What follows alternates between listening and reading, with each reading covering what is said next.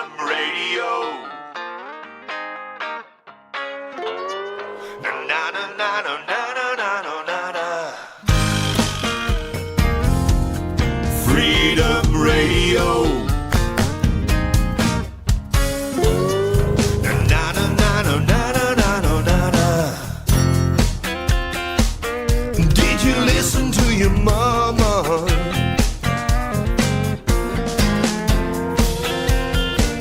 And did you listen to your daddy too?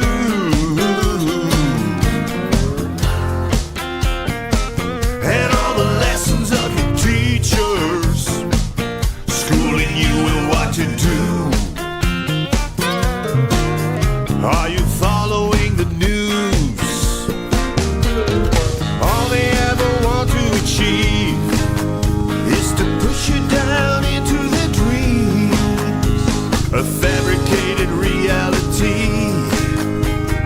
Open your eyes, children got to free your mind. Freedom Radio. Na na na na na na na na na. Freedom Radio. Na na na na na na na na na na. Odyssey, Twitch, or Facebook Live, YouTube, Twitter, search and you will find Freedom Radio on a Wednesday or a Thursday night. Uncensored, unregulated. That's right. All they ever want to achieve is to push you down into their dreams, a fabricated reality. Open your eyes, children got to free your mind. Oh, yeah. Freedom Radio. Open your eyes. Freedom Radio. Listen to the radio. Freedom Radio. You got to listen to the radio. Freedom Radio on a Wednesday or a Thursday night. Freedom Radio. Na na na na na na na.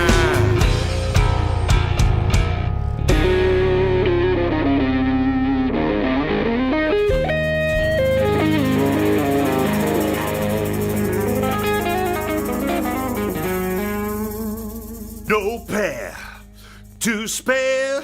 My girlfriend's gone cause she just don't care about getting rich in 20 years and huddle on until the time we get there. All down, gotta buy. I won't cry and I just take the pain. 90 cents in the end will be a Porsche when I leave it on the blockchain. You need the balls when it all falls down. Buy the dip or get ripped. Don't let them fool you. You gotta hodl, hodl, hodl. Don't let fear be the ruler.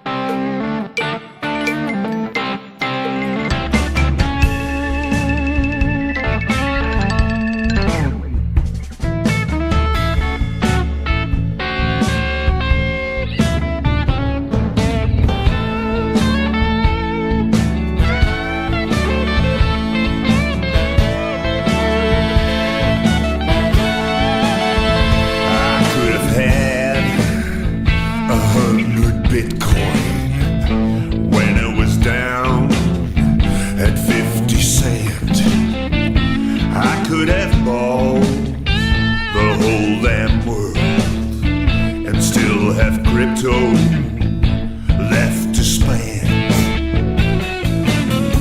Got all this worthless money, can't even pay the rent. No, I can't.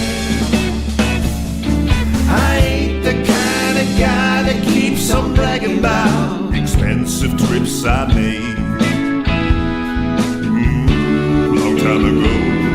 I'm not the kind of guy that keeps on bragging about expensive trips I made. Long time ago. Long time ago. Came back from the gas station. You don't wanna know what I have paid. No. And I keep on crying, and I can't deny it. Why they keep on printing even more till I end up being poor. Oh no. Somebody help me, please. Once upon a time, I thought I had it made. Drinking heavy booze, staying up late. Used to have expensive wine, cheap women banging on my door. The steady decline can't take it anymore. I should have bought Bitcoin at 50 cents. Shoop, shoop, shoop, shoop. Maybe $2, maybe $3. That will solve my misery.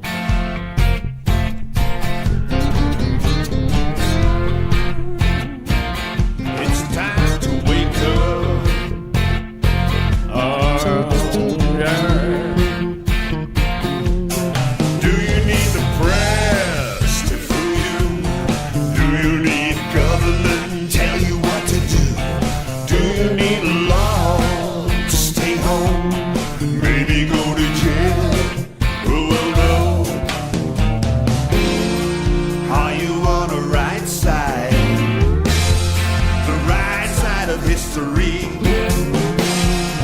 Are you an enforcer? Enforcer of misery.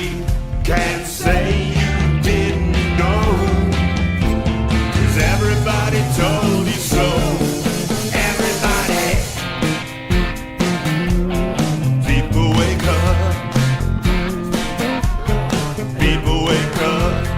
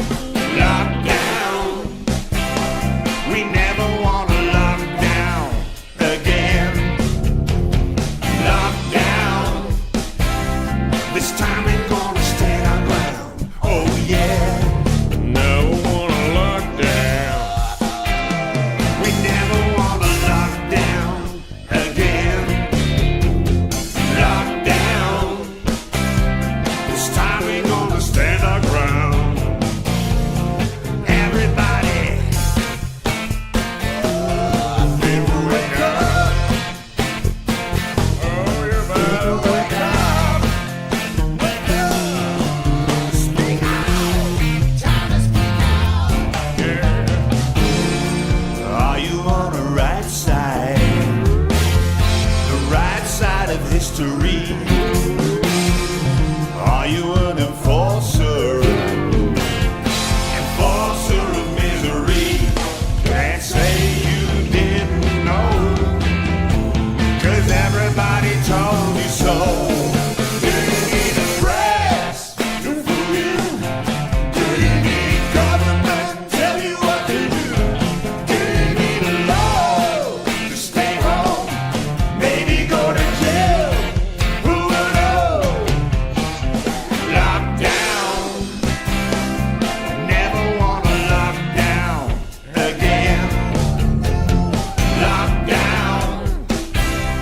This time we're gonna stand our ground. Oh yeah, never wanna lock down. Never wanna lock down again. Lock down. This time we're gonna stand our ground. We're gonna stand our ground. We're never gonna back down. Never again.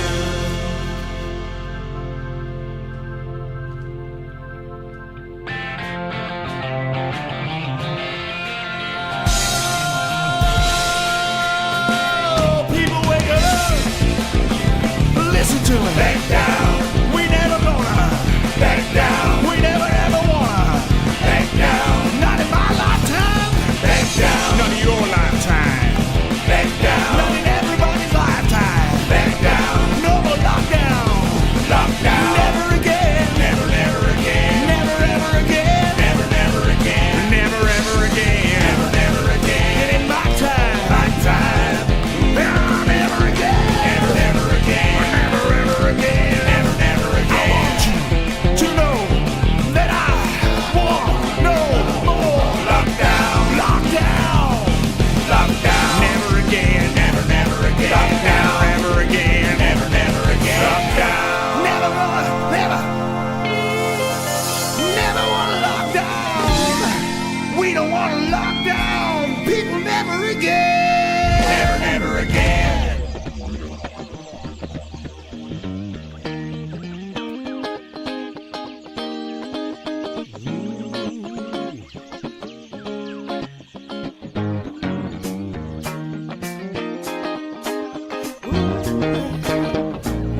Oh, baby.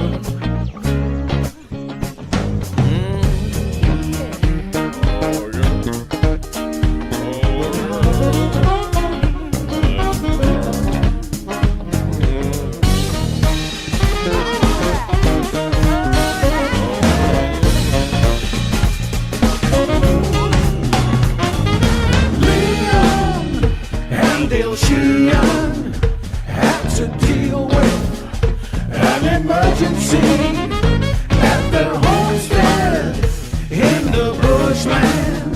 They made a fire break to save their lives and their property.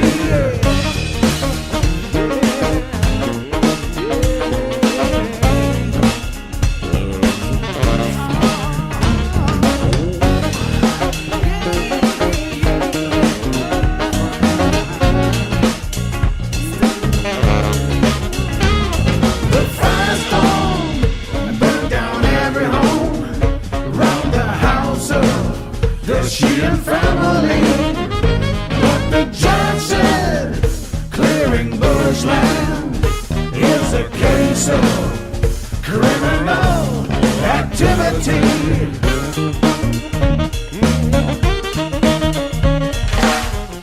Who will save us from the state that blames those folks whose aim is to save the house? You realize that they've lost their mind. $50,000 fine. It's unjust to criminalize the art of staying alive.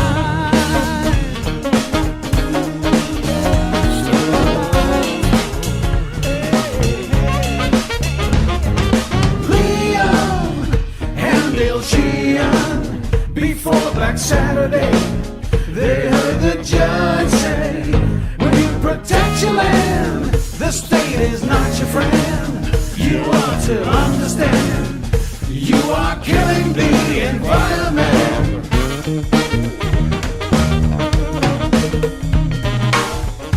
Who will save us from the state that blames those folks whose aim is to save the house? You realize that they've lost their mind. $50,000 fine. It's unjust to criminalize. Who will save us from the state that blames those folks whose aim is to save the house? You realize that they've lost their mind. $50,000 fine. It's unjust to criminalize the art of staying alive. 1, 2, 3, 4.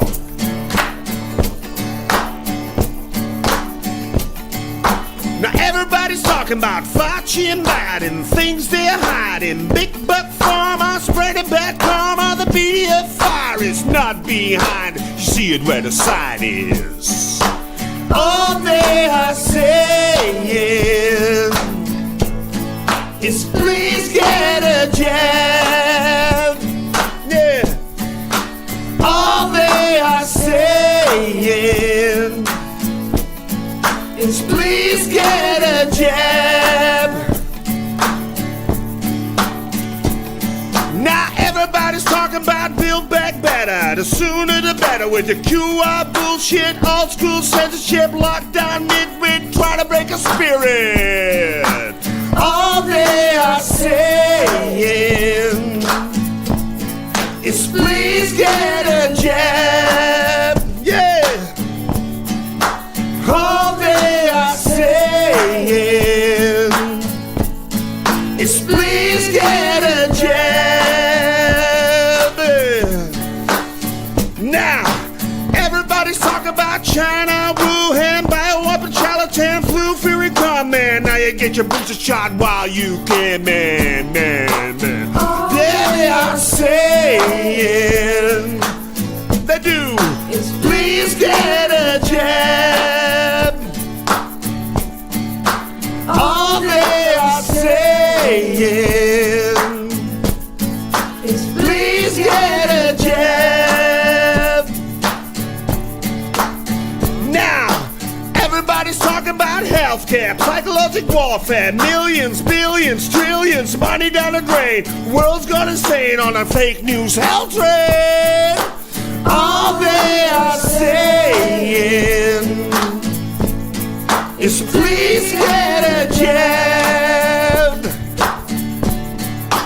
All they are saying is please get a jab. Everybody, all they are saying is please get a jab. Everybody now. All they are saying is please get a jab. All they are saying is please get a jab. Everybody, everybody, everybody. All they are saying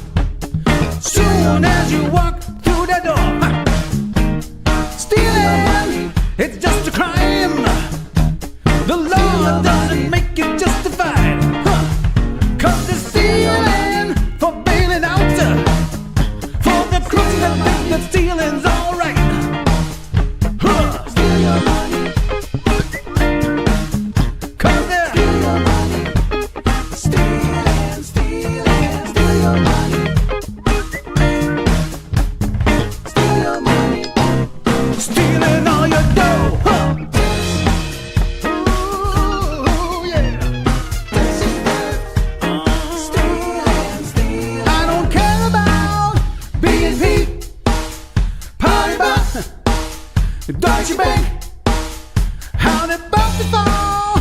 Bad loans, buying bonds, dog shit.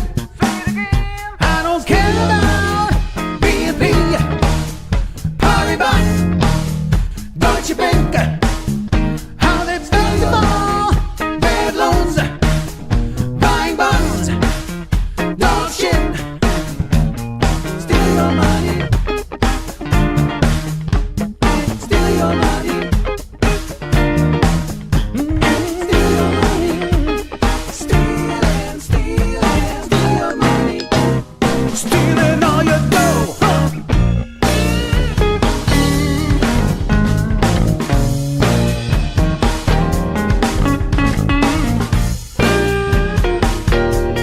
We're gonna get down and funky right here. It's my day. 'Cause they wanna be saved by all the touching. Let's say yes, it's my day. 'Cause they wanna be saved by all the touching. Steal your money. Stealing all your dough.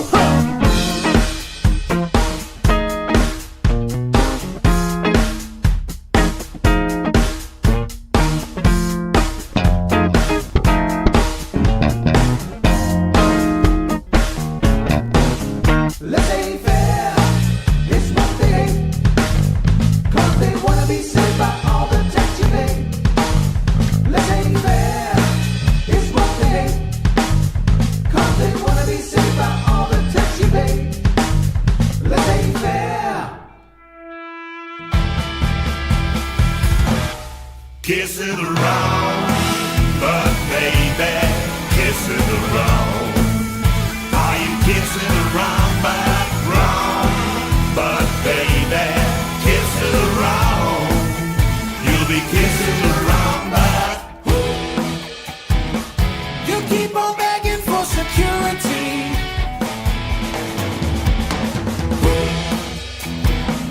Supporting crimes against humanity. Oh yeah. You don't rock, you don't roll. You just give in to the state control. You may think I'm misbehaved, 'cause I refuse to carry on as a slave. Don't expect to get liberties back when you give them away just like that.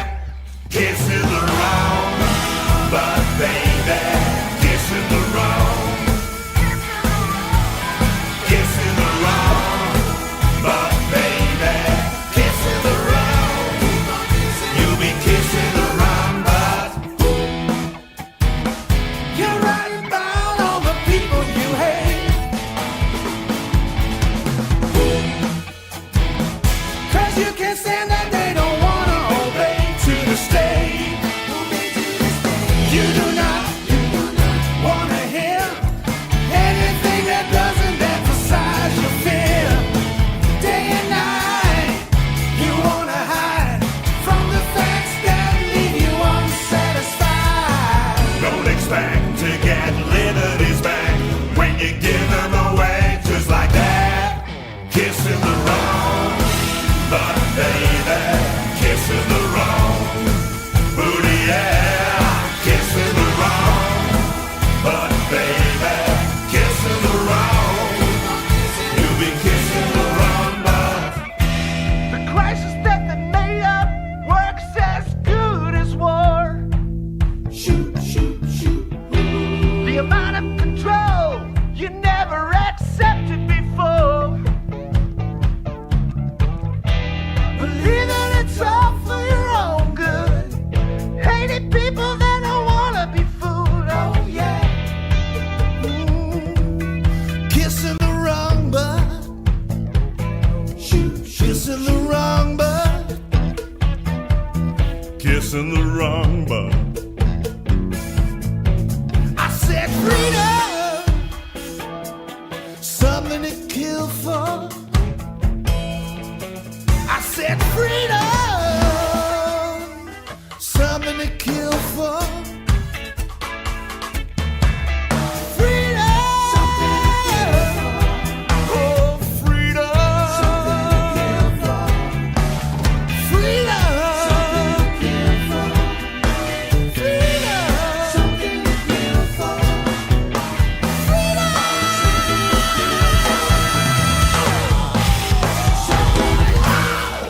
kissing the wrong, but baby, kissing the wrong, kissing the wrong, but baby, kissing the wrong, kissing the wrong, but baby, kissing the wrong, kissing the wrong, but yeah, you'll be kissing the wrong, but yeah, you'll be kissing the wrong, oh, kissing the wrong, but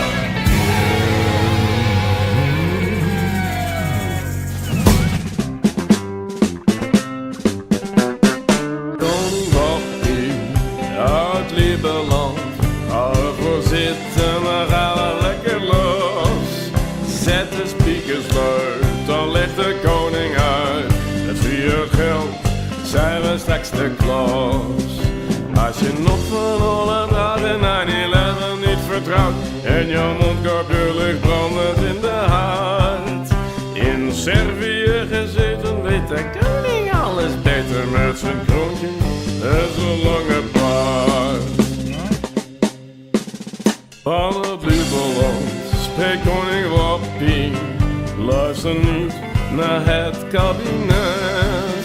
Geen pedo's in het bed, bij de kleine die we op de wereld hebben gezet. Je moet e-gillers gaan kopen en dan allemaal gaan hopen dat die straks is uitgebroken naar de maan. En gaat die toch naar richting nul, nou dan is je eigen schuld. Had je oom en tante dan al meegedaan? Wappie, koning Wappie,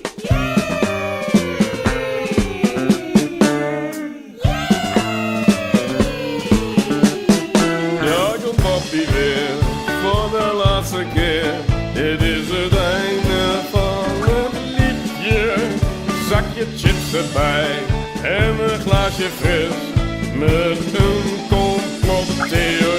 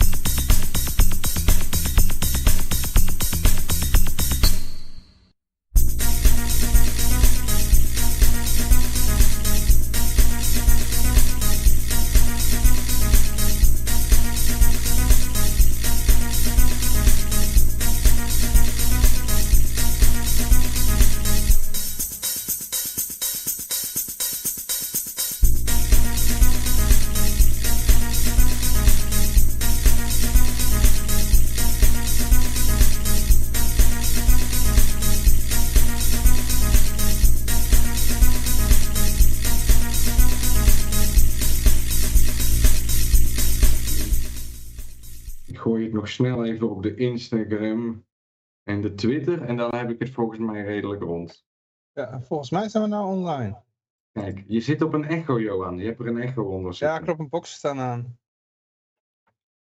Oh, we zijn zichtbaar voor iedereen. Leuk, leuk. Hartstikke goed.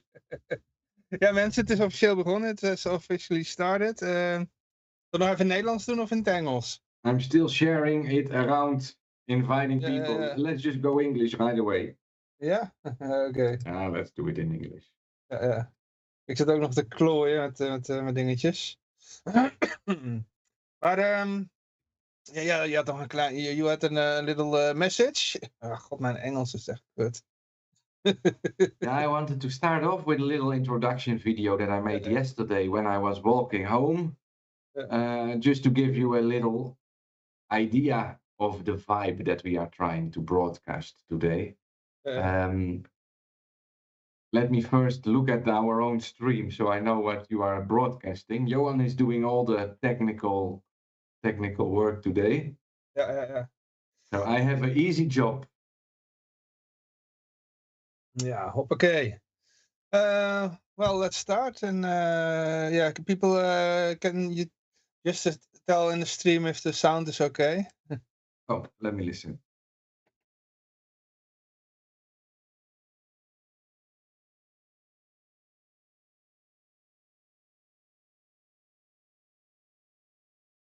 It's okay. Yeah, sound is okay.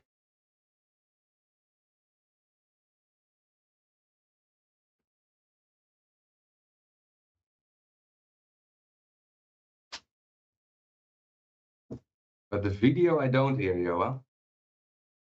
Ja, you don't hear the video? No. Oké, dat was het hele punt.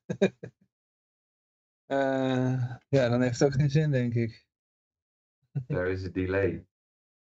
And now the video starts, but it's without sound. Oh, okay. Now, well, tell in your own words what you want to say.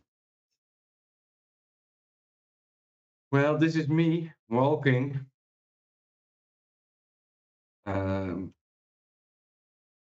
And your oh, here it is. Yeah, this is me walking on the street of Sombor, Serbia, inviting everybody to watch today.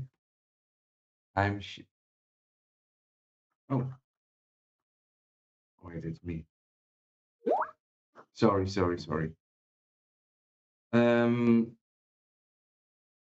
This is me of the street of Sombor inviting everybody for today's stream. I am wearing my wig, which, by the way, I should wear right now also. And I'm telling everybody that I'm not afraid to show my face away from my keyboard, because I get a lot of comments that I'm just a hero behind my keyboard and I don't dare to live the real life and that I'm stuck in the basement of my mom. But of course, this video is proving you different.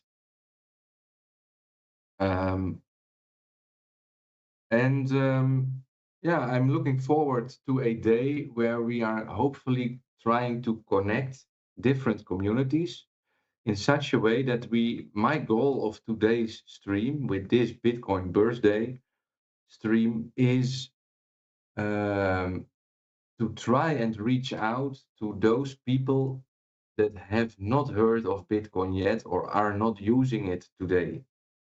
That's why we have only one Bitcoin maximalist that isn't really a Bitcoin maximalist. He just calls himself like that. And he gives a lot of his energy to Bitcoin, amazing guy. But he accepts that there are different coins and different kind of people that all have different wishes. But this Bitcoin birthday stream, I have really tried to avoid what I call toxic mindset of Bitcoin maximalists that really see themselves as the new elite, don't spend their coins and just scream at everybody to have fun staying poor while paying tens of dollars at the moment, but rising, to make a transaction. So I want to make it positive. That's why I'm now going to stop talking about Bitcoin maximalism. It is, of course, Bitcoin's birthday. So I have shared the link of our call, of our Skype call, with a lot of people that are not on the list, and told them if they want to have 5 minutes of our time and wish Bitcoin a happy birthday, they are allowed to do so. So please be aware, Johan, that during our interviews with various people, and we have to announce this also to the people that are coming on as a guest. It could be that somebody just pops in the stream and says, "Hey, Bitcoin, happy birthday," and they will be allowed to say, "I am this and this name, I'm working on this and this project, I wish Bitcoin a happy birthday," and they will leave again. Mhm. You know, so there is a little bit of chaos involved, but that's what happens with Bitcoin sometimes, you know. Ja. So that's the setup. We have a very interesting schedule. We are going to start off with Gerrit Oerlemans, who is the initiator of the Community Coins .org initiative. There is other topics that he is also involved in that we will be able to talk with him about.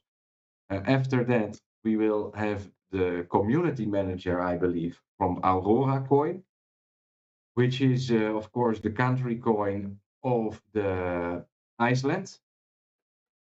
Then we got our Russian friend Tony Koresh, who is also community manager for an incredible amount of coins. But I want to talk with him about his Peercoin house that he is building in Russia. Then we got the bitmymoney.com CEO Robert Reinder Nederhoed, who is our Bitcoin maximalist of today, because I felt like there has to be at least one Bitcoin maximalist. But he's the one that I can really tolerate his vision and what he's doing. So Robert Reinder is going to give a quick visit, talk about his outlook for 2024. Then we got a Dutch developer, or Roman van Rey, who is building a referent app, which is a direct democracy proposal with blockchain technology. I'm very excited for that. Maybe one day in the future I'm gonna vote again. Who knows? At 4 o'clock Liberland time, we got, so that's in about 4 hours from now. We got Joel Valenzuela talking about Dash. Just like me, Joel is living on crypto since some years. Hoi. Gerrit is already here. Just let me finish the intro, Gerrit, and we will start it off. Then we got the Bitcoin Cash podcast and Callisti.cash, who are going to talk with us about Bitcoin Cash. At 6 o'clock, Gregor Koshar from Liberland is going to show up. Tom Wenzel of the Dutch Libertarian Party at 6:30. And we end the day with our good friend, the Pittsburgh hodler, R.L. Breyer, who's going to talk about his outlook on 2024. Now, you already heard him in the background. Gerrit, welcome today. Ja, welkom. Ja, welkom. I heard that you are a little bit sick, Gerrit. Can you hear me? Try to not listen to the stream and listen to the Skype call instead, because now we have a delay.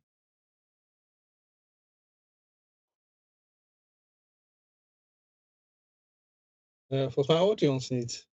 I think he's listening to the stream, and there is a small delay with the stream and with what we are talking in Skype. Ik zal het even.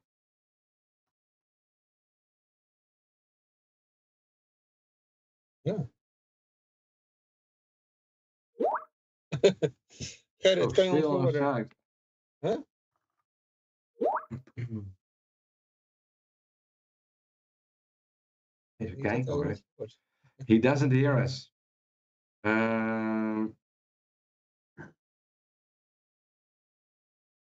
Moet hij even naar zijn instellingen kijken. Ja. De verkeerde plug gedaan, denk ik. All right, it's always the timing says we still have 5 minutes.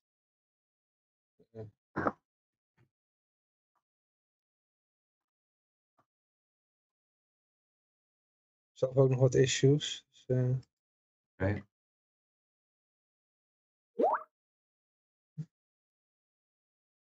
misschien kan jij ondertussen vertellen wie Gerrit is. I will give a little introduction to Gerrit. Gerrit is not only the initiator of the communitycoins.org initiative, he is also a developer of e-gulden EFL, what I like to call the Dutch Bitcoin.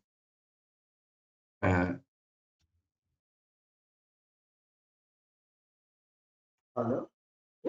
Ja, hallo. Hallo. Hoi Wij ons. horen jou wel. He is the initiator of the Dutch Bitcoin. No, sorry. He's the developer of Dutch Bitcoin, initiator of communitycoins.org. And communitycoins.org is the topic that we're going to talk about today.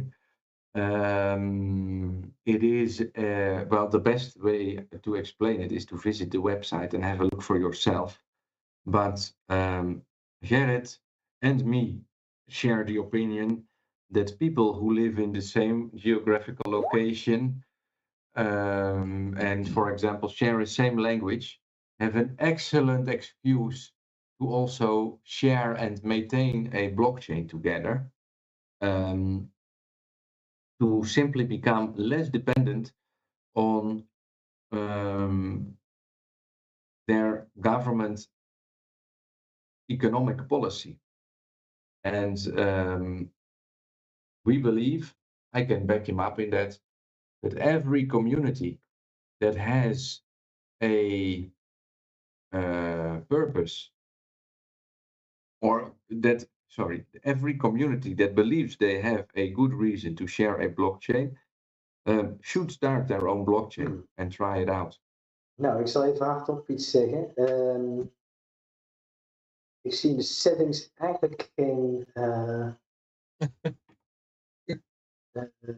koptelefoon settings. Ik zie wel microfoon, noise cancellation, ja, speakers. Geluidskaart. Default communication device. De knop test audio. Moet de juiste geluidskaart selecteren. Ja. Er komt geen geluid, hè. Nou goed. Dan kan ik mijn speakers controleren. Ik sta op koptelefoon. Ja. Dat heb ik ook allemaal gedaan.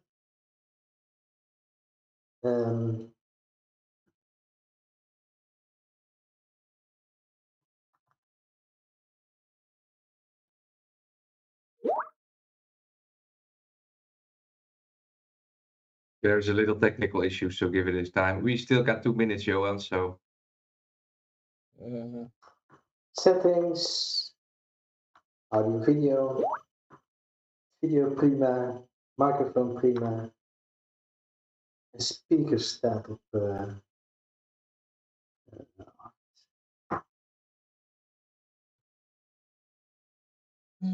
Maar ik zie geen testmogelijkheid voor.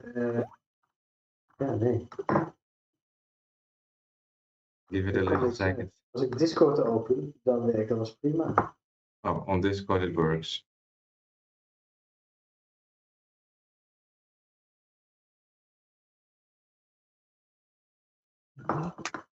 Let's give it a time. Het kan zijn dat zijn geluidskaart in beslag genomen is door een ander apparaat dat niet aanstaat. Hè?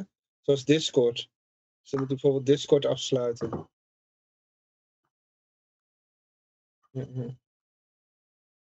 Wat ik doe.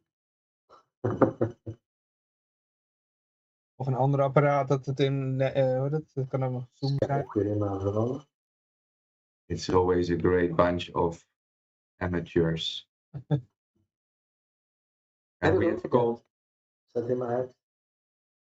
We have called with Gerrit many times before and it always worked. Or many times. It's not the first time we're calling. Nee, geen aparte volumeknop. Andere output. Nee, de output voor mijn koptelefoon is specifiek high definition audio.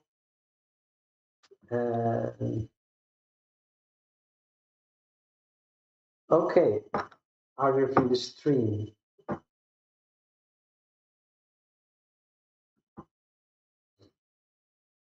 Dus hij kan ons niet horen. Hij kan ons niet via Skype horen. Oké. Ja, mensen, Ja, jullie dus- kunnen in de chat zeggen of jullie hem wel kunnen horen. Als het goed is, moet dat wel zo zijn. Ja. Ja, prima. Dus als ik een YouTube-videootje afspeel, dan werkt het prima. Hm. Er is wel een raar En- belletje op de achtergrond. Oh, zo. Maar ik zie in Skype niet de mogelijkheid om de speakers te selecteren. Ja, die... Oké. Ah, voilà. Ja. Want meestal, als je Ja, meerdere ja. informatiekaarten hebt, dan moet je wel meerdere... En dus. Oké. Do you hear us, Gerrit? Wat zeg je? Hoor je ons? Ja, nou hoor ik je. Hey. Probleem is opgelost. You know, it's now 1 minute past 12. So Ja, too late. you started to adjust all the buttons just in time. Yeah. 1 minute too late is perfectly acceptable for me. Okay. Gerrit, I have already given a small introduction to what you are doing. We kunnen ook in het Nederlands als je dat liever wilt. Maar we hebben in principe een internationaal publiek. Yeah. I would like to do it in English. Let's say it like that, because I would like to service a international audience. I have given a little introduction about what you are doing. I have spoken about the communitycoins.org initiative and how I backed you up on that initiative. People that share a community have an excellent reason to connect themselves with the Bitcoin blockchain. Add a little bit of data, processing data to the Bitcoin blockchain by maintaining their own blockchain. And the intro also said, of course, that you are one of the developers of eGulden EFL, but for today, I think communitycoins.org would be a good topic to talk about, because in case you didn't hear me at the start, I would like today to be acceptable for everybody, so not too technical, and mostly about how are we gonna reach the masses in 2024. We have already spoken about it a million times, but I really want to focus on that topic.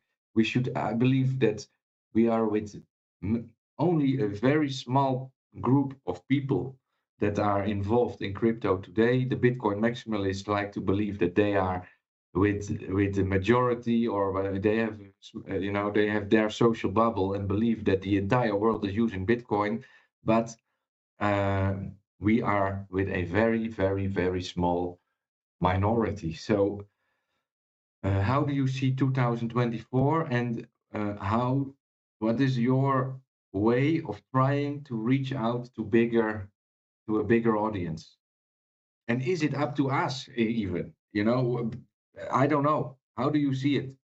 Yeah, you're absolutely right. We are with a very small group, but when you look at coin market cap, you see we are with numerous groups, let's say a few thousand coins. And the problem with that is they are all competing with each other. Competing in the sense of, look at it from the point of view, how would you think? Oh, sorry, you had a breakup. You look at the point of view, and then from the Litecoin team, for example. Okay, yeah. How would they look to Dogecoin? But they are actually merge mining. They are very happy with Dogecoin. Yeah, Litecoin, okay. Yeah. that is not the best example. Now maybe Litecoin not because they are maybe still it's a good example because those teams have some affiliacy, but they're from my point of view they're competitors with respect to conquering the world and to be the best And why wouldn't they stop? Why wouldn't the Dogecoin developers stop doing what they do and help Litecoin with all their might? Yeah. What I'm saying is, in fact, the problem of running a cryptocurrency network is enormous. With starting from EFL team, we tried to find like-minded teams focusing on a coin with a regional boundary, country coin, so to say, and see how they manage, what their problems were, and what they think would be necessary to maintain a cryptocurrency network in full flavor, being able to compete with something which is pressing, kind of, which is central bank digital currencies. So, if we want to be a real alternative, we have an immense amount of work. And as I said 10 years ago, and I say now, we are not ready to take the responsibility of supporting the Netherlands. And what's necessary to be able to support it is manifold. And I know from this to-do list, this project plan, that I will not finish it during my lifetime. So we need help. But one easier example for you and the people that are watching is the area of marketing, explaining. We are with a very small team, and we are not able to reach. Look at EFL, to reach more than 3, 4, 5,000 people. And from that point on, marketing stagnates. Not because we could do a lot more about it, but it's not my profession. My profession is development, software development. I'm not a marketeer. And forgive me that, our other developer, Dennis, is not a marketeer either. Something like I am just a clown. I'm just a clown. Johan doesn't even understand that EFL needs help, so he only promotes the Libertarian Party. Promoting alles. Yeah, but the problem is that, let's say the opportunity of community coins is that you multiply yourself if you don't compete and are willing to help. So what we did is to inventarize the capacity in each of our teams, where are the strong points, where are the weak points, and how we can help. But one common factor is that we are all volunteers. We are not, I'm kind of professional, but I don't earn money by what I'm doing, so I'm not being paid. And you can only go that far. What I see, for example, with the other cryptocurrency, which are combined in community coins, which is kind of the eCoin and Fuji coin and Aurora coin. We are all volunteers, and we need to have the food on the shelf. Right? So yes, we need to earn our money, and tremendous investment. Yes, it's a personal dedication. And I always said from the beginning of the event, I will dedicate 10 years of my life to EFL. But that's running out. We got 3 months. Well, but the urgency of a local blockchain is not on anybody's scope today, and something needs to change about that, in a way. Yes, but it can only work through cooperation. and you have to avoid competition in that sense. And I don't say the example Litecoin, Dogecoin was maybe a bad example, but mainline, they are different teams and they don't really cooperate. They are working on their own challenges. And you even see it with Bitcoin. Bitcoin is trying to solve everything. It doesn't have to. If it would have stick to, let's say, the technological level of 2017, 2018, that would be quite sufficient. The extensions, the transaction times, the store signatures, it's all to do with trying to increase the capacity a little bit, to increase privacy a little bit. But I don't think. First of all, it makes things more complex, and you could put all that complexity on other levels on top of Bitcoin. So, for example, what I'm working on now is a multi-coin one.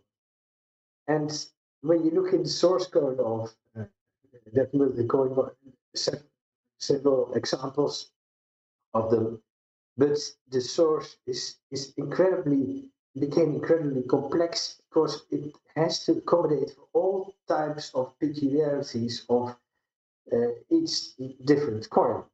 They all invent something to be better than the others, and if they would have just stick to Bitcoin, remain compatible with it, and solve a few important things like the 50% attack, then that would have been sufficient. But now our code base also becomes incredibly complex. Let's say the code has to be multiplied by the amount of coins that you accommodate in your multi-coin wallet. So the idea of a multi-coin wallet was driven by the idea of let's not everybody invent their own portable wallet. Let's try to build something which can be used by all coins. And for example, the Virgin Mark has no mobile wallet, and currently with Atomic Dex we have, but it is an extension of an experiment we did in 2015, which was the Vel.nl hosted wallet, which was kind of a prototype of what would be needed and the problems that need to be solved with a mobile wallet. And these are, if you look at Bread Wallet, if you look at Coinomi, if you look at Coinbin, these are all insufficient to function as an alternative for cash payments. And For what reason? For what reason is it not sufficient? First of all, because with cash payments you can't wait, and with any blockchain you need to have at least one confirmation from the network, which is a long route, which could take. It depends, but it can take an hour, it can take 1 minute, but that's too long for cash payment. Yeah. So you need zero confirmation, and for that you need to have a connection with the network. And the only solution is to have a direct connection with the recipient. So what we are incorporating in the new portable wallet proposition is a parallel peer-to-peer network. The cryptocurrency network itself cannot be used to accommodate zero confirmation transactions. You need to send a transaction which you put on the network directly to the recipient, which he can verify himself if it has been if it has been signed by you, if it has the correct amount and the correct currency, and this needs to be transmitted directly, instantly, and then you've got an instant payment. And there's more to it because you know the blockchain is completely open. You cannot send anything over the blockchain, which needs to be remain private. And you would think a cryptocurrency network, a cryptocurrency ledger is crypto, it's hidden, you can't look at it, but it's the entire opposite. You can see everything which is on the blockchain. And with an instant payment, if you go to your butcher or your bakery, you at least you want a receipt. Before you pay, you want to see what you're paying for. A transaction is much more than a cryptocurrency payment. A transaction is 2 ways. It is 2 ways, and we tend to forget the second way. The payer, the one who pays, has the weakest position in the transaction because he starts with the payment. He needs to be sure of the recipient's address. It's difficult to type. It can be scanned. Well, there are all kinds of problems to address the recipient, and the recipient can just say, "Well, I didn't receive it because of blockchain latency or whatever," and doesn't need to deliver the goods if he didn't receive the payment or says he didn't receive the payment. So you need much more within the transaction than just sending money to an address.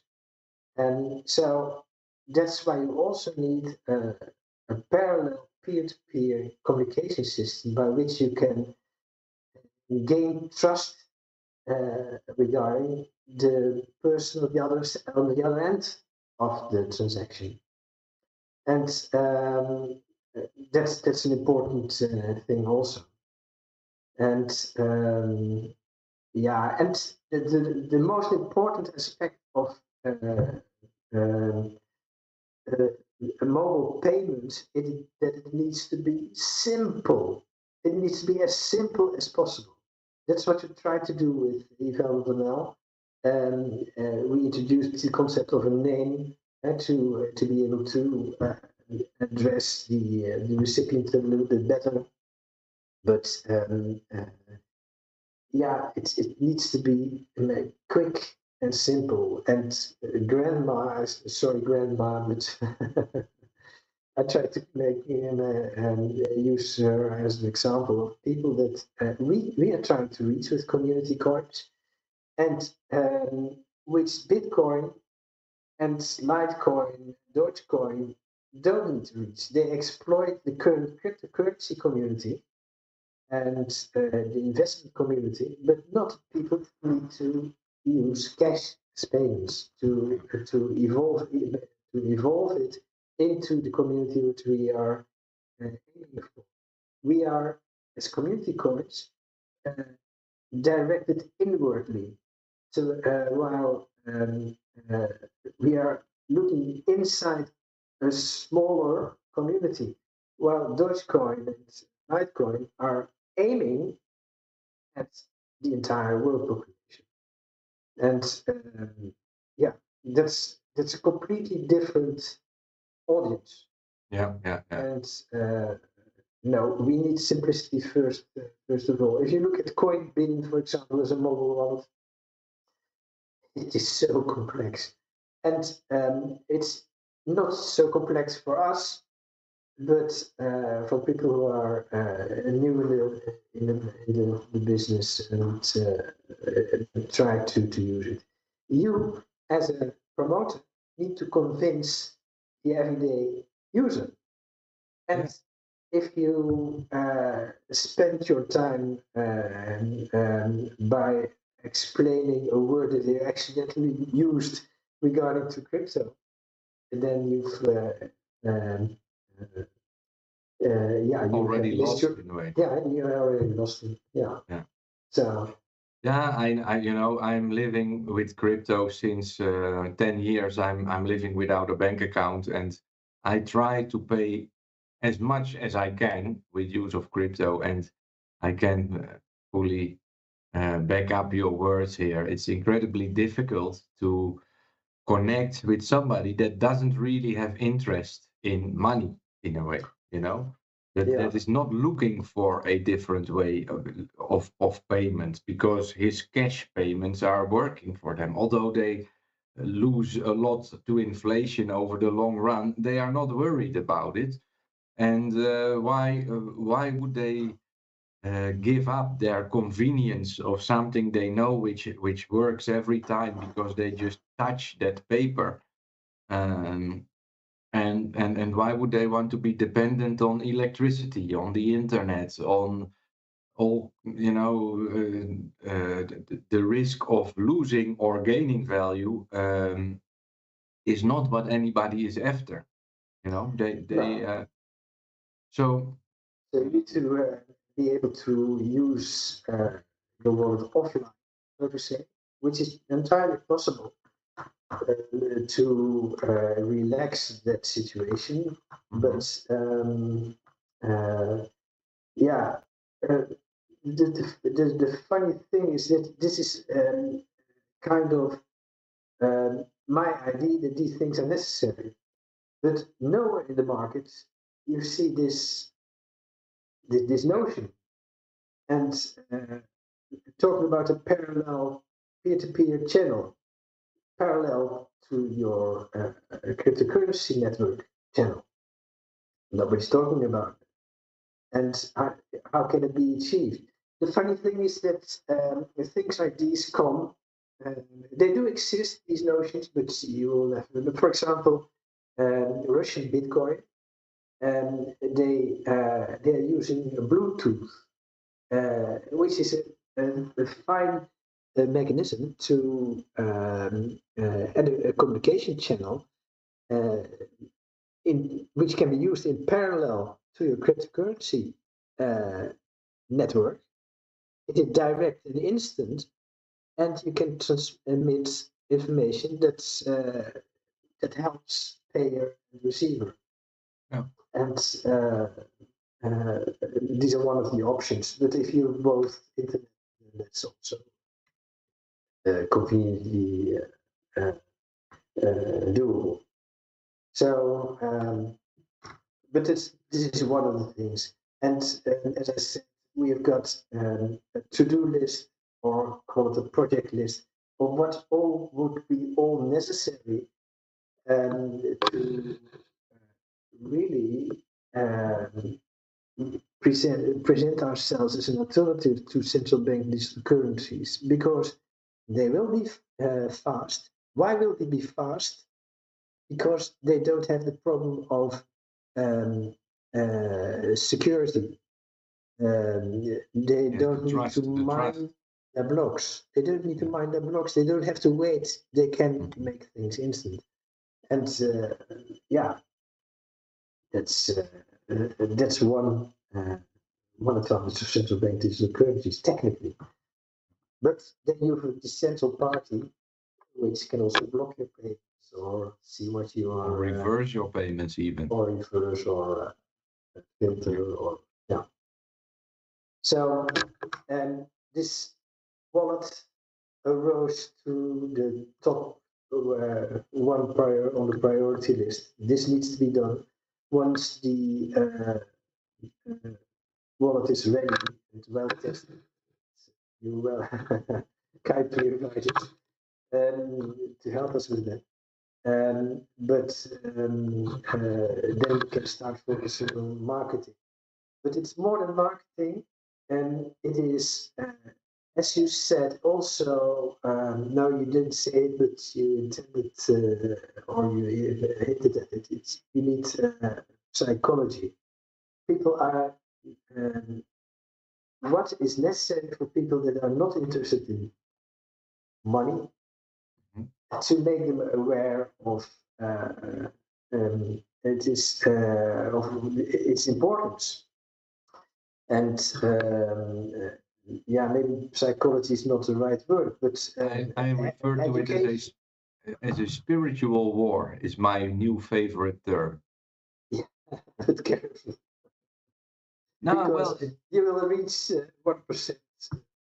yeah, okay, but 1% could be enough in a way. And if the people start to understand that using debt currencies from governments is helping these governments to fight all these wars that everybody seems to care about, because look at the social media posts today, everybody fighting with each other about one flag over the other, and they are all interested in that in some part. They all have an opinion on that. And what if you are actually funding all that with your trust in that debt currency of You're governments? absolutely right. And so that It is is what I'm education, you can call it like that. education, Yes. of course. Yeah. And the thing is that you can educate all you want, but the people can only learn something if they are willing to learn. I've been trying to educate people for years, and I've come to the conclusion after all this time that my words don't matter because the people don't want to hear them. They are too busy with what they are doing. And so there needs to be some form of urgency towards them getting triggered to learn. And Yeah. in that way, I think 2024 can be a great year for crypto because it's going to be an election year. I believe something like 10% of the globe is going to vote in the upcoming year. And during election years, more crazy things happen than in non-election years. And with the launch of the Bitcoin ETF in a week or so, at least that's the prediction, of course, all speculation, no financial advice. But if Bitcoin has a steady rising price all year, at some point, I really do believe that price is gonna trigger people into looking at what is really happening and not just believing their mainstream media telling them what is happening, but looking for it themselves. Because again, people can only learn if they want to learn. And so far, they have been distracted, let's call it like that, and the people simply don't have the need, the will to figure something out, to spend their time on that. They prefer to their next Netflix show, they prefer to fight each other on social media over which part of the war they should be supporting. But nobody is looking at the deeper issue that the money is a form of communication in a way, and it solves a problem, a very important problem of valuing each other for their work, let's call it like that, their life energy. And we have all gotten used to a certain form of communication because it has been forced by governments from our day of birth.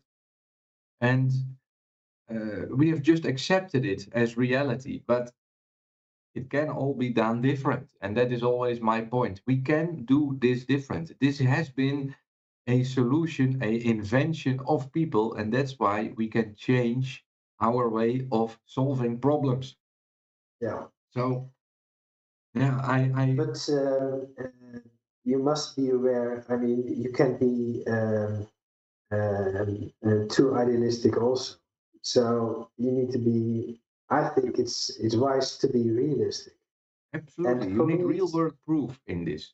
yes, but as I tell you that maintaining a cryptocurrency network, you are just using it in a way, marketing and promoting. I mean, this is an important aspect also. But um, I don't have much help. Oh, oh, Sorry, I yes. touched. Back again? It's okay. We hear you. Okay. And actually, the sound, there is some beeping sound in the background when you And speak. the washing machine, perhaps. No, it is. I touched the microphone. Okay. No, there's a high tone beeping on the, and it's just like the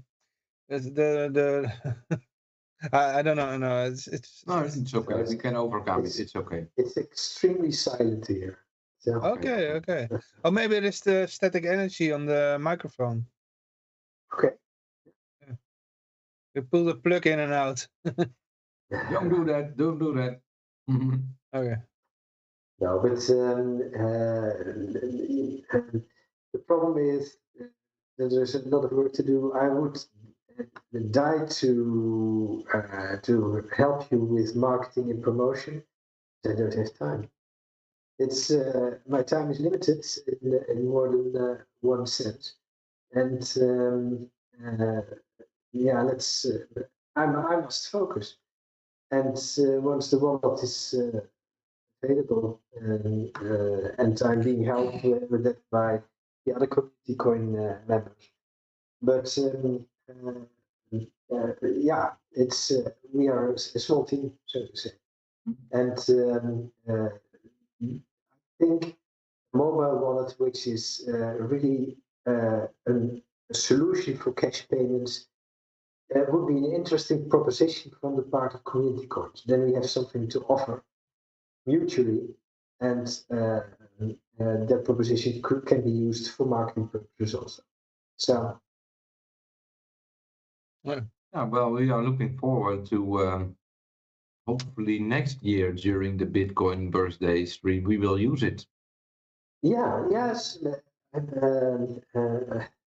I stopped saying it will be ready by then and then, but it's always a matter of compromising, and speed is also important. So Yeah. And could I ask you, Gerrit, in a more broader sense, because it's difficult to have a discussion with you because I basically agree on all that you are saying. So it's not so easy for me to just go against anything or ask a critical question. But could you share with us your outlook for 2024 and what you see happening, for example, with the Bitcoin ETF that is a hot topic, or just more in general, the broader aspect of where society is going? There is so much movement in the last couple of weeks. it's a dangerous year. I'm convinced of that, and dangerous in the sense of well, you see the enemy clear and simple, which is globalism, the World Economic Forum, and spheres like that. And it's your main title, Freedom Radio. That's what we're working on, freedom, and it's the exact opposites of where things are going. And central bank digital currencies are an important thread. And do you see freedom being compromised on Bitcoin? Yes, of course. I mean, the entire cryptocurrency world is hijacked by the banks, and I include exchanges in the category of banks. Yeah. So it's completely regulated. Even Bitonic isn't anymore what it used to be. And, yeah, they were the kind of Mohicans, the last ones standing. But yeah, that's a problem. So we need decentralized exchanges, and we need to stop working with fiat. That's the only alternative. So I'm very glad that, for example, this is where community coins prove to work, because now we have a marketplace which is called No Hodl, Yeah. which is the equivalent of money has to be used for spending. Yeah. And it's a marketplace where EFL and all the other coins are very welcome. And it's a lot of work to maintain such a marketplace. And it's still fragile, it's still also the no hodl developer could use a lot of help. But he's doing his best. He's working from Poland. He was associated with the Deutsche E-Mark. And from that linkage, we came to know him, and he offered his help to, let's say, the EFL community. So, did you already sell your picture? I have your not paint? sold it yet, but I have also got to be honest that I haven't looked if anybody made an offer. Yeah, that's the point. You can't be everywhere. Yeah. No, but I think I would have received some email from it, and I didn't receive anything. So No, but yeah, marketplace, and that's what I wanted to point at, is vital to, and the marketplace to spend your current holdings of cryptocurrency. Because I think that's an important thing, because that's what you asked for next year. We already tried to focus on that in 2021 when we had a campaign called how is it called, the new economy, and yeah, well, that had completely no traction, and we need to investigate why and what was wrong and what we need to do to improve it, because that was an effort to get things rolling within the EVL economy. So you need to be able to advertise your product, which you exchange for cryptocurrency, whether it's EVL or something else.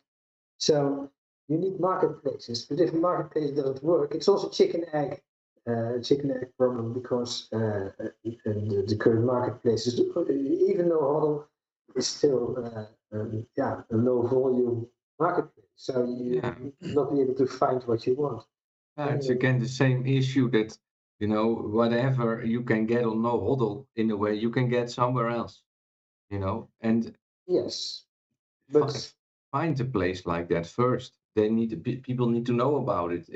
We are in such a small group of people working with crypto. Why would I start to advertise there? But it's also a bit conflicting, because in the beginning we said the opposite. HODL was the word. A lot of people still do. And a lot of people still do. Yeah, that's why.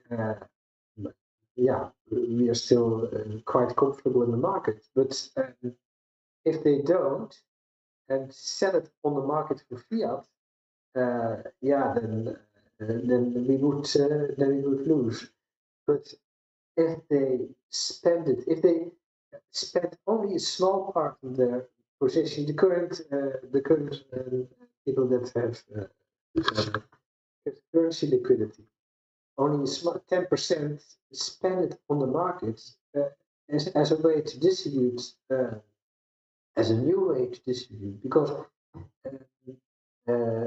spreading it through helicopter kind of campaigns, I think we have reached our limits, and that's so marketing costs money also. I mean, if you want to have some television exposure, you will lose €10,000 in no time. And I think this is a niche market. You can better than marketing directly to instead of on the radio and television. Yeah, of course. Yeah, on that's right. Yeah. The marketing on Twitter with banner ads or tweakers or other. Yeah. PC Totaal. Yeah, that's right.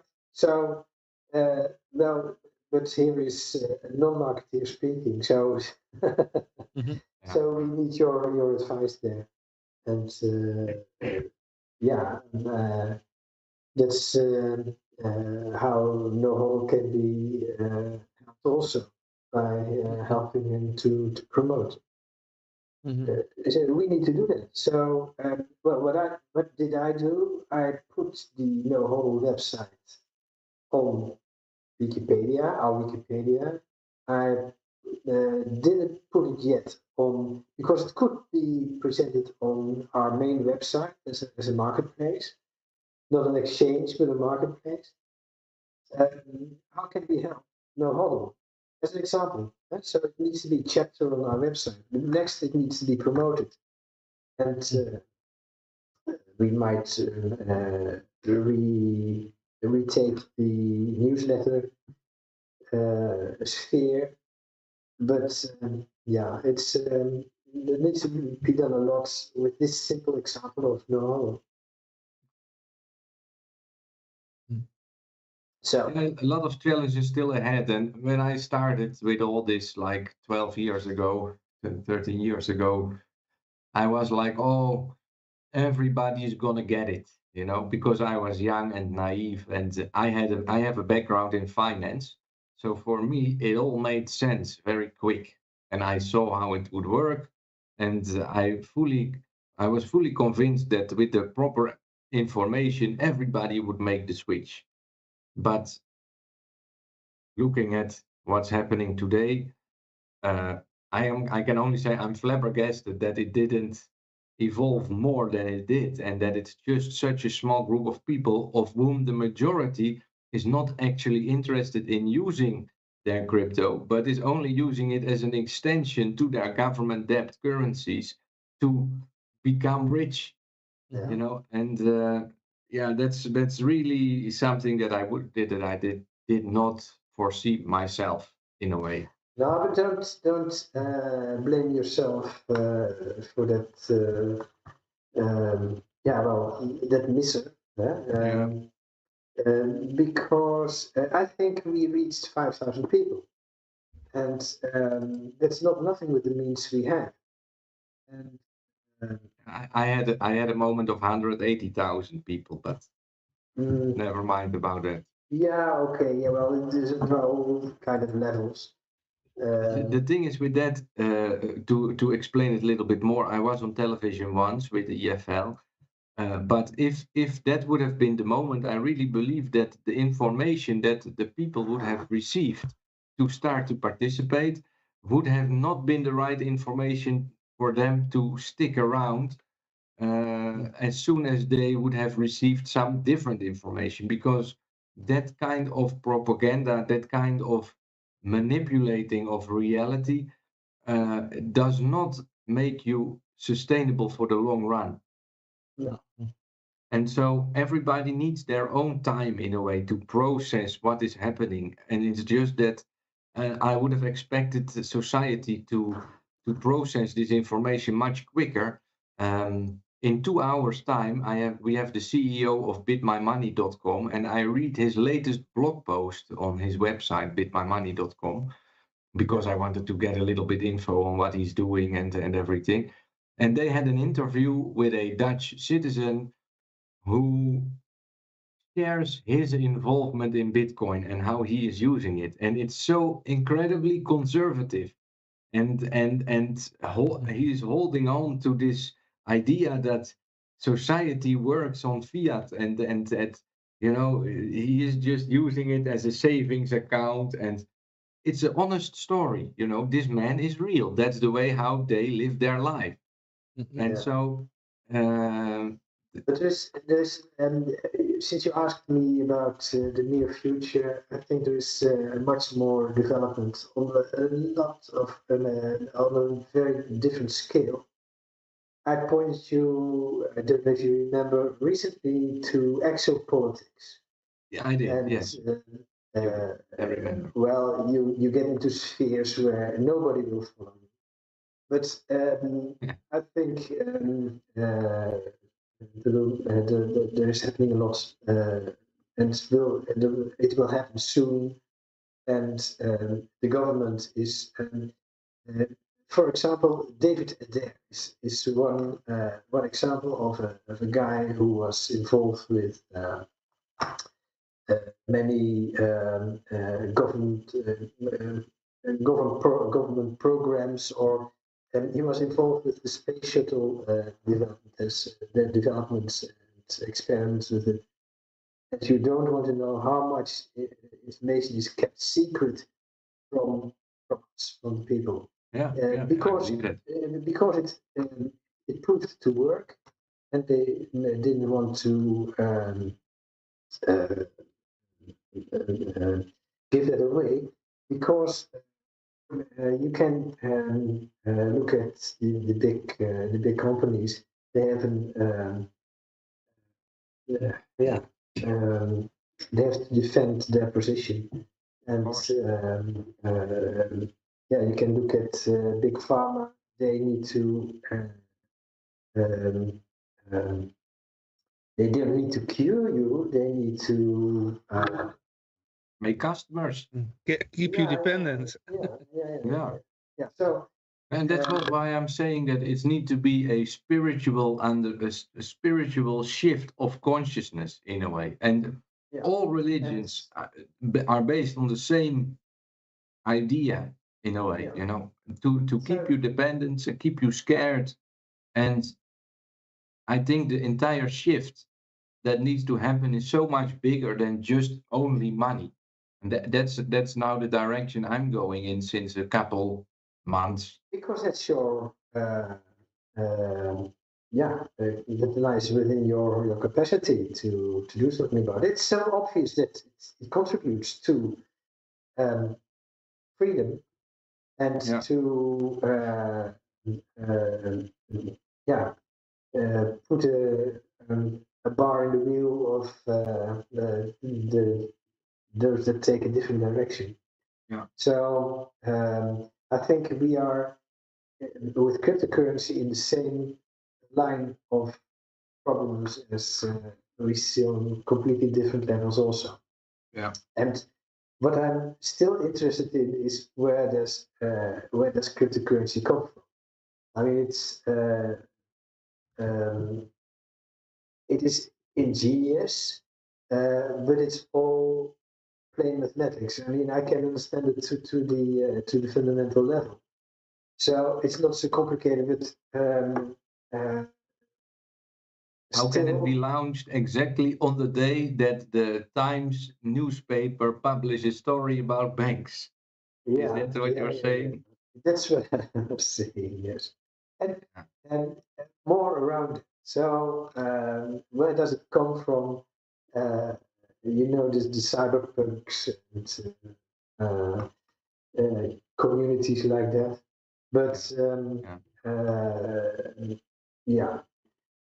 there are higher spheres which are being deafened by governments and by big pharma, big corporations. Yeah. It's impossible to know everything. You know, you have your own set of talent, and based on that, you specialize into some field that you could become an expert on. But then there is so much more in this world that you miss, because you only have one life. You only have so much energy, like you say. You only have so much time. Yeah. So it's very difficult it's impossible to know the entire thing of everything. That's just. But there is an emergency arising, emergency situation, and I don't know if it's 2024, but I think it will be soon. They are threatening you with 2028 and 2030, owning nothing and be happy. It's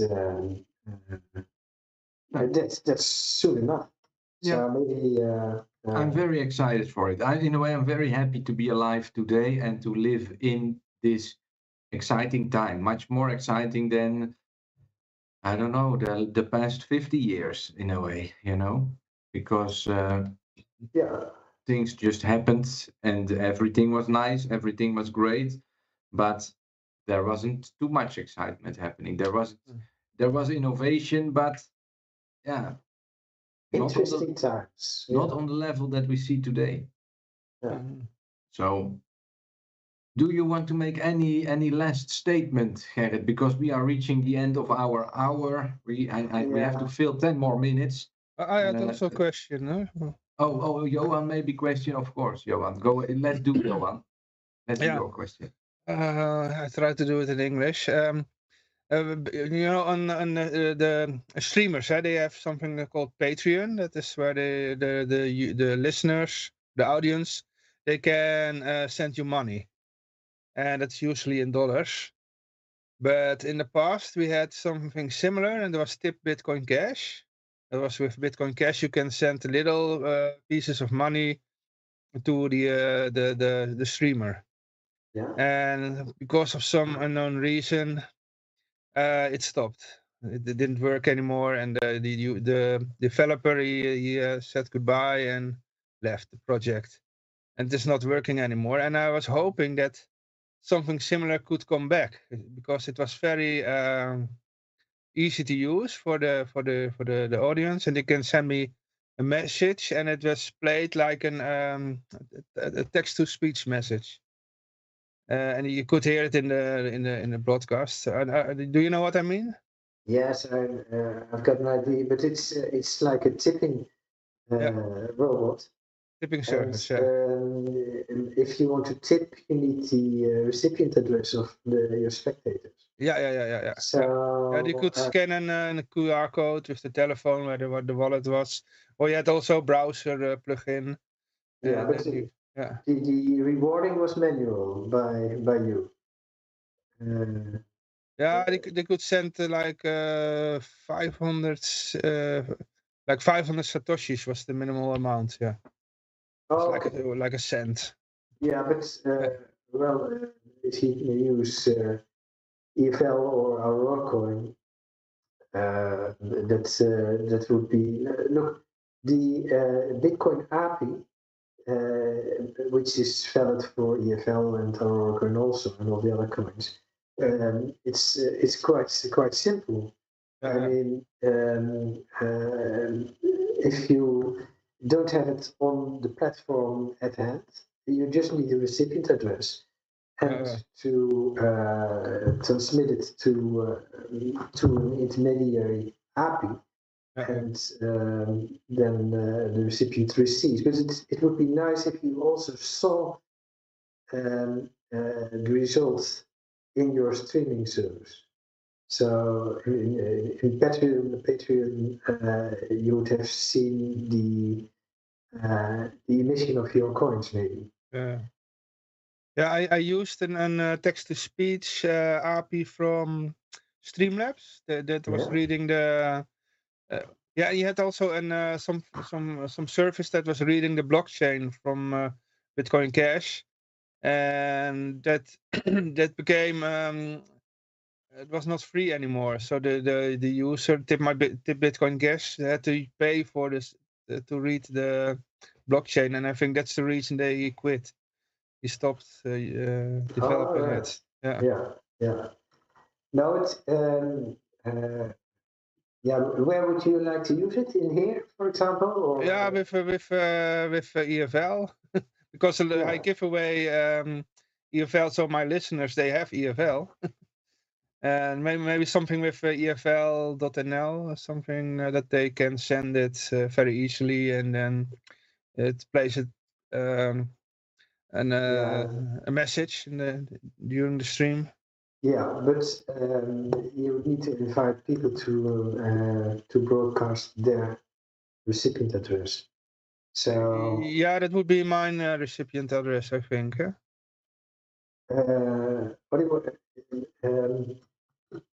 Yeah, it depends. If you want to send a tip to someone else, you need their recipient address.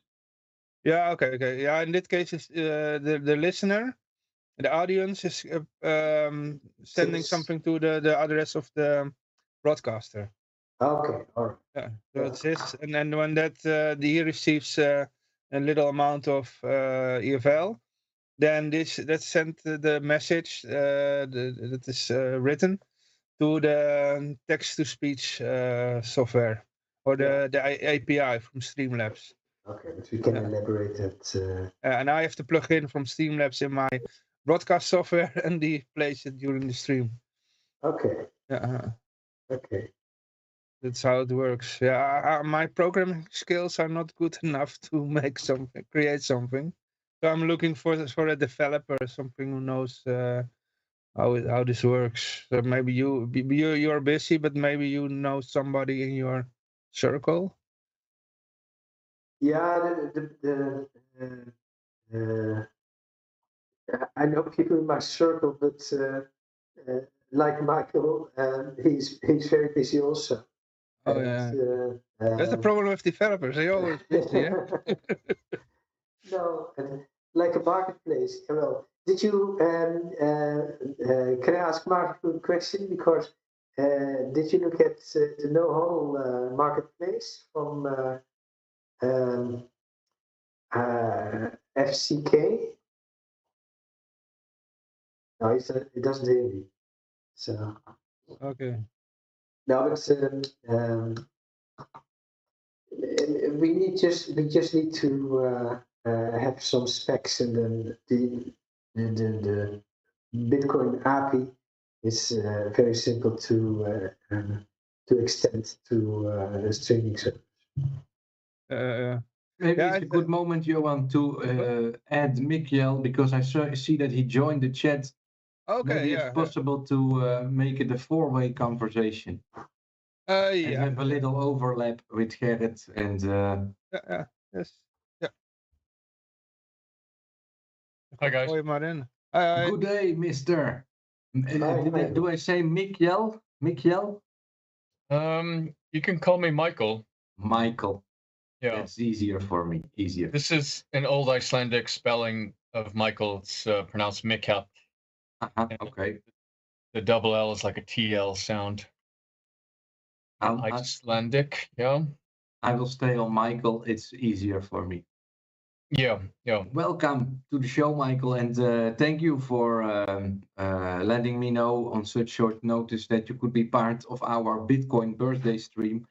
We have been talking for the last hour with communitycoins.org initiator Gerrit, and Aurora Coin is one of those coins, part of the Community Coins Collective.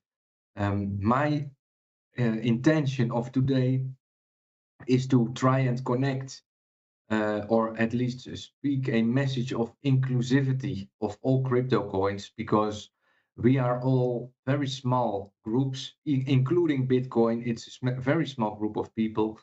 And how my main question of today is how to break out of our little circle and get to the bigger audience. And Gerrit has been talking about the development of a new wallet that needs specific usability so that crypto can be really used as P2P cash, because blockchain transactions are not really sufficient to provide with, it's just a payment. It's not a proof of transaction, or how to say that it's a one-way information. And that's what we have been talking about in the last hour, I guess. And Johan just asked the question to Gerrit. There used to be a service to tip crypto on streams, and we stream a lot every week. We make a radio show for the last 10 years, and since a couple of years we are also doing stream broadcasts. I stream often.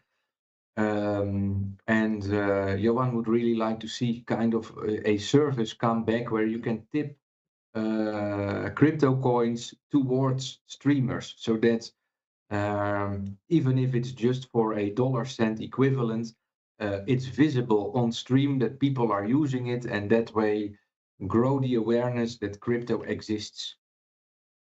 And it's being used. And is being used, exactly, yeah. So that was what we were talking about just when you were joining the stream. And Well, let's continue that topic, maybe. Yeah, I mean, it's interesting that you say that Bitcoin is also a small community. That's my opinion, of course. I mean, maybe some people think different, but that is my perception of what's going on today. Yeah, no, I mean, it's interesting because it is a valid perspective, especially when you compare it to the general public. Um, If I could and elaborate a little bit more, it's also one of my main arguments against people that say that there is a fair distribution in Bitcoin and all the other coins are centralized in their way. You know, I'm looking in 100 years from today. We are currently experiencing hyperinflation in crypto money. 15 years ago, none of these coins existed. There is a very small community everywhere, including Bitcoin. They own all the coins, these people. And I don't believe we can talk about fair distribution at all. You know, distribution happens through adoption, and only if we spend coins not to sell them for fiat, but to spend them, for example, by buying a pizza with somebody, that is how the coins get distributed. And whether or not your mining protocol takes 50 years to generate all the coins or 5 years to generate all the coins, it's not a fair distribution in any way. So that is my personal take on this matter. I don't know if you agree on that or how you see that. well, I think you're right about keeping uh, the P2P element of crypto and exchanging crypto for crypto instead of fiat. That's what we ran into with Iceland's Aurora coin, which was fairly successful in its initial launch, where we launched to 10% of the nation claimed coins. So that was 30,000 people. This was 10 years ago, correct? That's right. We turned 10 years old on the 24th of this month. All right, all right. You are the oldest of country coins, if I can say it like that. You were the one no, that... there was one right before us. Oh, what's the name? And does it still exist? German EMAG was in October 2013. Really? Oh, okay. Well, then there's another one too, and And also probably there's- another one that had a somewhat of a national airdrop as well. All right. And I'm speaking of Maza coin. Oh, All right. I know that yeah. one. I know that one. Yeah. So I try to give respect where respect is due. So, but Iceland was definitely the first large scale. Well, you had to be living in Iceland, and you had to basically prove your identity, which at first, which used our national ID number,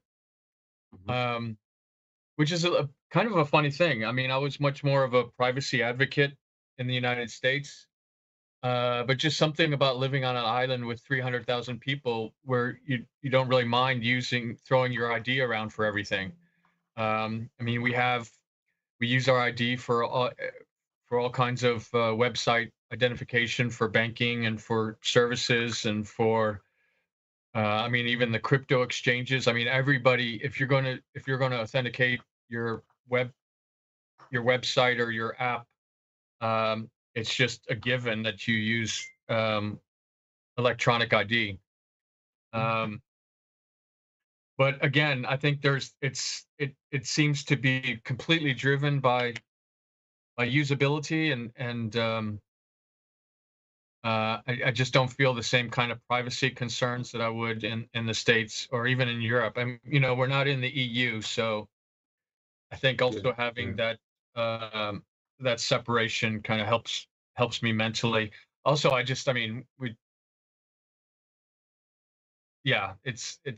something really specific to Iceland. But getting back onto like the fair distribution, I think that yeah, it's unfortunate how we have cryptocurrency whales, just like we have like the hedge fund managers or and the Black Rocks and so on. Yeah, yeah, Um, so that's interesting because it's a bit of engineering issue. It's a bit of a social issue. It's a bit of a integrity issue. Um, but I think you're also right that it's like if we can build P2P marketplaces within a country. I mean, I would love to see people that are passionate about bartering systems uh-huh. utilize crypto as the currency. I've been involved in some bartering communities, and that also had a big problem with the differences between the cost of services. Right, trading haircuts for automobile repair was an Yeah, issue. yeah, And yeah, you always had a middle person that was managing the vouchers and the credits, and so there was some um, inefficiencies of scale and possibility of counterfeit and other things that crypto takes care of. And yeah. I think another thing would be like I would love for these national currencies to have like some kind of like national eBay systems where people use well, I mean, there's a place for treating these as marketplaces and for being able to pay your bills, but uh, lots of times people when they're selling their old stuff, part of that reason is just to get rid of it, to get it out of their house, right? Because they're trying to clean up the house, and you have three old ashtrays that you just have kept on replacing or whatever, and they're like in Iceland, we have ashtrays made out of lava, and they look quite nice, and so that's kind of where I'm going to be placing some of my effort this year is building up a uh, this idea of selling Icelandic goods either to foreigners or trading goods and services between Icelanders. Mm-hmm. It's just an issue of onboarding and also having just really nice app. Everyone's really used to having high-powered apps that are very responsive and Yeah, uh, but I think we also have to communicate the idea that uh, there's more financial freedom and fairness in the crypto space. I think we could yeah, help in that area with I don't know. I haven't really looked so much for Bitcoin. I know there's a lot of sites that are doing transaction tracking and tracking whale movements and such.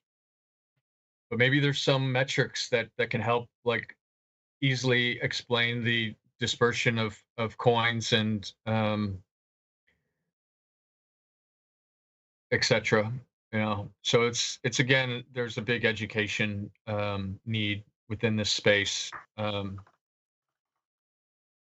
would you like to add something, Gerrit? Because I've heard you told me you were a little bit sick, so um, we have spoken over an hour. The flu is around everywhere. I don't know how you're feeling, but Yeah. Sitting and listening is easy. okay, okay, okay. But But you're welcome to stay, of course. Really, you are. But in yeah, case you do want to leave, I want to give you a proper goodbye and a thank you. But okay. feel I free mean, to share. And we also want to do a raffle, by the way. The raffles are Continue. coming. Raffles are coming. okay, but yeah, well, what I wanted to add is wish Michael good luck with this session, but he's well experienced with it.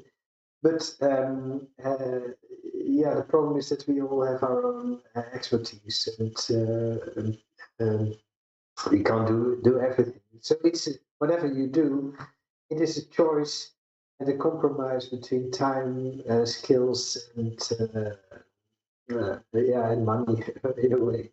And Yeah. because Yeah, it's so I was in the for that I was in a bit of a comfortable situation But I'm glad I came to know the four of you, and I hope we can help each other to make this work.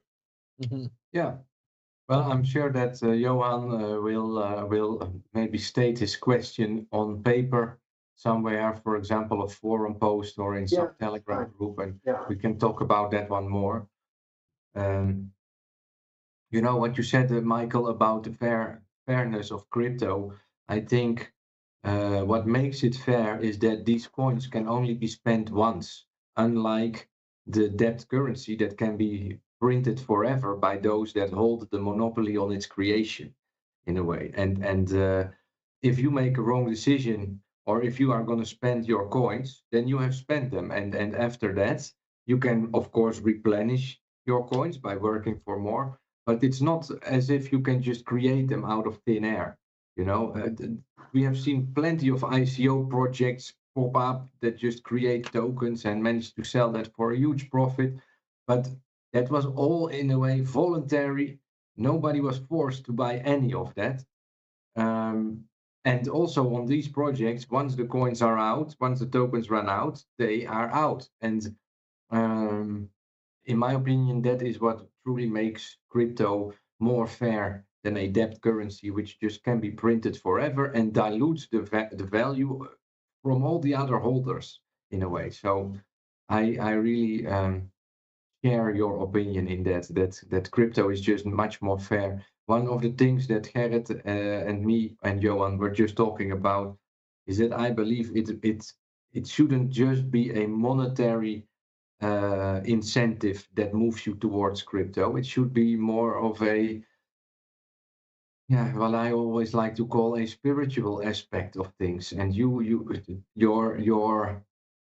karma points will benefit if you use crypto, if I can say it like that, you know. And how to bring that message across to people? It's Well, I think that kind of touches on something kind of important, and that's like, what communities are we trying to reach? So there's very large and active communities on the internet that are motivated by spiritual, um, enlightened principles, um, freedom of freedom from medical and financial and economic tyranny, and but I guess I have kind of a sense where they maybe they group the cryptocurrency in with TradFi, traditional finance. Yes, I agree. And they completely want to live out of all financial systems. As soon as they make that shift towards a different consciousness on that level, they say, no, all money is evil.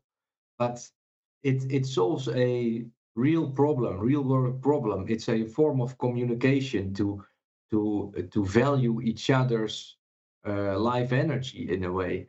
And if you just live in the woods and you don't have anybody around you, you don't need any money. But the more complex your community will become, the bigger amount of people that are involved, the more you need a form of communication to, like you said, a haircut is not the same price as a repair of your car. So there needs to be some tool to overcome that difference. And everybody could make their own voucher, and you say you have 3 haircuts for 1 car repairman. But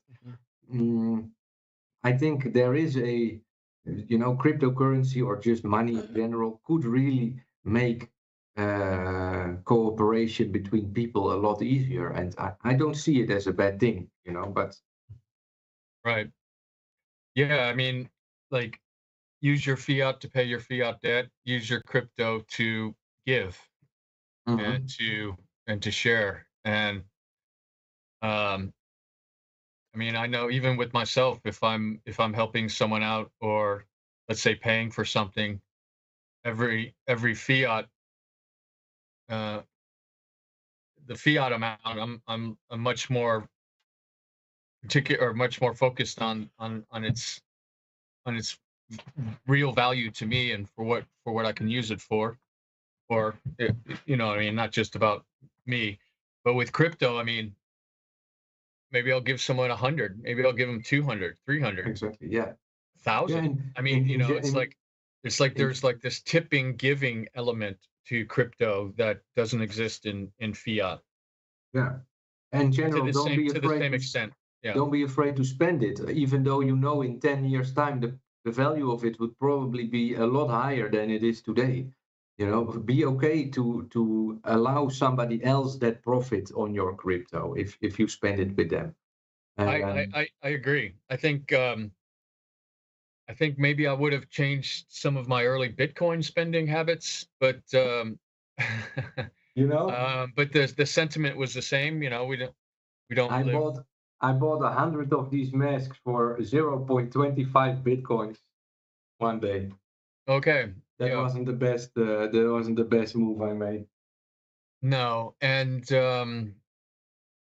what was I going to say about that? Well, I mean, well, Bitcoin is a little bit different, but I definitely still don't have a problem of taking a 0.001 Bitcoin, buying a bunch of like Aurora coin, let's say, for example, or EFL or Deutsche Mark or Canada eCoin, and then being free with those for sure. Um,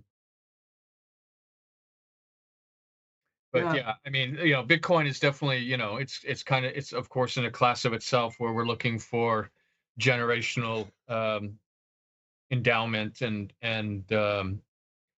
you know, the world's first true store value that seems to be holding its own. So I think I made a video the other. I think it's now a week old. It's called hyperinflation. It's on my Rumble channel. A lot of people don't seem to recognize that we are in a hyperinflation moment with all these cryptos, and they are so focused on the price aspect of it that they fail to see how small these communities are, and that none of these people who are in these communities have any urgency to buy their coin at a higher price. You know, we can just wait. Let the coins be created. Let them be sold on the market. Who wants to pay $100 for something that he can get for $1?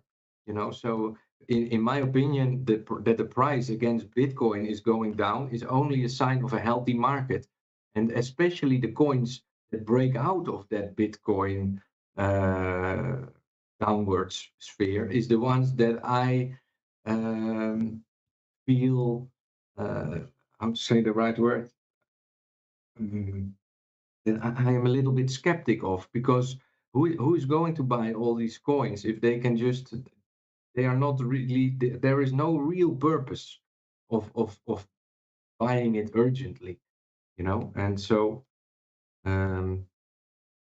those that declare coins dead just because for the last 5 years the price has been going down, I think it's really short-sighted of those people. But they are they create a narrative where they say there is Bitcoin and there is crypto and all the rest is shit, you know. And that is what I'm trying to speak out against.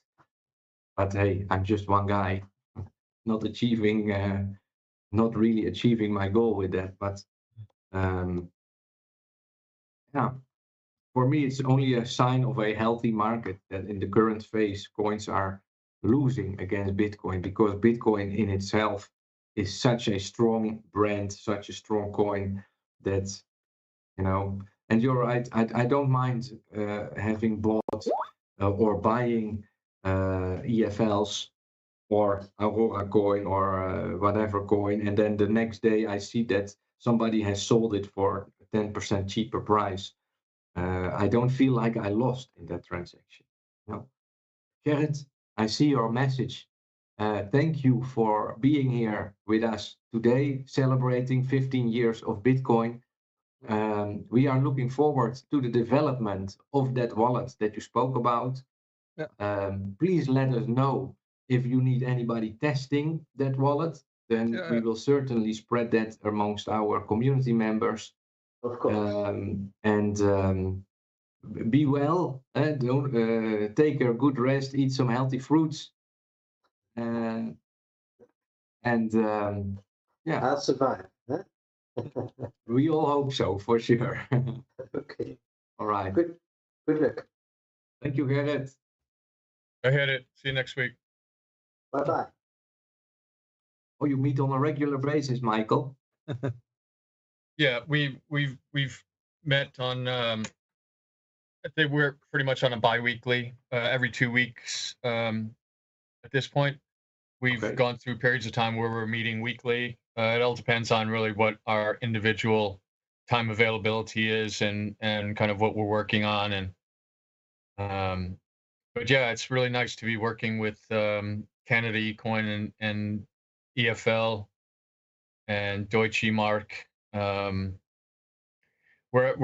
also have a loose connection with Fuji Coin in Japan and Pak Coin in Pakistan.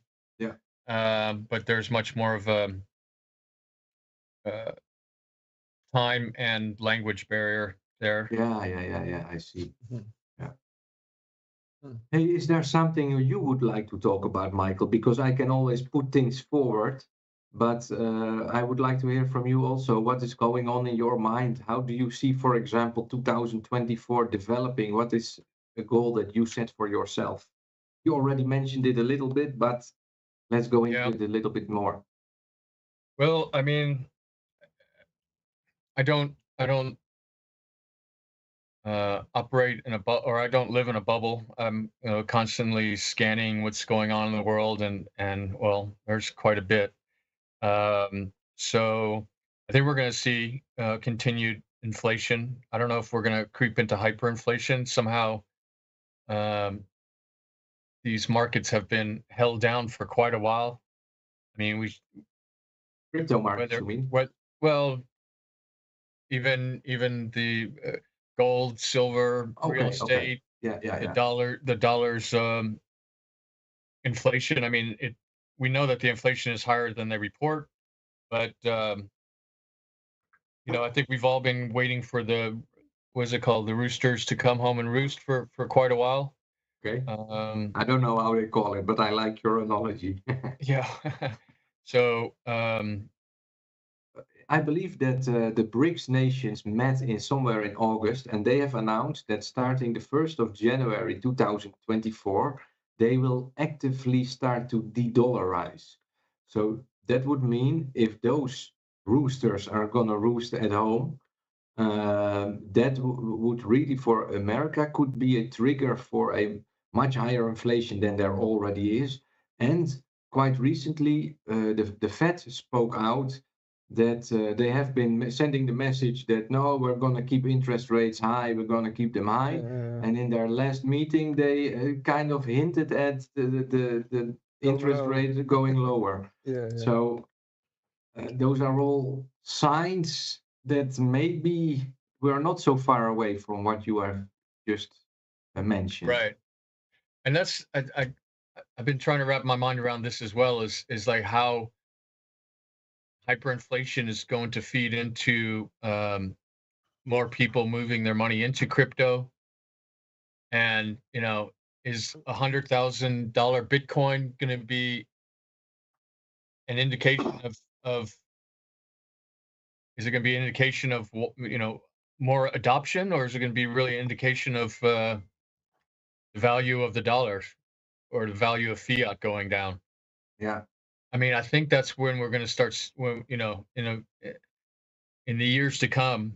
I think a lot of the growth in Bitcoin price would be because of the devaluing of the fiat currencies. So Personally, my economy is happening in Satoshis. I made that decision in 2014. I wrote a letter to my bank, and they wrote me a letter back because I asked them, can I deposit my Bitcoins on my bank account? I don't like to use the euro because I don't feel good with debt currency, interest-bearing debt currency. They wrote me a letter back and they said, we cannot help you with your Bitcoin, but if you don't like to use euros, we will help you with that because we're going to close all your bank accounts. And that is when I made the decision that I was not going to give in to the social pressure, and I was going to make it my sport to avoid using debt currency altogether.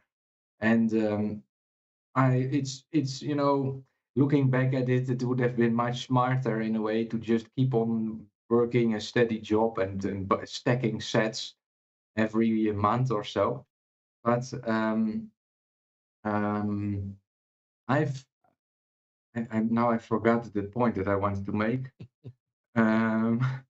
What did you say as last, Mike? Well, the devaluation of fiat and how that inflationary price could be a large part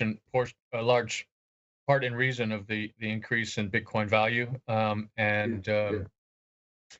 For me, it's been very, very.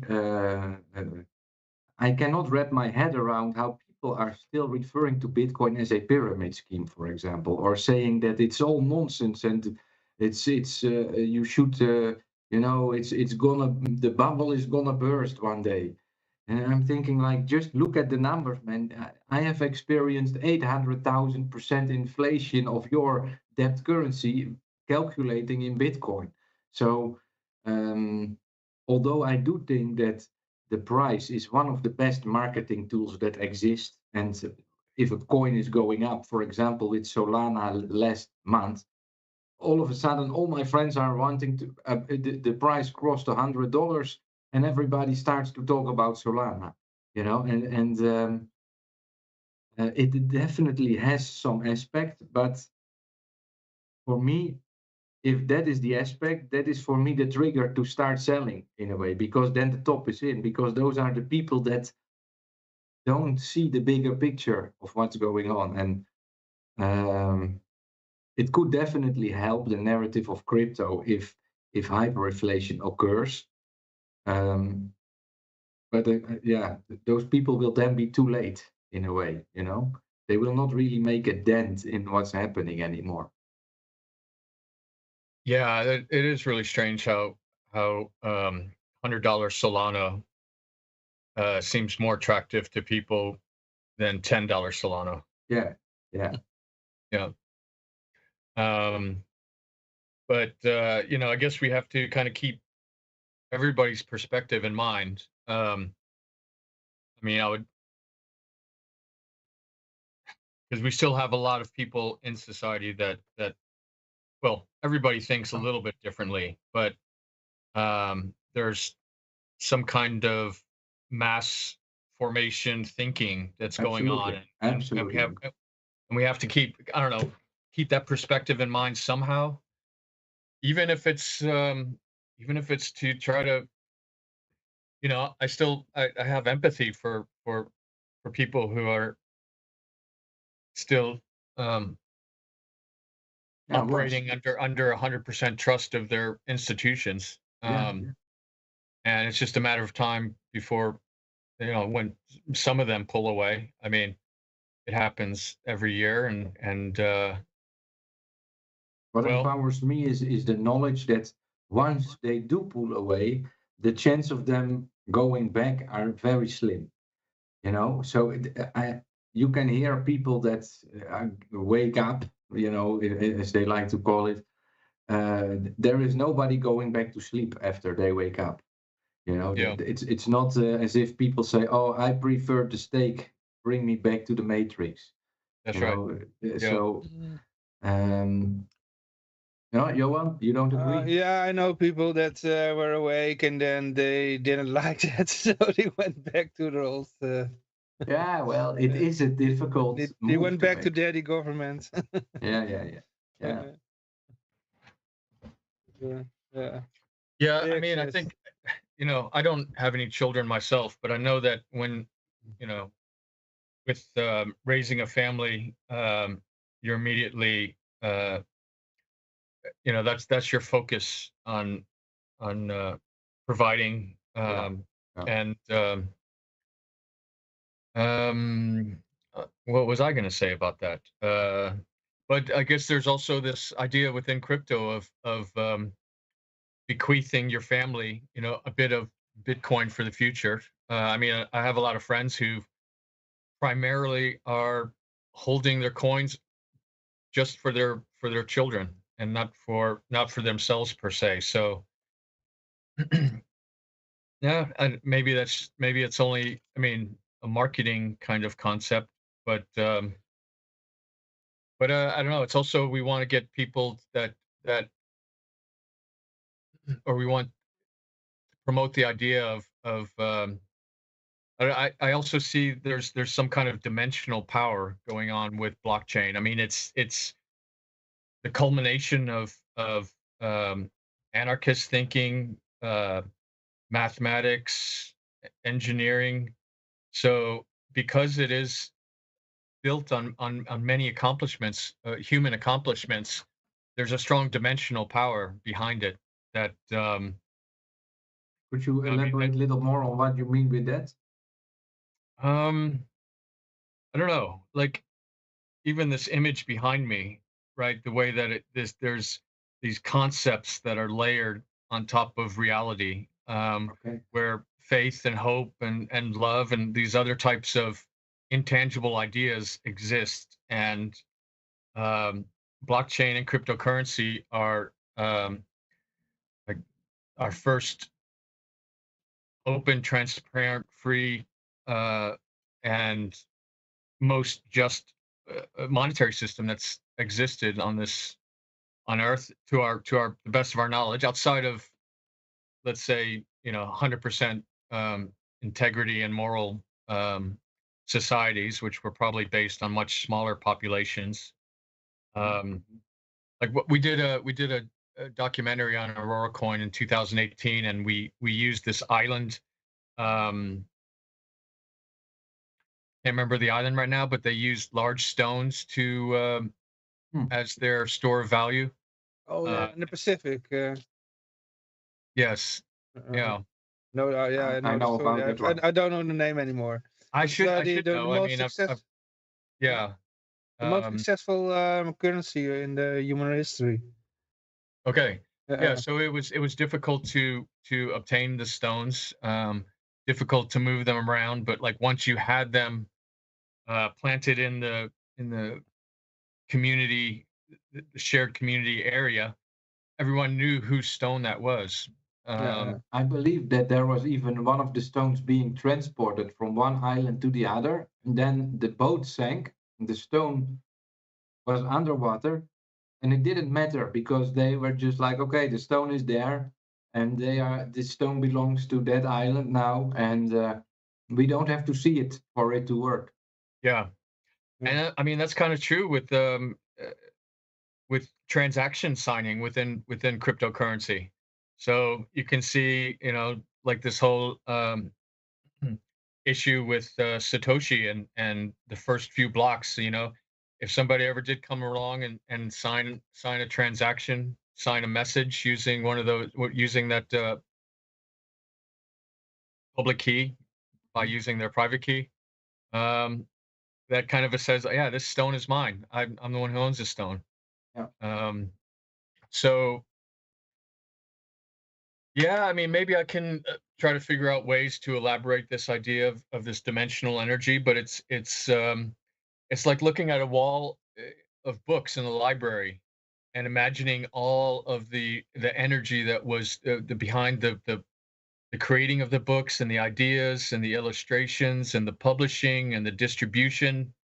There's a lot more than just the books there. There's human history and culture and power. So I understand. That. that's why when people pick up a book, it can change their life, and that's not just happening in the brain of that one individual. It's some kind of shared community experience, and it kind of takes a life on its own. Life of Pi. These there's movements that are made from it, and books, and they just it kind of takes, like I said, kind of takes a life of its own. So there's some aspect of that with crypto as well. Um, I mean, I we've haven't had looked at it like that before.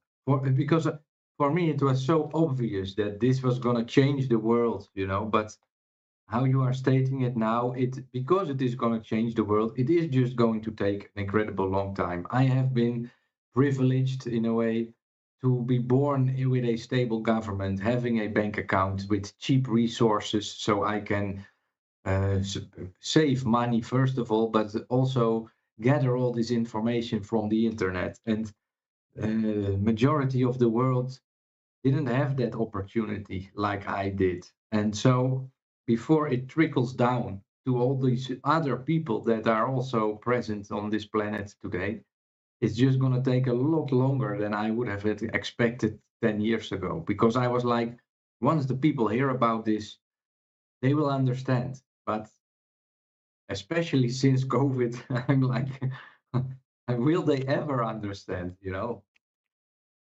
But okay. Right. Yeah, like I said, I think the reason why I talk about it like is dimensional is that there's that people are um kind of excited about this idea, and maybe even a lot within the truther community talking about like 5D ascension and other things. But I mean, this dimensional reality is with us now. I mean, it's like it's the opposite of fear, uncertainty, and doubt. And it doesn't have to do with fear of missing out either. It's like I said, it's tied in. It's tied into like I said, faith and hope, and also just a better way of doing things. I mean, we see this because we've worked within this space, and we're not affected by the rug pulls and the scams, which most of them are a human element. Um, and then, of course, any kind of bug exploit only makes the system stronger. Um, and then also the fact that all of these projects are open source is something amazing within itself. Absolutely. Um, Yeah. yeah, Yeah. and It's a shared that knowledge. also ties into this idea of some kind of dimensional power. I'm going to keep on using that phrase because you know I started in IT in the as a professional in the 90s, and um, as companies were exploring their expanding their internal networks to so we had the internet, and then we started talking about the intranet, which was already kind of a thing within companies, and an extranet, so you're reaching to the outside. um, and But then this idea of open source software was becoming more and more utilized within the IT space, and it was there was a mental block in the minds of many traditional IT software houses, because it's like how do we just give away our intellectual property? But um, the open source model is about uh, adding value on top of the underlying technology, and clearly there's a lot of strengths for having open source software with with the auditability, and but it's about sharing as well. It's about taking an idea and sharing it with the world, and not trying to capitalize on an idea that um, well, I mean, I'm under the belief that like not all of our ideas necessarily come from our mind or our subconscious. And even if it is our subconscious is programmed by our interaction with the world and with others. So I don't think we can necessarily always claim our ideas as our own. I think it can be a bit egotistical to do that. I'm not trying to put any particular product or idea down, but I'm just trying to Well, if you say that, then my question would be: do you see a way, if we talk about this dimensional power, do you see a way how it's going to be contained for many more years into the future? And for example, by making self-custody illegal, wallet development illegal, and using the force that is currently, in place, being used by governments to keep the masses away from discovering that dimensional power that is building in a crypto. well, you can't overpower these higher dimensional powers. Um, like we saw within COVID, a lot of people's were pushed to the push their back was pushed to the wall, and that's when you start pushing back. And I think the harder that they try to press these things, there's going to be more individuals that are going to feel compelled to push back, and um, so it's either going to go to complete tyrannical control, or um, it's going to have to give. And I'm 100% on the side that it's going to have to give, because I mean you can't live without hope. But I also don't see that. I don't see it being possible for us to move to a totalitarian state. No, There's just too many people that are not going to allow that to happen. I think so. I mean, there's I people. hope. Yeah. I hope so. I But mean, I'm. Yeah. there's more people that are willing to die on a hill for freedom than die on a hill for tyranny. Yeah. Yeah. Yeah. Yeah. Beautiful. True. I like your assessment, Michael. I like it. Hmm. Johan, you got something? Well, yeah, we have a raffle also. You got a going raffle? on. Yeah, I have to get the wheel.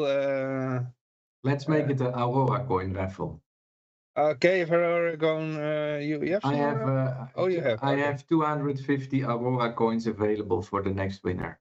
Oh, okay. Then we do the raffle, and then we really see how much people there are on the stream. I'll throw another 500 in. Yeah, but No, we need to have enough listeners, huh? Wait. Yeah, here it goes. but don't worry. Now I'm gonna participate also. But I can Yeah. also, yeah, we can also like continue. I actually had a live stream on the 1st, so this is my second stream of the year, which is Oh, two more than last year, I think. I mean, there were some events last year, but I think that's another thing too. I mean, I've how do we identify those that are looking for a way into crypto, but not in a way to just quickly flip Yeah. to Yeah. flip to true. Bitcoin or anything. I mean, it's their right if they want to do that, for sure. Well, I can only get from my experience. I have been now streaming almost 4 years. I made more than 3,000 shows. Is that possible in 4 years? No, that's not No. possible.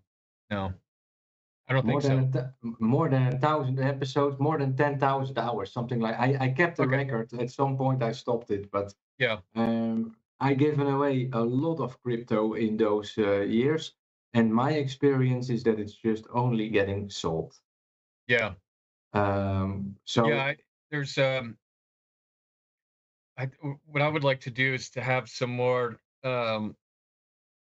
keepsake ways of storing crypto, and instead of giving away, yeah, I mean, I threw out 500. I mean, that's like I was going to say, just to finish my thought before, was if you guys want to continue doing some giveaways throughout the year, I'll contribute to Oh, that fund. I'm not, cool. you can use that the way that Well, you best Johan find would fit. love that because he Mhm. does a raffle every week amongst Yeah. his viewers, and they are a little bit different audience because it's we are called Freedom Radio. It's Johan's show. 10 years ago, I started a nation called Wonderland, and he found me, and since then I'm his sidekick, crypto sidekick. Yeah. But he has a little bit different audience than the average crypto hoarder, in a way, that is just looking for ways to get free crypto so he can save up more bitcoins. you know? Yeah. So Yeah. his No, audience is I just mean, a I little think different. I would like to. I really need to get in touch with a friend of mine who's highly skilled in creating currency notes, usually with a sarcastic bent to it. But yeah, I would like to just give out like Aurora coin vouchers for just Yeah. one Aurora coin, even though it's not worth much. But I mean, if someone, yeah, I'll show you something. Wait, if I can find it, but because it's 10 years old. Let me try to find something. yeah, Ja, het rad wil niet tevoorschijn komen. This was a creation by Gerrit, so maybe you can contact Gerrit once. I have vouchers. we've been talking about vouchers in the community coins discussions. I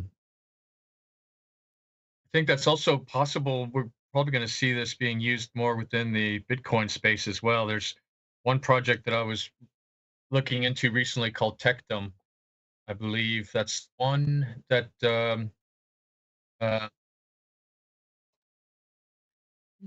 is about bridging the use of cryptos using vouchers and paper vouchers.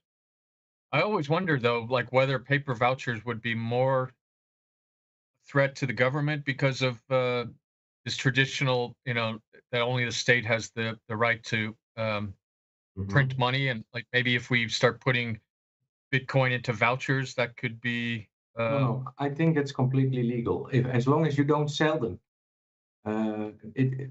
I think it should be okay. Because, for example, I don't know if you go to festivals, you always have plastic vouchers for a beer, and you convert that. So you should see it like that, and I don't think you will get into trouble. No, and I think also it's these governments are coming really close to infringing. Well, no, they've passed this line, infringing on our natural human right to a just and fair monetary system. So when it comes down to it, they really don't. We don't need their permission. I'm not seeking for their permission. If it comes to a point where, I'd have to go to prison for embracing my natural right for a monetary system. I mean, that would just be the way it has to be. Of course, it's Icelandic prison, so Not as bad. I wouldn't have this exact attitude in the States. Yeah, exactly. But Hey, and one more thing, but Johan. yeah, all joking aside, I mean, we have to this is a natural human right to engage in fair economic activity. I have the same mindset about that, Michael. And I always say if everybody would do it, there would not be enough prison cells anyway. So I'll happily be sitting next to Julian Assange, even if it's in Belmarsh. Yeah. I think that's more than worth it. Johan, I wanted to ask you because Tony is already waiting for us for over an I hour. have a problem with the wheel. It doesn't want to show up. Tony, give it another second.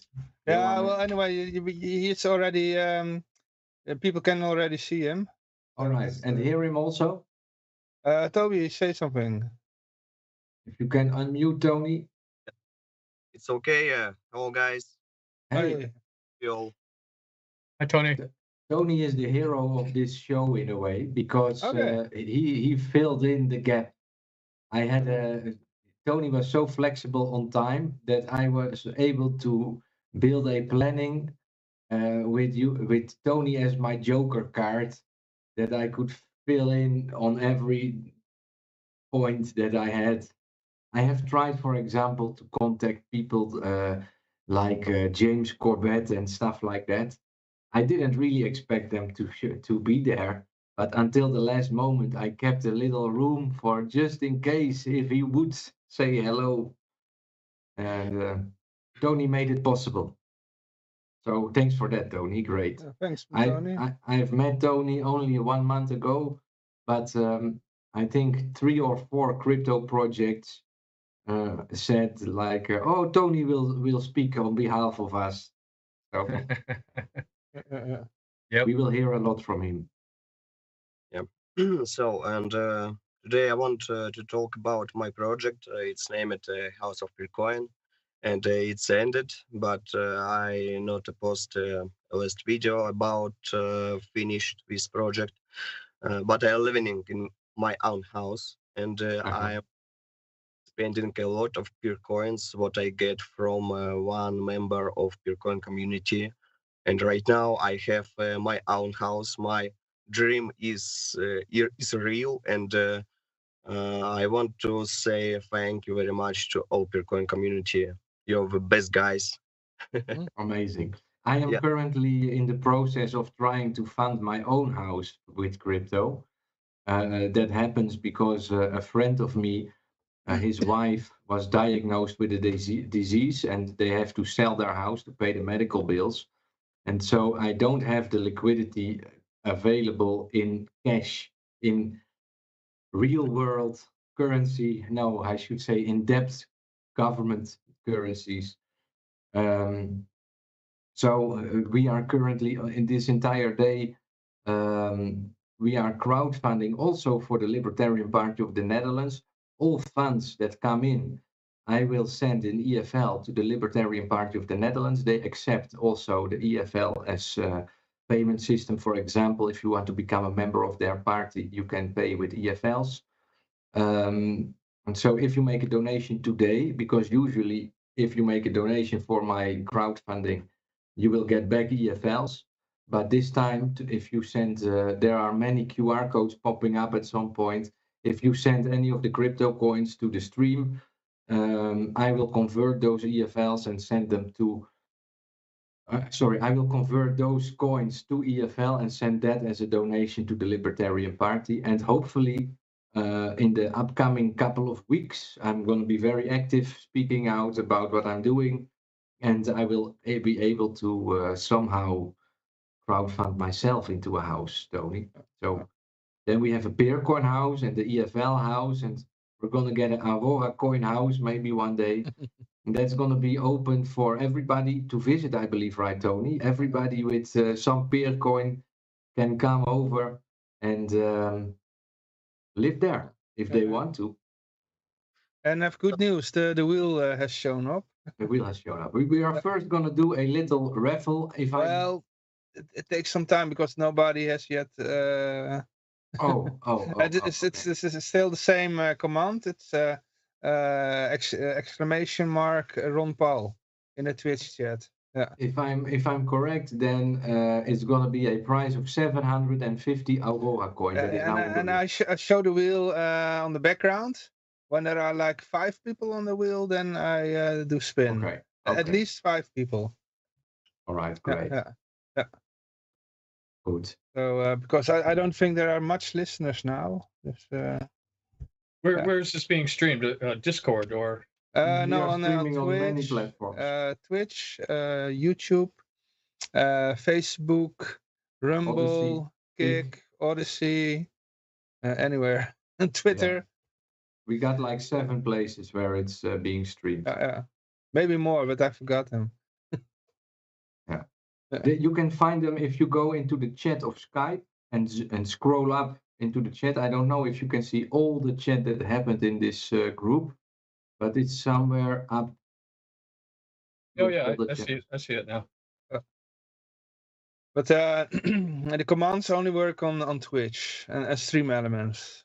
Yeah. But continue, Toby.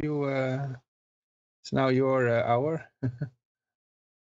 So, but right now I am support not only Percoin because I'm like all old crypto, and I am support Novacoin, 32 coin, and Yamakani coin.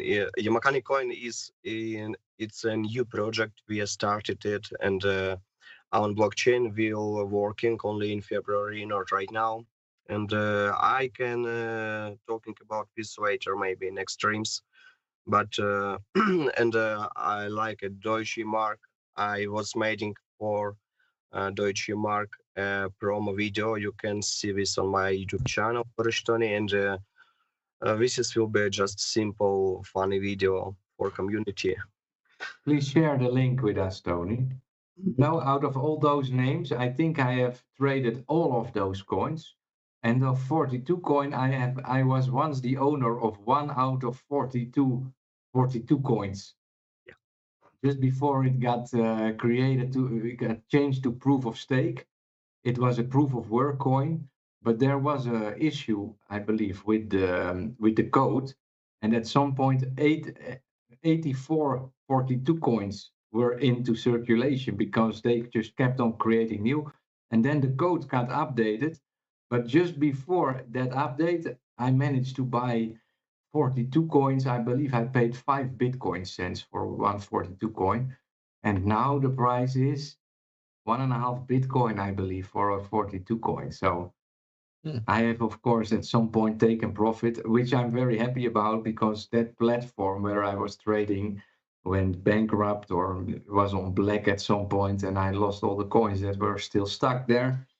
So it's not always bad to take a profit, and in general, always take your coins off the exchange, because in my history of using Bitcoin, I have, I don't know, should I say it? More than well over a couple hundred Bitcoins that I lost in my lifetime. But yeah, Tony, you are a very enthusiastic guy. I have watched your YouTube channel. You are making videos for crypto coins. You offer yourself as a promoter to crypto coins to make a promotional video on crypto. And so far, I liked your Eminem. Can I have your attention, please? What's the name of that? My name is Tony. I like that. Yeah, thanks, man. And yeah, but I have not only one YouTube channel. I have different channels. I think 3, 4 YouTube channels. Novacoin, Korish Tony, House of Bitcoin, and Kryptoni. Kryptoni channel used many crypto coins, and I am talking in Russian language about crypto. But my Korish Tony channel using a better place for English talking people, because I'm making right now my videos in English. All right. Michael, before we really start off with Tony, if you want to stay, you are free to stay. I don't know how you feel about staying, but in case you want to leave, just let me know, because we're gonna thank you, of course, about all and everything that you did for us today. But you are still here, and feel free to ask your questions to Tony also if you want to say something to him or have a. Well, I mean, I want to thank Tony for his for his enthusiasm in a number of these projects. I mean, we've talked about doing something with the Rora coin. I just really couldn't wrap my mind around how I want to do it, and probably I'm thinking bigger than something that can be done quickly or easily. But I've definitely got Tony on my list of like when I need a rap video, I know where I'm going. Yeah. I've really enjoyed what I've seen so far, and so same problem for me. You know, I have made the national news. I have made national newspapers. I've always tried to promote things, and the results, in a way, are limited. You know, because you reach into your group that you already.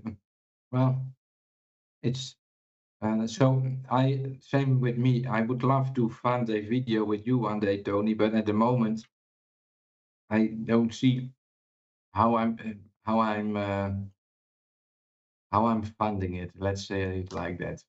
And you deserve to have your fee also, of course. So we will see about that. I'm definitely gonna one day have a video. Maybe it should be a Yoshi video. I don't know yet.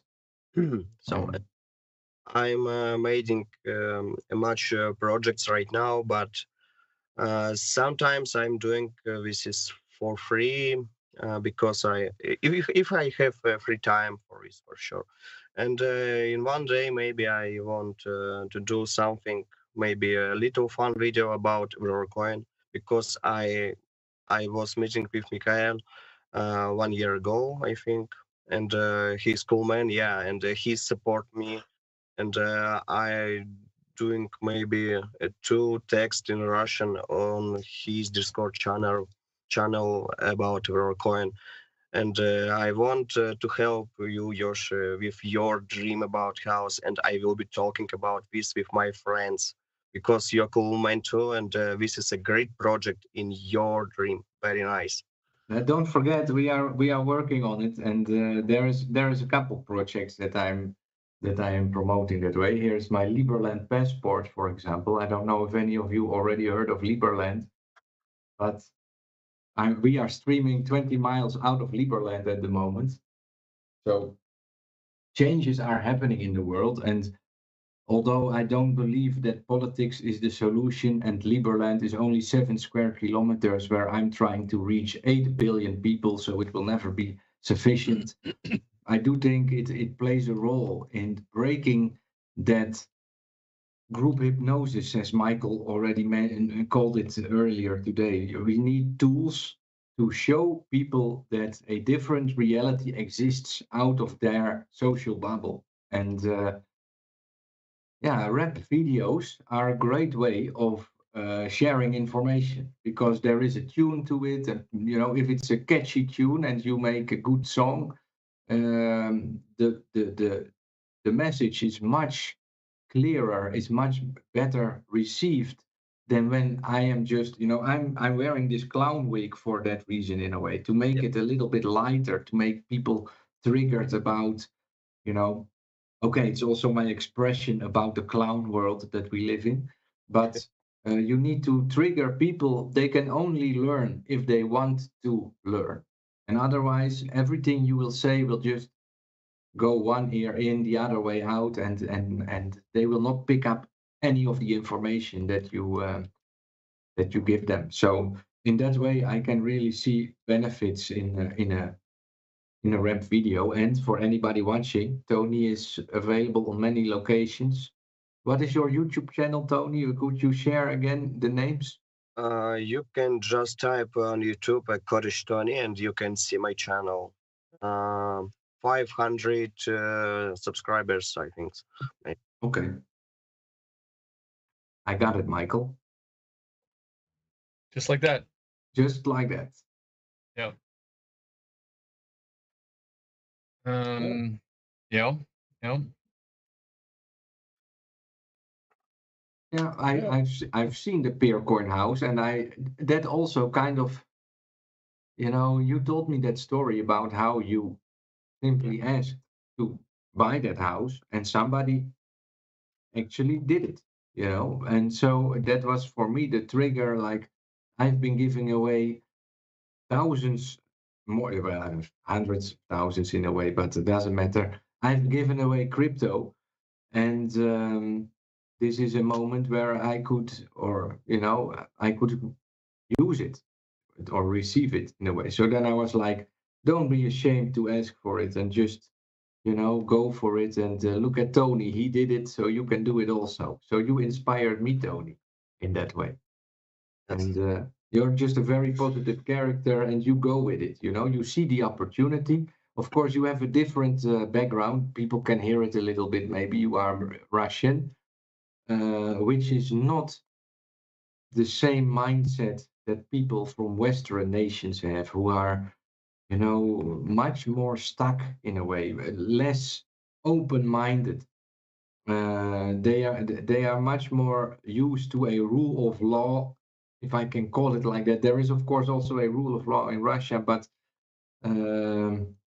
people are much more self-sufficient. I have the idea, it's my perception. And because of that, they have much more creativity into taking an opportunity and making it comfortable for them, work for them. And people in Netherlands, I'm Dutch, so I spoke about Netherlands. They are waiting for somebody to tell them how to handle something, and then they will use it exactly in that way, and they will go to complain to that same guy if something is not working. Where people that Oh, If Johan? if I say something, what's typical Dutch is if there's a problem and like maybe somebody from Russia or from another country will say, "Hey, let's fix that." The Dutch people they say, "No, the government should do something about it." Yeah. Let's And they do complain. nothing about it, and the government also does nothing. They just take the money and it takes a few years before they fix it. Yeah. And that's why my goal for today was to find people that are working on solutions that are not complaining too much about, because yeah, it's easy to complain, and we can find 100 different ways to complain about everything. We can talk all day about how a Bitcoin transaction is $10, but what do we do about it? And so you are a great example of trying to work with the tools that are offered and finding a way of making it work for you personally. And that's something that, yeah, I really, really like about you, Tony.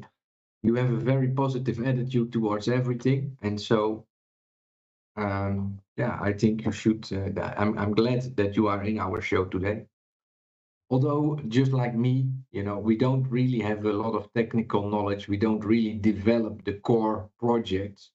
But like Gerrit already mentioned earlier today, we need a lot of different people with a lot of different talents and skills to make this work. It's not just a blockchain. It's much more than that. And so, yeah, your Peercoin house, I will have to see how my life evolves, but I definitely plan on visiting it one day.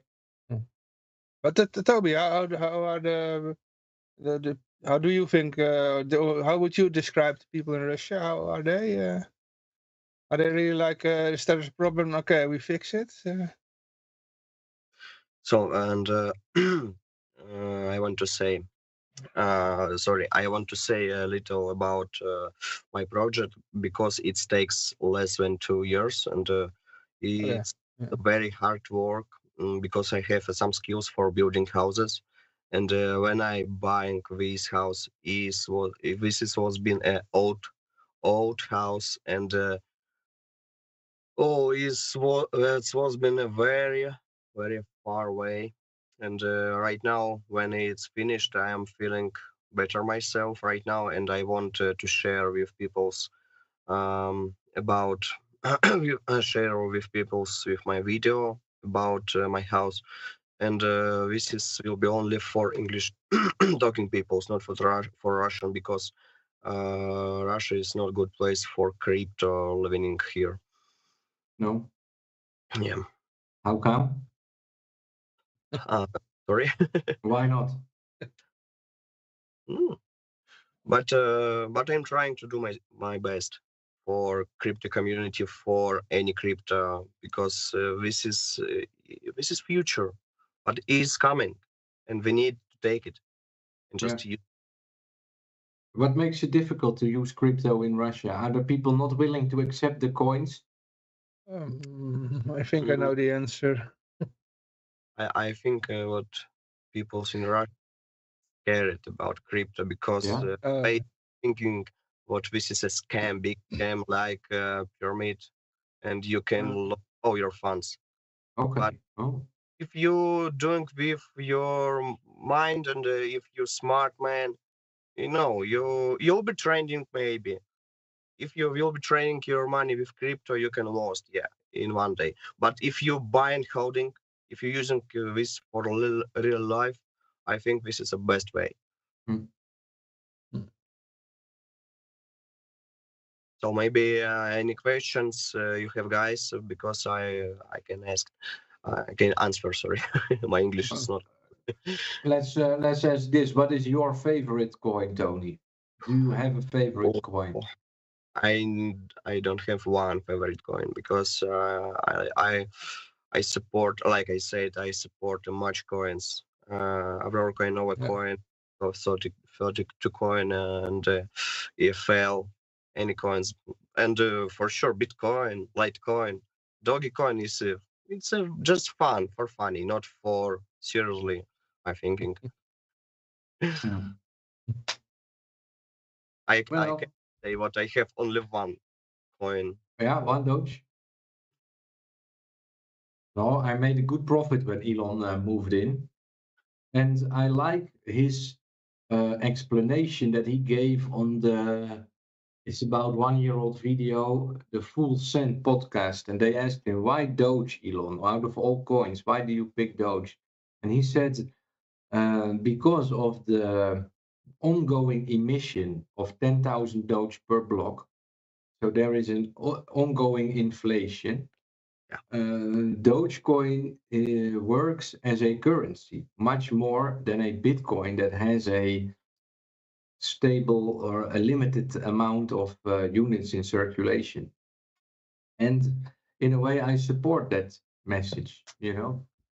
That's why my preferred coin to receive for this crowdfunding for this house that I try to buy, my goal is to receive 1 million Doge, which is somewhat ridiculous because I had more than 1 million a couple of years ago, but not today. So 1 million Doge would not only help me to buy that house, but also to show that crypto should be used, you know. And Elon Musk is currently scalping, I believe, Dogecoin to lower than 100 Satoshi again. I also believe that one day he will fork Dogecoin into proof of stake, and then he will have 25% of all coins, generating him more coins.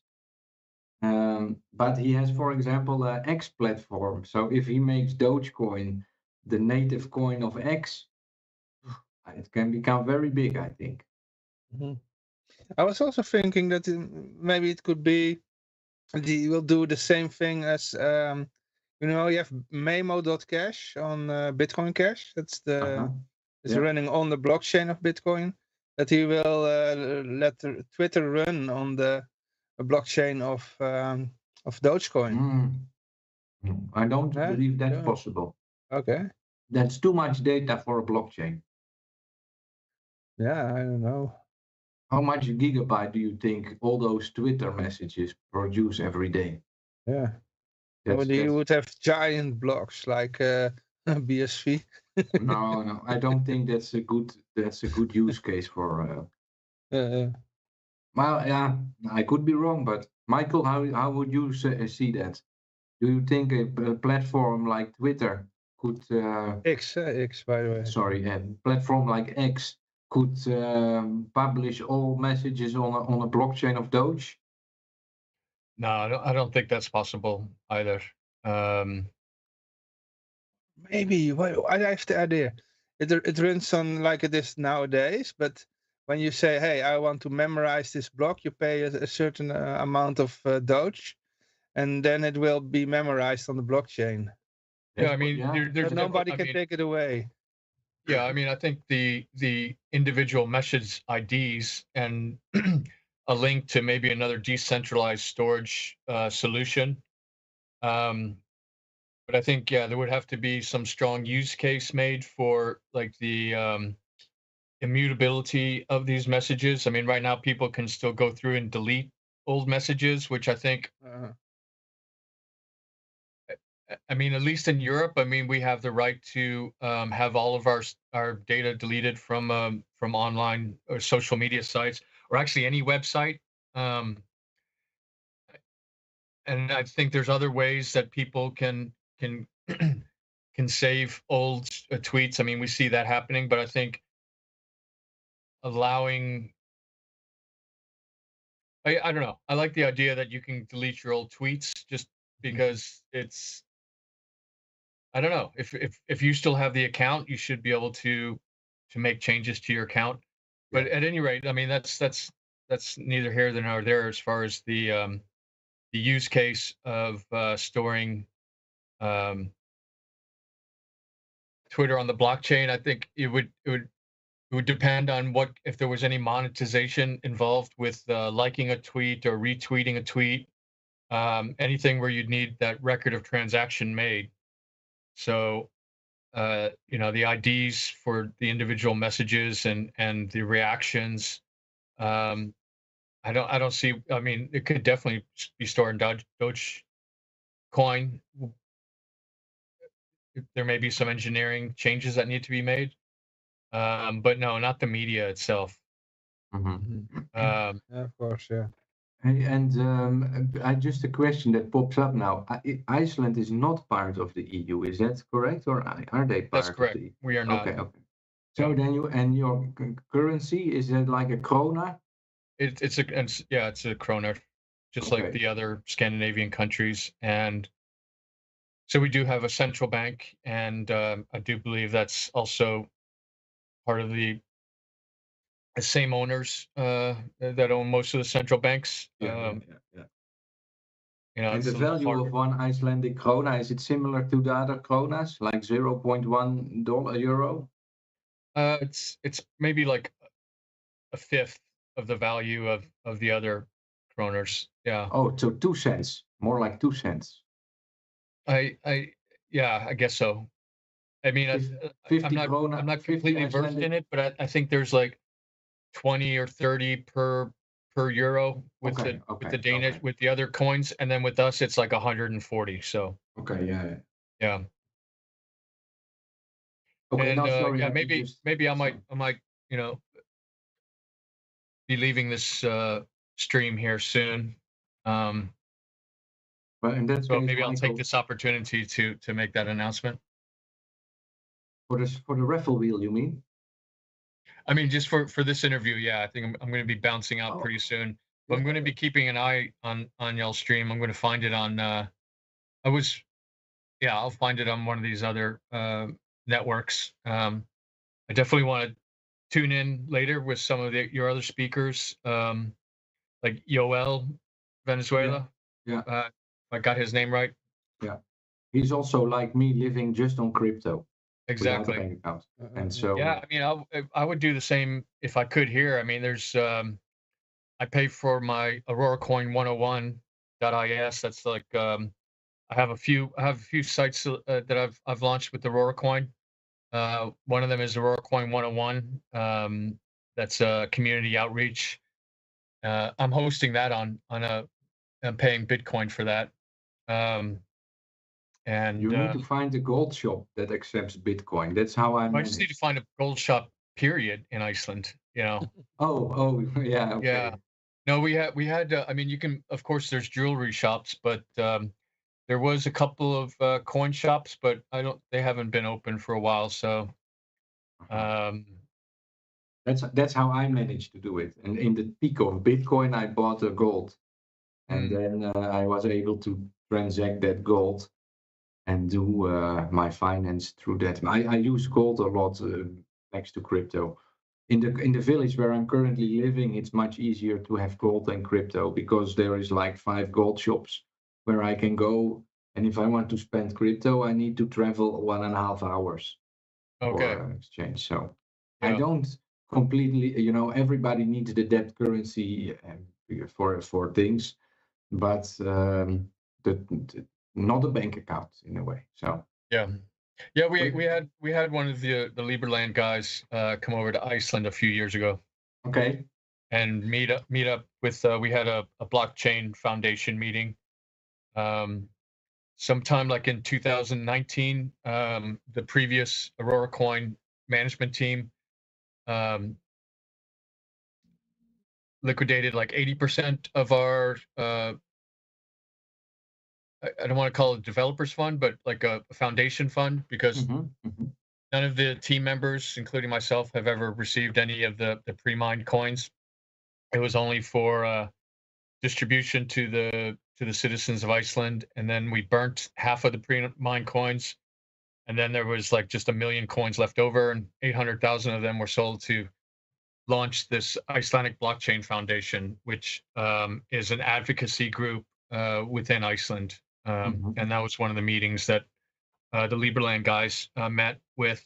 I was on mute before, but that's a really nice looking passport you got there, by the way. Well, we can talk about that because don't believe that Liberland will bring you freedom. Yeah. But okay, that is. I was one day persona non grata of Liberland, and I can tell you a lot about it. But in a way, I do see a need for projects like Liberland. It's just that after experiencing it, I was at some point number 5 on the list of sponsors or.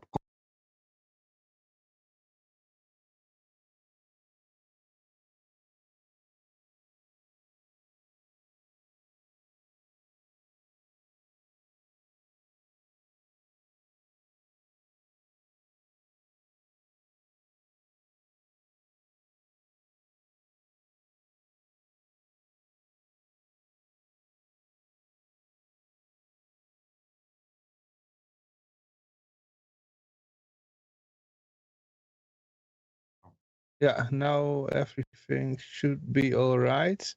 All right. Yeah. Well, maybe better because I don't want to talk bad today. I have my own beliefs of things, and I just don't see how politics is going to be the solution to this problem that we are facing. But it is Liberland is a good tool to shake up people from the reality they are stuck into. So in that way, it can work. But for me, Liberland is a bunch of no, I will not go into that. We can talk about it one day, Michael. There are a bunch of people. Not everybody. People are usually not always perfect. They have their flaws. No, that's true. That's true. But I don't want to build a wall and call myself free. I don't think it works like that. So. Yeah, I'm just looking up the Free State project in the States, and I'm trying to remember. Oh, New Hampshire. That's right. Yeah. I think Joel is also big in that. He's big in that. Yeah.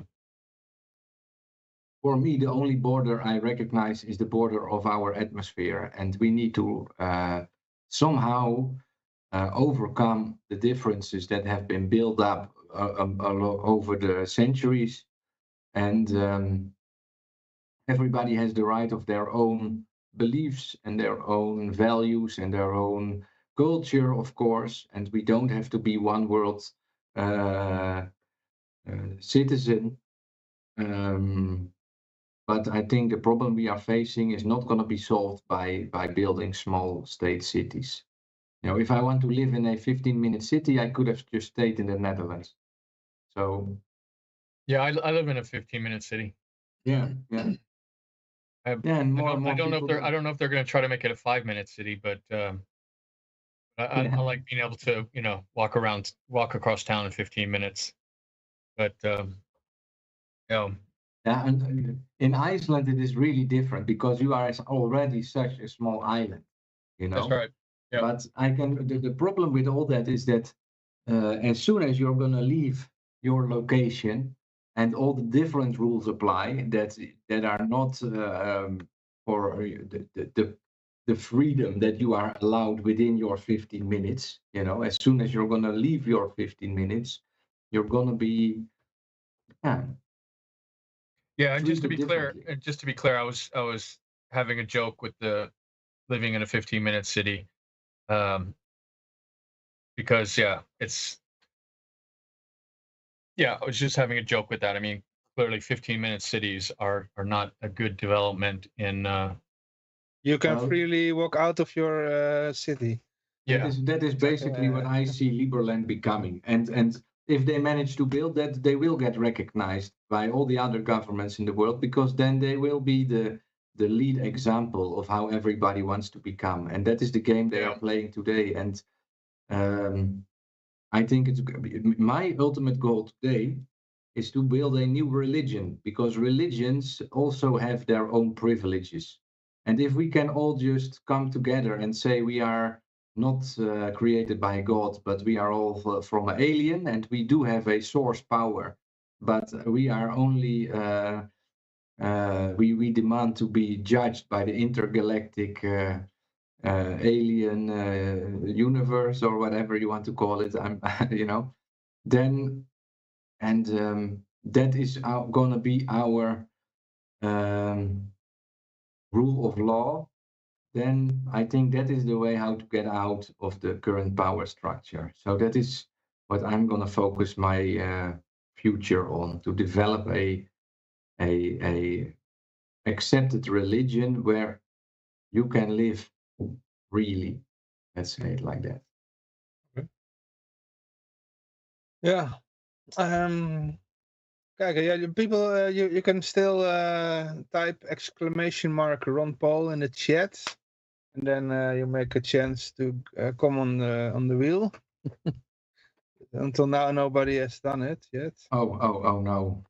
Yeah. We are broadcasting for ourselves again. Let me put myself. No. There are listeners, but nobody is. Hey, there's something in the chat. That's me. That's me. Okay. So it's working. Okay, well, at least we established that. Michael, if you, for example, want to have lunch or something, we keep it going. In a couple of minutes, I see we have the one Bitcoin maximalist that I've invited for today.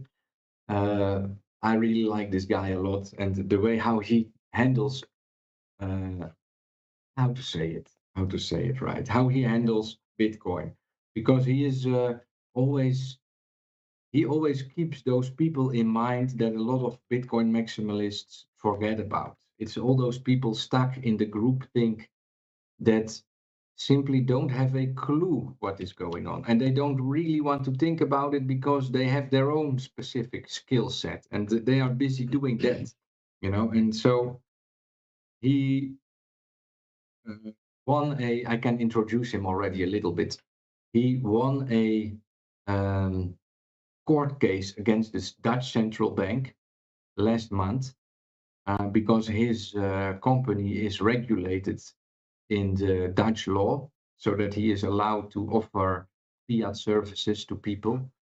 And the fee that they had to pay was promised to be around $50,000, and then it became $1 million. And they fought a court case about it, and they won. So I want to congratulate him for, well, basically taking it up for Bitcoin, because you can very easily just say, oh, you know what? I'm just going to throw the towel or I put the towel in the ring, and I'm just going to give up on this fight and walk away from it because I don't need to fight. But he is fighting for all of Bitcoin in a way. He's only coming for 15 minutes? Only 15 because this guy is busy guy. So he can only be. I hope he's going to be. He runs a company. Yeah, many more than once, and I'm very happy that he made time to be here today. So I'm looking forward to that, and I want to know from him how he sees the future. Maybe that is we already spoke about it, Michael. We already spoke about it. Okay, yeah. In 15 minutes he's coming. I'm feeling my stomach. Okay, I want to eat something. I will just put out a 15-minute rant. If you want to say something, Michael, you are also welcome to do. I'll be back. But you just said that you wanted to leave. Yeah. So. Well, I just want to thank you for having me on today, and thank you for coming, Michael. It's two-sided. Yeah, and we're holding our ground here in the Aurora Coin project. Right. Keeping up the development with the Community Coins project. I also manage or develop a browser wallet, and I've seen like 100% growth in usage this last year. Cool. We actually had our last halvening in Aurora Coin last June. That was, I think, our third halving event. Because I heard that you burned some of your coins. Is that correct? That's right. We pre-mined 50% of the coins, and for the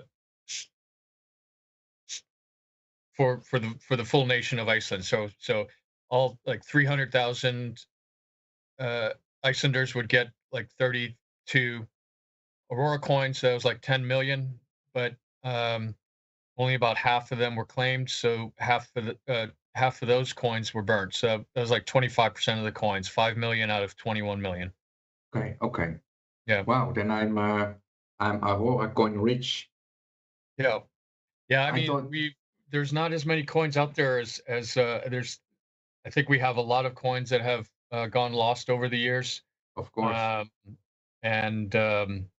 So really the prices, I mean, I think once, It's ridiculous at the moment, but that's with so many projects, Michael. yeah, You there's so know, many that are low. So I feel actually pretty confident or I mean, we've maintained our price amazingly well.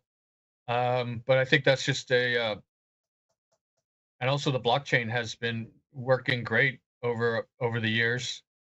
Um, Also, what was interesting last year is that since that halving event, like within 1 month, we found a new a new low. So the price went from somewhere around 50 sats to like 80, 90 sats, and it doesn't really go below that now. So that's the miner's price. So it was good to get some actual price discovery there.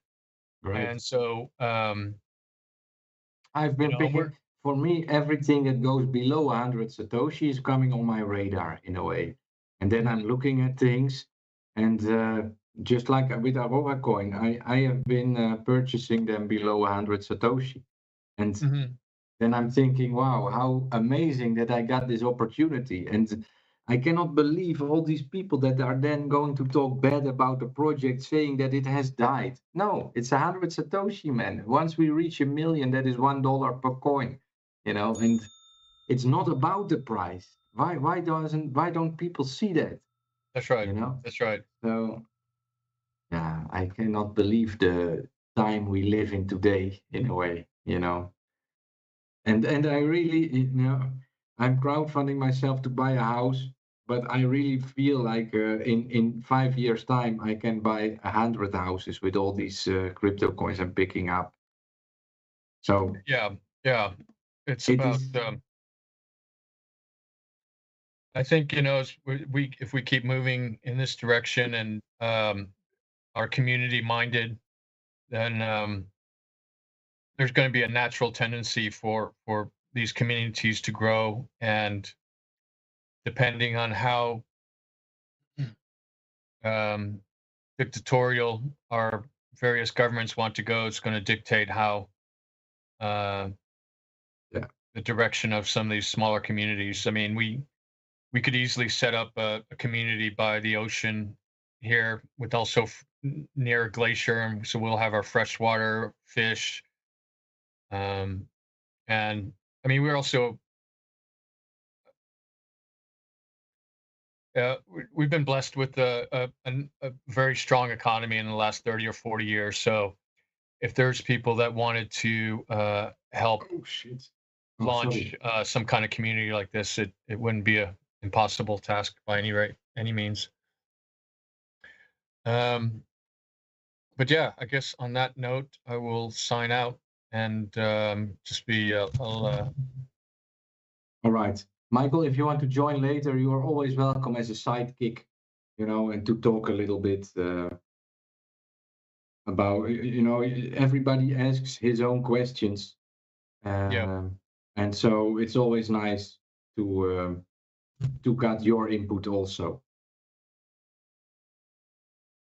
I have Alrighty. just noticed that I forgot to invite my friend that is next. So I am now trying to find the link. Well, yeah, thank you. So you want to leave, Michael? Yeah, I have other engagements to. Okay. Oh, it's Thank okay. you very much for being here. Yeah. And perhaps we see you another time. Yeah. Yep. Okay. Bye bye. Yep. Bye. Oh, I feel terrible right now. I forgot to share the link.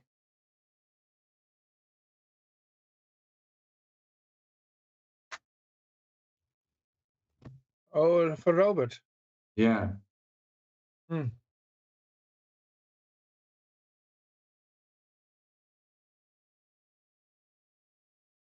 hij is nou weer met iets anders bezig, of? Of all the people, Ja, I forget this guy. Terrible. Ik gooi anders nog even het clipje van voor de donatie voor de LP erin. Oh yeah, that's okay. That's okay. Let's do that. En voor de mensen die All the- naar te kijken. You are going to see a couple of QR codes. All donations that come in are going to be forwarded to the Libertarian Party. Here it comes.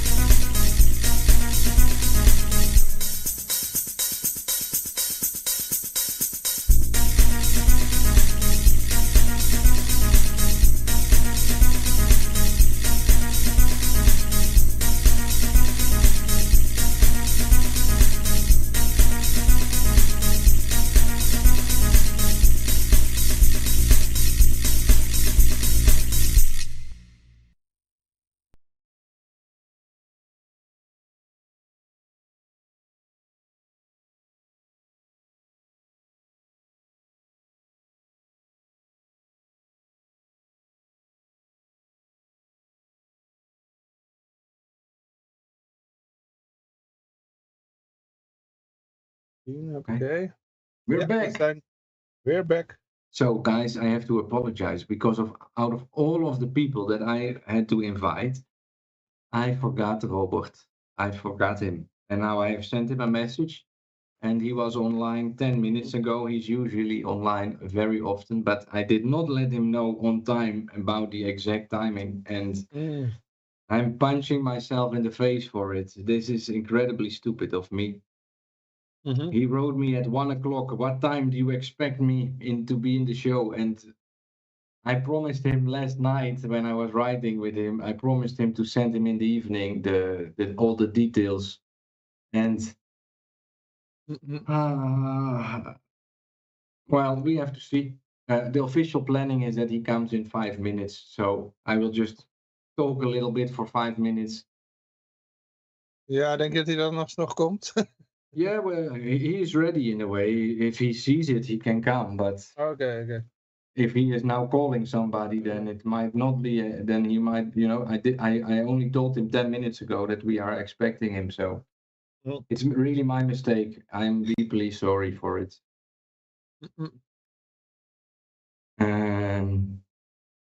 Let me just rant a little bit for 5 minutes. In the way, I would like to say once again, state that the reason why we are making this show is to connect different communities and to find a way to break out to the bigger masses, because a lot of people are, in my opinion, stuck in a reality which is based on a lot of false beliefs.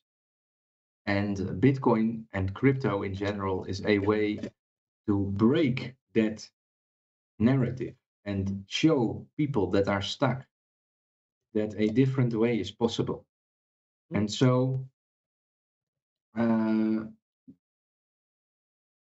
yeah, that's why we are doing what we are doing. We have been doing this for a couple of years already. It's not the first Bitcoin birthday that we are celebrating together, Johan. And I hope many more will follow, of course.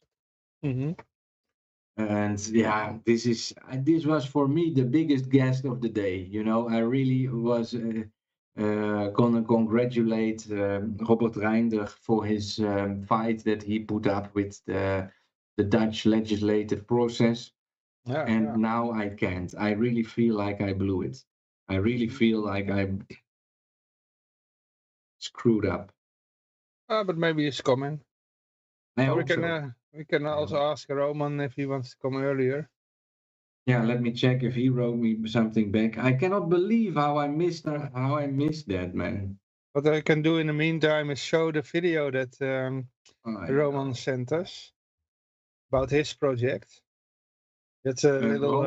Roman said that he will join this chat in 15 minutes from now. So. Oh, okay. He cannot come earlier.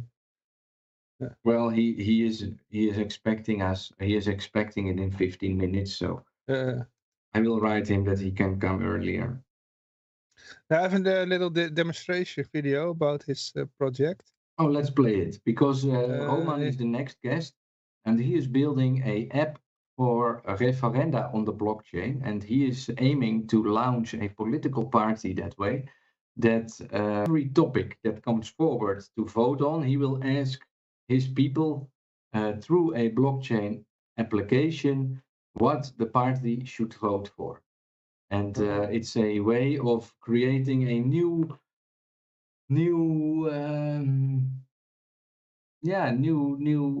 way of governing ourselves. And I'm also very excited about that. Not to say anything bad about Roman when I say that. For me, Robert was going to be my prime guest. You know, Roman also has a very interesting story. But I really feel like I screwed up with Robert. Here's the video. Vrijheid. Hoop. Herstel. Beteugel de macht van de op hol geslagen overheid met referendum. Ik denk dat het goed komt. Directe democratie op je mobiel. Permanente referenda over alle wetsvoorstellen. Burgerinitiatieven in een handomdraai. Sluit je aan bij de beweging. Download nu de app voor iOS en Android. Deel hem met familie, vrienden en alle vrijheidslievenden. En herwin je waardigheid als burger van een soeverein Nederland. Referendum. Laat je stem gelden. Altijd.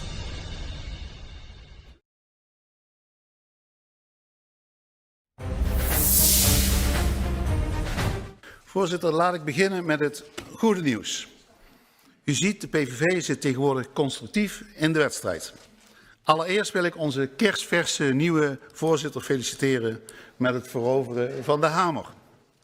Vroeger was hij in de fractie Mr. Wip. Het was doorgaan naar het volgend filmpje, sorry. Ja. Alright, so that was in Dutch or in English? It was in Dutch, yeah. Okay. So maybe Roman wants to talk in Dutch. Could be. I'm gonna try to move him to do it in English. But we will see, because there's probably a lot of difficult words that he prefers to speak in Dutch because it's easier for him. Oh man, I cannot believe I screwed it up like that, Johan. Okay, but it happened. Yeah, but for the people who join in and they don't know what Yoshi is upset about, he missed the guest. Yeah. This is shit that happens. So what's yeah, good. Yeah, people, if you join us now, you can still partake in the raffle. That's just by typing ! Ron Paul in the chat. And yeah, let's see if anything happened in the chat. It looks like not much has happened. Ja. Dus ik kan nog een keertje de donatievideo van LP laten zien. Yeah, let's do that. Hoppakee.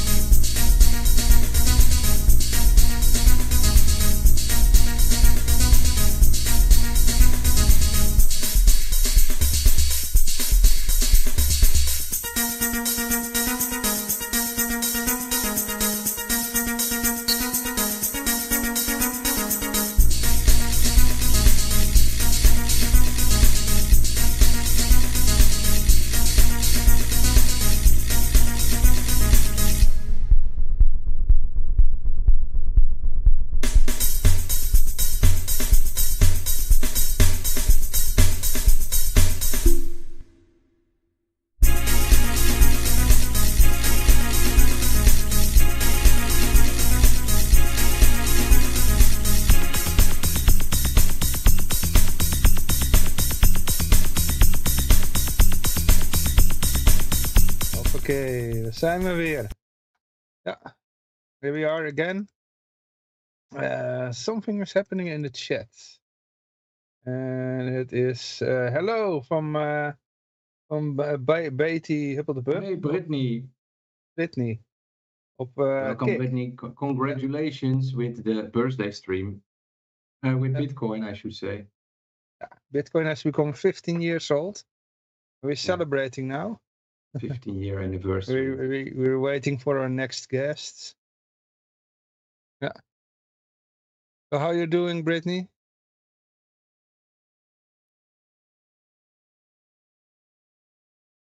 At least we have some listeners on Kik. Yeah. So yeah, we just had a guest and now we're waiting for the next one. And it's my mistake because I forgot to send out the message. I have invited everybody and I forgot this one guest. And for me, that was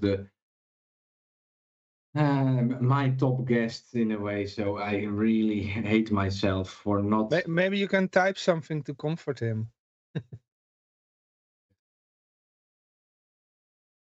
Happy birthday anniversary, yeah.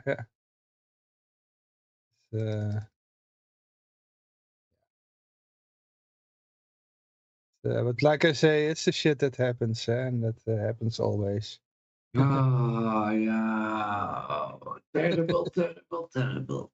Really, I am the guy who hates it the most. This guy, you know, he's a very busy guy, and I'm sure he finds a million different ways of filling his time, but I was really happy that he would come, and now I'm afraid that I missed it. Yeah. But you have a big hammer that you can use to slam yourself on I will the head. jump off the balcony after the show. I have told him that if he wants to join at a later moment, he's always welcome for a couple of minutes to say hello or something. And you sent him also the invite? Yeah, I sent him the invite link and everything should happen. But oh, I cannot believe this. Cannot believe it. Yeah. Yeah, we will hear this next year, though. I just quit everything after this. Oh, no, don't worry. Let me find the talk with Roman. Yeah. Our next guest is coming now. He's coming. He's coming. Robert is coming. Oh, Robert is coming. Yeah, wow. Okay, people. Robert is coming. Yeah. So we're waiting now for the moment for Robert to come, to arrive. Okay. Oh man. I'm first gonna apologize for a minute, so please forgive me on that. Yeah. Let's see if he joins in. Maybe you can tell something about Robert, who he is. Yes. Let's give a small introduction because of me, he is now a couple minutes late. So please forgive him on that. Robert is the CEO of bitmymoney.com, a Dutch fiat converter to crypto. I see that a guest has joined the show. Maybe this is him. I cannot hear you yet, guest. So feel free to talk. I don't see him, but a guest has joined the conversation, it says. okay. Maybe we should ring him like this. Or maybe she is looking for his headset. Maybe. I see it in the chat. I see it in the chat that somebody joined Ah. the chat. So Robert is the CEO of bitmymoney.com. It's a Dutch crypto platform. And the reason why I have invited him is because last December, I think. Robert, there you are. Hey, how you doing? Robert, I was just punching myself on my red nose, my red clown's nose, that out of all the guests that I had to invite, I forgot you. I cannot believe it. No problem. You came in last second, man. Thank you a lot for that. I was just giving a small introduction about your personality and what you are doing. You are the only Bitcoin maximalist that is welcome today, because although you proclaim to be Didi is also welcome, huh? Yeah, but Didi is although you proclaim Didi is not calling himself a Bitcoin maximalist. Robert is, but in his actions he is very different from many other maximalists, because I have been reading your latest blog post on bitmymoney.com that was published, I believe, on the 30th of December, and it made me realize again how incredible big our challenge is. Yes, indeed. Because you had a user of your platform that spoke about his experience with Bitcoin, and I for the most part, I'm thinking out of my own being. I have difficulties thinking how other people perceive what we are doing. And I think you are making an excellent bridge for the, let's call them the normal people and all the crypto enthusiasts. And we spoke already. We know each other for about 10 years, I think. The last time that we started a new conversation was about 1.5 months ago, when your alliance of Dutch Bitcoin companies won a court case against the Dutch central bank. And I congratulated you on the battle that you were fighting on behalf of all of Bitcoin. And well, we have limited time. You are a busy man. Well, we can stay. You can stay, of course. But in general, please introduce maybe bitmymoney.com. And I would really like to hear from you. What is your outlook for this year, or any topic, Bitcoin related topic is welcome here, Robert. We haven't really prepared a specific talk or a specific subject. Well, first, I have not watched the rest of the stream today. So I will begin with congratulations with the 15th birthday of Bitcoin. I was up quite late last evening last night, I should say, writing an article on the birthday of comparing Bitcoin and the euro. Yeah, a bit more money. We're not. I would say I'm a maximalist because I'm very convinced, and of course, I did touch some other coins in the past, even EFL. Yes. And your platform also trades Ethereum and Litecoin and gold. Yes, indeed. Yeah, So that is. But the official stand is not my personal opinion is that Bitcoin and gold are the most interesting coins to have. If you, I mean, we hope that gold will be the gateway drug for people to start with Bitcoin eventually, because if you switch your savings from euro to gold, you are better off most of the time in a few years than if you hold them in the bank in euros. And I watched the rate. There's over 10% increase in 2 years. Long standing. The gold price is rising, so that's good. And then you can swap your gold to Bitcoin with us. And we hope that our solution helps normal people. Yes. Without bling bling, no fuss, just easy savings in Bitcoin. And so I'm not a maximalist, or our company is not a maximalist company. It's actually, we're Bitcoin first. That's what we call it. Oh, that's a nice term. Term. But personally, I don't think in the long run. Well, I'm not against altcoins. It's more that I think all these altcoins are a different asset class in itself. So Bitcoin is only aiming for now to be a store of value, to be the digital gold, to the base layer of the new money.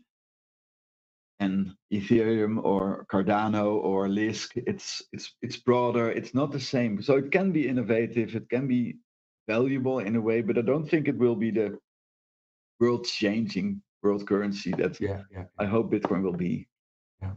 Well, so that's about it. Yeah. If you missed the introduction, my main goal of today is to connect different communities and to acknowledge that the group of people that is in Bitcoin today is incredibly small, and that we have a lot of work to do to reach out to a much bigger, larger audience, and that we all need each other because everybody has its own talent and its own way of looking at things, and that our common enemy, in a way, I see it like that, is this central banking system that is so unfair, that creates money based on violence. And that's what we need to acknowledge as our opponent. And that is what I often have. That's why I often clash with Bitcoin maximalists that only want to see a store of value and then use fiat as their way of spending. If we really want to build the dream of Satoshi Nakamoto of peer-to-peer cash, every community out there, if they believe they have a good reason for a blockchain, try it and connect yourself with Bitcoin. See that as the backbone of a new world economy, but try to avoid using those debt currencies, because that is, in my opinion, the what creates so much problems in the world today. I kind of follow your thinking, but I don't completely agree, unfortunately. Well, at least I agree in the long term. I think we have the same end goal, and that is to abolish the central bank, to expose their stories to be faulty. But I do think that if you try to use Bitcoin as money currently, it's like the hard route, and it's not. I don't think it's that effective. So I think saving Bitcoin is also using Bitcoin. It's using Bitcoin, and it will, if people will start emptying the bank accounts and pouring it into Bitcoin, and not necessarily with us. I mean, be my guest, buy a hardware wallet, save it yourself. But you have then the banks will run out of money. Eventually, it's not going that fast, but it will happen. then they can't provide mortgages. So it will run into a system. No, it will run to the banks, and the central banks will run into trouble because they built this pyramid on top of like this small amount of money. And I think so. Saving Bitcoin is also using Bitcoin, and spending Bitcoin. I mean, in the Netherlands, at least, we don't have a spending problem. We don't have a payments problem. True. This is 100% true. Yeah, and We have I actually don't in the use Netherlands. Bitcoin very often as a payment method unless I pay something online, so cross-border or online. I even send money to friends in Ghana, for example, and they exchange with a local partner to mobile money or to pay some debt they have. Yeah. Um, And the thing is that if you only use it as a store of value and you are still switching it back at some point, those that fiat currency that is stored still on some bank account. Also, if I deposit my euros to your platform has a bank account that stores these euros in a way. I yeah, assume. well, we don't hold euros for customers. Oh, okay. So that's quite different. It was not by decision. It was more that when we started, and if we would have to hold euros, it would be electronic money. So we would have to register with the AFM, and I thought that was not necessary. So you can only buy with Bitcoin with Ideal or bank, not a bank deposit, bank transfer. Yeah. And it will be exchanged to Bitcoin immediately. We hold your Bitcoins, and then you can send the Bitcoins to your own wallet, or you can leave them with us in a kind of a savings account, or you can swap to gold. But we don't hold euros for customers. So I think that's in line with what you would be saying. Yes, that's true. It's a little different than, I think, for example, a Bitvavo, for example, who is allowing people to. You would send 1,000 euros first, or pay 1,000 euros with Ideal. They hold it in your account, and then you can swap the euros to cryptocurrency. Yeah. True. Yeah, the real reason why I got you here today is to congratulate you on that victory against the Dutch Central Bank. Of course, there is a next court case. There's a follow-up on that. I believe it's in May or in April. I'm not even sure. Well, I'm sure that I'm gonna watch it. What is your outlook on this year? The ETF is broadly expected to happen soon. Well, one small thing. I don't mind the regulation. So I am standing with the court case because I think the Dutch Central Bank overstepped what was necessary for the regulation. They did not contact the market. They did not contact us, but they were some like hautain, how would you call it? Zelfingenomen. Yeah. They thought they knew best, and then they made it very hard for the few companies that did register, and they left holes in the marketplace for the Binance and Coinbase and other big corporations to step in and take the market. So that's why I agree with the court case. But I think the ruling, the MICAR for the companies, I think that's fine. I mean, we have like millions of euros flowing through our hands every day, or let's say month, and that's customers' money. So I think it's good that is regulated. I do object to the regulation of the self-custodial. What you see in the United States is they're trying to have you register as a minor, or have to register as a Bitcoin user personally. That should be averted.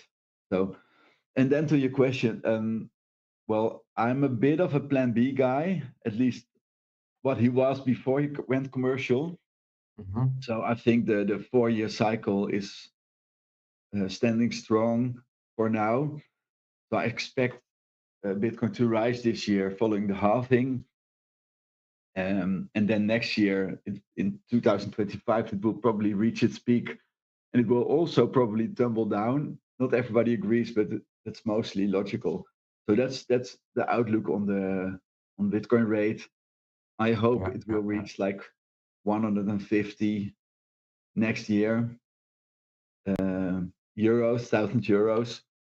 Yeah. And I hope on the technical side that Lightning will be easier to integrate or easier available. How do you see the liquid proposal? I'm not sure. I must admit that I have not really used Liquid yet. Okay. But it's like an alternative. I mean, it's the Blockstream Yes. sidechain, you could say. Because most people, well, most people, what is most people? But I read a lot that many people are giving up on Lightning and are saying like, hey, it's not what we thought or it would be. And Liquid, go Liquid now, and they push it more towards Liquid. And for me, this Liquid is like a Hotel California, because you can put your coins there, but can you take them out? Not sure. Yeah, I'll make sure that next time we speak in a stream that I'll have read into it. All right. I did use Lightning for small payments online as in person, and it worked very well. As long as the group is small, it will work. But if I have a business or I am working and every month I have some cash flow that has to move in or out of Bitcoin, you are going to experience the same congestion as we experience now with Bitcoin in a way, because it's just too many people. I cannot see how it's going to work in a way. I wish it was, but if I need to make one transaction per month, it's still too much. Well, these channels can live for longer. And I think most, like for example, Bitcasa is running a node connecting like over 100 companies, and they process these payments for them. So for the individual that is the self custody that you lose in a way, so no, not necessarily. I mean, the customers who pay can have a self custody wallet. Yeah. Well, and I'm not sure if it's too bad if like a second layer is not completely self custody. It's a bit like if you walk around with smaller amounts of money, which is easy to spend, and you can send it to your own self custody wallet again. It's like I'm very much a big proponent of the UTXOs coming from your own place, and but yeah. I'm again, Robert. I made a little mistake in inviting you too late, and that I take full blame for that. Problem. But we already have our next guest. I understand. Sitting here. You feel free to stay a little bit. Roman van Rij, he is building the Referent app, and when I looked into that, I felt like maybe one day in my life I'm gonna vote again, because I have already declared democracy dead a long time ago, and I say that it's all been corrupted. Now Roman revived it. but Roman is building an app that wants to use blockchain technology to basically have a referendum on everything that comes forward to vote on, and then the party is going to vote on whatever the users of his app tell him to vote, if that is the right introduction. So Robert, yes, feel free to stay, feel free to ask your questions to Roman also, or if you want to say something more, if you have a specific thing to share with us, I would love to hear. Not currently. The floor is yours. Not currently, but thank you for having me, and I'll switch to the stream. I'll look up the stream, and great. I'll make sure I'm available next time you have a day party. Cool. Well, for sure next year, but we will see how things evolve and work out.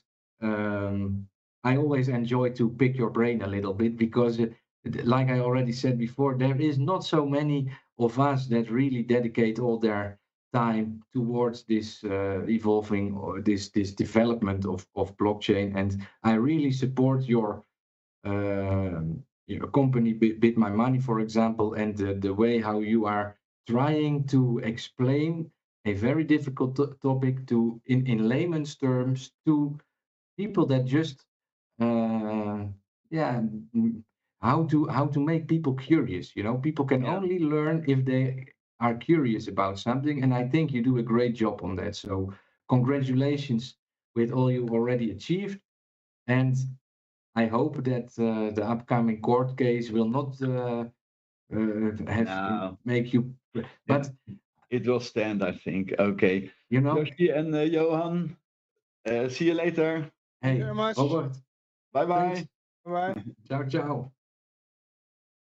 Ja, dan gaan we naar Roman van Ray. Oh, Hey, Roman, thank you for being flexible a little bit on this time because I invited everybody and I forgot to send Robert a message and I was worries, no stress. I was hating myself for it, but he showed up in the end. I sent him the link and he came in, so I'm very glad that we got him on for a couple of minutes. He's a busy guy. But now over to you, Roman. Would you like to do this in English or in Dutch? Because I do understand that it's a Dutch-built app for the Netherlands. Maybe there is some difficult words that you prefer to. Now we can do it in English, but I don't know about your audience. Do you have a wide international audience? Would you prefer to do it in English? We hope we have. I don't know how wide it is, but I would like to do it in English to make it a little bit wider. Let's say it like that. No, that's all right. That's all right. I do have to say, I just looked up the word wetgevende macht. I forgot what it was, so I already sort of prepared. Great. Roman, you came forward because of Johan. He introduced you to me. You said that we already met each other. I first want to know more about that. That's funny. I actually, I believe I interviewed you about 10 years ago when you were having a speech at a protest in The Hague somewhere. Wow, is that you? Because that video has been taken private on YouTube. I believe so, yes. And I would love to have a link towards that video because I can share it with you, sure. Oh, that's amazing. That was the first time I spoke out in public. Yeah, that was good times, man. Yeah. You changed your hair a bit. I don't know. Yeah, we are living in a clown world, you know. Yeah, so right. this is my way of this is my way of coping with reality. I understand. All people have all kind of side effects these days, and this is mine. So good. How are you doing, Roman? Well, I just had a daughter a couple days ago. Wow, So, congratulations. First kid. Yes, indeed. Congratulations. So, still getting used to the rhythm and the tempo a bit because it's every couple of hours. She sleeps a lot, so that's good. Eden, she's called Aiden, and so that's make her a little garden. Exactly, the Garden of Eden with an apple tree. Preferably not, right? Coin tree. Well, but it's a bit much, but it's very doable compared to all the other stories, compared to the potential, effects of having such a thing happen in your life. It's I can't complain. It's good. Yeah. Congratulations on that. Have you guys been going for hours already? Yeah. It's okay. It's okay. The call is 4 hours long now, but all right. I have been. I don't know if you heard about the death of Jeannette Ossebaard. Last 2 weeks ago, it was confirmed that she was found dead. Okay. And then I decided to stream the entire Fall of Cabal series. I gotta say, I'm not familiar with any of those. Oh, I'm she made right now, but she made a documentary series, and that is 50 episodes of half an hour. Okay. And I did that in 4 days. So I've streamed a lot over the years. So for a Bitcoin birthday, I've got so much energy, man. Nice. I could go for a year. What's the series on? What are the what is she speaking? Well, it's an alternative history of the world. Let's call it like that, and it's a little bit exposure of monarchies, power structures in the world. There is some because while she was doing that, COVID happened, and there is a little bit of how the numbers are cooked in a way, how they mistreated people in hospitals so that they were, in her words, killed by wrong treatment. And it's a very, let's just say a lot of people would call it conspiracy theories, but there is a lot of evidence backing her claims. And there's a lot of conspiracies in the world. Yeah, of course, but need you will some not theory, you will right? you will not Explain. find that info on the regular media, let's call it like Yeah, that. I understand. And she got depressed and she killed herself, Oh. and that's a very, very sad reality. But I already played all her episodes a couple years ago while they came out. And I decided to, in honor of her passing away, I would play everything again. And I was thinking I will do it in 2 days, but no, You it can't get it now. was a Too little much. bit too much. Little bit too much. Yeah, But but so- anyway, we invited you here because you have this app, a referent app. We already played the video that you shared with us. All right. So the audience has a little bit of an introduction, and we already said it's what I understand from it. Because I read your website also, what I understand from what you are trying to do is to build a app where people can become member of your political party to be, and then they have to vote in the traditional system of the traditional democratic system. And whatever vote comes forward in Dutch parliament is going to be brought forward to the members. They can vote inside the app on the blockchain, I assume, so that it is all publicly transparent, verifiable what is happening. And then the representatives of that party are going to just vote whatever comes forward out of your. And for example, if you have 10 seats, and there is a 60-40 division within your members, maybe 6 of your members will vote yes and 4 no. I mean, I don't know. It's just Yeah, maybe perhaps. my first question. Yeah, that's interesting. I hadn't thought it all the way through that far because first got to get this thing off the ground. But I like the way you're thinking. Although I do have to say that ultimately, what you're describing is only phase one, I would say, of what I'm actually trying to do. So give a little, maybe let's start with you giving a little insight of explaining exactly what you try to do and what steps you are planning to make. Well, let me put it real simple in real simple terms. I want to cut out the middlemen that are the politicians right now, and using technology, I believe we can. So ultimately, I want to use technology to obviate government as we know it today, as an institution of imposed control, top down control. And I want to enable people to organize bottom up with the right tools because, as at the meeting where Johan and I met recently, where I also brought up this idea of libertarians like to mock people who ask them that who will build the roads.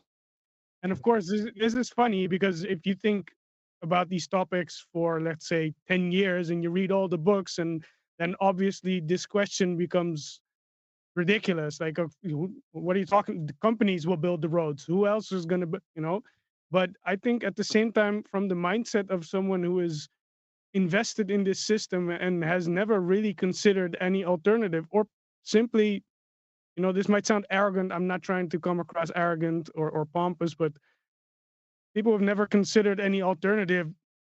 They don't see any, ironically, road ahead. They don't see the road to that system, to another world. So the way I like to look at it is we have to really create the hoe zeg je dat? Onderscheid, division, in the consciousness of the masses, that what we are talking about here, when I'm talking about the referenda, is societal organization as a modal, how do you say that, category, and societal organization right now, when people think about societal organization, they look at the government.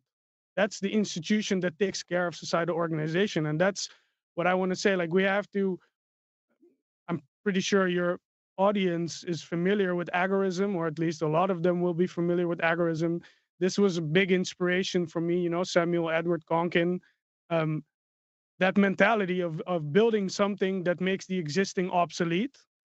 I figured, look, all these things that the government does, or at least part of it, I would say a substantial part of it, are things that we want done in society. I don't know about you, but I want people who can't take care of themselves taken care of, for example. I like that idea. That's compassion. You know, I don't want to live in a world where we let those people go, so to speak. This the survival of the fittest mentality.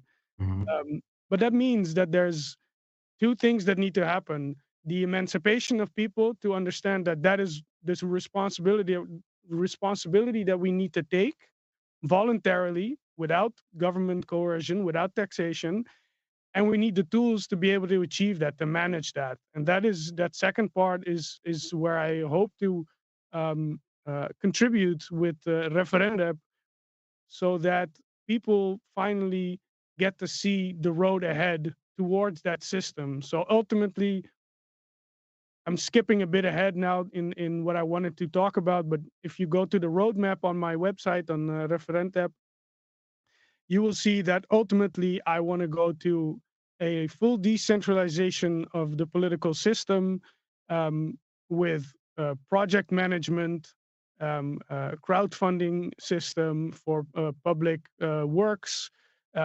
federalization. So on the local governmental level, as well as on a national governmental level, have all the finances be transparent. And if we try to update, so to speak, the current system with something like this, then I think there's a transition that we can, zeg je dat, afdwingen? Enforce. Enforce, yeah, but enforce is in this context maybe a bit dangerous, but I guess so, yeah. So that people will see a way forward, yeah. I'm Google translating it. Command Command, yeah. is an alternative word for it. No. I've got a Yeah. couple more, but they are not really better. I got extort, but that's also not good. Yeah, no.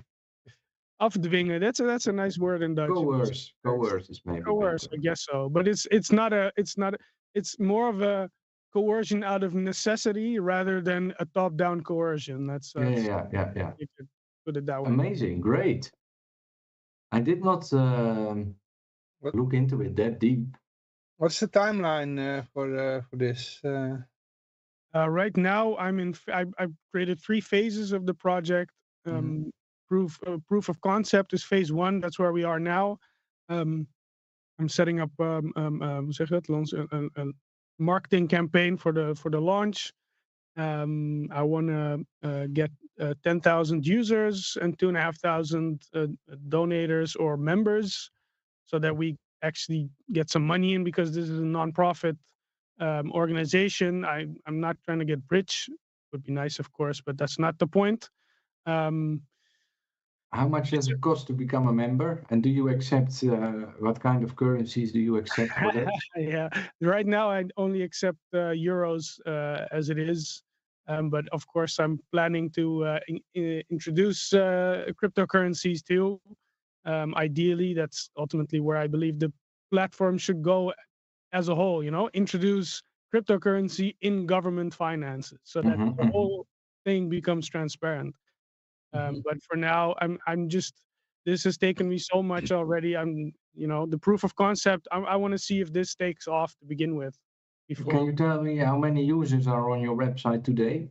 Less than 100. So if Less you're than watching 100. this, download it. Go to referent.app/download. Download it, and you will be one of the first people to start. I will using definitely do that later today when the show is Right. over. Because so far what you're telling me really sounds like music to my ears. I really like what you're saying. Yeah, and it's funny because I've been working on this for well over 10 years. I would say almost 12 years now on this concept.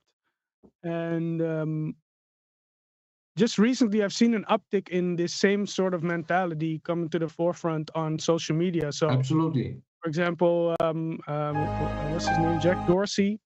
What did he say? I wrote it down here. He said, "Imagine your government's built upon open protocols that they can't own, control, or manipulate. Every interaction visible to all. What changes?" Yeah, everything. So exactly. So get rid of privacy for people who want to force their will on you. Yeah. They claim that authority to force their will on other people. The least that we can demand is that the whole thing be transparent, so that we don't have to trust them. Yeah. Trust, verify. I don't have to explain that. I think on Yeah. this channel. All right, so that's phase one, and it's in the starting blocks. Yeah. Let's say you will get your 10,000 users, your 2,500 members. Yeah. What's next? Well, I guess attracting funds. Hopefully, I mean, find people with serious money, because this is really, it's going to take a lot to get this thing going for real. This is not integrated with any blockchain as of yet. So that whole thing, I can do some programming. I built the whole thing myself, but blockchain, that's going to be too much for me. I'm going to need to attract programmers, coders, and it's going to cost a lot of money. So, but perhaps it's interesting to talk a bit about what it actually means, this proof of concept, before we move on to. Sure. No. Okay. Yes. Let's do that.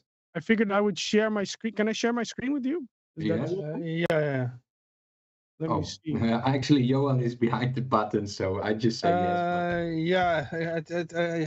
Let's do it. I think it's will be shown on the screen that you are now. See now the Skype logo. Be loading. Oh yeah, it is the load, of course. Yeah. Do you see anything appearing?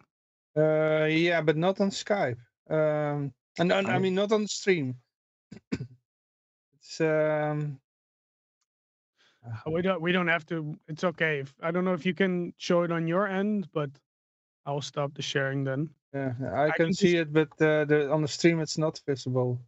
Yeah, it's all right. I'll just talk about it, and people can download the app and then look at it themselves. The main thing that I tried to do in this with this app is to find a way to bridge the gap between the system that we have now, where I want to go, where I think this should be going, and the level of engagement that people have today. And so One second, Roman, because you switched off the camera when you jumped back to the. Yes, I see. It's nice to see you. Yes, indeed. We want to bridge the gap. You Yes, said. to bridge the gap between what we have now, where we want to go, and the level of engagement that we see today.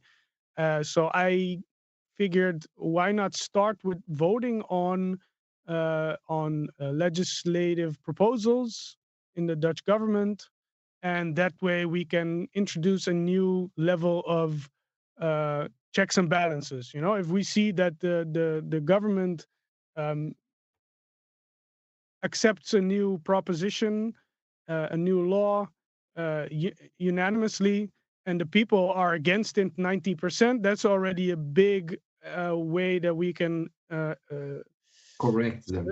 Yeah, correct them, or at least put some pressure on them to show them, if there's, let's say, 6 million people in the Netherlands and 90% of them don't agree with what's happening, maybe something is wrong. Yeah, exactly. Or maybe we shouldn't go forward with that idea. Exactly. So, and to make it engaging, because of course this is very dry. A lot of these texts are you don't want to read those, all the laws. So what I'm going to be doing as part of the campaign, the marketing campaign for the launch, and forward from then on, that's the idea, is to how do you say that? Verslag doen. Reporting.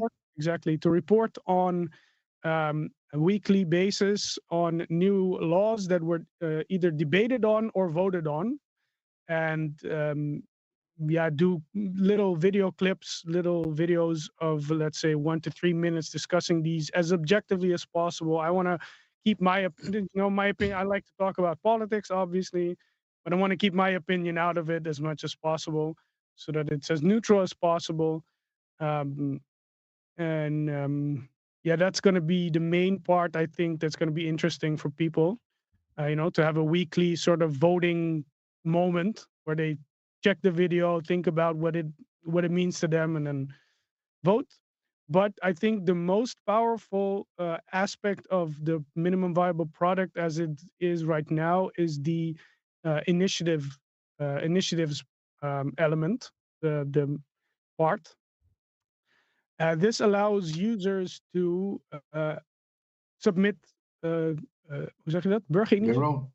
Their own proposal. Yeah. Exactly, legal proposals. And this would create, when a user creates an account on the app, they have the option. It's not necessary because these are private. This is private data. This is sensitive data. I understand, but this is what is necessary to make it work. They have the option to enter their address besides other information, but the address is essential because from a legal perspective, these proposals, citizens initiatives, that's the word I was looking for. These citizens initiatives, if you want to support a citizens initiative, you have to you have to give your address so that they can check if It's a legal requirement for it. exactly. So, and that means that if you vote for an initiative on the platform and you have entered your address, that means your vote counts legally as support for this initiative. And any initiative in the Netherlands with 40,000 supporters can be submitted to the government, and then they are forced to take it into account. They have to discuss it in front of everyone. So I think this is another very powerful step towards, bringing power of the government back to the people. As I would say, true democracy would have to function.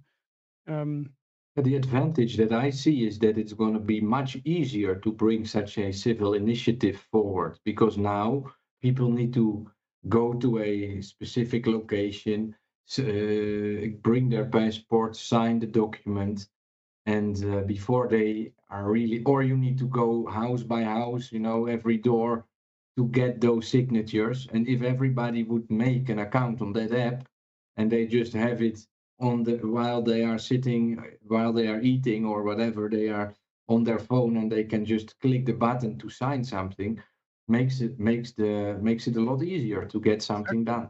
Yeah, exactly. And to add to that, to make that process, how do I say this, more effective, I've also introduced groups and a forum in the app so that people can, form groups and work together in the forums. For every ministry, I created a forum so that you can, introduce new problems and figure out, a lot of people like to complain about politics, as do I. It's fun, it's easy to make fun We of are it. not complaining today. We are only bringing solutions. Exactly. And that's I think one of the most interesting aspects also of the initiatives part of the platform, in combination with the forum and the groups. If we look at how the system functions today, there are people employed in government, the 150 people in the Tweede Kamer, in the what do you call that in English? I don't know. The House. The House representatives, something like that, I guess.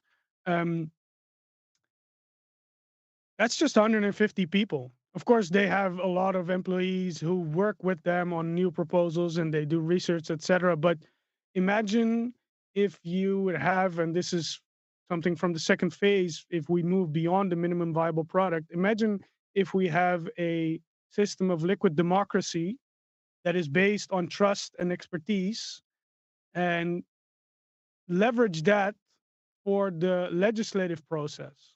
So I don't know if you guys are familiar with liquid democracy, but the idea is that you delegate your vote to one of the other users, and that person can then vote on your Yeah. behalf. Yeah. And if we categorize this in specific ministries, for example, to set out with, um, let's say my father, he knows a lot about immunology. He's an immunologist, allergies, etc. Let's say I trust him to do what's best on my behalf when it comes to health issues. Yeah. Ministry of Health. Every time he votes in that ministry, in that category, he votes on my behalf. He could do the same, delegate his vote to people who are even more knowledgeable than he is. If you do that for every topic, you get sort of like a hierarchy of trust and expertise, which kind of, I guess, would resemble what we have now, but it would be way more decentralized. And as this as the word describes, as the word says, it's liquid. So as soon as someone does something that seems wrong or you don't Yeah. agree with, you just retract your vote. Yeah. You get a notification when someone votes on your behalf on a new piece of legislation. You retract your vote, and that's it. That's Yeah. it's done. And if you leverage that, you get so much more. What do you call that again? The crowdsourcing of information, I think, has so much more potential than just those 150 people and their employees who also have all these hoe zeg je dat, belangen, these These interests and interests. conflicts of interest. Exactly, that we don't know about. Yeah, Yeah. I see so much potential for positive change in this direction. There's just yeah. Yeah, it is really, I'm looking at your website, how much you already wrote down. You just said, I'm already working 10 years on this, and it's visible. If I look at that website, you really thought about this. And like I already mentioned, I like what you're saying. And I think it's a great way, or it's a great example of people trying to find a solution to the problem instead of just posting on social media how they don't like somebody because they flew to Argentina, for example. And then I'm thinking, if we only react to what comes forward and show our discontent, where will we go? It's not bringing us anywhere. We need to work on, and if we would all give power to that app, that is going to be our new reality. We created this system. That's why we can create something different. And it's only a matter of people wanting something to happen, and it will happen. Yeah. And so I'm really excited about what you are saying here. And I will definitely could become a member later today. I just became a member. I'm afraid my address is not going to be very valuable here, 20 miles out of Liberland. But yeah, it's a nice outlook on what people are building on. Because before Johan mentioned you to me, I didn't know about this initiative, and I really think it's a great step forward, or it has potential. Let's say it like that. Yeah, thank you. I appreciate that. And again, I want to thank you for inviting me, because you're really early when it comes to promoting this thing. I haven't really launched the actual promotion campaign yet, so Yeah. it's no wonder that you don't know about it. You heard it here first, people. Exactly. Yeah. Hey, and how are you on a more broader level? What do you see happening in 2024 is a question that I ask to all our guests.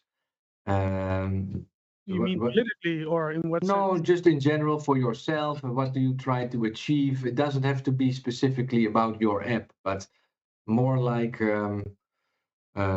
little outlook, because it's the 3rd of January, and it's always a good topic to hear just what people are doing for themselves. You already mentioned it, of course. You got your first child that is now a couple days old, so I guess most of your time will go to that.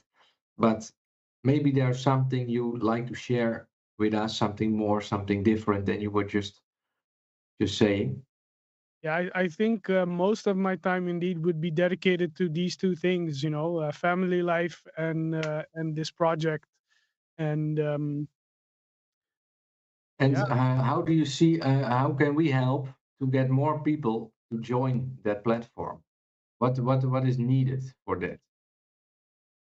yeah, it's, of course this whole platform is only going to be interesting if a lot of people join. So that's the biggest obstacle now. Mhm. Um, yeah, just share it, spread it out, let people Yeah. know about this idea, about the app. Um, that would mean a lot, I think.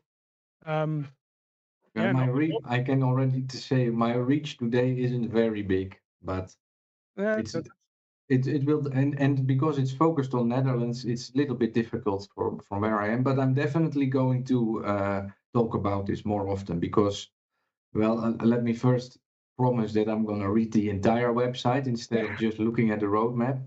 But I really think that something like this is, well, utilizing the new technologies in a way that can really benefit our organization structure. Because the system we live in today is, in my opinion, so incredibly corrupt. I gave up on it many years ago. The first time I voted was for the European Constitution, and just like 60% of Dutch people, I voted against that constitution. And what happened? one month later, we got an extra paper on it, so it was completely different constitution after that, and it got approved. Yeah. And that was basically for me the the last time I voted. I think the first and the last time. Maybe I voted once more after that, but not so much after because, well, in the period that we are. What's your age, Roman, if I may ask? 33. I'm gonna turn 34 in 2 days. Yeah, so majority of our lifetime we have been involved in wars that nobody has really supported. That the explanation for those wars turned all out to be lies afterwards, or for the majority. There is still a larger territory of Syria being occupied by NATO forces than Russia is currently occupying in Ukraine. But yet, we are all supposed to hate Russia for what they are doing, and what the oil that we steal in Syria is it's all perfect. Nobody's talking about that. So there is such an incredible double standard that until today we have not really been able to break.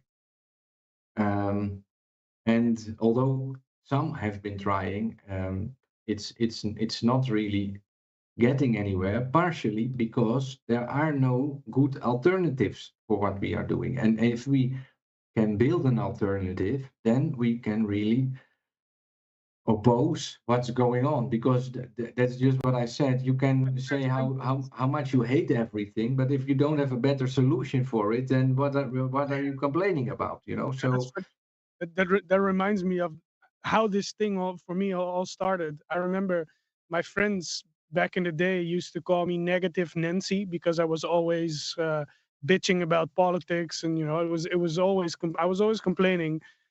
And at some point, one of them, in a bit of frustration, they said to me, "You know what? Why don't you come up with an alternative? You always then come up yeah, with something, yeah. come up with a solution instead of always." And that was a seed planted in my mind that grew out to this. Yeah.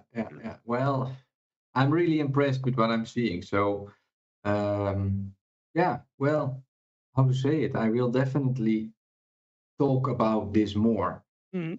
in the future when somebody asks me. So, how should we do it then? Yeah. Do you plan to translate this website?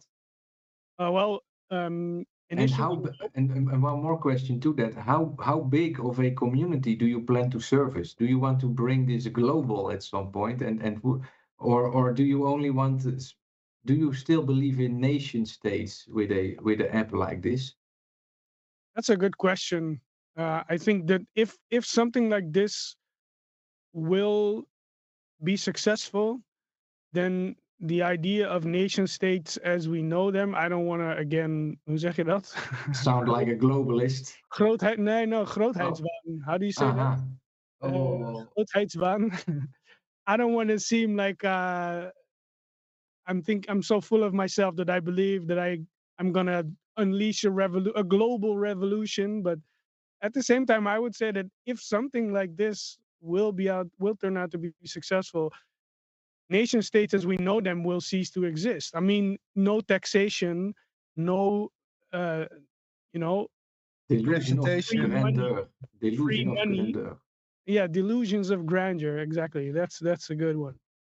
So yeah, I think that's the only way forward. And I believe that if this is successful in the Netherlands, a lot of people are just going to go, why aren't we doing this? Let's move on with go ahead with this also. Let's implement it also. So I can definitely imagine that this will become international, but initially I will stick with Dutch. Also, I'm not a necessarily a nationalist.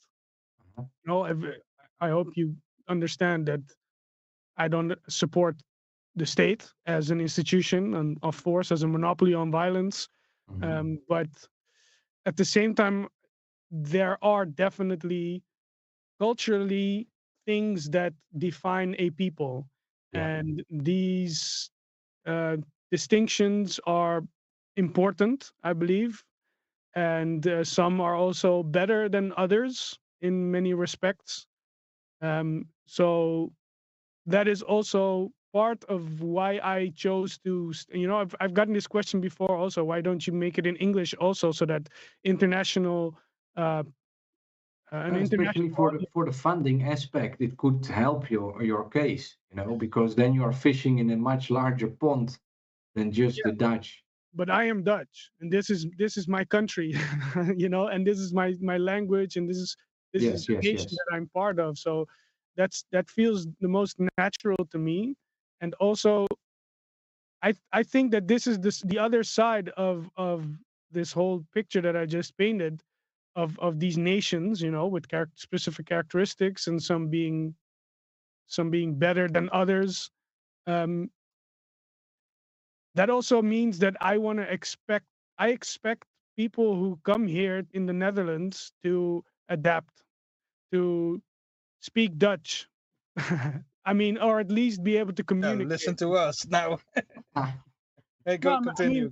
yeah, that's ironic indeed. But I mean, I think it's very strange. I don't think there's necessarily anything wrong with it, but I think it's very strange that I go to a voting booth and there's texts explaining what people should be doing in like 8 different languages, including Turkish and Arab and I don't know what languages. Yeah. And these people don't speak Dutch. Why should Yeah. they be deciding what we do in this country? They don't even speak Dutch. I mean, now let me rephrase that. They can't communicate with us. I can speak a bit of German. I can speak English. I can communicate with someone who speaks English. There's a connection there or at least a potential connection there. I cannot talk to these people. They cannot talk to me. I don't think it's fair to expect that they should be deciding what happens in this country if they don't even, rise to that level of respect for the host nation that they're in. Yeah, I don't know. That's also part of why I chose Dutch as the language for this platform initially. I want to set a standard for people to understand that this is the Netherlands, this is Dutch people, this is where you speak Dutch, and if you want to participate, you put in some effort. Yeah. Well, I'm sitting on millions of crypto coins that hardly anybody is using today, and then I always think, oh, I wish I could fund something, but it's just not a reality today. But it's definitely you brought this on my radar. Let's say it like that. And I do believe that 2024 is going to be a very turbulent year in which many things can happen that I don't oversee today. Mhm. So you never know what the future might bring. How do you see the sort of political winds changing over the last couple of, I would say, months, maybe a year. You know, you've Well, seen. I'm a Liberlander, right? So I Mhm. have my Liberland passport that I will sometimes like to show. And they are very excited about the Argentinian president becoming the Argentinian president. Yeah. And in general, if you see what is happening in the world, then I think all those public servants that have been secure of a job for the majority of for 3 generations now. Uh, I- there is a lot of talk about ending, for example, public broadcasting in the Netherlands, or at least reducing the budget significantly. And um, yeah, I think that is because those people are just, they are speaking about useless eaters today instead of useful idiots. Before, they needed your participation to empower them. And with them, I mean the powers that still are. So they needed your acceptance of them being in power. And those powers believe that they can now do it without you. And so they are going to cut their budgets and they are going to remove those public servants for a large part. And computers are going to do the job, for example. So that is a direction that I think has gained some traction over the last couple of months. And I really see libertarianism in general becoming because who knows about it? Nobody ever thought about that. That's really the people are so uninformed about everything, and I really see that ending because as soon as you start to inform yourself, you cannot unlearn what you have learned. And like I already stated before, everything has been so incredibly corrupted, and it's so obvious that it all has been corrupted. All that is needed is your motivation to find out. And if you want to, you will, because we still got the internet freely accessible today, and the information is there. You will not hear it on TV, you will not read about it in the newspaper, and the school system is also not going to educate you that way. But if you are triggered in some way or another, and are going to look for it, you will find it. Yeah. And Seek so and you will find. yeah, I really think that a big shift in consciousness is going to happen. I've been saying that for too long now, but But it is uh, happening. You can see it. I mean, it is happening. It is even in happening. terms of these elections all across the West, uh, slowly but surely people are moving away from these top-down controlled, how do you say that? Megalomaniacal modes Power of, structure. yeah, exactly. Yeah. Yeah. So, but I think at the same time, this necessity, the necessity that is, how do I say this, laid bare by the corruption, because the corruption just shows people that ultimately you will have to do it yourself. This is a Yeah. good lesson because this Yeah. is what it takes to take a step in that direction. The like I said, the other side of that coin of libertarianism is the taking of responsibility. You Exactly. have to take the responsibility.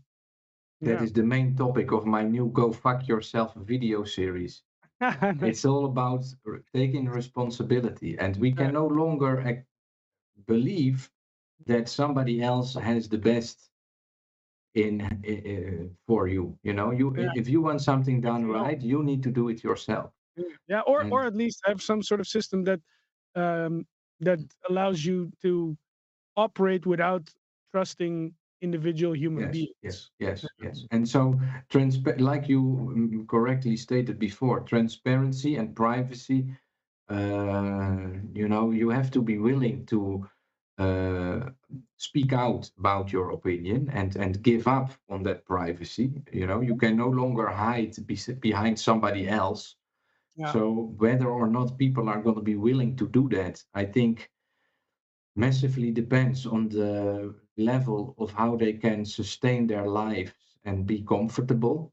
And Yeah. so I do believe it must get worse before it can get better, and that we have not seen it yet. Sure, COVID was a small glimpse, and for somebody who's doing things that I'm doing, COVID is really a blessing from the sky, because finally some people were so shaken up that they started to look for different answers, and then they can find it, and then like I said, those people often after they learn it, they will not unlearn. So but yeah, in the short-term future for this year, I really think that it's gotta go worse before it gets better in a Yeah. way. So Yeah, that necessity is ultimately what drives it. My uncle, he teaches at the University of Amsterdam, and I followed his course a while back. He what does he teaches teach? he teaches the world the history of world communism, global communism. It was really interesting, and one of the things that really stuck with me was that when you see the periods before a revolution takes place, you see a collapse of societal structures and the necessity arising for people to organize themselves because the Yeah, government is not doing it. The current power structures are not doing it. yeah. And that, I believe, is also what part of what we are seeing today. This is what we see in the Dutch politics. What's his name again? Wilders? No, shit. Go What's his, there. Yeah. no, the one with the big party from the CDA. Who Oh Omtzigt. yeah, Omtzigt, yeah. Omtzigt, exactly. Omtzigt. He's talking about a new political mentality, new, how do you say that? New social. Bestuursmentaliteit. Social contract. Yeah, exactly. That's really what you see. I would say, um, reflects that idea. Only he still operates within that system. He expresses it by introducing just another new party, which ultimately I believe is futile because you just participate in the system that created these problems to begin with. But it does reflect that idea of the necessity for some fundamental change. Only the system is not gonna bring it. Yeah. Yeah. Ik heb trouwens, I have to say, I tried to log in. I created an account on your website while you were talking. And I created a password and a username, but it doesn't work. That's not good. I will check into that. Oh, do I have to get an email first? You have to confirm. You have to confirm with your phone number. Yeah, I did. Yeah. I believe that should suffice off the top of my head. Yeah, but I cannot log in. Oh, hold on. I believe you became a member. I see your membership here coming in. Yeah, I also paid, and then I have to fill in everything again. That's Yeah, no, weird. that's maybe that's a bit confusing. That's good that you say it now, because there's two different memberships. You just became a member of the organization, so we And have. I also did one where you paid, but I didn't get a password. Yeah, no, the part where you create an account is not where you pay. So the platform itself is free, so you don't have to pay to use the platform. It's accessible to all people in the Netherlands. The part I believe where you just signed up is the membership for the organization that's behind it. So ik heb een vereniging en een stichting. So Okay, yeah, I did both. For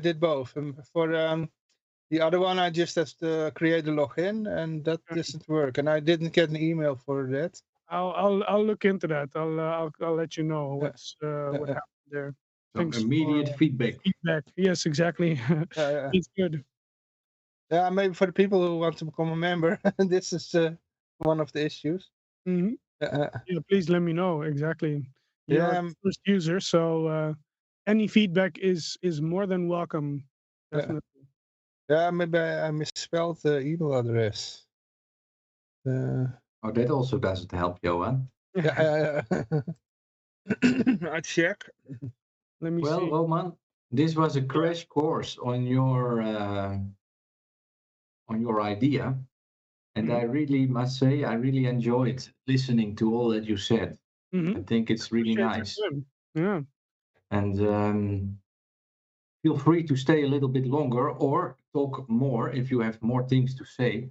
Our next guests, let me just check if they wrote me something, are going to be Bitcoin cashiers who celebrate their birthday also today. Right. So feel Perhaps, free to stay. yeah, perhaps your guest should be coming in a minute now at 4. Yeah, I asked them to be 5 minutes early, but I don't see that they joined yet. But okay. Perhaps one more element that I wanted to explain of the platform of the second version that of the app. If we move beyond the minimum viable product, I'm sure a lot of your listeners are also familiar with David Friedman, anarcho-capitalist of Machinery of Freedom. I want to try to introduce some elements of his thought into this platform also by creating a financial dashboard that shows the costs per ministry, per law, and per proposal, and also that shows the debt that the government holds in your name and the hoe zeg je dat, rente? Interest. Interest, exactly. Interest that the government holds in your name or pays in your name, so that if you bring all these things together, it sort of introduces an element of supply and demand in the legal process. So you see the costs of maintaining certain laws, enforcing certain laws, and for example, you lay bare, you expose. I don't know. This is just a hypothetical idea, but let's say the police spends 10 times more money on finding people who cross the roads in a red light, do jaywalking, than they do spending chasing rapists. I don't know. I'm just saying. Yes. And then that would be very tangible data to base new citizens initiatives on, so that would it also be possible, for example, for users to have a certain budget spendable that they can, and then they can say, I want it to be spent on education, not on the defense. Yeah, exactly. That's also part of this financial dashboard. I called it keuze, vrijheid, besteding, belastinggeld. So then initially, I guess because this has to be done in steps, but initially you would say, let's say you pay 50% in taxes. That's just the situation how it is. I make it 80, but okay. But then within those margins, you get to tell the government how you would like to see it spent ideally. So let's say of those 50%, you say 10% goes to education, 10% goes to health. I don't know, whatever you want to do. And then initially that is only a feedback mechanism, of course, because there's no legal power that enforces these. But you can move towards something like that. And eventually you flip it so that only the projects that have the financial support, the voluntary financial support of the people, get financed, and otherwise they don't have any, hoe zeg je dat, bestaansrecht. They don't have any right to exist. If government bureaucrats want to build a bridge somewhere, and they can do now, they just can because they have the money, and in this system they would have to how do you say find support. Exactly, and find support. And if they don't get the money from the people, the bridge simply doesn't get built because then there's no demand for that bridge. Right. Yeah. I see Joel joined in. Yeah. Joel Venezuela, welcome. Good day. Can you hear us? Usually takes a while. Usually takes a while. You have to go to the settings because it's Microsoft. And it changes everything you did the last time. Yeah, Gerrit at the start of our broadcasting had the same issue. The same issue. Since it is a Microsoft product. Hey, perhaps we can conclude it then. Yes, Roman, your referent.app is open for registration. Indeed, yes. I will for sure later today register. You are still looking for new people, of course, and we are gonna talk about it more often. Feel free, by the way, because we do a weekly Dutch episode also. Feel free to join in on one of those future calls. Sure. You know, and if there is some more things you like to share with us, or just do the entire story once more in Dutch, that's very welcome. If you want to stay a little bit longer and ask, for example, Joel how he has been living without a bank account for the past 10 years, Oh, wow. then feel free to stay a little bit longer. But I see that Joel has joined in. Can you already hear us, Joel? Not yet. Does not look like it. All right. Well, we keep on talking a little bit more. Yeah. I see a bright future ahead, Roman. I think this app is something that more and more people will see value for. But that's just my opinion, of course. I don't know, but after your pitch of this last hour, I really believe that it can really grow, and that it can really the thing is, once you get a 10,000 users, it will only get stronger, because now it's nice and it's a theory, and how will it work? If you manage to get it working, and people see their involvement grows, because this is like Bitcoin. It has a tremendous network effect. With just 10,000 people, it's not going to be as powerful as 10 million people. Yeah. So, it's something that can really change the future. I believe that. I can share your passion in that. Yeah, that's So, good to hear. Let's pray that you're right. Yeah. Yeah. And please send me that link to a video of my first ever public speech. I will look it up. Yeah. If you can find it, that would be great, because I found that video myself, and it was funny, because I knew that it was recorded, and then a couple of years ago I found it and I could look at it, but recently I searched for it again, and then I had that direct link to the video, but it was made private, and I couldn't share it anymore. So I gotta be honest, I'm not entirely sure if I still have access to the account. I should have the video. maybe the entire account got deleted. I don't know.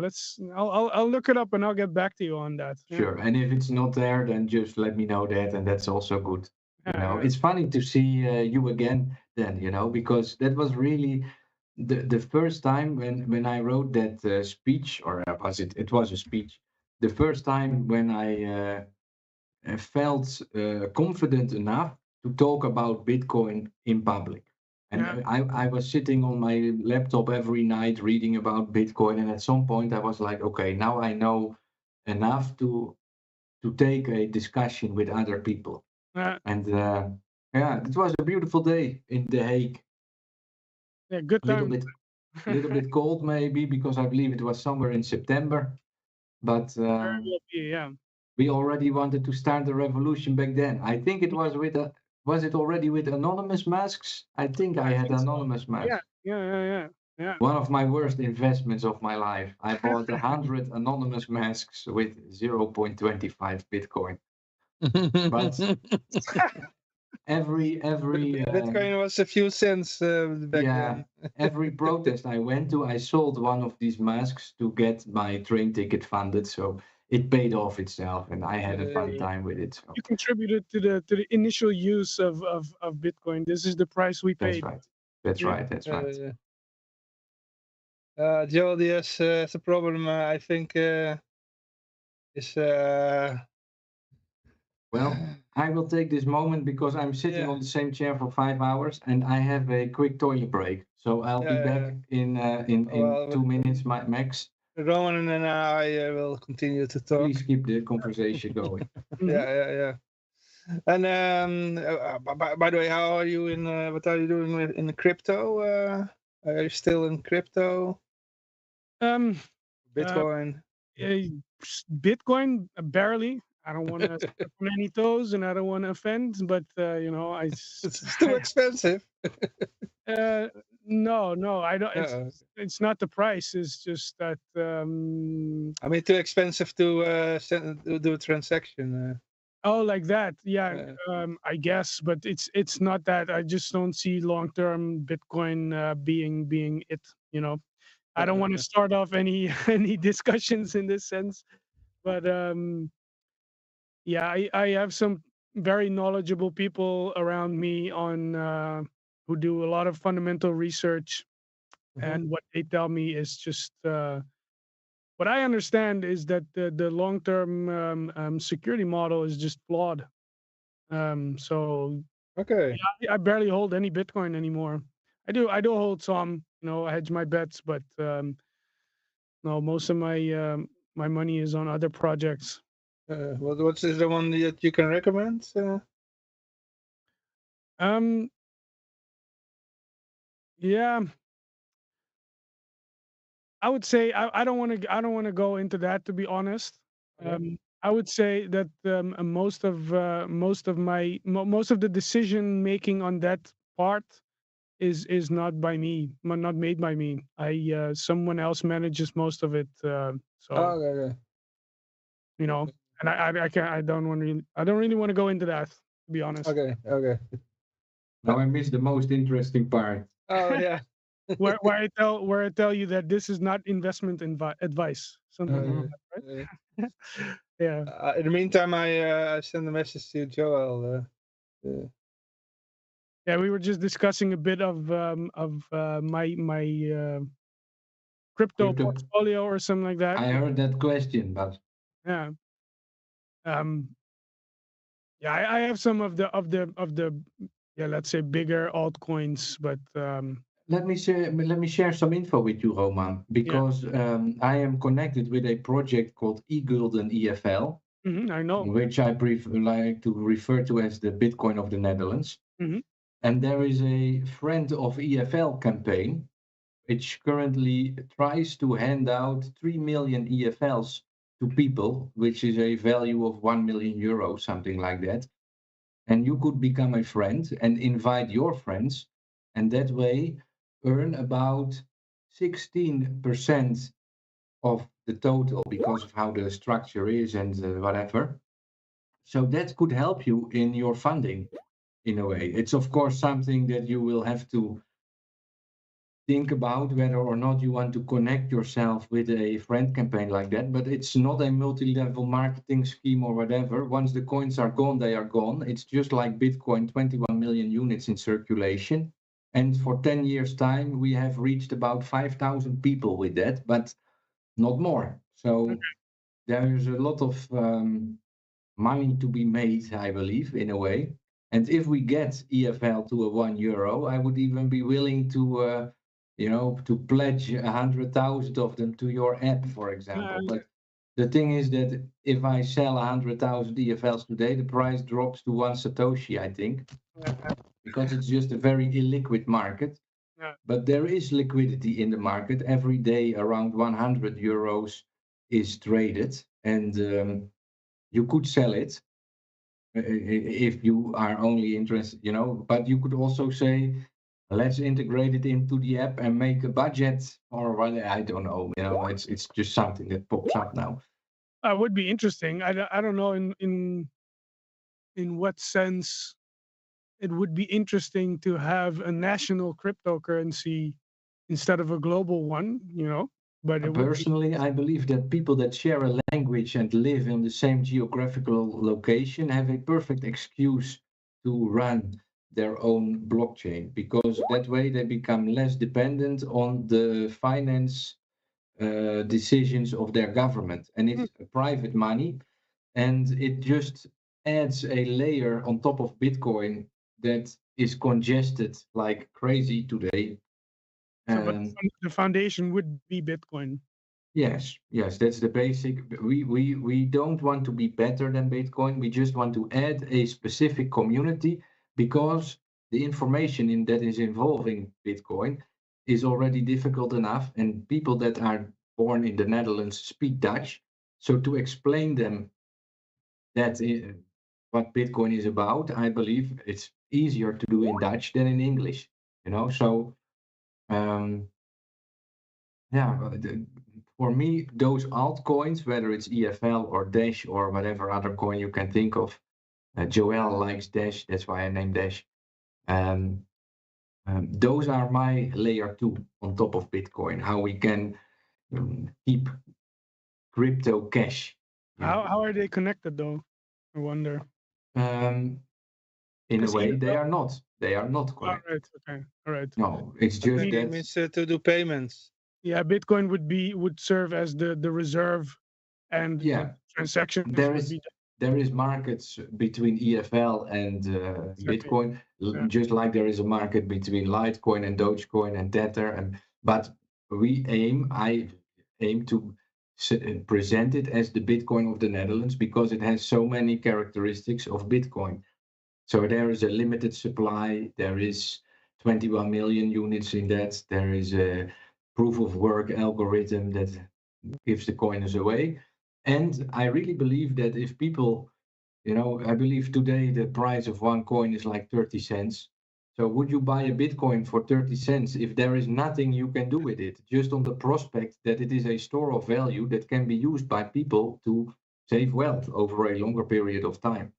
So that opportunity is real. I believe in it.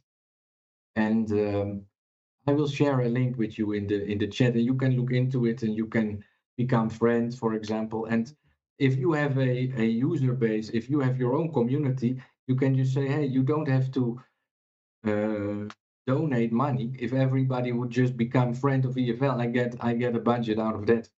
So it's just something that the best ideas happen on the toilet. I appreciate it, man. I will definitely look into that. Yes, please send me. It's just something that I can offer today. That is, yeah. And because I still, how to explain it correct? I am stuck in this loop because I still got 3 million EFLs waiting to be distributed. And if those would be distributed and everybody just decides to sell it and not use it and they don't want it, then I have also got my answer. But until those 3 million coins are distributed, I'm like, oh, this is something that people could really use today to their benefit, So, yeah, let me make a little bit of commercial like that, and I appreciate it definitely. it's something that I really think can make a big impact. And again, if the Dutch would use it, then I could donate a big chunk of EFLs, for example, to an app like yours. And I've got a million ideas in my mind that are not going anywhere at the moment because of funding. So I wonder what the impact of something like this would be on the nation. They say that the euro is problematic because the economies of the southern European countries and the northern are so different, that it doesn't work to have that monetary union. I wonder what the effects would be of having a national cryptocurrency in terms. Personally, I believe if the price of EFL would break €1, it would be a massive awakening moment, because that is the moment where all the people that are saying that cryptocurrency is just a lot of bullshit and it will never make it and blah blah blah, they are going to be proven wrong, and then they have to rethink. They are everybody uses the euro. That is what combines all the people in the Netherlands today. And so if you can make an impact on that euro, you are forcing people to rethink what they already know. Mhm. And that's in a way what also Bitcoin did to a lot of people. And then it went to 20,000 and it went to 50,000. And they've got a lot of people thinking like, hey, how come that my news channel is telling me that it's just a scam used by criminals to launder money, but the price just keeps on getting higher, People turn off your televisions. Yeah. Cancel your television, hoe zeg je dat? Subscriptions. Can you Stop. do that in Netherlands? Oh yeah, Yeah. in Netherlands you can. In I- Germany you can't. Yeah, I don't have any TV. Well, of course we pay for the national NPO, heet dat, national public. Public broadcasting. Yes, exactly. You're still forced to pay that, I believe. Yeah. Hey guys, I don't want to be rude, but I've been away from my fiance and the kid for about an hour and a half now. I would Roman, really, thank you for your time. Thank you for yeah, your time. Joel has a little trouble, I believe, but we will solve it. And I will contact you later on the phone if I have some feedback on your app. yeah, And I'm really thanks for all you did already. Thanks for showing up, and best sure. wishes for 2024 that your Likewise. entire family may live a very healthy year. Thank you very much. You too. Thank you for your time. Thank you All for right. your efforts, and I wish you good luck with the stream. Thanks, Yeah, man. thanks. Take care. Bye See bye. ya. Bye bye. Johan, what a great guest you added. Yeah. And so funny that this guy and me met so many years ago. That was Small also world fun. after all, huh? Hey, Bree is also here. Maybe this is a good moment, Johan, to spin the wheel. I think we got enough people now. 2 people, that's a little, that's not enough.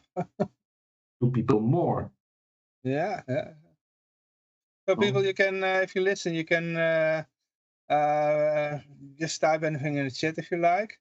And if you want to participate in the raffle, just type ! Ron Paul. And we are still waiting for Joel. He has some issues.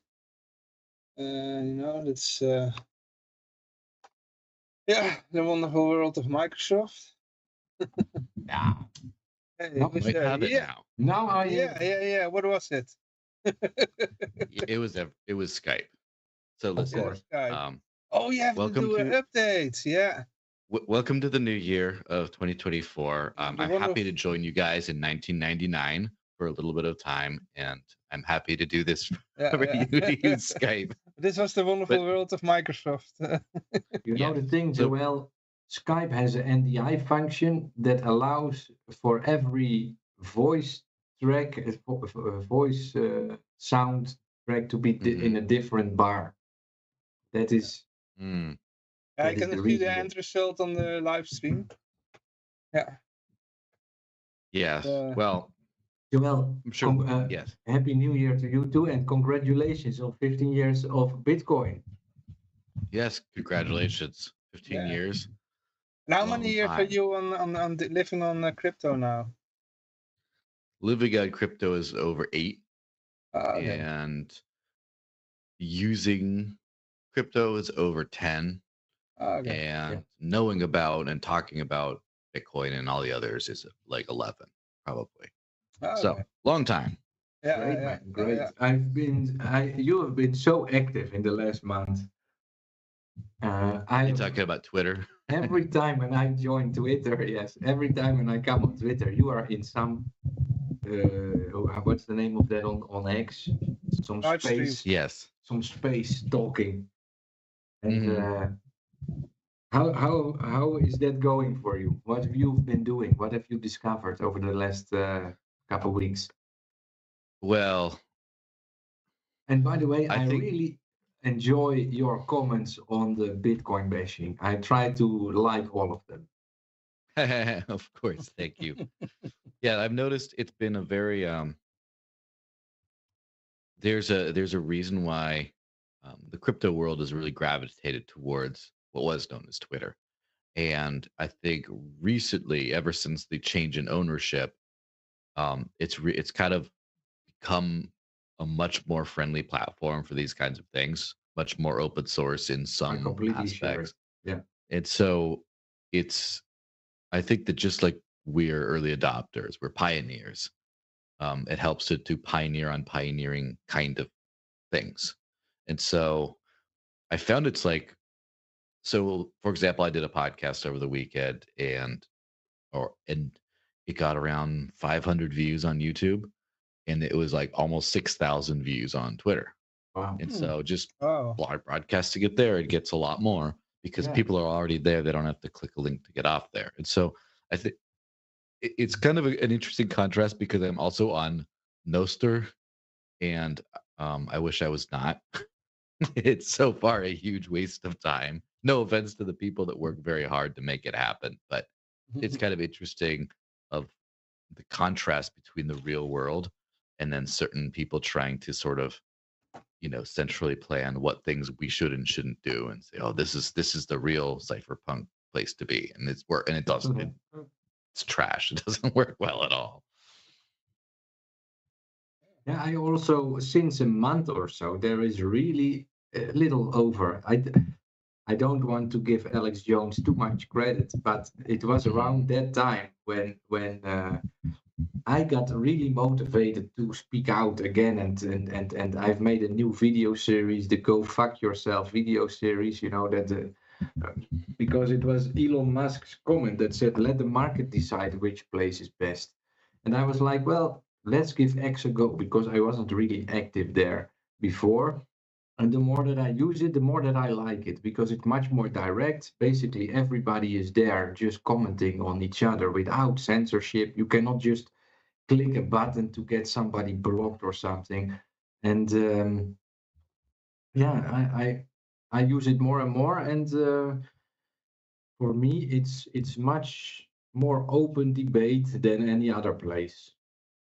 And especially the community notes is something that I really enjoy over the fact checkers on Facebook. I mean, before I was more active on Facebook, and I'm thinking, what have I been doing there for all these years, man? It's a terrible place. Yeah, absolutely. And I'm part of the community notes program and Twitter, so I Okay. do like rate notes and things like that. It's always interesting. It's kind of reminds me of like old school Wikipedia before it got taken over by centralized things, in that it's like anyone can edit notes and things. One thing is, it's funny to see Elon Musk get community noted because he owns the whole thing and he says something and people are like, that's not actually true, and then put a little thing on his thing. So if he Yeah. lets that happen, then he must have at least some kind of a commitment to free speech, which is better than everyone else so far. Yeah, I think he's doing a great job. He's getting a lot of pushback also. If you see the fake news now trying to bash on X, and how he is, oh, the value of X went down. Yeah? He's not selling it any moment, give it a couple years and see what's happening with it. But it's really developing into something very powerful, because the way how people can talk, the free speech that is allowed. I made a video to announce this stream yesterday that I made for YouTube, and I just openly said, well, people, don't expect any information in this video because it's made for YouTube, so I'm self-censoring myself to not lose my channel. And before, there wasn't really a place that you could say, yeah, shit. Wait a Long second. word, short word? Medium word. Is it an Compare. N-word or That's it. N-word? Compare. You couldn't really Okay. compare anything because there wasn't a X like that. So now that there is a X, it becomes much more obvious how limited your speech already is on, for example, a Facebook or something. So I'm really excited about the upcoming year, because I think once we do get more free speech and information is shared more openly, there is going to be a flood of information that can really influence the way how people see reality. They are losing control of our information stream in a way. Yeah, and even more, I think it's part of a major shift in, I guess, like the free market narrative, where this is going to be something people will study for a very long time, I think, which is I hope so. when in the beginning, people created social media networks, they created all kinds of things. In order to get people to use them, they had to be free to use. They could not charge money for them. And you can't make a profitable company not charging money. So then they basically have advertisers as the actual paying customers. And so that created an improper dynamic where the end user was a farm animal and not an actual valued customer.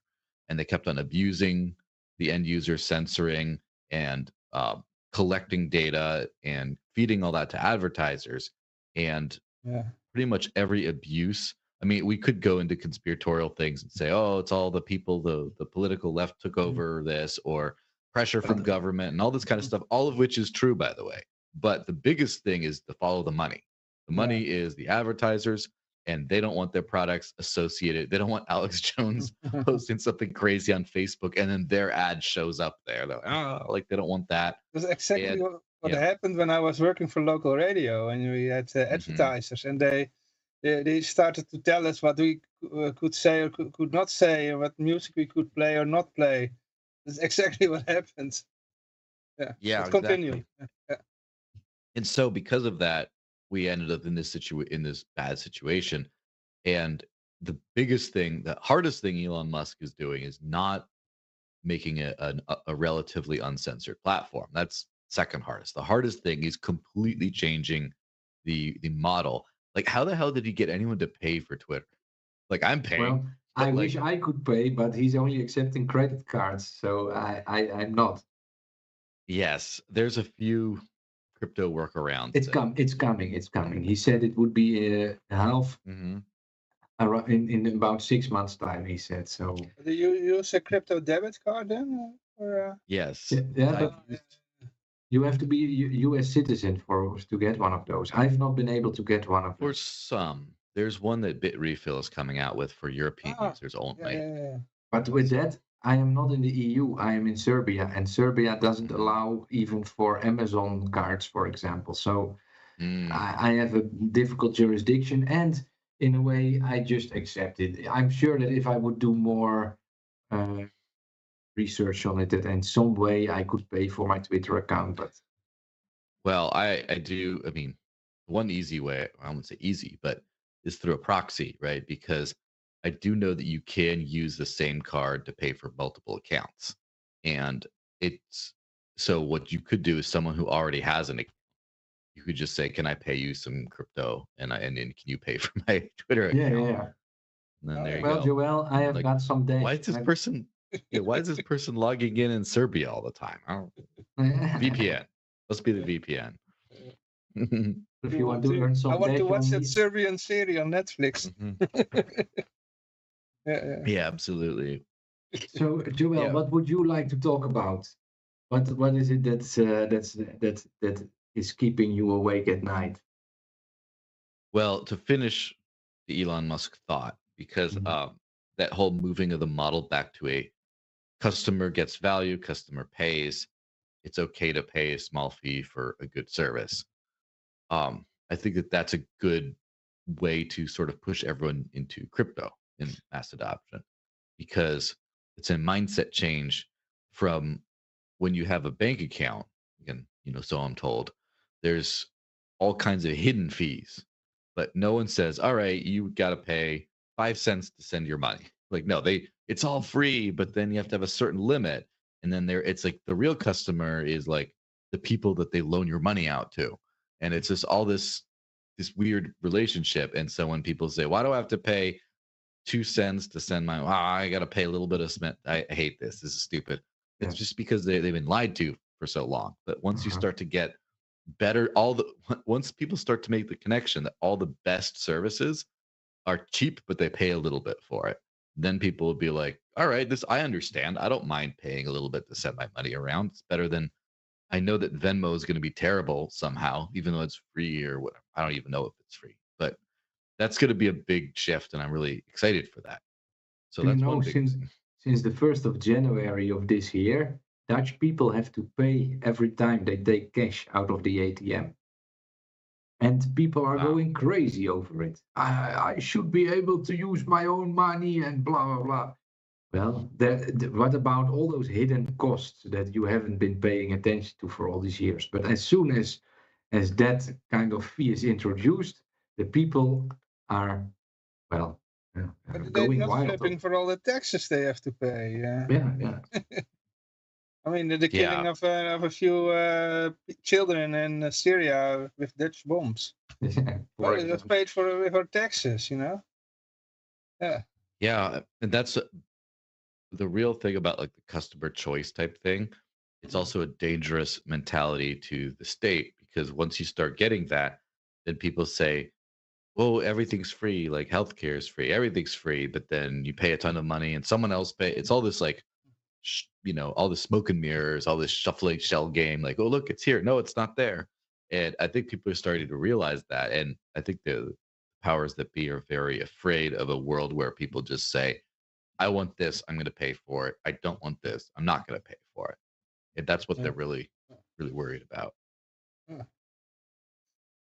Yeah, agree. By the way, what because your last time you spoke, you were or a few times before, you were on Dash. You were the Dash guy. Are you still very much into Dash? Or Well, yes, but to be specific, I worked full time in Dash until 2019.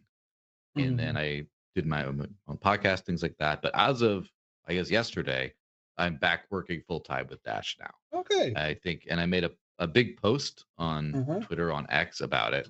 But basically, I've been thinking a lot over these last few years because I want, like, I use crypto. I know a few other people that like don't use banks at all, that live all on crypto all over the world. And I know it's possible, but there's very few people that do it. It's very rare. How And many, Joel, have you met? I personally know and have talked to, and I put out a video. It's also pinned on my Twitter profile at the top of like at least 6 other people. And then I know of 2 or 3 others, friends who didn't want to be on camera. And then I've heard legend of some other people. So, Wow. So like, we for are example, with a very small minority. well, that's just people I know. There's always people claiming, "Oh yeah, I do this. Oh yeah, I do that." Most of the people that claim this, or if they claim to live on Bitcoin specifically, there's they mostly what they mean is they have a bank account and they bought a lot of Bitcoin and they sell some when they need it. But it's not for real. I found that out the hard way. And in I think 2019 when they sent a news crew to film like me running around using crypto around locally. I asked the reporter, I said, why, like, how did you find basically how did you find out about me? And she said, well, I just was like Googling like people living on crypto, and there was 2 people. And one was some Bitcoin guy in California, and one was like you out in New Hampshire. And pretty quickly I realized the Bitcoin guy was full of shit. basically basically just bought Bitcoin and he just like sold some. He didn't actually use it. And so it's kind of one of those situations. But so my idea is like, I think that especially right now with everything that's going on with Bitcoin, where it's getting mainstream institutional adoption or hopefully or whatever, at the same time as it is really difficult to use as free, as I call it, as freedom money. And it's everyone, post block size war, whatever, knows that it became much more difficult after 2016, 2017. But it was still possible. If you paid like $1 or $2 for a fee, you could still buy your $3 coffee. Or, you could get by, you could figure it out. Some Lightning wallets started to work actually pretty well as long as the fees were low. Things like that. It wasn't good, but you could pretend like you could LARP, right? Live action role play. You could pretend to be into this stuff. Not anymore. That's done. And a lot of the early digital cash projects, whether it's you have Dash, Bitcoin Cash, now you have eCash, Nano, Monero, Zcash, Litecoin even. Litecoin is actually doing pretty well in terms of transaction volume, but still, all these coins are like largely the market has moved on. They all have strong communities. People still use them, but the market is just like, well, let's work on this cross chain, blah, blah, blah, this connect. There's all this other, some of it is very good stuff, by the way, but people forgot digital cash. They just don't do that anymore. And I think that's a huge problem. And so I looked around, I thought about it, and I thought, well, first of all, why is that a problem? Like why did that happen? And my conclude, I mean, there's a lot of reasons, but my biggest conclusion is that people like me haven't done enough.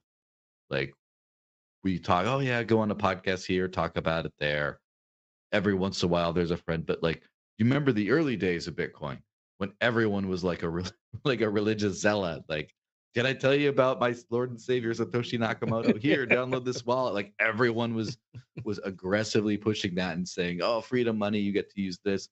Over the years, that spirit died away, and it just became, the Bitcoin people became about number go up. The digital cash people kind of got, I don't know, they got distracted, or they talk about their thing, but they lost the energy. And so then I thought, well, what am I going to use? Like, how am I going to promote this to people? And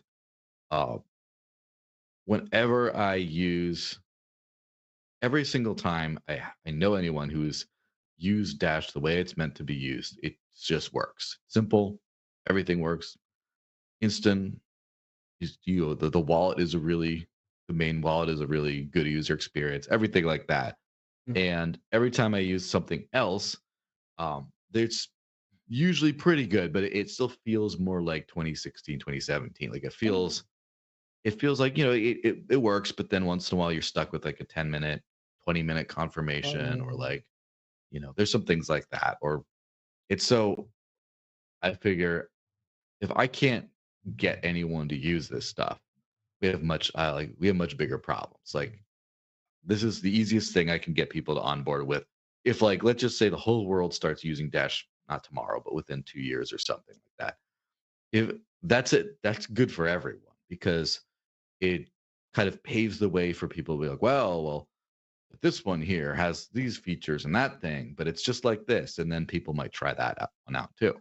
It kind of moves everything forward. But I think that like for example, Bitcoin maximalists have lost a lot of public goodwill by pushing things like Lightning that don't really work, where people, it's just there's a crazy fee, there's a failed payment, and then they have no help. It's just gaslighting. Oh no, it works for me. You're just gonna lose your Bitcoin. That's also possible. Huh? In first place, try to set up your own Lightning. Yeah.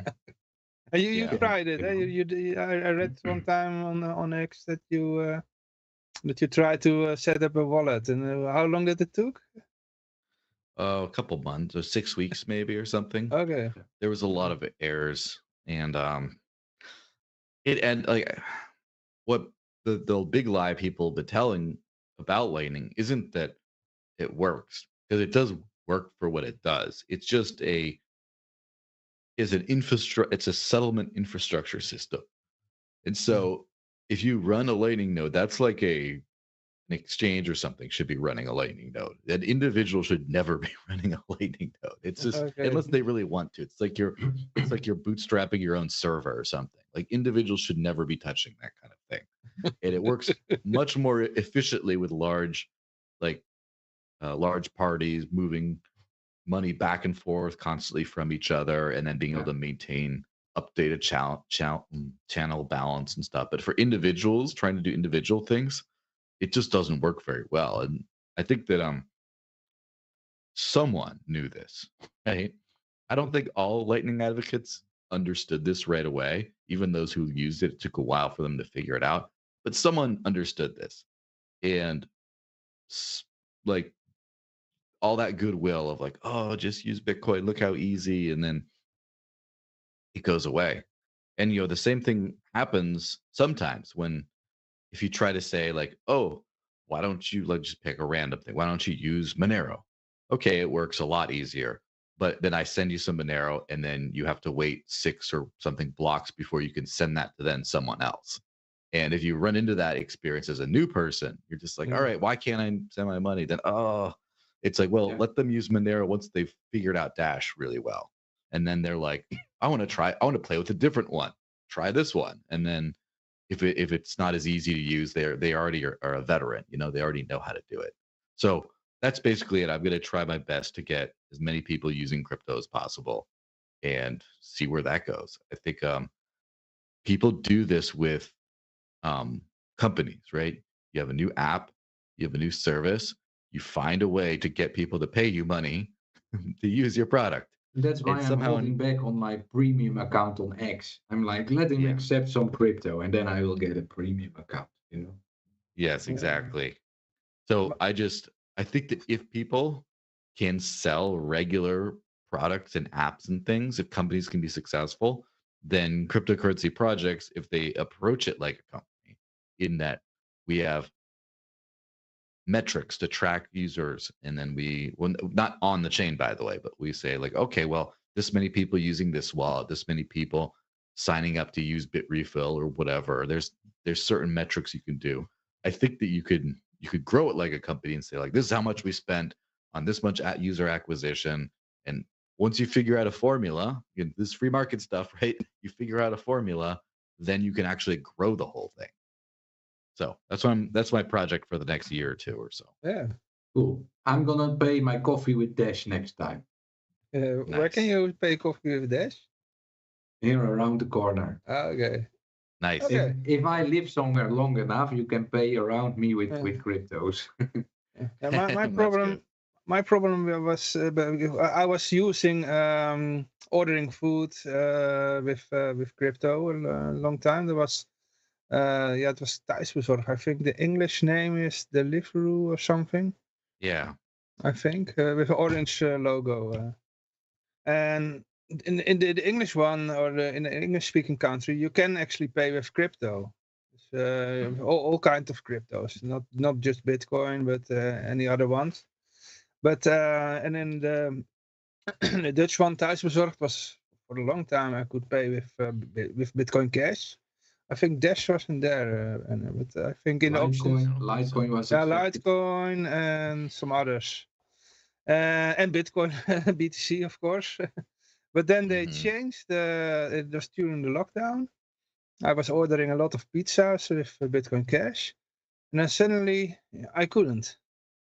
And I could only use one app.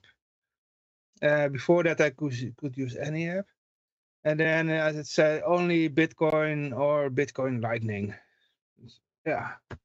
So Very sad. I sent an angry letter. It was on Twitter, but it was back then it was Twitter, and I said, "Why can't I do it?" Yeah, it's our policy. Long conversations, but they didn't want to change it. Yeah. Yeah, and there is. So they there's a lost a lot of- customer. Yeah, there's a lot of companies I know that did things like that, where they accepted Bitcoin, and then Bitcoin started to have some issues, and then they accepted other coins, and then when Lightning came around, they bought the lie. They said, okay, well, we'll clean up all the shit coins. We'll just do this, and it'll work. And then it just didn't work because they were lied to. It didn't work because they're lied to, and now they lost a customer. And that's one thing I really like, about Bitrefill is, I know Sergey, the guy who runs it. He's a great dude. He's always been a little bit of a Bitcoin, I wouldn't say a maximalist, but close. He's always been much more into that, and a big Lightning guy. But he's always been honest, and he's always been into the free market, where people are paying, like, they added Dogecoin as a joke one year. And enough people kept paying with Dogecoin that he just left the option on there, because he's like, people are paying. I don't care if it's a shit coin. I do what works. Yeah. There's also Dash, I think. Because I think I use Dash for refill, I think. Yeah. Yeah. And it's funny because I had some Litecoin a few months ago, and I used Litecoin on Bitrefill. And I forgot. I forgot that you need to wait for confirmations, and it's only 2.5 minutes, but it still was like I was ready to pay my bill, and I'm just sitting around. It's like, oh shit, this sucks. I'm so spoiled. I'm so used to it just working, Yeah. But the Dash is really I don't know. I didn't only use it for a few times, but is it really faster than Bitcoin Cash? And yeah, I know Bitcoin Cash sometimes have this confirmation issues that you have to wait a long time. Once in a while. Well, there's a special function that instantly settles all transactions, and so rather than unconfirmed but probably secure enough, it's like, no, you could send it to. You could send like $1 million to an exchange, and Mhm. instantly it should be ready. And of course, part of my job now is to contact every single exchange and things like that, and tell them that, and be like, listen, like show them the documents. That's the kind of thing that I think that every single project will do something like it, like eCash, where the fork of Bitcoin Cash, where Amari he started to look into Avalanche pre-consensus to like basically do another like a more secure instant experience too. Obviously, Nano. I don't know if you know too much about Nano, but that is instant confirmations. A lot of modern blockchains have very quick block times, like a few seconds, which is not quite instant, but it's still there. The whole experience of like waiting, I think, is like people are going to start to remember that about like Bitcoin and Ethereum and things. They're not going to. It's not going to be the future where people do that. I don't think so. Oh, is that a familiar face there? Somebody Could is be. joining. I try to block people together that kind of know each other. So Hey, hey, Callisti. So to really quick give a rundown on how I fixed the Skype problem. So I use oh yeah, Linux. maybe that Skype was on Linux does not like it. Listen, it's terrible. So I tried to do this in the web browser of Brave, and then the audio didn't work. And so finally I opened up Firefox, and this is in Firefox in the web browser. And so I know what the problem was. Yeah, continue. yeah, so that's if Callisti can hear me, maybe try that. Just save yourself some time and try that. Yeah, it's probably because you have to. I don't know how to tell it in English, but it automatically blocks a lot of scripts, and you have to manually, unblock them. Unblock them. I think that's the problem. Yeah. We don't hear you yet, Callisti, in case you can hear us. Maybe you can type in a message in. I do it. Hello? Oh, Yeah, yeah, now there he now is. we There he hear. is. We can hear you. Can you hear us? Yeah, what's up? Hi, how you doing? Not too bad. I'm exhausted. I'm forgot that this is happening today. I looked at the time. I was like, oh shoot, I'm pretty sure this is about to come up. Well, we're glad you're here. And for both of you, because I don't think I've said it yet, congratulations on 15 years of Bitcoin. Yeah. Well, time flies, especially when you're having fun. Yeah. When you're having fun staying poor, you mean? Yeah, anytime I hear that now, I just say, is that because of the transaction fees? Because that will make you poor. It will, especially if you actually use it. No. Well, also that's another thing I because you're not supposed to use it anymore, but one thing that people do recommend is dollar cost averaging, where you buy on regular intervals. And the problem is if you have to spend a $25 transaction fee every time you buy, then that adds up to like, if you do that every paycheck, let's say every 2 weeks, that's like 24. What's 24 times 20? Well, 24 squared, right? That's a lot of money you just spent just withdrawing every 2 weeks. Yeah. But then they say, oh, don't withdraw every 2 weeks. Wait till you have a big amount to withdraw, and say, okay, well, now we're doing custodial shit. What the hell's this? Yeah. So those fees they have an impact. Absolutely. I And don't know. especially, I haven't used Bitcoin since, I don't know, 2018, I think. I bought on exchange just to sell and buy on the exchange, but not for real. Since then, I'm in Bitcoin Cash and on the other altcoin. Yeah. Yeah. Sometimes I do with a wrapped Bitcoin, but just to buy it because I expect to go it higher against Ethereum or another coin. Yeah. yeah, I also live a bankless life. It doesn't mean I'm not using any debt currencies, because well, I live in the jungle in a way, so it's difficult. And in Serbia, there is a lot of regulation about digital transactions, and it's not as easy as in America, for example, because they just block a lot of services, and many of these, for example, I don't think bit refill is accepted in Serbia, and because the user base of Serbians is just very small, it's not worth the price of going through all the regulation to offer that. So, but if I pay I have a couple of places that know me now for a couple of years, and I keep on pushing that I like to pay with crypto to these people because I know that over time, most likely they're gonna make some money on that, and I want them to experience that there is a different form of money that exists. So if I pay, then over the last couple of years, I've been mostly using Bitcoin Cash and Litecoin for that. And so, yeah, it's working for me, And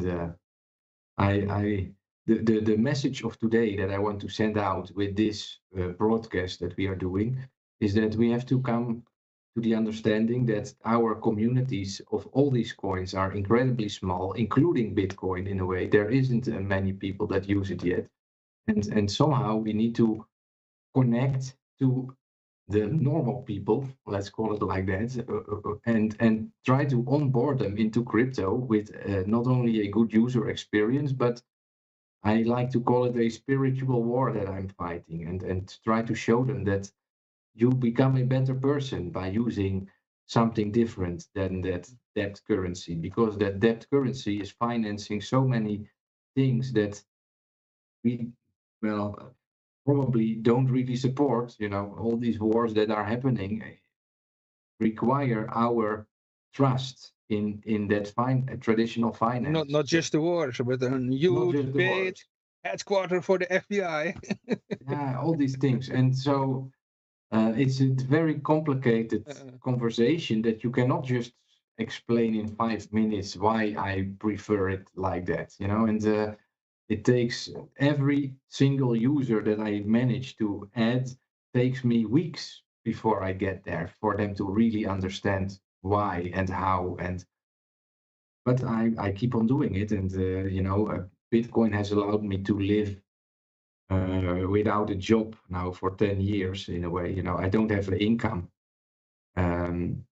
but yeah, it's I see that as my job, and I'm excited to meet a new person and talk with them about it, and show the passion in a way. But yeah, it's it's difficult sometimes, especially if you go, for example, in the Netherlands to people that are completely out of it, and they have been so brainwashed by fake news, and you tell them about Bitcoin or crypto, and then you are just the devil's child, because it's digital money, terrible. I don't want to be depending on the internet because they're gonna shut me out one day. Or Johan, Yeah, we have also a new guest, by the way. yeah, Kalisti, he already said hi. Yeah, and I want to ask you, you want to join with camera or without camera? Let me roll up out of bed and Oh, go we understand. make myself presentable. Yeah. Then I No, can get up to then because then I don't have to put you in an. I use I don't if you don't know you use NDI to put your image somewhere so the streamers can see you. But if you want to be You don't have to show your face, Kalisti, if you then you're prefer not. If you just want to lay in bed, it's also good. You're invisible for the people, for the audience. Yeah, but we can hear you. And Joel, a question that I ask all the guests that are on today: how do you see? I'm a little bit outside of crypto, more in general. What do you think is going to happen in 2024? How do you see the outcome of the world? Let's call it. God, I don't want to think about that, honestly, at all. Well, for the record, you are located in New Hampshire, right? Yes, I am. Not our friend Callisti, but so you are your country is voting this year. Yeah, that's gonna be fun. Well, what my perspective is on the whole, the trajectory of the human race has been good, has been up, despite some very bad things over the last few hundred years. And I think it will continue to go up. What we're experiencing now is an era of rapid change. And so that's a lot of opportunity for good things, and there's a lot of unfortunate things that have to happen in the interim. So basically, I think we're going to be okay, but this could be a crazy year. So my perspective. So for example, um, who shall not be named, the presidential front runner in the U.S. right now, has already been his eligibility to run for office has been challenged on it by two different states already. Yeah. And so my reaction to that was very positive. Not because I think it's a good thing, but because it's like, yes, dismantle the system. Like, because up until like I've been my previous work before crypto was in politics. And so I remember pretty much every election of this millennia, right? Since 2000, I remember all of them, kind of on the, hey Jeremy. I kind of remember all of them. And there was some of this might be my own, I guess, red pilling over the years, but I have noticed the trust in the system is degrading. And it wasn't until 2016 that it became very apparent that the losing side of that election became extremely hostile, and not just we don't like him, but like this person is a threat to everything we hold dear. And then in 2020, when we had the passing of the different administration, the previous group now view that as extremely illegitimate. Oh, there's election fraud. They stole this, and all this kind of stuff. And now it's like it's breaking apart a little bit. Like it's kind of interesting where you have things like police brutality that was only something that people on the left thought was a thing. And then when you have a few like protesters of the political right, there's videos of them getting attacked by police and things like that. All of a sudden that perspective changed. All of a sudden it is still mostly pro police, but it's not. It's now like abolish the FBI as well as pro police. So it's a little schizophrenic still, but it's shifting. So there have been a few. Maybe my perspective on the current U.S. administration, like I can't believe. Part of me almost thinks, why hasn't another country invaded the U.S. by now? Like the amount of weakness being displayed, it does appear. The whole world knows that the current president of the United States is not capable of running a McDonald's right now. Like everyone knows this. Everyone knows, and I'm not like this isn't a political commentary here, because there have been lots of presidents that have been like, I would not have said that about Obama. I thought that he was very capable of making all the wrong choices in running a country, but at least he was capable, right? This is a He could this have is elder. he did wars in 10 countries in the same time. Yeah, of course. Yeah. But it is very clear that the person who's supposed to be running the country is absolutely not running the country. It's clear that it's a bunch of other people who are doing it, and everyone knows it, and some people pretend that's not the case. And it's also, I get a very strange vibe of the current administration seems to be robbing the place on the way out, kind of. There's just all this like everyone who has a job, like they gave like the nuclear energy guy, they gave it to that guy who looks like Matt Damon, who steals women's suitcases. And there's just all this like weird stuff going on that you could tell it's just the blatant corruption. It looks like it looks like a communist country or something in terms of like the blatant nature of a lot of this corruption. And so I'm kind of I'm kind of very excited for the prospect of the consequences of that coming. The consequences of lack of trust in the system, or lack of trust in like a unified system. It's kind of like when people start to cheer for the maybe eventual demise of the EU, the European Union. They're like, wow, you know, it's like there will be a Brexit in the US at some point. And sort of like the real Brexit, I don't think it's going to be a good thing in the short term, but it's the first part of like a healing process that needs to happen. Last time they did it in the US, Interesting, and interesting Brexit, take. it ended up in a civil war. Yeah, there was a lot of things going on there, but Uh, I don't think that there's already measures and things going on. So one of my favorite things in government in the US, which is a crazy oxymoron because I hate the government, but one of my favorite trends is something called nullification. So according to the 10th Amendment to the Constitution, basically says all rights that are not explicitly given to the federal government are reserved to the states and the people. And basically what that ends up translating to is if you have a state can make a law that supersedes the federal law. The federal law is below the state law at a certain, and so, which in practice is not the way it works at all, but it's supposed to work that way. However, we saw some interesting things, for example, in I don't know how many years it's been, but marijuana, cannabis has been illegal in the US for many, many years. And the state of Colorado decided to, and this was a ballot initiative. This wasn't through the legislature. This was individuals voting on their own legislation, right? They legalized all marijuana, recreationally, commercially, whatever.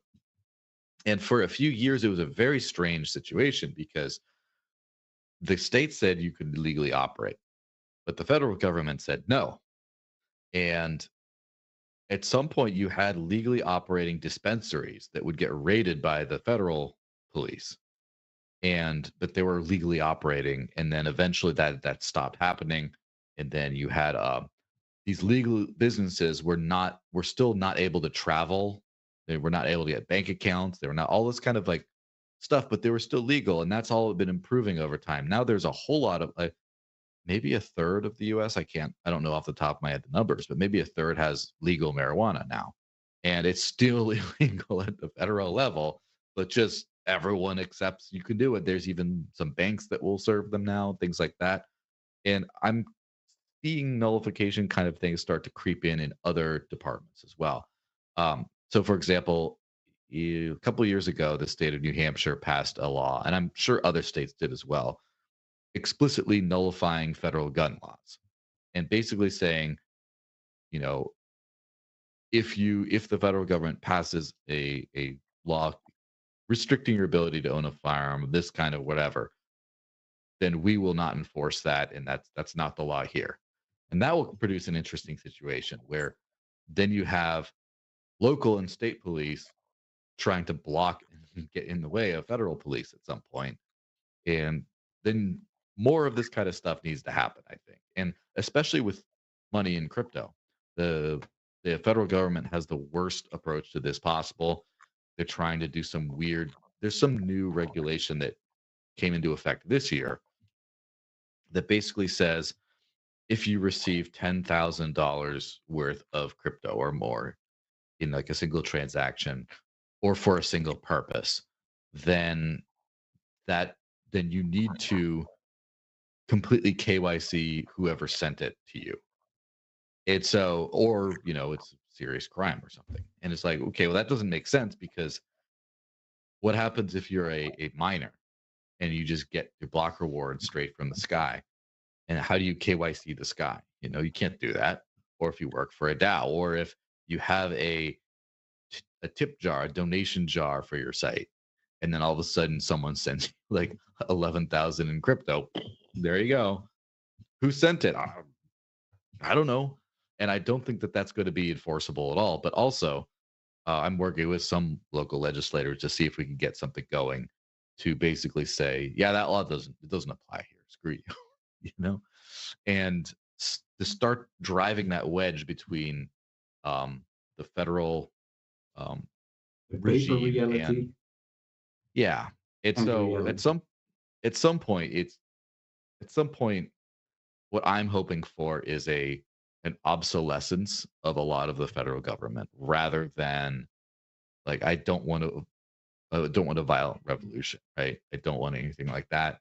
I want to prevent that, but I think that we need to start moving away from that. Just like we're separating money from state, that doesn't mean that as soon as you get your first crypto, you just like stop paying taxes right away and just everything and then just get rated. Like no, don't be crazy. Don't get hurt, right?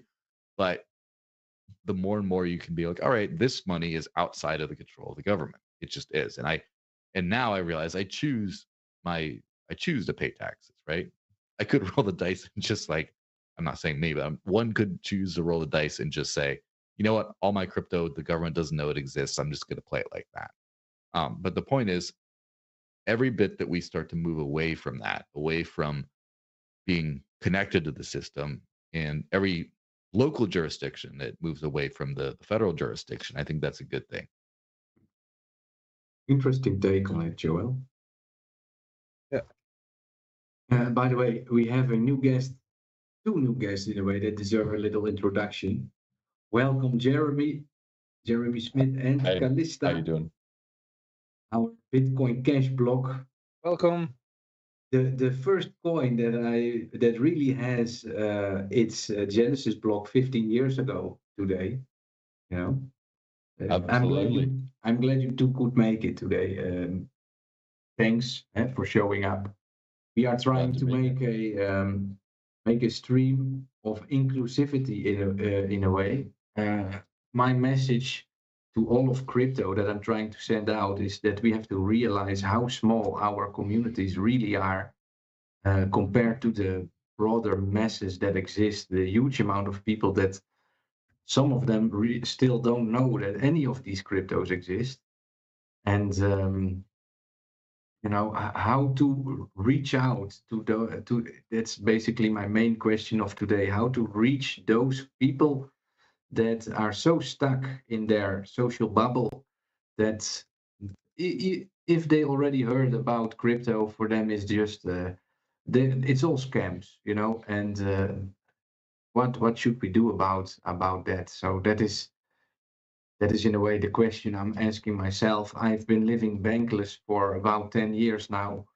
I've been speaking out about how I like to use crypto instead of debt currencies because of my consciousness. And that for me, it's not about getting rich on using crypto. It's about being able to avoid what I see as a inherently broken and corrupt system that I don't want to be part of. I don't want to be included in that lifestyle because I don't want to empower all these what I see as wrong things that are happening in the world today. And I really believe crypto money could play a huge benefit to that. But I, for example, gathered a Liberland passport in my journey.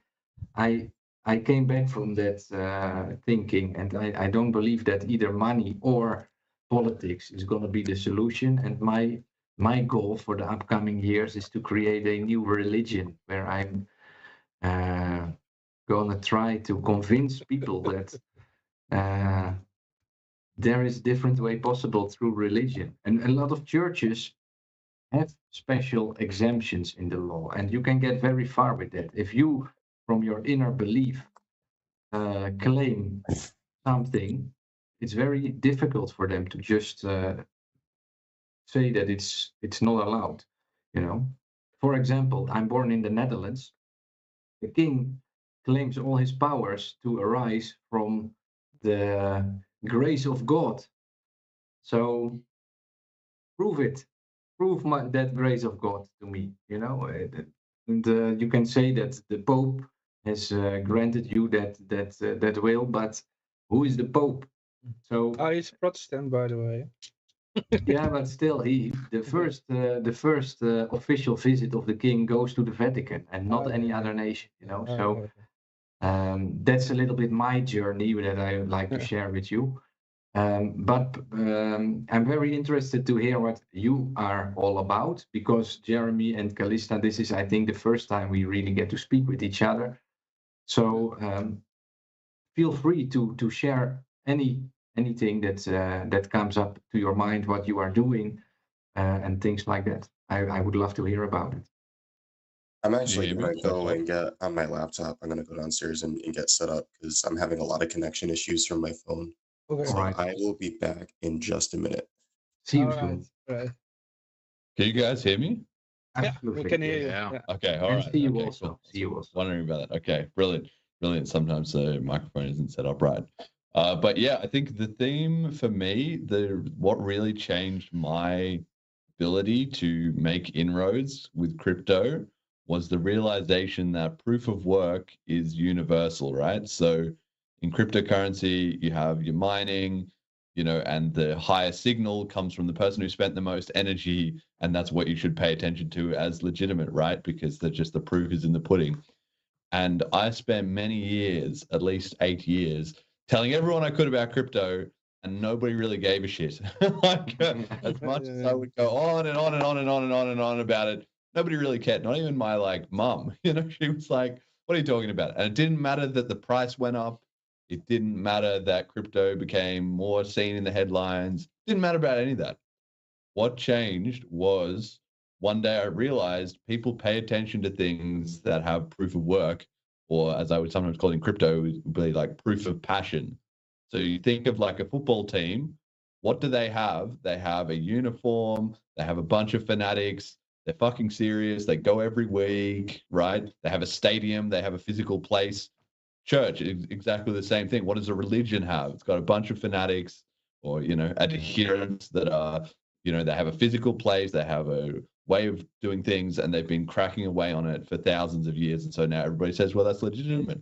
What about a company? Same thing. They've got a logo, they've got employees, they've got an office, all that stuff. So I realized, wait a second, the reason that people are taking those things seriously and not me, at least in my journey in crypto, is that we don't have those things. So what did I do? I started the Bitcoin Cash podcast, and at first, it had very few listeners or anything, but over time, it's been growing, and it's like mining more blocks into my proof of work, right? So I've just recently done the 102nd episode, taken a bit more than 3 years, and now it's very, very easy to convince anybody about crypto. It's no problem because they say, "What are you interested in?" And I say, "Cryptocurrency."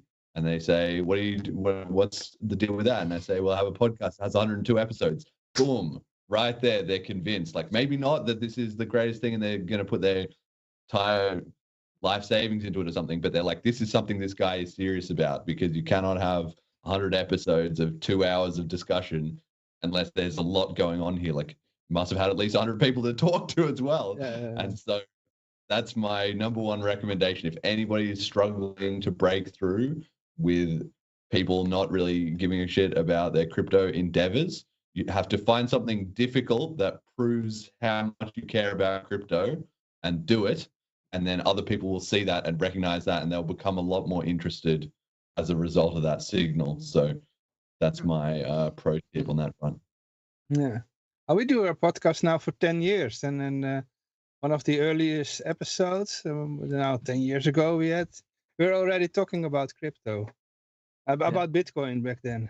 And we had also, maybe you know her, she was also in the Dash community. Amanda Billy Rock. She's now Amanda Johnson, I think. Oh, yeah. Yeah, she was 10 years ago on our podcast talking about Bitcoin. So, yeah. Maybe I can get her on again for next year. Yeah. She's still around. Okay, yeah. But there's her husband Pete, who I don't know if some people remember Cop Block and some other projects back in the day, but Pete's a legend of his own right. He does a show for like a Dash development group called the Dash Incubator, and he does like a sizzle reel, like a 1 or 2 minute intro clip before like these things. And I told him he needs to start publishing those separately because they're very, in tune with like why we do this kind of stuff. It's very like, taking into account like what's happening in the world and the censorship and things like that and all that kind of some good stuff. Anyway, sorry, I just had to ramble. And you mentioned Amanda. Great. If he makes an update on those intro videos every now and again when something new pops up, then they can be great content. Every Monday, it's a different one. Yeah. Okay. But somebody in the chat was posting. This is JF. This is a joke, by the way. What Be ready to be triggered. Bitcoin is the only coin.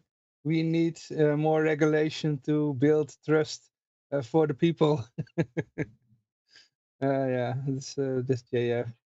I won't really trust crypto until the government tells me it's safe. Yeah. We always love JF's comments. It's a joke, by the way. It's very difficult to win the trust of people that have been living a incredible lifestyle all their lives and had an incredible amount of luxury that is unprecedented in hundreds of years, and try to convince them that it can be better. But what is better? Because a lot of that luxury might just disappear. And it's like I said, it's a very complicated story that is much more to do with just money. And I found it very difficult. What you said, Jeremy, I've also been speaking out about crypto. Actually, our previous guest before Joel recorded my first ever public speech somewhere in 2013, where I had, for the first time after many hours of study, I had the confidence that I could take this to the public. And I was talking about Bitcoin and saying I'm not surprised that if the people don't understand money, that the economy is going to shit, and ever since that moment, back then I was like, 2026, so nobody trusted me anyway, because what is this young guy telling me how to live my life, and he doesn't know anything. So now it's 10 years later, and I started wearing there's a lot of side effects from today's society. We are living in a clown's world, and this is my side effect. So, It's not his real hair, by the way. No, it's not real. It's not. I would be impressed if it was. Yeah. I've made in 2020. I started streaming 2 weeks before the pandemic was announced globally. And I started as Hotler Hangout, but I quickly changed that to Honkeler Hangout, and that's when the wig got into place. And today my stream is called King Honkspiracy because I'm the king of Honkspiracies, but written as Honkspiracy. So I try to bring it in a funny way. But for me, it's not really been working out as I was hoping. But I don't know how to. I'm very happy with all the choices. Now you're stuck with the wig now. I'm stuck with the wig. Well, committed to it. This is like also the shitty tattoo you get when you're young, and it's the year so far started great for me with Bitcoin going up a couple percent, and Epstein getting a lot of attention. John Doe 36 getting into the news. So, but we have a guest. But I don't know if you told people that where they can find you on the internet or your podcast. Oh yeah, well you can just go to bitcoincashpodcast.com and there's loads of info there. You can hit up the we got an FAQ which I've been slowly again expanding that over the years. So now there's probably 30 or 40 sort of articles of the most common things that everybody bring us, and there's always more to do. I definitely need to add some about now it's coming up to like how do I do cold storage and stuff like that is now needs to be added. But the same questions everybody asks, like why Bitcoin Cash, why not Bitcoin, what about the low fees, how does mining work, like what about Monero, what about Ethereum, what about the branding, what about governments? What about the environment? What about like we've got a huge list there that people like a lot. So that could be really good. And then obviously in the footers, you can find links to more stuff. All the episodes are there, and it's on every standard platform. So Yeah. So, Oh, okay, Joel.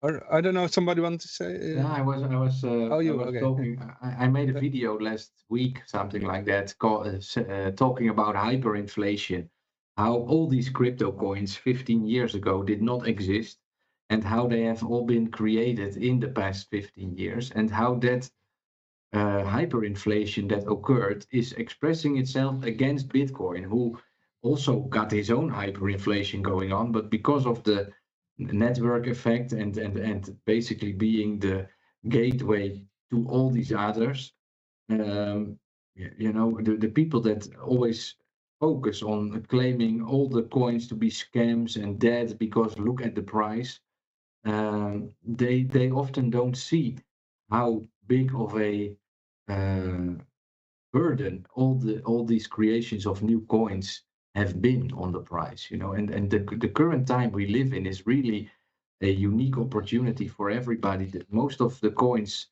are at a all-time low. They might go lower in case next week ETF launches and the price doubles, and it might have another crash, because the Bitcoin dominance, in my opinion, is nothing more than a USD dominance. The people want to have their dollars and take profit as soon as they believe their dollars are worth more than before.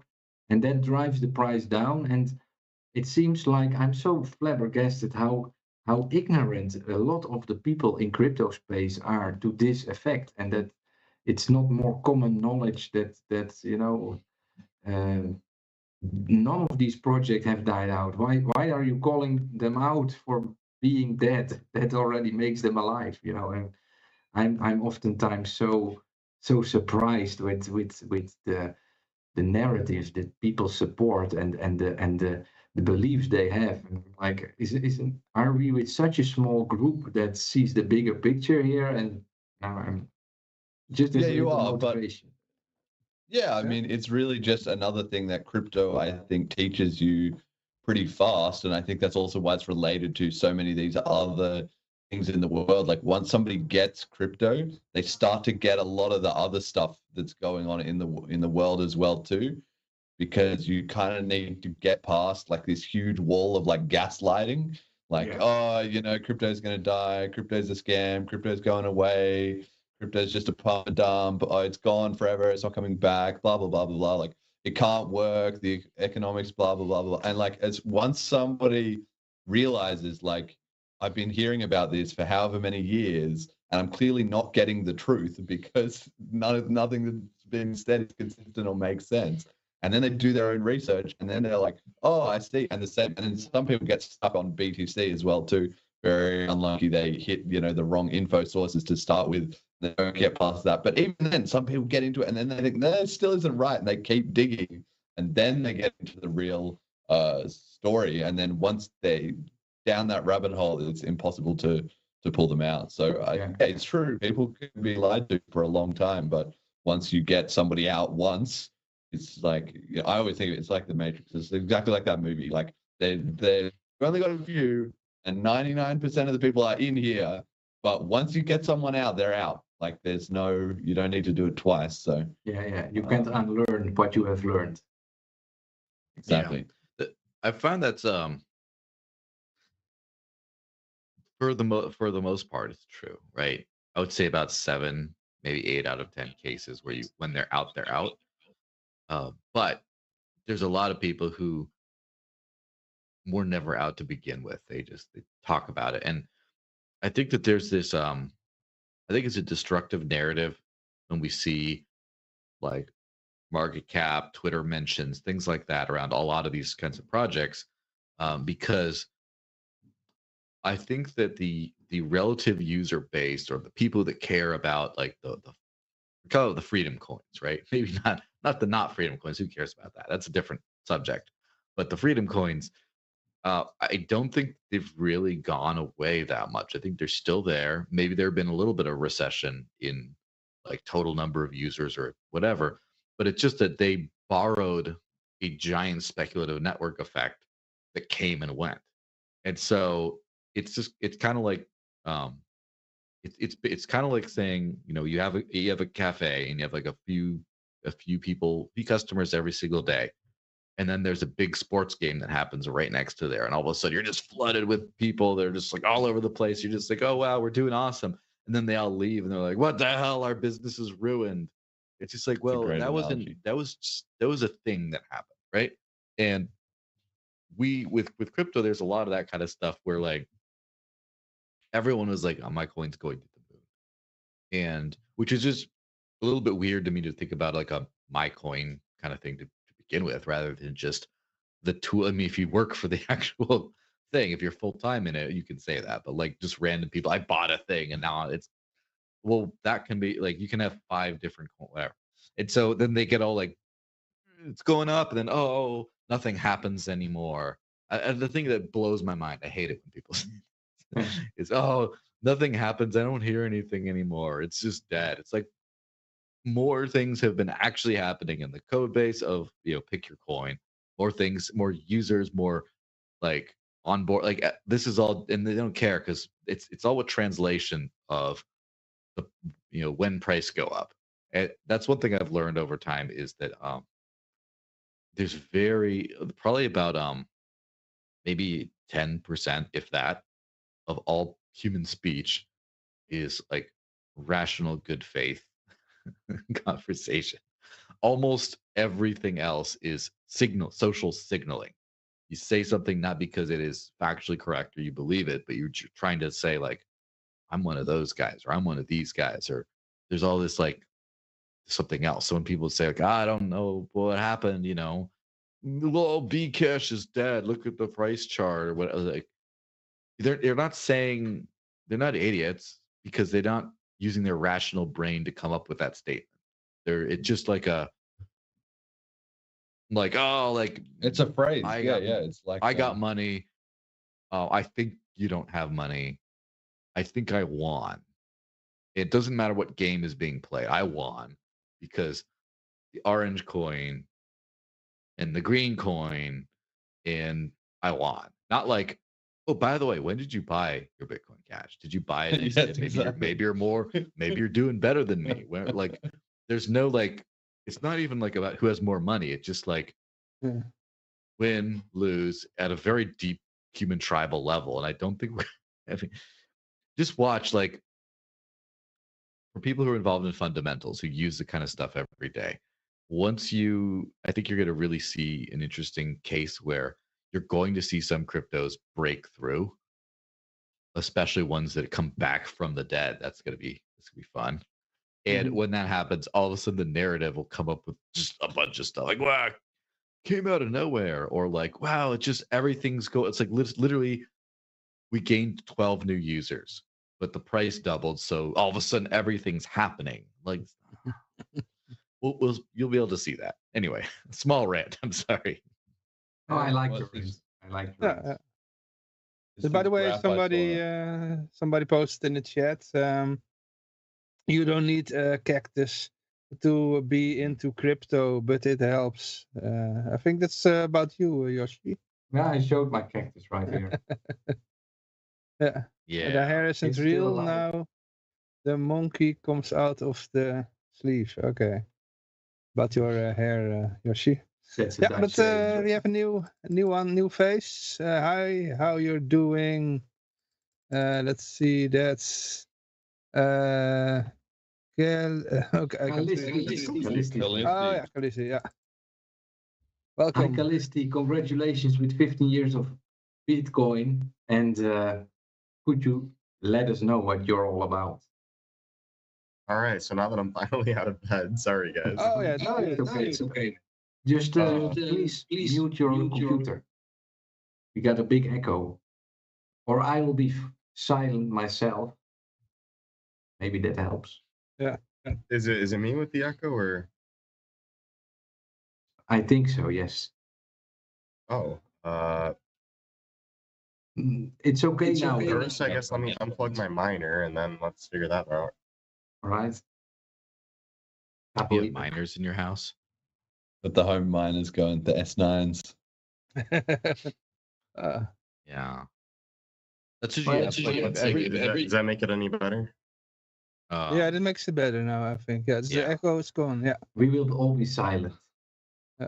Yes, if we hear if anyone has like young children running around, they should say, "Sorry, I got to put away my minors. Turn off the minors." Yeah.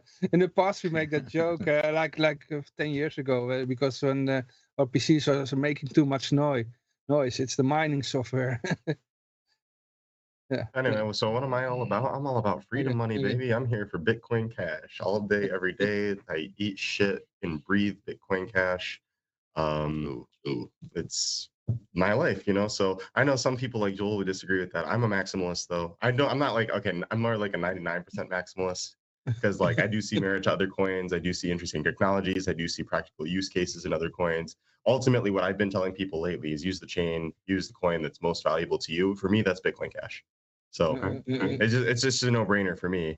I'm not gonna sit here and like poop on like other coins other than BTC, really.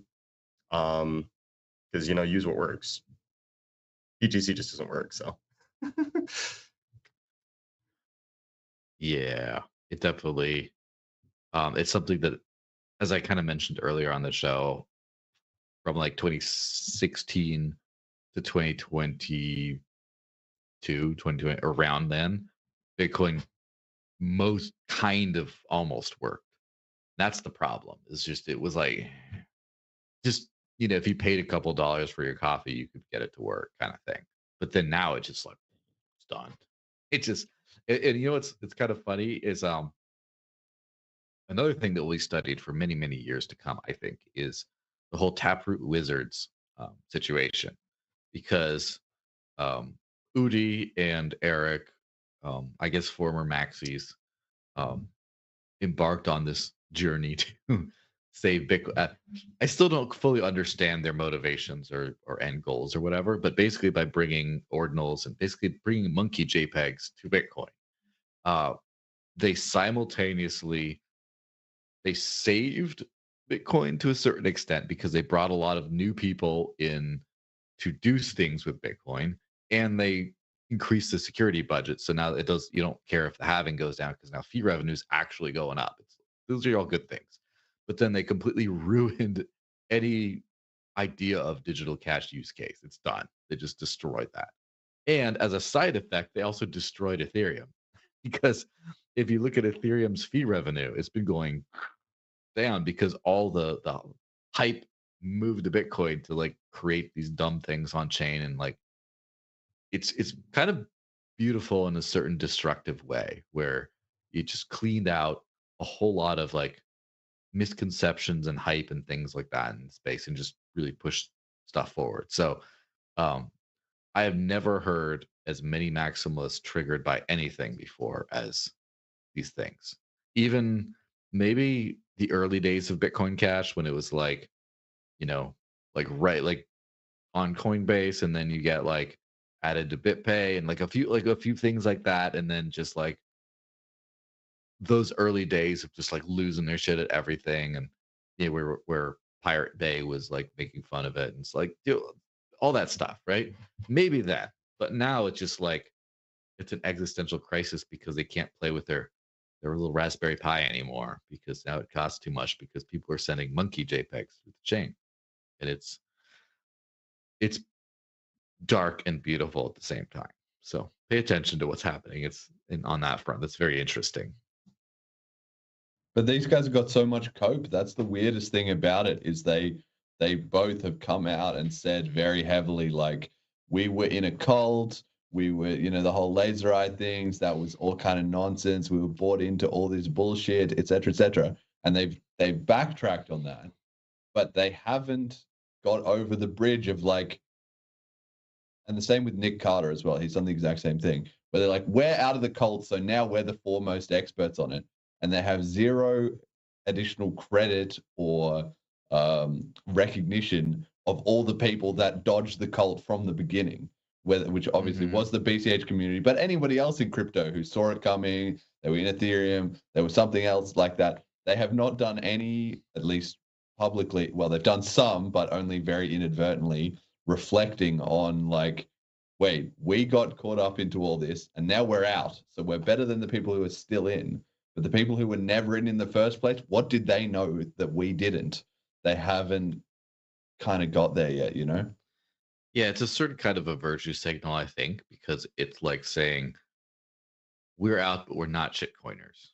Like the ones who did before, they left because they were unrighteous. We were righteous and we left, kind of. It's a weird kind of line they're trying to walk, but it's an interesting, like, we'll see what happens, right? The thing is, the cult, what I'm appreciating about this cult in particular, is that its heroes keep on getting worse and worse over time, because it's just like when you start to excommunicate all the good, it's like the Joseph Stalin airbrushing out people as he has them bumped off. It's like that kind of a thing. It's like, hey, I like that guy. Oh, that guy was actually pretty smart. Too bad they're gone.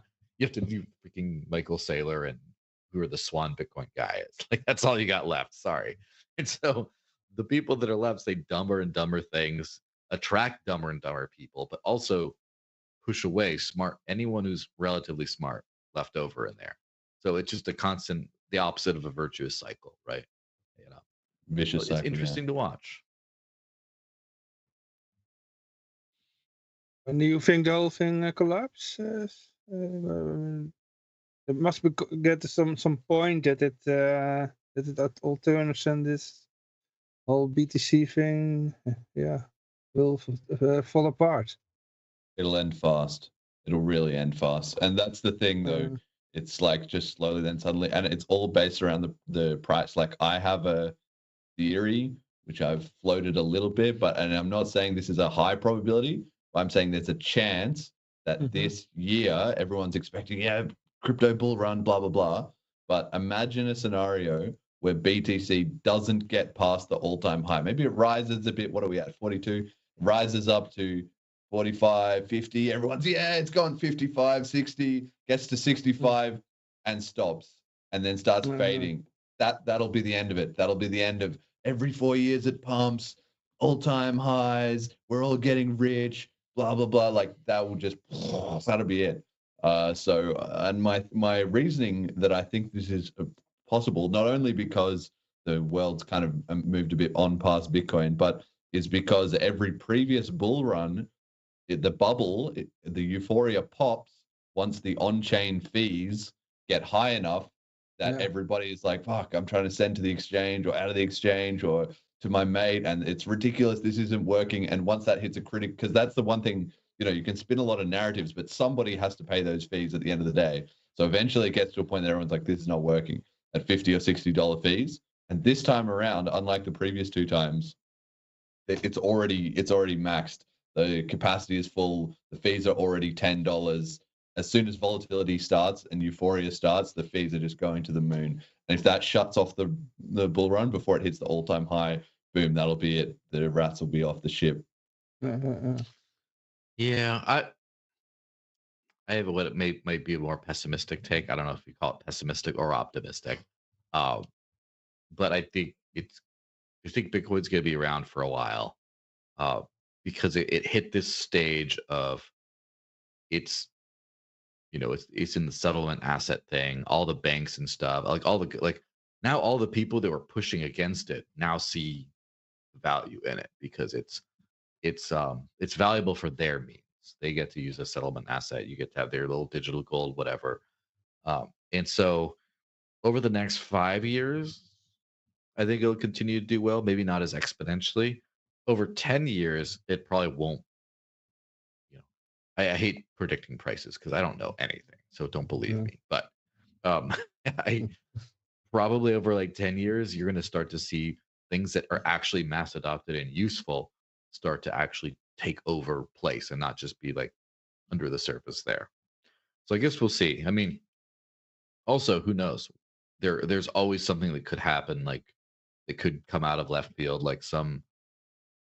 I do notice that there is pressure in the Bitcoin community to scale now because of the Taproot stuff, Taproot wizards. I don't think it's going to happen, but you never know. You never know if in a moment of pressure and confusion, they might start adopting drive chain technology or something like that. And then stuff get like, who knows?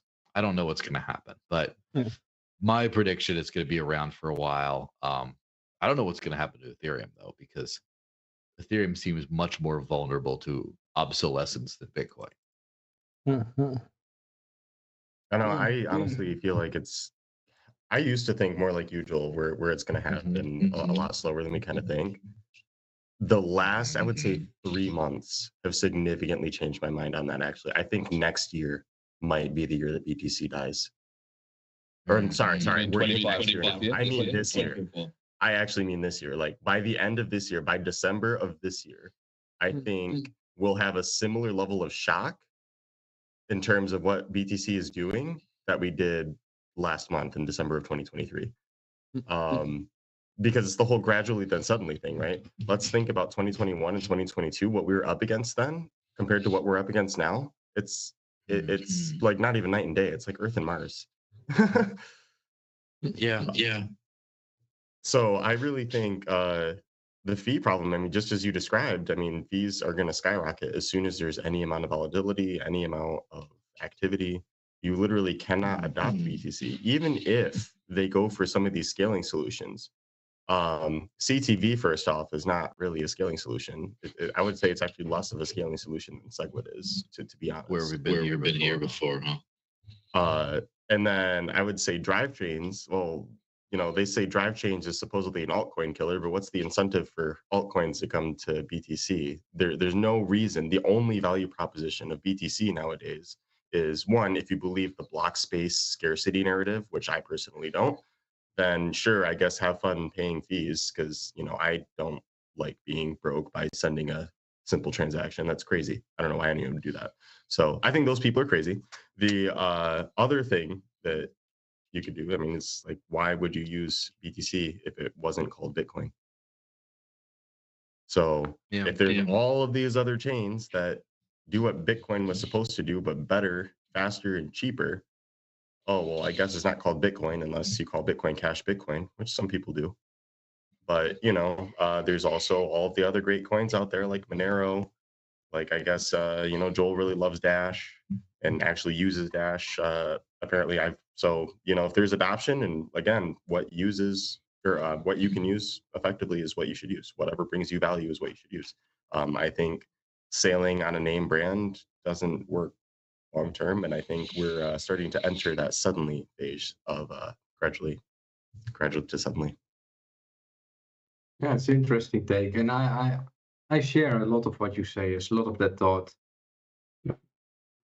It's been mostly driven by the previous rise in price and the enthusiasm that most of the early adopters had in believing in a freedom money.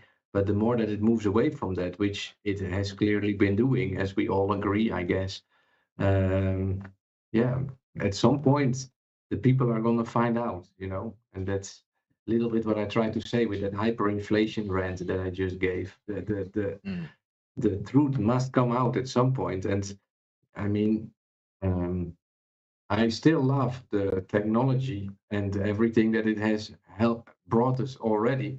But to move further and get to a global adoption, I've been saying to my maximalist friends, like, I don't see it happening. Any solution that you have presented to me, I wish that I could believe in it like you do, but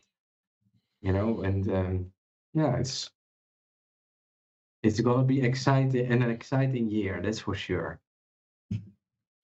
I also think Ethereum is not going to have a bright future either, for similar reasons, not exactly the same.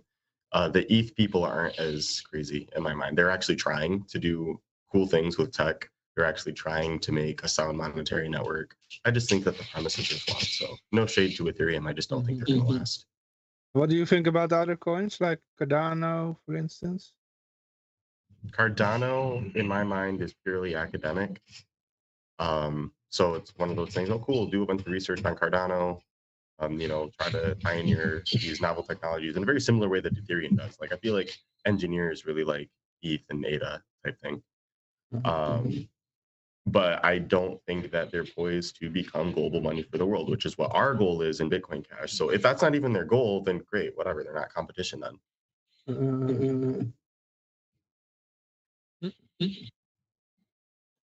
Yeah. Something I've asked all the others, but not you yet, Callisti. What are you working on for 2024, and what do you see happening maybe on a broader scale than just crypto? Yeah, so what I'm working on in 2024 is mostly Selene wallet and things related. So I mean, my life really is crypto. I'll be working with Jeremy on that, and we've got some fun stuff in the pipeline that we're excited about. And then, I mean, outside of crypto, I am really just trying to dodge the election season. I'm trying to like stay kind of in my bubble, to be honest. Like the last couple months for me, and really the theme of the new year has been shedding things that don't work for me or aren't good for me, or that aren't aligned with my values or views or the things that I want in life. Really keeping close the people in my life that do, and focusing on building stability, growth. Just ain't nobody got time for just dumb crap anymore, really. I mean, who does? Nobody. So I'm not getting any younger. Nobody else is. There's work to do. We got to do it. Somebody's got to do it, right? So if nobody else is doing it, like I'm gonna. Tell me a little bit more about this Selene wallet. Yeah, Selene wallet. I'd love to talk to you about that. So Selene wallet, our goal is to be the simplest, most user-friendly crypto wallet that you have ever used. We want to pass the mom test, the grandma test, but at the same time, we want to be feature-rich and have all of the features that an experienced Bitcoin casher would expect out of a fully featured wallet. So balancing that is a fun challenge. And I think we're onto something, really, because a lot of the community has given us a lot of the support. Our user count is approaching 1,000. We released last May, and we've got a new release coming out pretty soon here. And yeah, we want to showcase everything that Bitcoin Cash has to offer in one really sleek package. Is there a timeline for a release? Well, I wanted to have it out like at the end of last month, but I ran into some snags. And then over the past like 2 weeks, I've been doing like all these podcasts and spaces and stuff, which have definitely been cutting into coding time. So I'm trying to like after this is the last one that I'm on for a while. So I'm really just trying to double down on getting this out.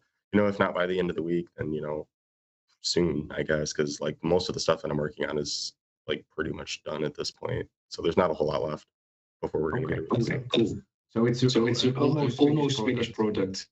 No, it's not an almost finished. No. It's an almost finished. It's an almost finished release. Yeah, we have it's already out. It's at selene.cash, SELENE.cash. Okay. And you can download it now, and you can zap you some stats live on air if you really want. It's a very quick download. Oh, let's have a look. Johan is always willing to immediately jump in. Yeah, so we're kind of in an MVP right now. We wanted to get the basic send and receive stuff out. That was back in May, and then Jeremy pulled together translations for like most of the world's transaction, or not transactions, languages. Sorry, I read something on Telegram that killed my train of thought. Yeah, a lot of the stuff that we have coming up now is just kind of adding onto that core wallet functionality. I'm gonna try to figure out this echo. Sorry. What was the name, by the way? Selene?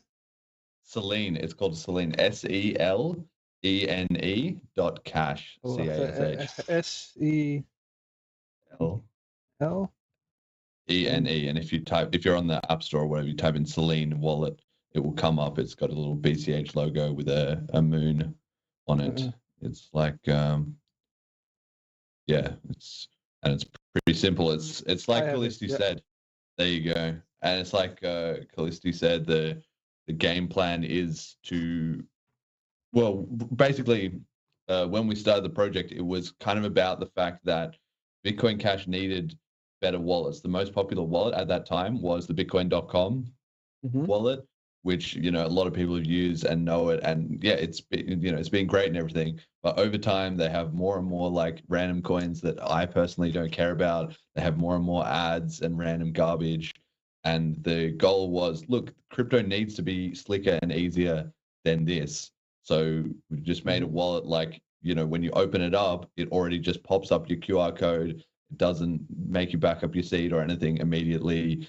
The receive is right there. So when I'm onboarding people, I say, have you tried Bitcoin Cash? They say no. I say, here, download this wallet. It's super small, the actual app, like it will download in just a couple seconds because it's a very, very small app file. Like it's only 4 or 5 megabytes, I think, when a lot of apps are 50 or 100. And then so you can already just have your scan ready to go, and you just scan as soon as their phone opens, bing, it just pops up instantly, money received, and that's it. No registration, no sign up, no KYC. Okay, and great. Yeah. Obviously, yeah. This I is got just it our here now. like yeah, It's here you go. very Do you want me to fast. send you some stats? Yeah. Do you try it? Hold up your I know. phone, I'll send you some stats. I got my. I will never say no. Of course, I will never say no. Let's see if I can get it like this. Yeah, there we go. All right, Oh. brilliant. Let's see. Oh, Okay. let's We see got if a my green screen happening. Yeah, my screen background is not hang on a second, maybe I need to turn the brightness up. Get the high contrast there. It's difficult, but I got my Bitcoin Cash. I can't believe it won't scan. We might be able to use it for the next raffle. Yeah, What just about that hit one? it to me on the. Nah, Send me a it's- screenshot on Twitter. I'll send you some BCH. You'll see it'll just pop up I'll like do it straight here. away. Wait, I do it in the Skype. I do it in the Okay, Skype all right. chat. Nice. I didn't Yeah. have it on the phone yet. I just showed the website to the people on the. So I'm going to install it on the phone as well. All right, how is this? How am I sounding? Oh man, what an improvement! Yeah, so much better. Oh, is that a QR code that we need to send some sats to? Let's get that. Well, we are doing raffles once in a while. So if you are sending sets, we are gonna forward it to the community. And actually, we are running a giveaway for the Libertarian Party, or how to say that, a crowdfunding for the Libertarian Party of the Netherlands. All funds that are being donated today are going to the Libertarian Party of the Netherlands. Yeah. Oh, nice. All Love right. that. Well, I guess I just There you go. donated $1 to the Libertarian Party of the Netherlands. Hope that helps, guys. We hope that they once will get a seat through that. But we were Okay, waiting accept for BCH. one. We're waiting for one more person to appear on the raffle wheel. So if you're on Twitch now, you can type exclamation mark Ron Paul, and you can get on the wheel. Yeah, and then we start to spin. I got them, by the way, guys. Thanks. It's already $6 by now. Either Bitcoin Cash jumped up, There you go. or No, I send you some. okay. I sent you 5. I got it as well now. Take a look at It did I go think we very have smooth. Dutch. Let me see here. Yeah, I this think we is, have. If you go in settings, Ooh. you can Localization. pick. Maybe we don't have Dutch. Yes. All time. I don't know. I don't mind. I always read English. So. I'm actually located 20 miles out of Liberland, which is in Serbia at the moment. So I think you might need to put a screenshot in the chat there. You. Yeah, maybe we can't do this whole scan it through the screen thing.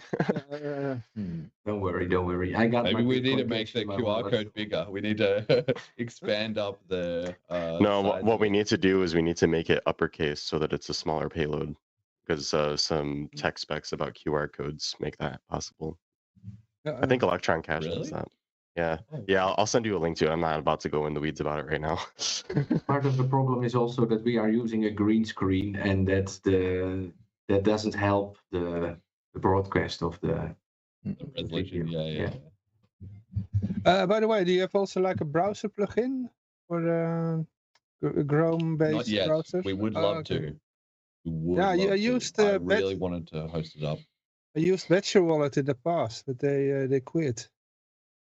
Yeah, so I think funny that was enough, mentioned by Badger. Yeah, because my very first BCH project ever actually was a browser wallet, or a browser extension wallet rather. Mhm. So like a plugin. That's actually what led into me figuring out how I wanted to build Selene. We're probably going to backport some of the code into an extension eventually, because I Okay. think that's just really useful to have.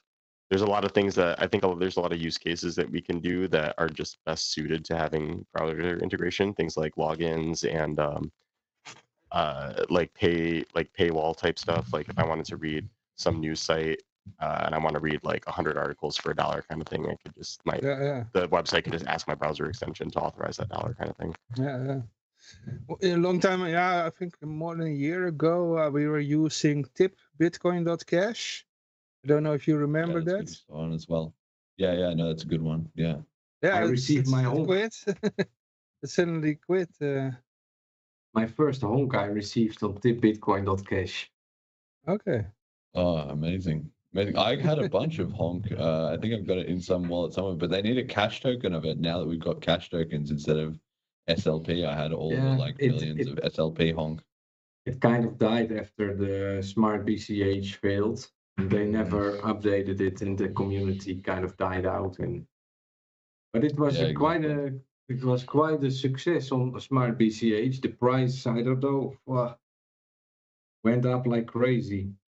I'm hoping we can recreate that with cash tokens. You know, that again, that's where the BCH community has really struggled. Like certainly from 2017 to 2020, there were civil wars with BSV and with XEC, and then in 2021 and 2022, there finally wasn't. But then we got a bit off track with the whole smart BCH thing, and there was a big surge of momentum. But then it all kind of came apart at the seams. So I think what we're sort of really focusing on now in the community, which seems to be going well, certainly in 2023, was just not overstretching things or rushing things. Just do it slowly, do it right, be consistent, and and still be there, because the fundamentals are still so strong. It's just that there's been so many like false starts, and that also makes it hard for people to believe in, because like you said, like they give it a go and they're like, this is pretty cool, but then they come back later and it's gone or whatever, right? So that's why the podcast, Selene wallet, this kind of stuff is like, we're serious. We're going to be here in 5 years, 10 years. And I mean, things are going great so far, so fingers crossed. I think part of the reason why the smart BCH collapsed is because of a more bigger attack on stable coins, and they were being stress tested, and you had your stable coin on the smart BCH, and I think because they managed to break that, all of smart BCH broke. But that's my red clown's nose conspiracy theory. But I've been here 2 hours. I need to take off now, but Joel, very good. thanks. Yeah, I also very see much. that we got our new guest joining. Okay. Gregor is here to talk about Liberland. Feel free to stay, by the way, guys, if you want to stay and hear from Gregor. I still had a question, by the way, about this tip Bitcoin Cash. Do you know if it's coming back, or that there are people working on it, or? Not that I've heard. Oh, because I really missed it. I've seen a couple of guys that do still have pages there. Like I've sent a few people some BCH, even fairly recently, like certainly in the last month. So it must still be like somewhat around, but I'm not, I don't know any info on them sticking around, and so I would tend to a pessimistic view. Or maybe there's an alternative service, like maybe with Dash, or with also with Bitcoin Cash or other coin. Yeah, that's a service to tip streamers during the live stream. We've got, of course, you can always just put up a QR code on the screen. That's the simplest way. But if you want to be triggering alerts and stuff like that, for triggering alerts. More going to need something more heavy duty than that. So I don't really have, like, we had some on our stream for a while. I would I can put you in touch with my producer, and maybe he knows how we did it because we we had it somehow. Then we switched it off because it would always be like in the middle of the conversation, and then like ding, and then like someone's like random thought. We're like, oh, this is interrupting too much, so we switched it off. But ja, we miss Snackbar het hoekje. For our own streamers. That was a snackbar that also is making... Jed's saying Cash Rain as well too. So the BCH community now has this thing. You can look up Cash Rain, and it's kind of like it's a bit different, and it's still sort of in beta, but it's this thing that Kim.com has made this project where it lets you send like mass BCH airdrops to people who follow your content. So on the page, they can go on, and to be honest, there's a lot of bots, so be aware of that. But it's like you go on there, and maybe you set a bounty of like, $10 or something, and then the timer counts down, and then at the end of that, everyone who's followed your stream, like maybe one for Twitch, one for YouTube, they all go into a big like lottery, and then a bunch of them get paid out your BCH. So honestly, it can be a bit spammy, but it's kind of fun as well. I did it on my Discord channel. I had like 200 of them joining in a couple hours. So that was useful, but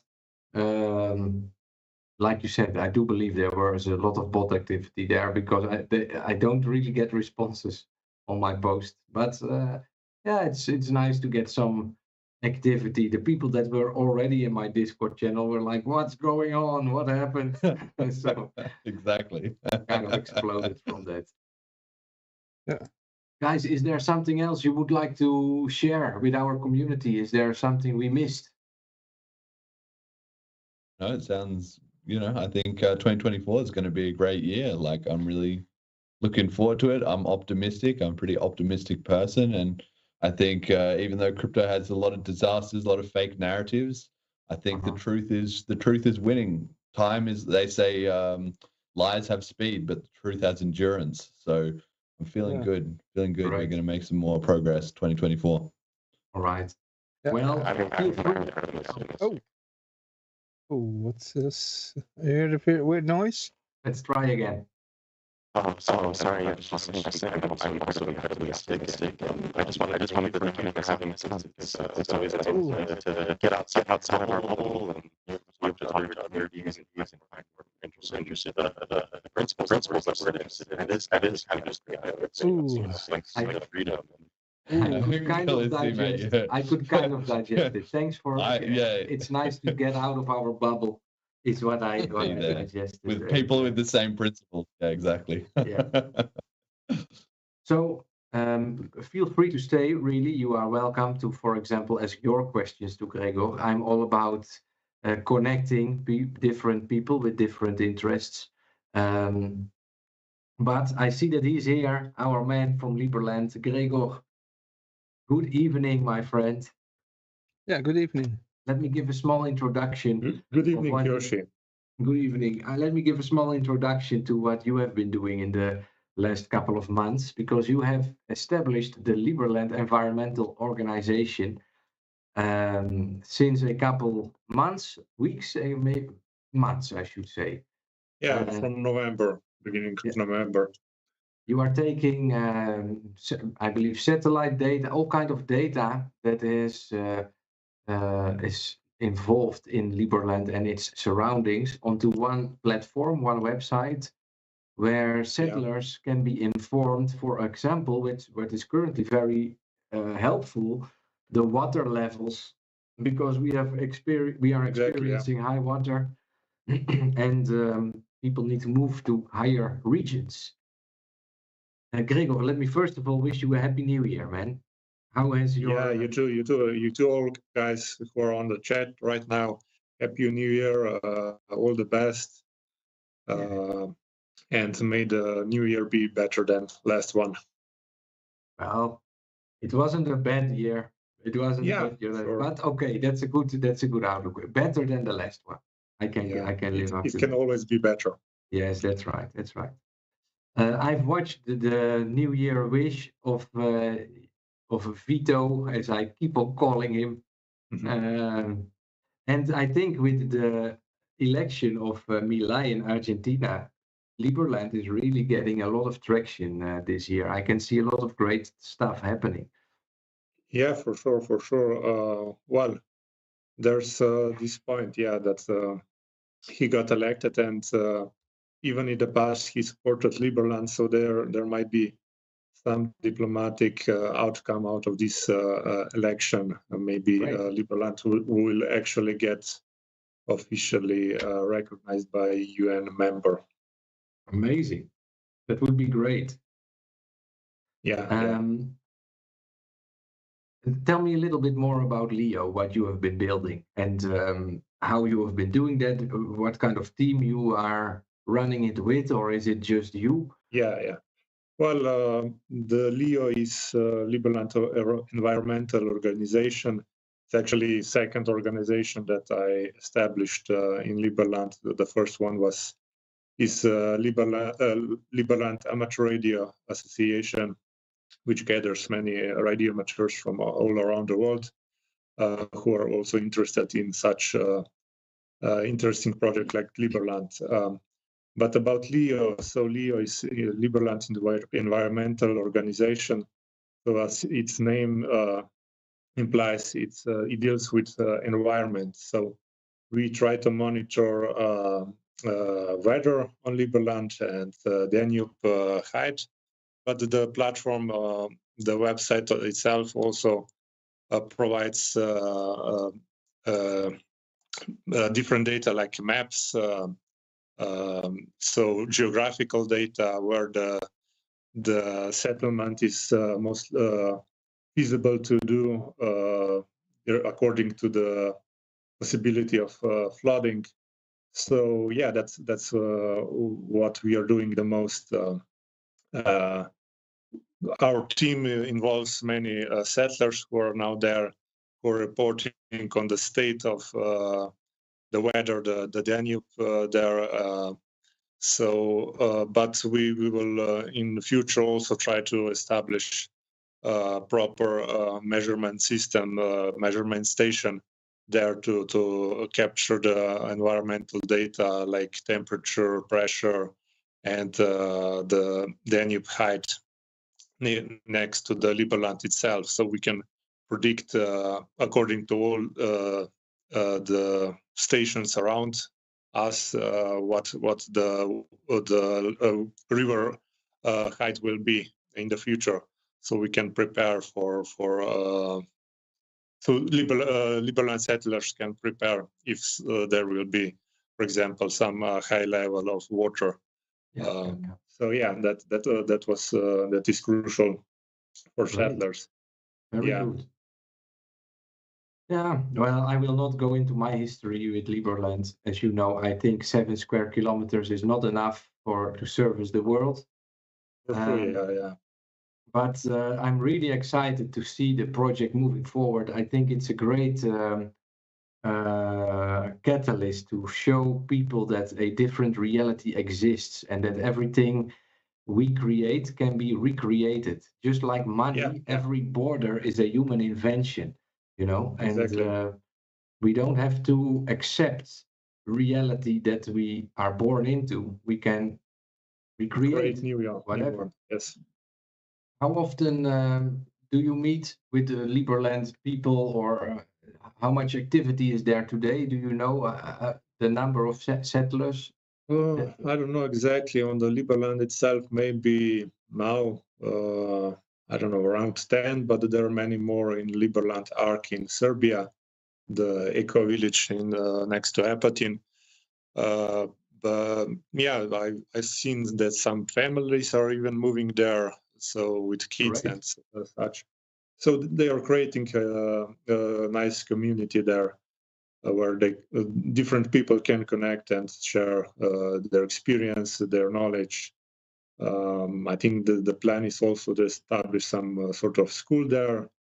I've seen it. That's, I think, the main point, and also what I like most about Liberland is the community behind it, because you get all sorts of people from all corners of the world gather in one place, and you can talk about anything basically, sharing different knowledge like cryptocurrencies and other topics that each person is good at and knows about it. So maybe nice for our other two guests to mention is that the first value that Liberland ever produced was actually a SLP token on top of Bitcoin Cash. And yeah, I do believe that a different value system has been launched recently, right? And they are so you already have, trading or not yet or close to? Me personally not such, but we have LLM, so it's Liberland Merit, which has total cap of 70 million tokens, let's say, and is actually connected to Liberland land area because the Liberland is around 7 square kilometers big, so that is planned to divide the land to the settlers or the citizens that has merits. And there is approximately 10% of supply given out each year to all the people who contribute to the Liberland project. Yes. So yeah, all the 70 million will one day be given out, and that's why also there is Liberland dollar,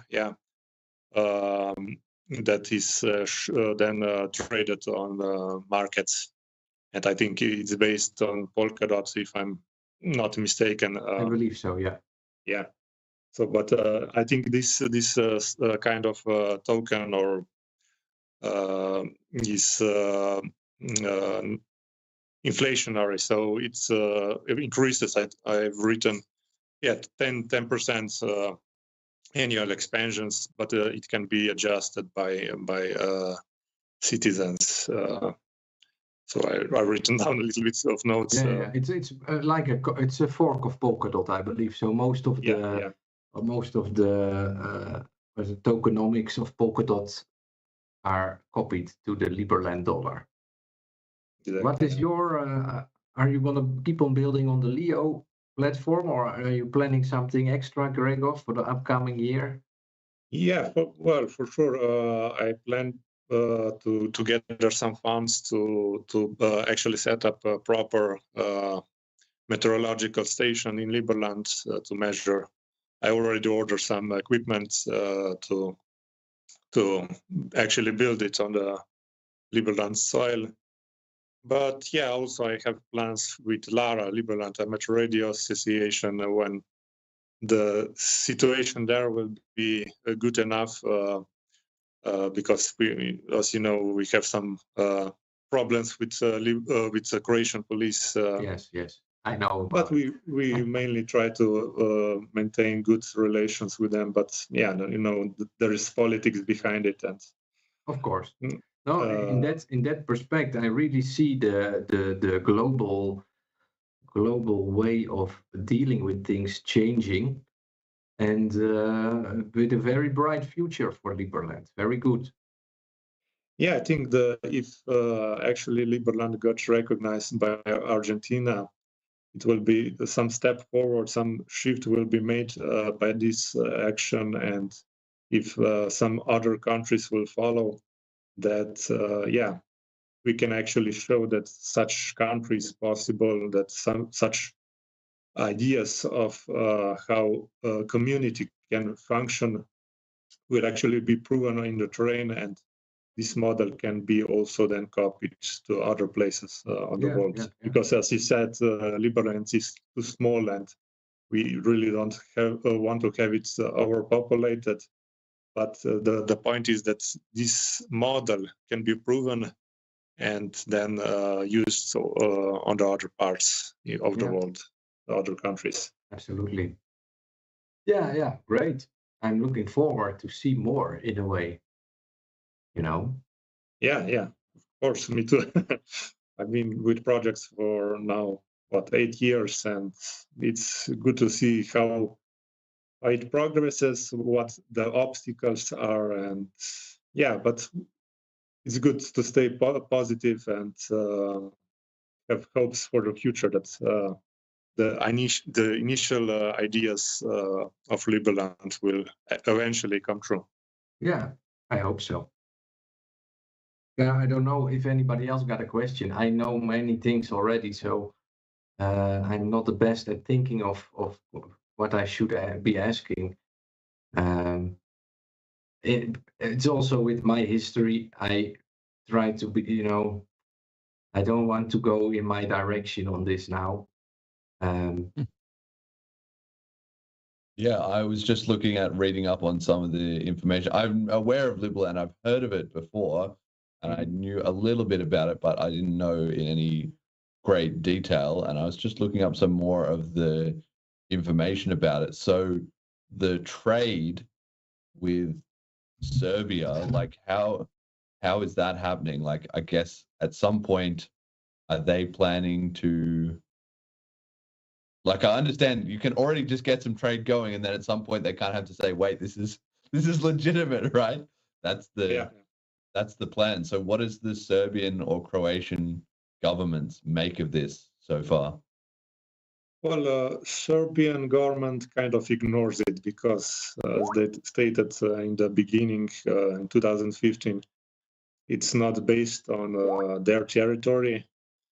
But on Croatia, on the other side, has sort of problem with it because on their maps, it's not located on the Croatian soil, but according to some agreement after the Balkan Wars between Croatia and Serbia, they established temporary border, let's say, on the middle of the Danube, but actually the catastrophe-wise, it's neither Croatia nor Serbia.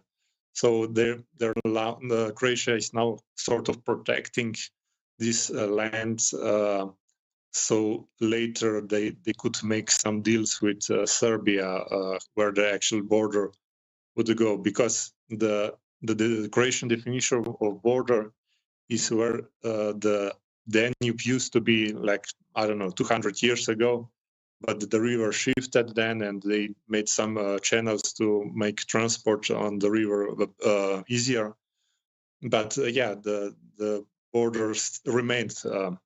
On the other hand, you have Serbia, whose current definition of border is the middle of Danube. So you get 3 pockets. They're not claimed, or weren't claimed by either of countries. And on the other side, of course, you have pockets that are claimed by both countries. And that was the basis of Liberland, how it became to be, because the beginning, the plan was to make a new country on the territory that isn't claimed by no country. So there is no conflict of interest there. But yeah, there's always politics behind it, and that's why we have some problems with Croatian police. Till August last year, actually, now 2023, they actually prohibited anyone to go there from any location, from Croatia or Serbia. But then suddenly they changed the politics and they allowed people to go there, but they still, they behave like it's Croatia, but at the same time, it's like it's not Croatia. And yeah, it's a little bit confusing situation. And there are many court cases now going on Croatian courts proving that Liberland is not based in Croatia, which by their definition it's not. So yeah, well, there's some legal procedures now going on, some legal courts, but also diplomatic efforts how to get Liberland recognized worldwide and to show some significance and independence this way. But yeah, now after August, actually there is a permanent presence of settlers there, even though there were some actions by Croatian state-owned forestry company who basically tear down some buildings that Liberlanders built there, but they remain there, even though even that fact. And yeah, they are mainly now on boats that are anchored next to Liberland, and that way we actually are proving the Montevideo Convention, the requirements, yes, to show that we are actually a country. Yeah. I can also add that within 2 weeks after the establishment of Liberland in 2015, the Serbian government released an official document claiming that the territory on which a new nation had settled, they didn't name Liberland specifically, was not Serbia. So from the Serbian side, they made a very early claim that it was not Serbian territory.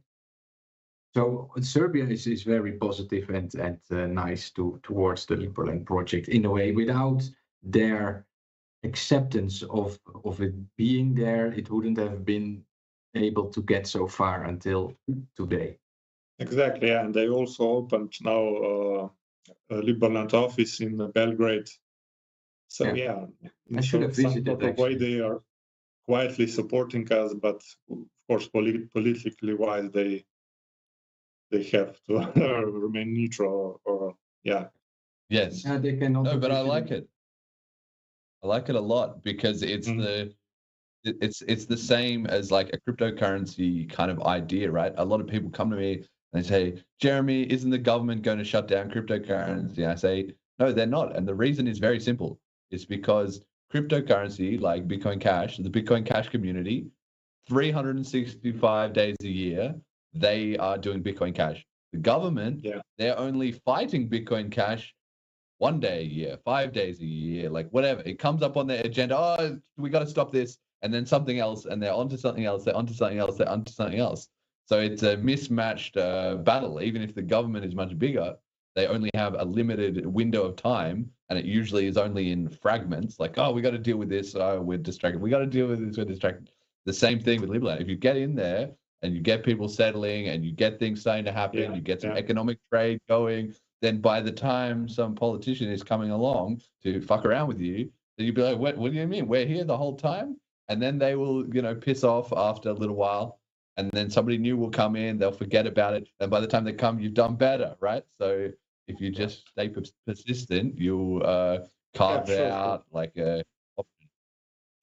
And we are still trying to build some relationship with surrounding communities. So the most important thing is that we show ourselves as positive change because we just came there, but now we have to prove that we are actually wanting something good. And actually, by having Liberland there, it's proven that actually the surrounding areas would get a lot of benefits out of it because of all the economic opportunities that will be created with Liberland. So yeah, they just have to realize that actually this project is something also good for them and they can benefit from it. Do you have any kind of, because if you've only got 7 kilometers of land, obviously one of the things that seems like an obvious strategy would be to obviously do things online, right? So if you created like some kind of like internet hub or like something you could have there, and then you could have offices or you could have something for people who wanted to be there that could be like massively impactful, even if only on a very small area of land? Of course, yeah. There's already for some time now, there is a company registry that is basically you can register a company in Liberland and you can do it online. You don't need to go to Liberland to have it. And yeah, that's already a reality. So that's awesome. That's so cool. Many things can be done now online, so you don't need to rely on the land itself. But yeah, it will also be good to have something there physically. That's I can there's just see also that's so cool. projects like metaverse that also have liberal lands. So yeah. Yes. That's awesome. That's awesome. I love this. This is so cool. I want to come visit sometime. Yeah, sure. Welcome. Guys, I need to have a quick Anyone toilet have break. some I'll be other back. questions? Okay, Joshi has to go to the toilet. Yeah, one quick break for me. I'm sitting on this computer for too long. Yeah. I have some bubbles, but that's for later on. I want to celebrate, of course, nice. the birthday of Bitcoin. But I'm Yeah. waiting till the pizza is finished. We have to do it in style, eh? Pizza and Pizza, of champagne. course. Yes. Pizza. Yeah. What is Yeah. now? 15 years, right? Yeah, 50 years. Yeah, Mm. and I was also tried to enter Liberland. Was with Yoshi. I filmed it, but then there was this Croatian boat with the big gun on it. So yeah, the only thing so we you could went do was before shooting Uber. champagne corks. Yeah, but it's very nice, a nice area. How close do you live to the Liberland area? Well, actually, I'm from Slovenia, so it's like I don't know, 500 kilometers from here. But last year I've been twice there in Liberland itself. So 1 week after the borders have opened, when they allowed people to move in, I was staying there in a tent basically, or out in open. We had some picnics there every day. We were celebrating. There was also one boat anchored nearby, so that was like a base. And later in September, I went for Witt's birthday anniversary. There were a lot of people there, like 40, I think, in the Liberland itself. So we also have a nice party. And yeah, it's like an adventure, out in the nature. And it's a special feeling. It's hard to describe. Yeah, I see Tom Wenzel is there. Is it already that late? Zeker. Live from Amersfoort. Okay. Oh, but yes, het ook in Amersfoort. Oh. Zeker. Yeah. Okay. Good evening. Good evening. Yeah, he's in the same town as I am. In between two meetings, so. All right. Welcome. That's Tom Wenzel from the Libertarian Party in the Netherlands. Yeah. And I have also a raffle because we have enough people on the raffle wheel. If you know not already participated yet, you can still type in Twitch ! Ron Paul in the chat, and then your name will be on the wheel. We got 6. 6. Oh, okay. If it comes on my name, Vrijheidradio, then all the money goes to the Libertarian Party on the raffle wheel. I will join in on that promise because I think my name is also on the wheel. So. And yeah, we give away now the Aurora we coin. had 750 Aurora coins. Okay, and that's $6 of Bitcoin cash. Okay, how much is the Aurora coin? It's about 100 Satoshi per Aurora coin. So I think about $30. Okay. And that big. Nice. Tom, will it go to the campaign or will it go to the New Year's drink? Nog niet genoeg gedronken dan. Nee, ik moet nog beginnen. I still have to start drinking. I have a bottle of champagne ready. I told Johan not to start drinking before Tom is on the show.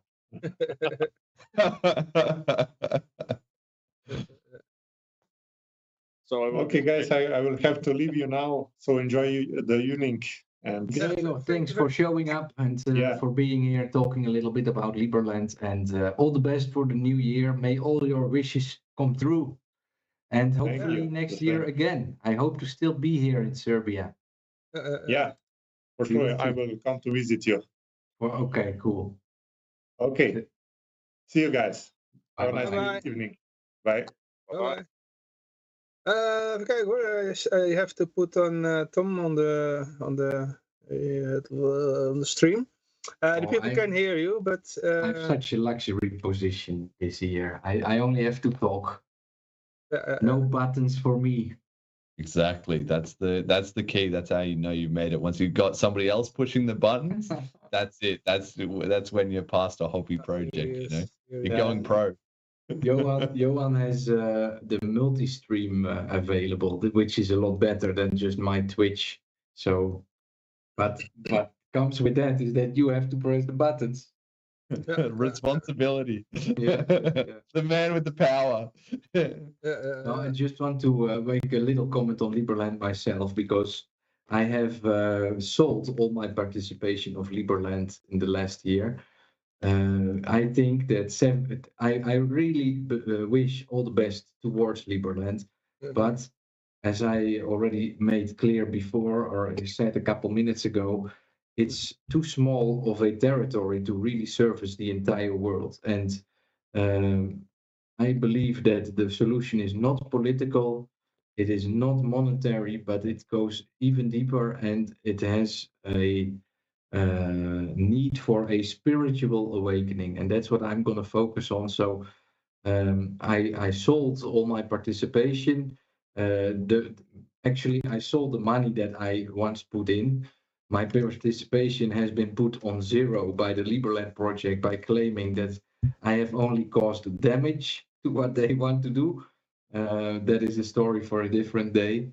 But I'm going to focus on establishing something near Liberland, because I believe it's going to be a 15-minute smart city to the ideas of Klaus Schwab. And those people that are going to be stuck there can experience some real freedom in the church that I'm going to build here. So I'm aiming to build a large pyramid, and have, you know, I came to the conclusion that if you want to establish a nation, you have to become part of that old structure of power, and that structure of power is something I have been resisting. Regardless of how awesome Liberland is going to be, I have to follow my feeling, and that's what I'm doing by taking this step. And so, nothing but good wishes to Liberland.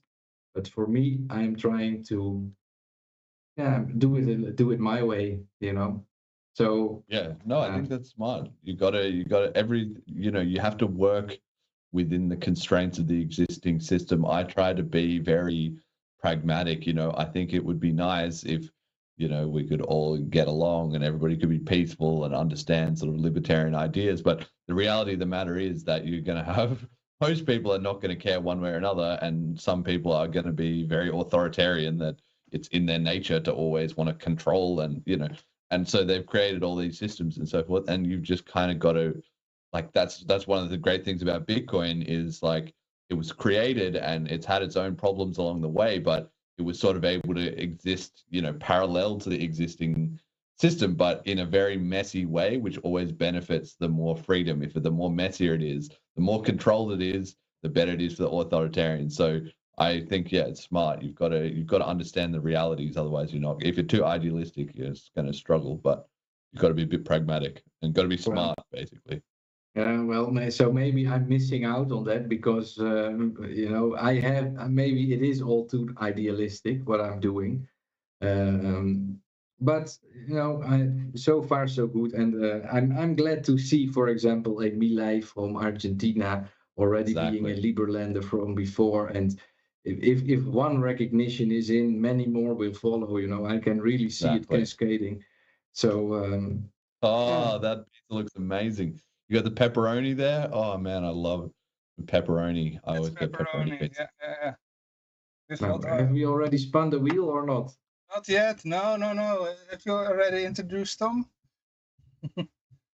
I gotta bounce. I gotta go. It's been an hour and a half. But Jeremy, thanks a lot for being here. Yeah, I thank you very offer much. to you all the best for the new year. And let's, probably next year we will do another birthday stream. Let's see if BTC still exists or you won't have any Callisti's competition prediction. from that. Yeah, exactly. But, I think he's being a bit optimistic there, but I like. I do believe that Genesis block is gonna remain some way or another, whatever the blockchain will be at that moment. I wish you all the best for the new year and may all your dreams come true. Good luck with Selena Wallet and your podcast. And we do a show every week, by the way. So if you ever have something to share with the community, feel free to send us a message. We are connected now. And, we can give you some exposure. You're always welcome. Perfect. Thank you very much. I appreciate it. And yeah, all the best with freedom in 2024, lads. And enjoy the pizza. It's looking bloody delicious. Happy birthday, Bitcoin. All right. Ciao. Bye-bye. Thanks. It's makkelijk. Ja, dankjewel. You want to do it in Dutch, Tom, or you will stick to English? How's your audience? I think the audience is English speaking. I think we have EAF, but all the rest is probably English. Let's stay English. We have been English all day, so and the guest after you is also in English. So we will continue in English. Yes. So welcome from Amersfoort. In between two meetings. Where are you in Amersfoort? Near the city's town hall. Oh, okay. Yeah. Well, I'm in Kruiskamp, very close to where the chairman lives. Tom, the guy with the beard. Yeah. But I'm going to spin the wheel. And I give away, how much was it? A lot. 750 Aurora coin and $6 of Bitcoin cash. Yeah. But if I win or Johan wins, they are going to be converted to EFLs and sent to the Libertarian Party. Great. Thanks very much in advance. And in general, we are doing a crowdfunding campaign for the Libertarian Party as we speak, but I don't think we have received any so far. But it's open. If somebody wants to donate, all money will go to the Libertarian Party. Let's spin the wheel.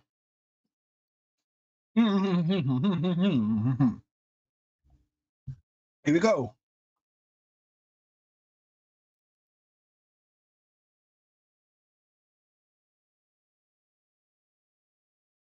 Oh, and now I have to look or not?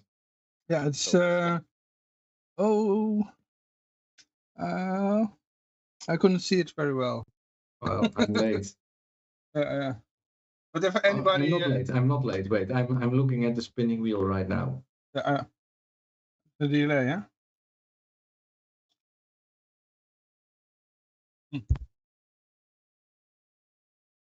Ethically show speaking. started in the morning. Ethically speaking. Congratulations. But do we have to convert the Aurora coin to EFL and then send to him as EFL, or? We will see. I will comment. I will make a comment to him in Twitch. I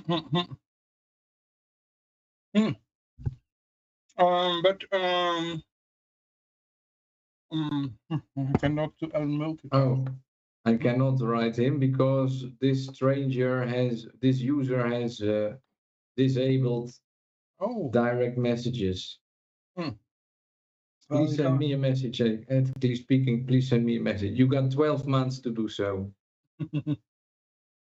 Okay, turn off the wheel and show Tom. Oh, sorry for this guy. But Who's that? Don't see it. Yeah. Bottle of water. Yeah. Tom, welcome. Welcome. Yeah, how's the party doing? The party's doing well, but the last elections weren't very, good for us. So as you understand, the Geert Wilders' party won a lot of seats, and yes, it was disastrous for other parties in the Netherlands and also for the Libertarian Party. So they eaten out all other parties. His name is called the Freedom Party, but has not much to do with freedom, huh? No, it is not really much to do with freedom. Their social economic program is very left wing, and we couldn't match with that party. No, they have very strange ideas about freedom of religion, and many more. So their name is in disguise. Yes. The only party for freedom in the Netherlands is the Libertarian Party, but you already noted that. But in our corner there are also other parties, just for the English-speaking people, like Forum for Democracy. It's not really libertarian, but it comes closer to libertarianism than Geert Wilders. Huh? Yes, but I think there is one party comes more closer than the party from Geert Wilders, and that is the party called Belang voor Nederland, BVNL. Ideological, that party comes closer, but had some strange ideas about public transport. So yes, that was a main thing in the campaign, that they called themselves sometimes from time to time libertarian, but they are arguing for free public transport. So yes, the real libertarians still belong to the Libertarian Party in the Netherlands. Yeah, unfortunately, no seat. How are we going to change that, Tom? How we going to change on the local base here? For example, here in Amersfoort, there is a libertarian voted in the city council. His name is Tom van der Moen, and he was also the first on our list back when the general elections were in the Netherlands. So there are some libertarians in local councils, but not in our name, not for the Libertarian Party. But maybe it will change, maybe not. But better one libertarian in the council than no one. Yeah. Yeah, I keep on saying you need a Yoshi Livo from Liberland to break the spell of the extreme We left. gotta return Yoshi to the Netherlands. Well, I think I have more power being close to Liberland than in the Netherlands, but hey. That's the reason why I'm gonna visit you in this year. Yeah. We have to see how that goes, because I'm currently trying to buy a house here, but never mind. I got a new Rumble channel that I started a couple weeks ago, which explains in detail what I'm trying to achieve, because we need a place, you know. If you want to visit, we need a place. Buy a house in the neighborhood where you live now, or? Yeah, that's the goal. My friend, his wife, was diagnosed with a disease, and to pay the medical bills, he needs to sell his house. My life is one big coincidence, and this perfectly fits my narrative. So I have now put all my arrows on getting that house together. The problem is I do not have the liquidity available in spendable cash, because some of it is locked in crypto coins that are not liquid enough. And so I'm trying to increase the turnover speed of those crypto coins so that I can sell them to buy a house. Okay, so it takes a month of 3 or 4, then you. Yeah, I'm currently promoting it, so here I am doing it again. Hey Tom, you know what I like about the Libertarian Party? Please tell me. How you accept crypto coins for your donations and memberships. Yes, we accept good money, and we hope to drive bad money out once it is possible.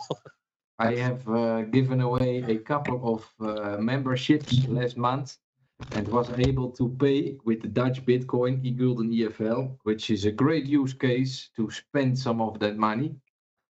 And that is one of the main things that I really enjoy in your party, that there is a talk about crypto coins, because that is what I'm missing in all the others. They are simply not putting it on the list. And so that is my main driver into supporting that. And I'm a member now. I'm a member of your party, which, I'm glad to be able to participate a little bit like that. And it's possible because you are open-minded enough to accept what many other people call scams or shit coins, and work every day with government debt currencies that need violence to get value. So that's my main driver towards your party. You are muted. We are open to crypto, yes, indeed. So I'm glad you were very happy with that. Yeah, well, what can I say? I've already announced it to another guest. We still give away about 1 million in crypto. And the LP, Libertarian Party, could just promote it, Who knows what will happen after that? I really do believe it takes some... Started raining over here very hard, so I have to look out for another place. You have to hide. Stay dry. What are the things that are going to be happening to the Libertarian Party this year, Tom? Could you share a little bit of insight? Yes, there are European elections this year, so we will find out if we are able to join that election. But maybe, it's going to be hard. Are you in a European bloc? Like with some other parties from France, Spain, Germany, and England, we form a European Party for Individual Liberty. Okay. How many seats? Because in the European Parliament is 750, I believe. Is that correct? Yes, it's around 751, I believe. Oh yeah. And how many of those do you currently sit on with your bloc? From our bloc, no one, but the periods of time therefore, it's around 2018, there was a Czech party called Svobodna, who was seated in the European Parliament with 1 seat. Okay. Yeah. Well, 1 is better than none. That's true. Can you believe the immense shift of consciousness that needs to happen to get it from 1 to, let's say, I don't know, 100, Mm-hmm. Yeah, I hope one day Europe will revive and have its Milai moment too, but it's going to be hard, of course. But never say never. Yeah. Hey, and now you're about to have a meeting with the staff, or with the board of the party. We are going to meet with the board soon. So yes. Is this your first meeting after the election? No. The general board does meet every week on Wednesdays. Okay. No, it's not the first time after elections. I don't know. Mm-hmm. There's always something to talk about. Very true. Yeah. I see that our next guest is also already here. If you got a question for Tom, Mr. Breyer, feel free to ask them. And for Tom, if you want to say something specific, if you got something to say, feel free to share your info with us. I'm thinking of good questions. Maybe Johan can help me. I was just busy with my champagne to celebrate the Bitcoin's 15th birthday. But the problem is, champagne after a pepperoni pizza doesn't taste very well. Yeah, but luxury problems. Yeah. But the question, I don't know. Not really, actually. I think everything I would ask, you already asked. Yeah. And otherwise, I will join next week or the week after. I'm always available for Vrijheidradio. So Yeah. Of Maybe course. that's a good plan. Maybe that's a Yeah. good plan. great. Yeah. Well, thanks anyway for showing up. I can have oh wait, you know what I will do? I will have a quick look if we got some donations that happened over the course of this broadcast. And I put Brian on the big screen. All right. Uh, No donations so far, mister. but I think we have to show the QR code more often. I think that's the problem. So, Ik ben dus left to donate some for the Libertarian Party. I think I will show the video now, and then we can still talk, but then the people can watch a few minutes to the donation QR code. Yeah. That's a good idea. Here it comes. I was doing so far the donations today. 0. We don't do it. No. We don't do it for donations. But we showed it only in the beginning of the video of the live stream. Huh? So, oh wait, shit, it doesn't work. It is still here stuck. I have to do it like this. Even kijken hoor. Donatie. Hoppakee.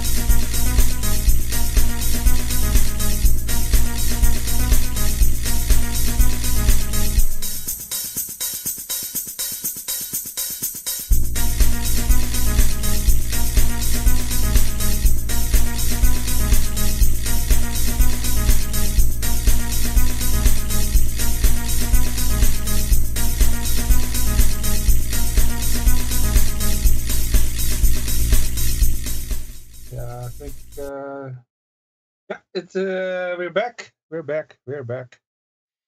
Yeah. We're back, and now with I always call him, but it's a little bit of a joke. The second person to adopt Bitcoin after Hal Finney. But yeah, there are people. There are more people. Yeah. Your name is Pittsburgh Hotler, or Yeah, Vrije. yeah, RL Breyer. It's good to see you guys again. We were talking before we got back on here, and I think we've known each other for 6 or 7 years now. So I like catching up with you guys once in a while and seeing how you are. Yeah. Well, I'm personally in a crossroads of my life. And we will see what 2024 will bring. It's going to be a turbulent year for everybody, I believe. So I am no exception to that rule. Hopefully Maybe. prosperity, though. Prosperity. Hopefully. Peace of mind, maybe. We'll see. I'm hoping to buy a house and then settle a little bit and find maybe start a family. That's the goal, you know. That's everybody's goal, right? Yeah, that's what I kind of Could be. lost track of in the past couple of years. Yeah. Well, I hope it works out for you. We will see. We will see. Hey, and how are you? How have you been doing in the last couple months, or what's new? Yeah, I'm doing well, man. I'm actually getting over an illness right now. I was sick here, right? I got sick right after Christmas, but this is like the first thing I've really done. I was out for like a week or more, you know, pretty ill, but doing well. Other than that, I appreciate you asking. Yeah, enjoying the price action the last 3 months. Absolutely. I think the last time we talked, I can't even remember. I had a lot of success last time, you know, selling at the kind of getting out over, you know, DCAing out of the market, you know, it near the top last time. I think I talked to you a little bit about my call of Perfect 65K. prediction. Yeah, I made that video on YouTube. It was like 952 days before the top that I said I'd be out at 65,000, and I stuck with it. And then I waited for the retrace in the bear market, and I started buying alts, you know, 80, 90% off plus. So just been holding strong after I DCA'd for like, you know, 18 months. And now just enjoying, you know, that right now. So that's what I've been up to, doing a little bit of work in crypto as a chief marketing officer. And yeah, other than that, just focusing a little bit, you know, during the bear on family, like you noted a little bit, you know, just trying to have some, you know, a little bit of a normal life when things aren't so hectic. You know, the bull markets are, you know, we got caught up checking our portfolios, and it's hard to focus on anything really when the price is going up. So, yeah, but other than that, doing great. I appreciate it. How are you, Johan? I'm okay. Yeah. Yeah, life goes on. Yeah. That's good. And but in a positive way. Yeah. Yeah, one of the projects that I didn't come on here to show my bags, but one of the projects I'm most excited about. I think we've probably talked about it before, but Alliance Block, they're registered in the Netherlands. So I don't know if you look at them much or not, but that's one of the projects I'm invested in right now. So it have been for a while, off and on. So I'm pretty excited about them. Real world tokenization. I don't know if or real world assets and tokenization. I think it's like finally time to see that. So I'm really interested in a lot of what's going on with that right now. We'll see what happens this cycle. It seems to be the hot narrative. Yeah. That and AI. And AI. Okay. Yeah. I just want to announce that I have sent all the funds of the raffle to our winner, ethically speaking, just now. Okay. Ethically speaking, you got some funds in your wallet. You got big bags. Yeah. Yeah. Okay, yeah, and you wrote also new books. No, I haven't been writing. I didn't write any new books in the bear market. I was still writing for the Cryptonomist for a while, just technical analysis. I don't know if you know the Cryptonomist. It's a pretty big website in Europe. Yeah, I've heard of it. And yeah, I wrote TA for them for a while. I think I have like 300 or 400 articles probably, but I moved on from there and just focusing on just investing. And I was working as a CMO a little bit for a while, and then just really focusing on my own ventures right now. So yeah, but I've been really pounding the research the last few months. Preparing for this cycle. I think this is going to be the biggest one yet. Everyone seems to get bigger than the next, so it seems like the opportunities are in our face right now. Absolutely. Yeah. I made a video the other day. I think it's now a week old. What did I want to say about it? Hyperinflation, it was called. How many people don't seem to realize that in the past 15 years, all these coins got created and caused a massive downward cycle. And that we are really, I believe that once the bottom is in, which could be still a lot lower, taking into account that the ETF launch might double the price of Bitcoin overnight, as some like to believe. If that happens, the price could still in Satoshi go lower than we are today. But once the bottom is in, I think we really are going to see the all-time low forever in all these coins, because the downward pressure of that hyperinflation is coming to an end, and the adoption is not really stopping. So at some point, the coins have been created, and then we are just going up, because there is a fair value of all of these coins compared to Bitcoin. And not all of them, but most of them have a limited supply like Bitcoin. And yeah, in my theory, in 200 years, the coins that still exist will trade equivalent to Bitcoin in a way, So a Litecoin will be 4-1 at some point, and then there's going to be another revolution happening. But that's going to take a very long time, and this is the opportunity of a lifetime in a way, if you can see through the fog. Yeah, I know that the United States is everyone kind of follows what we're doing because, we have the world's reserve currency still, technically speaking, but that privilege is slowly going by the wayside, and won't the abuse of that's coming to an end, as we can see, with these countries coming together and working on a gold-backed currency. But I think Bitcoin is still, the way out for the average Joe, or the average person out there.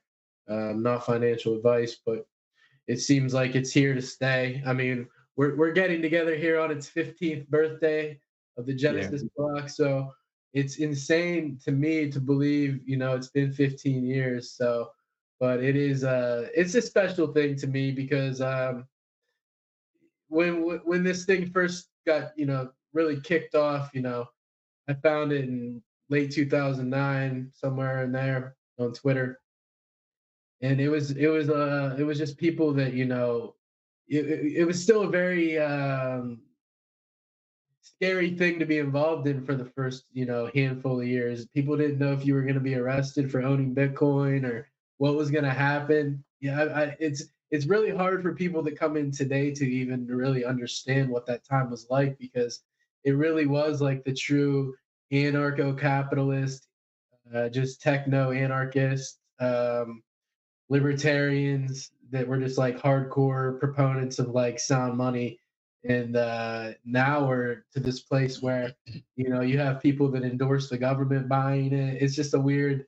It's become a it's sort of a weird time to see it like grow up to where it's lost a little bit of its like ethos, but it's still I guess that's the beautiful thing about Bitcoin, is it can kind of be whatever you want it to be. It is to me something different than it might be to you or the next person, but at its core, it's still like this tool for like freedom to me.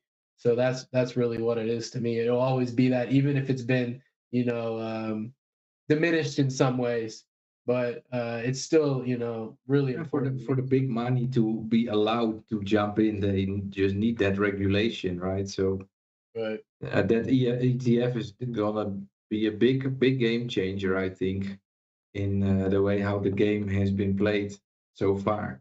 Because you're doing TA and you put your Elliot hat on. What's going to happen with Bitcoin, with the price?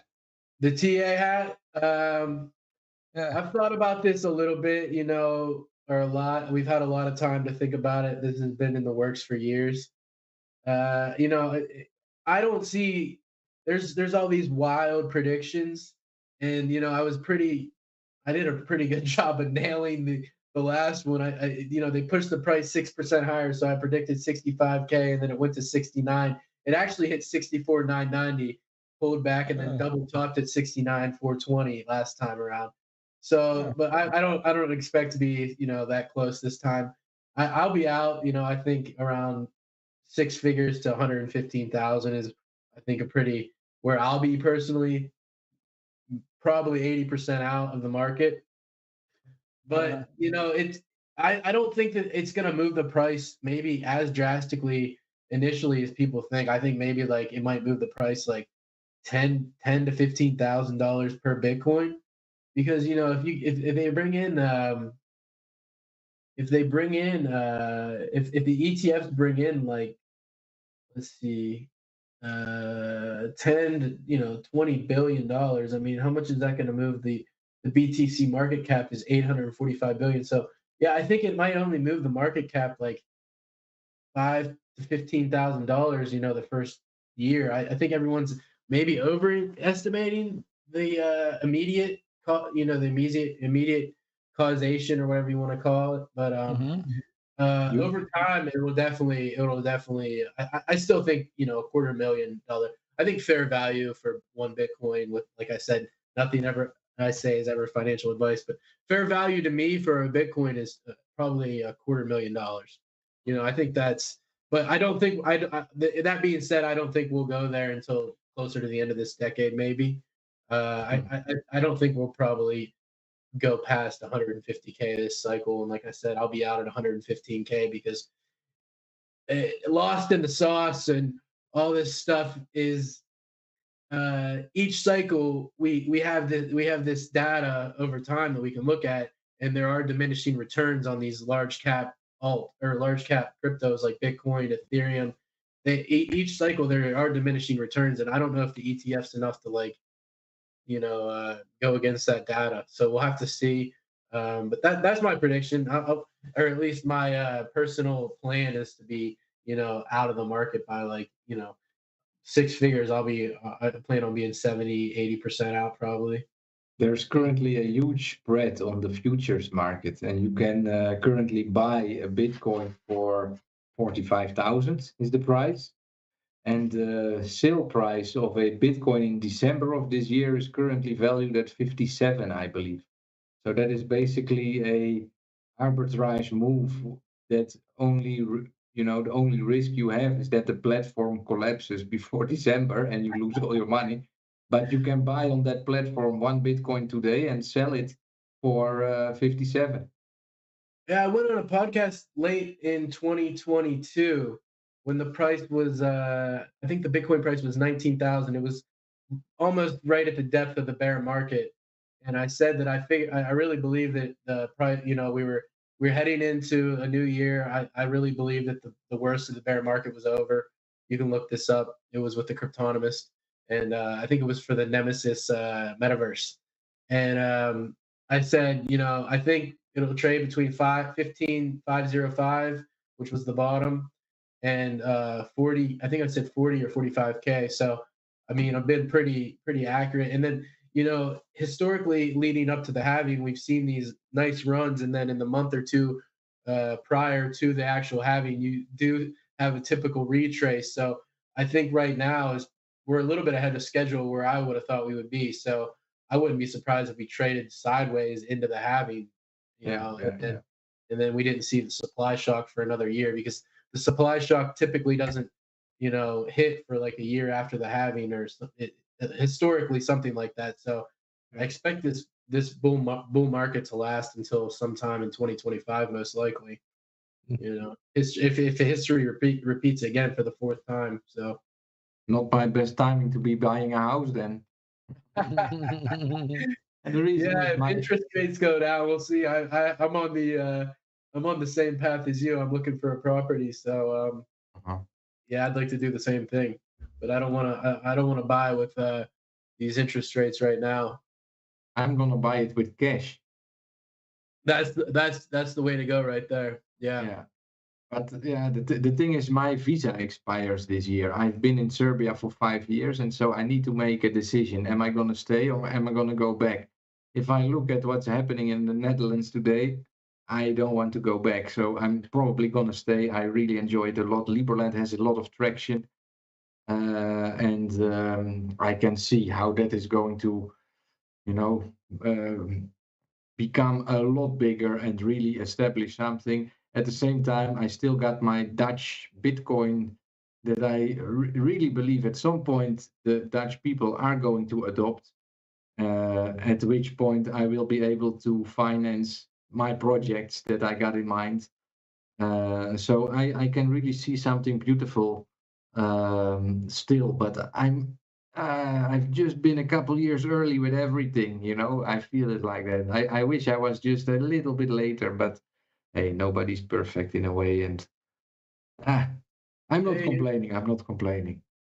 But you're like laying the groundwork for the people. We're some of like the forefathers of the crypto space. So yeah, without us, there was no crypto industry.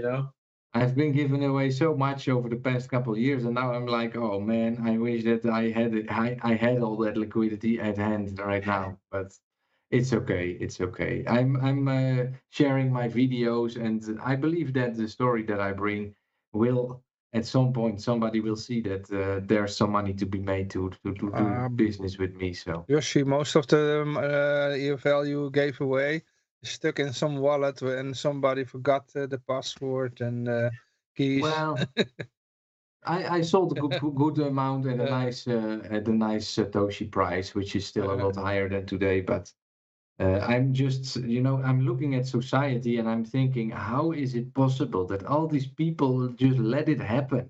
Where is the consciousness of these people leading them towards? What are they expecting of the future? And, I'm so surprised. I really didn't see that it would take this much for people to break out of that traditional lifestyle that they have been living. Because look what's been going on in the world, man. It's such a crazy place, and like you said, the Bitcoin is such a great option to diversify away from those traditional power structures and to just take your own responsibility and act upon that. But the people are afraid and they don't dare to dream, it almost seems like, and I really didn't expect that. So that's why I'm how to explain it in the right way. That's why I'm not in the optimal position today. Let's call it like that.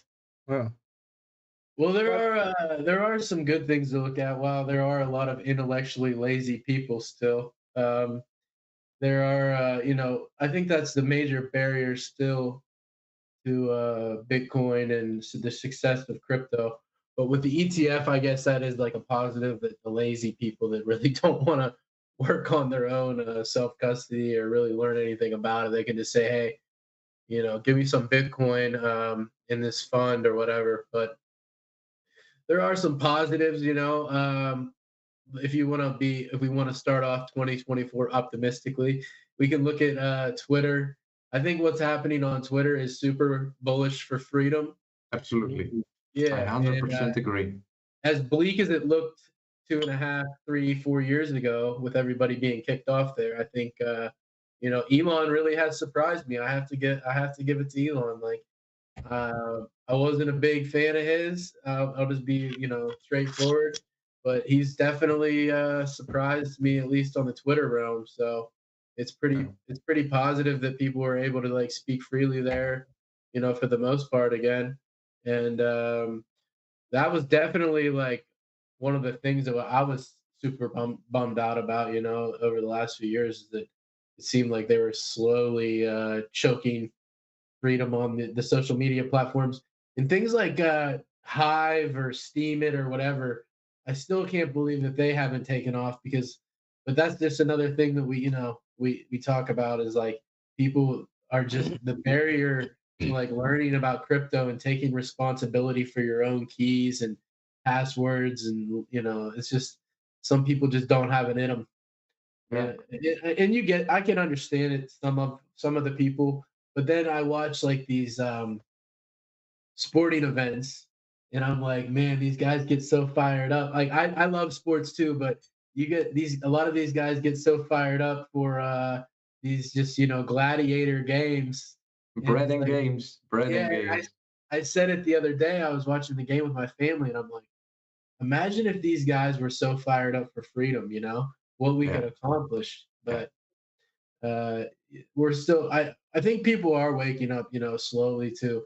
It's just a process because not everybody can process the amount of information like maybe us three can, or they don't have the fire that we have to really get into economics and just how money works and things. But it over time it becomes impossible for them to even to miss it, because if we just keep putting it in their face, that's how I've always thought about Bitcoin, is kind of like Ron Paul said, like you can't unhear what we said. So just keep beating that drum of freedom, basically, is my approach. Yeah, we have been hearing that a couple of times today. Yeah. And if the US, because I believe the BRICS agreed that from the 1st January forward, they are going to de-dollarize with more speed than before. So if those dollars return, the inflation goes up, and at some point you cannot deny what's going on, and you can live in your little bubble and just scream for your favorite sports team, and make that your life. But at some point those tickets are going to be expensive, then you cannot pay them anymore, and that's then when those people are going to think, you have people that work blue collar jobs that spend all their money on cable TV. I haven't had cable in over a decade and things like that.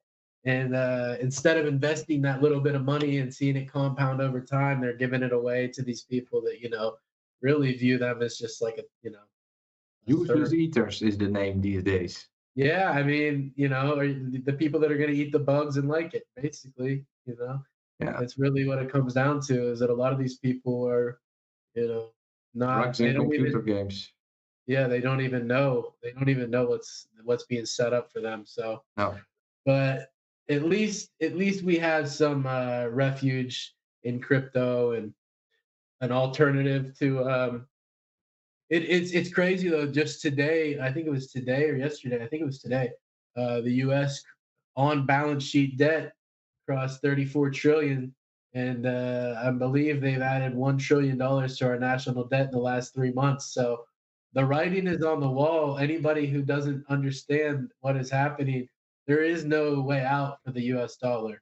It's I mean, economic law will have its day eventually. So people, there are people that think that the United States is above the laws of economics, but there is no one or no entity above the laws of economics. Eventually, it will catch up.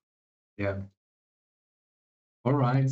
Well, you got some more to share with us, Briar. What are you working on for the year? Yeah, real quick. I've written a newsletter. I'll plug my stuff real quick here while we're on here. Yeah, please do. Yeah, I've written a newsletter once a week. Normally goes out on Saturday or Sunday for the last 181 weeks. So I've been putting that out religiously for a while now. And I put that out on my Patreon, patreon.com/RL Briar. And I've not been able to buy a subscription. I had to get some. I've been trying, but I don't have a bank account, and I didn't manage. We'll figure it out. I'll talk to you about it offline or off of here. Yeah, you can give the crypto donations. Yeah. We'll figure out a way if you want in there. But yeah, I read about the projects I'm investing in and my strategy, which like you said, I've been in crypto now for 14 plus years, which is crazy to say, but I gave my, I put my strategy out there and, what I'm doing week to week, what I'm buying, what I'm selling, what I'm looking at, in the larger picture. And then I also have a YouTube channel, which I haven't posted on in a few months now, but I like to interview projects on there. And that's also something I put together in the Patreon. In the Patreon group, we also have a Telegram chat, a private channel to keep all the riffraff out of there. But it's an exclusive group, private group with right now there's only I think 15 of us. We had 80 something members in the Patreon at the height of the last bull market. But yeah, it's mostly people like you guys, that are liberty lovers, and caps, very philosophical people that are also, in crypto. It's a pretty tight knit group, so nobody comes in there and shills their bags really or anything. We just talk about what we're into and what we're looking at, where we find value in the space. So it's not like your typical paid crypto group or something. It's more of there's more of a foundation to it. I would say.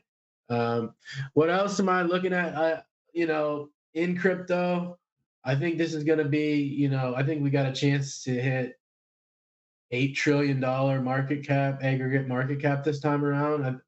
Yesterday, or earlier this week, I didn't look at it before we got on here today, but we were sitting right around a $1.75 trillion market cap for the total market cap for the industry.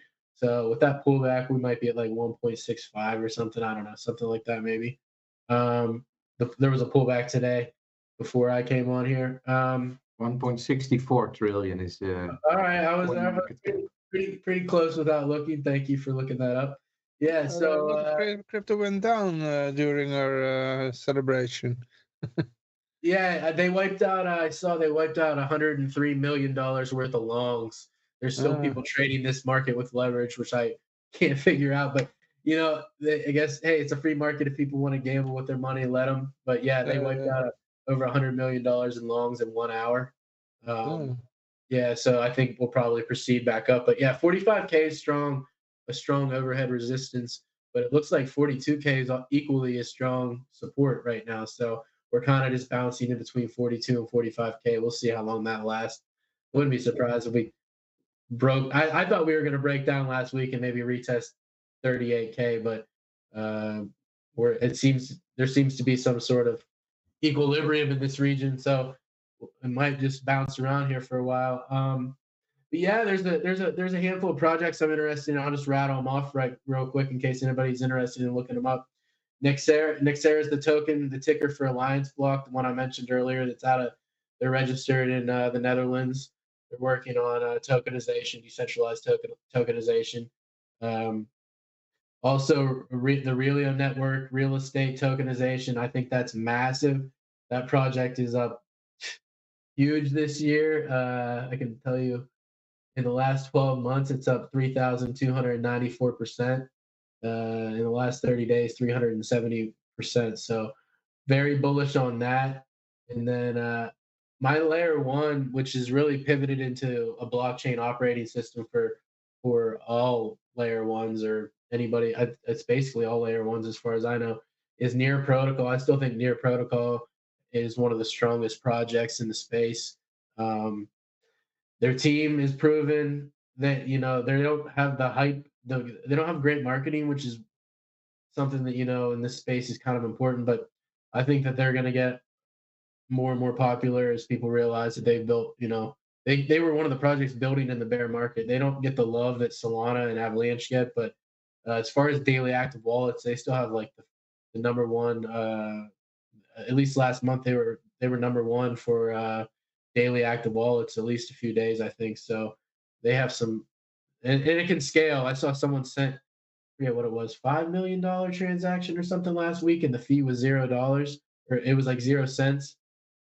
So as far as scalability and stuff, I think that we're seeing kind of something that I predicted for a while, the first mover advantage in Bitcoin as money is here to stay. But the first mover advantage that Ethereum has in smart contracts, I think, will go away because people need need efficiency to build dApps, decentralized applications atop these networks. If we're really going to scale DeFi and this space to the next level, I think that we're going to see these other projects continue to eat away at Ethereum's market share, because if you look at the BTC to ETH chart, Ethereum is just getting just destroyed. And for a long time, people thought that ETH was going to flip Bitcoin, but Ethereum's attempt at scaling has been pretty embarrassing, honestly. I mean, there's still a lot of value in the network because it's been around and people trust it to launch their tokens on there. But as far as like staying power, I think we're going to see more and more cross-chain interoperable solutions. Like, I think there'll be a point where people don't even really know what chain they're using. We're still a while away from that, but the top chains are just going to work interoperably, and that'll be that. And maximalism will be left to Bitcoiners who are living in this this fantasy world. But I love Bitcoin, and I'll always love Bitcoin, but I'm no maximalist. So what kind of projects do you think will compete with Ethereum? I think Near Protocol is the one I'm most invested in, and that was like my largest investment of the bear market. And then I was also highly invested. These aren't layer ones. Well, they both may have a layer one eventually, but I think really I was working on or getting there. Alliance Block and Relio. But as far as layer ones, Near Protocol, I also invested in the Cosmos. I think Cosmos and what they're doing is super impressive. Osmosis. Yeah. It's a spin-off of Cosmos. Yeah. Oh, Osmosis is the DEX that runs on. Is a DEX affiliated with that was built in that ecosystem. I'm invested in that as well. I think that's probably the best and most efficient DEX. But also, I think Avalanche is good technology. Solana, I don't like how they paused the network and multiple times and all that stuff. I've read that with their upgrades that's not going to happen again, but we'll have to wait and see. I'm not a I'm not a Solana expert or anything, but yeah, I think that they're all gonna, like, as far as like a speculator, you can already see what Solana did last year. It went up, I think, over 1,000% from the bottom. So I think it bottomed out around $12, and then it hit 120 something last week, I believe. So it pulled back to around $100, and now it's trading like 110, something like that. Last time I looked, I haven't looked at it today, but so yeah. But these layer ones, I think Near's, like I've said numerous times now, not investment advice, but for me personally, it's still highly undervalued. I think the all-time high on Near was $20.44, and I think it could easily hit $50 to $100 again. I don't see why it wouldn't. Maybe even break $100 this cycle. Seems like a long way to go, but if we're talking here on the 3rd of January 2024, and we might see a bull market for the next 22 months, something like that. What was the name? Near? Yeah, Near Protocol. Okay, Near Protocol. Yeah, it's been around for 3, 4, 5 years already. So okay. Yeah, they have a good team, and I'm also looking at some other alternatives like Trias. Trias has been on fire lately. I took a small position in that just this week. Actually, I missed it in the bear. So I bought just this week, and I'm gonna hold on to it, I think, for a while. We'll see. But yeah, there's a few others that I'm interested in. Actually, a few Cosmos plays that I think that ecosystem is probably highly undervalued too. Yeah. I'm a lot on the osmosis desk. Yeah. Yeah, I like their decks a lot. They just crossed what was it? Yeah, they went from $20 to almost €2 in a short amount of time. Yeah, they've let's see, I have it pulled up here. They have It's now like $150. yeah, it's up 103%, 103% in the last 30 days and 412% in the last 90 days. So yeah, it was down there trading under 50 cents, like you said, and it's really taken off over the last 90 days. But yeah, I think it has a lot of promise. Is it near protocol? Yeah, NEAR. Okay, I can't find it. I did. It's even on Komodo decks, which I like to use. It's in the top 25. It snuck back into the top 25 by market cap. So if you just go to CoinGecko, actually Adam and Near were trading 20. Oh, I see it. Wait. They were trading right next to each other yesterday by market cap, so they should be in the next. They should be right by each other on that list. I see it here. Yeah, I mistyped it. Yeah. The OS for an open web. Yeah. Yeah, Oh, nice. I'm bullish on that project, so we'll see. I found more value in that than anything, I guess, because I put my money where my mouth was this time. We'll see. You know, it started off a little slow, but now I think it's up 242% for the last 90 days. So okay, yeah, it's starting to move now. Yeah. I bookmarked it. Yeah. Nice. Yeah, let me know what you think, Johan. Check it out. Yeah. Yes. But what else are you guys looking at before we wrap up here? Yeah. Well, like I said, yeah, I did osmosis. I was in Cardano, but I tried this. I wasn't that enthusiastic about their what do you call it? That thing. I forgot the name. The Sunday thing. I don't know. The price goes up, so then I changed it for something else. Yeah. It's like they said they said in themselves, eh? It's we have a boring platform. We know something like that. That's what Charles, what the Hodge said. Yeah. Funny. Yeah.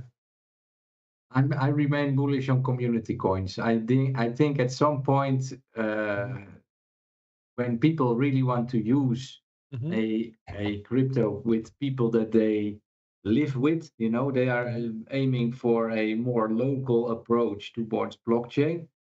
And I hope, but I've been proven wrong for the last 10 years, that at some point, it's going to be a more social aspect and more, let's say, political way of dealing with crypto, not just for the technology, but more of the community. And so, I've been wrong on that for so long, but you know, the more crazy the world becomes, at some point people are the average Joe needs to come into this market. And I hope that will happen at some point. And maybe I'm wrong, maybe it's just going to be large financial institutions taking advantage of blockchain technology.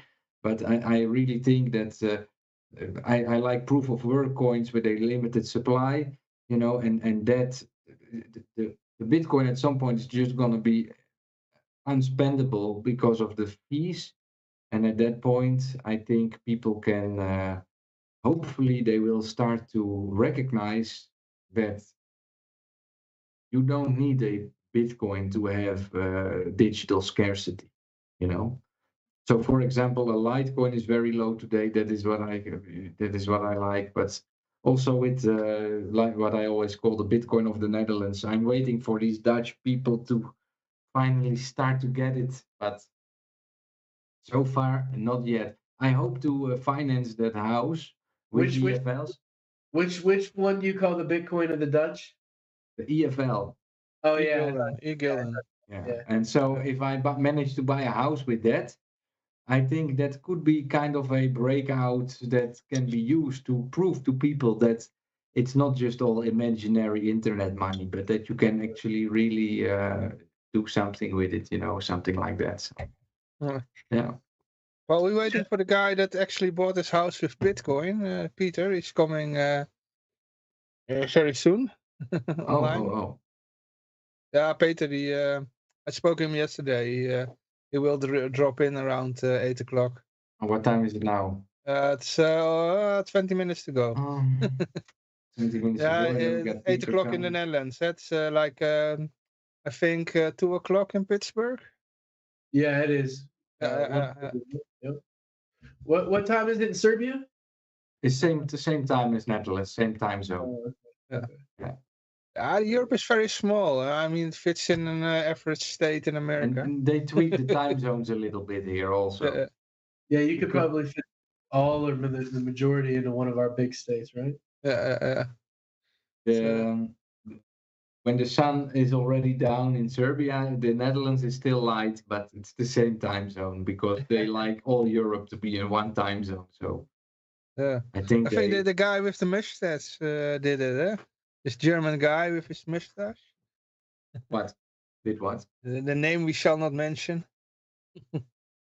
What did he do? Yes, during the Second World War, he. Oh, really? Is he the one who adjusted the time zone? Netherlands had a different time zone until that guy came. Oh, okay. I didn't. And we had to drive on the right side of the road instead of the left side. And then he put in this healthcare system, the Obamacare. Yeah. And he didn't say you can keep your own plan. He just say fuck you. Yeah. Well, Near. I guess I will gamble a bit on Near on your call, Mr. Pryor. Don't put that on me, Yoshi. Don't put that on me. No, it's okay. It's okay. No, I'm joking. Yeah. I missed it. I sort of missed it last time actually, and I thought that it was a good opportunity to. I was very patient. My DCA is I think 281, so I started buying around 370 something, and I bought all the way down around $2, and then here we are. So I'm around $1 in profit right now. So that was my strategy for the bear. I've seen enough altcoin cycles now that I just implemented that plan to wait until everything was 80-90% off or more, and then that's when I started DCAing over that 18-month bear market, and worked out pretty well so far. So yeah, just a lot of people get too greedy in these cycles and they don't want to sell it. They never want to sell, but my goal is just to continually acquire more of these scarce assets, and if I have to sell them for a little while to do that, I will. So yeah, I put a lot of money when I think everything was it was down. Most of it could go down more, but it was pretty much down. I bought a lot of these coins that you can stake, like Cosmos and Osmosis. Yeah. But just start to stake, and then I got more at the end of the bear market. Oh yeah. Yeah, Cosmos was huge for the airdrops last cycle. There were so many different airdrops. Yeah, that too. Not only do you get the passive income through the staking, they have a lot of airdrops for their users over there. No. And arguably one of the best technologies in the whole space. It's very scalable. So you get a vote on a lot of the proposals over there. So it's kind of like I like that crown. We're sitting here with the king. Oh, yeah, wait. Because I'm typing now. I'm King Hongspiracy. King Hongspiracy. Hongspiracy. Hongspiracy.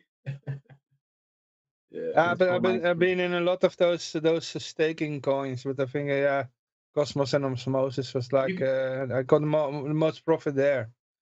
And Near is stakeable as well. Near is stakeable also. oh, okay. I didn't know that one. Yeah. Yeah, it's you can stake near. And I think yeah, Cardano itself, it was just like 4% that you got, and but then you go to those farms that they had on Sunday Swap. But I think I made even loss there instead, not in dollars but in Cardano.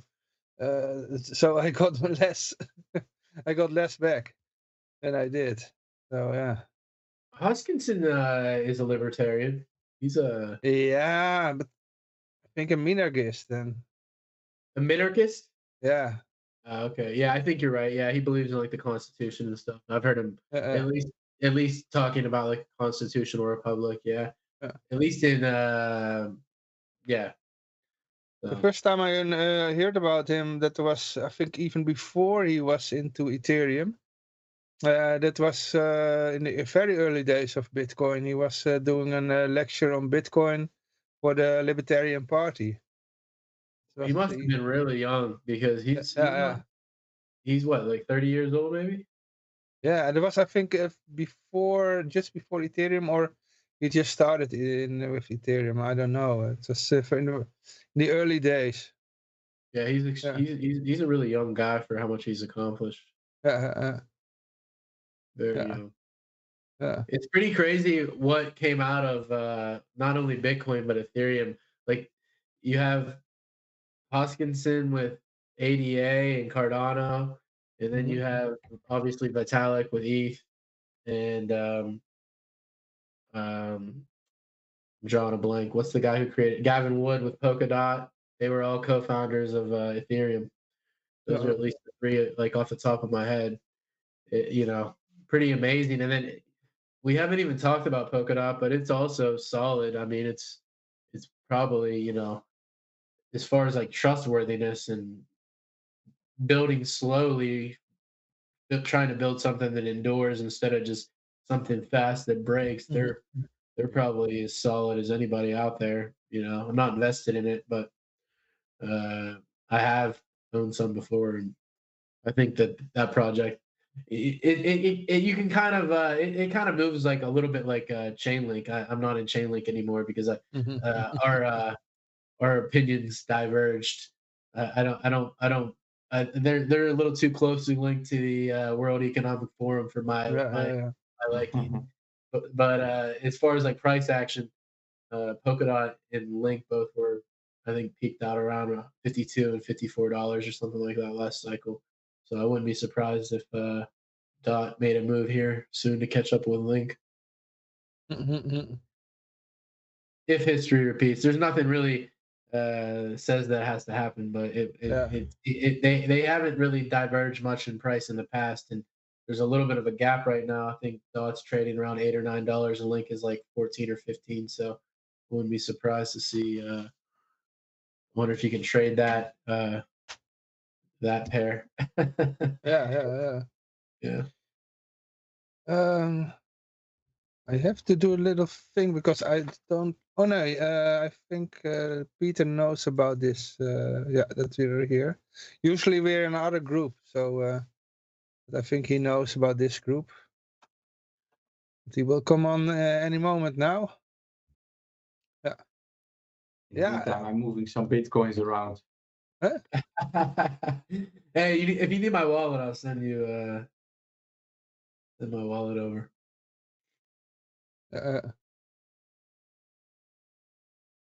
Yeah. Shall I do another raffle, by the way, for the people who are still listening?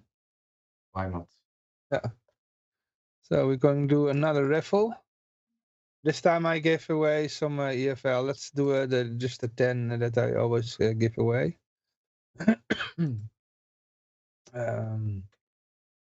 Let's see. Go here. And the wheel. Where's the wheel? Okay. Here's the wheel, yeah. Okay, people, you can type in exclamation mark Ron Paul.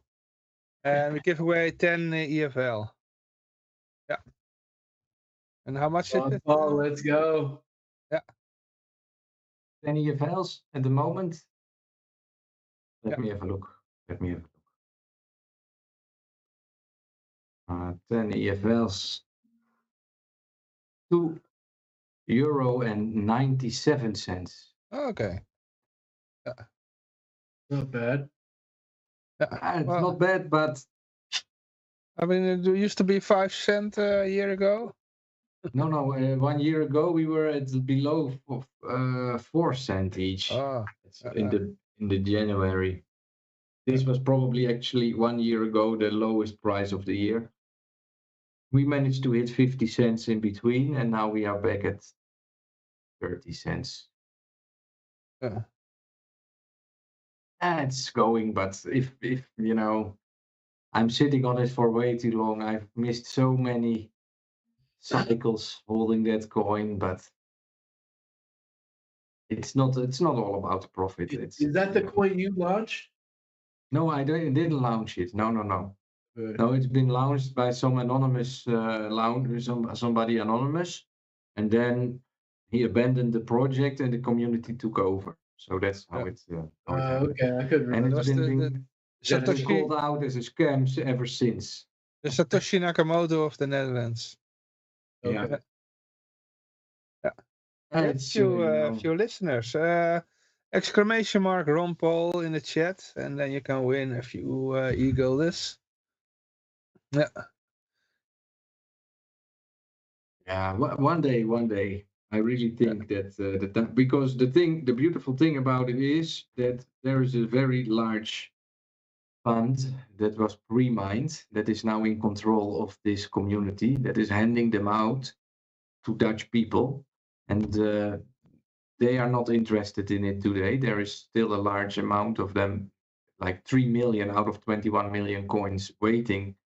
But if the people do take it at some point, then it's going to be one of the best distributed coins out there, you know. So that I think the cycle we are going through just legitimizes the project in the long run, because for 10 years now it's open for everybody to participate.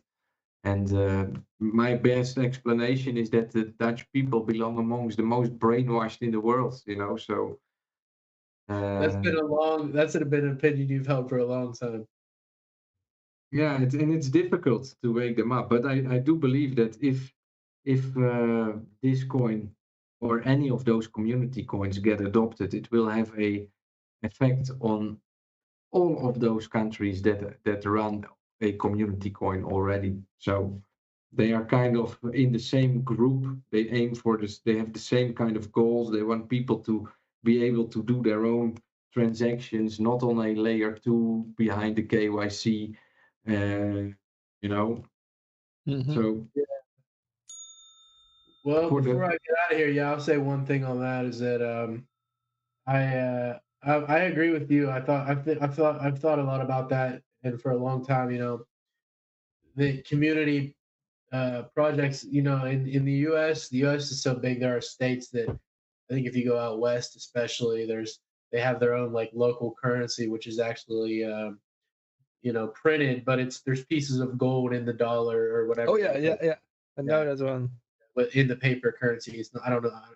I don't know the name of the currencies. The different. It's called the gold bags. I thought. Yeah. Or not. It's a New Hampshire project or not in New Hampshire? No, there's some in like Utah, I think, and there's different mints or whatever. But yeah, I think that there's something eventually like that on the cryptos. You know, the crypto side will probably take off in smaller communities. I'm sure it already exists. You know, I'm sure there's already a lot of like localization of like usage of Monero and things like that, probably that we don't even realize. At least I hope so. And we don't know like what's going on with Monero. I was talking to somebody about that the other day. Like, how many people hold Monero? Who knows? Nobody knows. Yeah, I don't know. That's true. So maybe something like that is like getting more usage than we even realize. And so I'm pretty bullish on the entire sector. I tell you one more. It's did you hear about Wo Nero? What is it? Wo Nero. Wo Nero? No. it has everything Monero has, except for an ever-expanding coin supply. Okay. And So so it there's has inflation, yeah.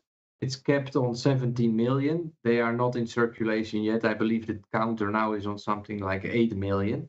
But the blockchain, the block size will grow if people use it more, like Monero is doing. It has the anonymity factor, like Monero is doing, the CT ring, you know. Mhm. And so I bought a couple of those also, and 1 week later it doubled. But they are very cheap. They are like 100 satoshis today, and nobody really heard of it yet. I'll check it out when we get off here. That's interesting. Wonero.org. It is Because pretty. it's wow money, they say. Whoa, Nero. It is pretty interesting to think about, like, you know, all of these different, you know, thousands of people or millions of people now, thousands or whatever, maybe putting these projects out, and we're all participating. There's millions of people participating in these like economic experiments. Nobody thinks about them like that, but like that's what these are.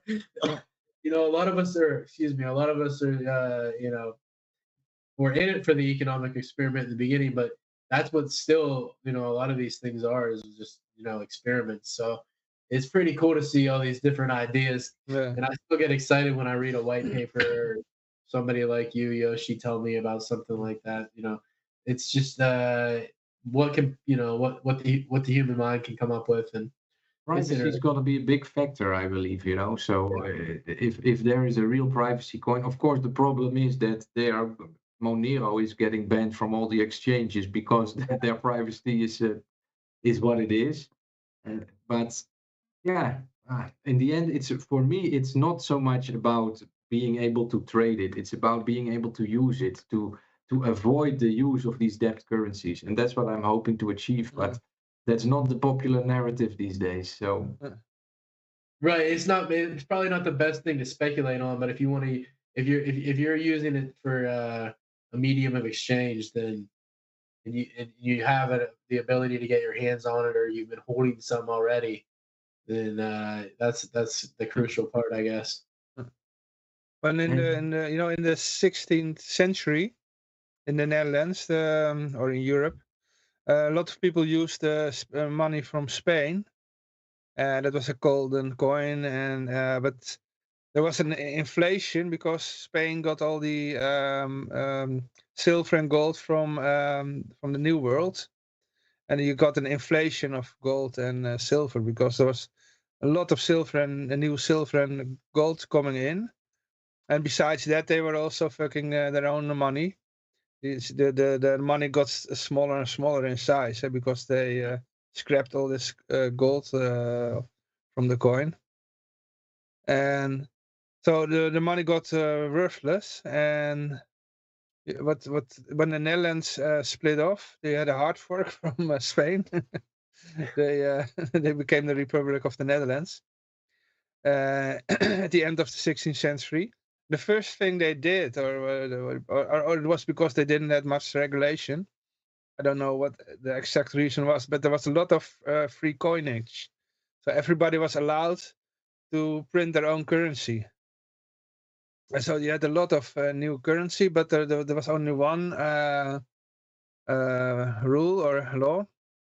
That was it had to, you can print any coin you want, but it had to be compared, you had to bring it to a whistle bank, and they they measure the weight, and it had to be exactly the Florin standard in weight.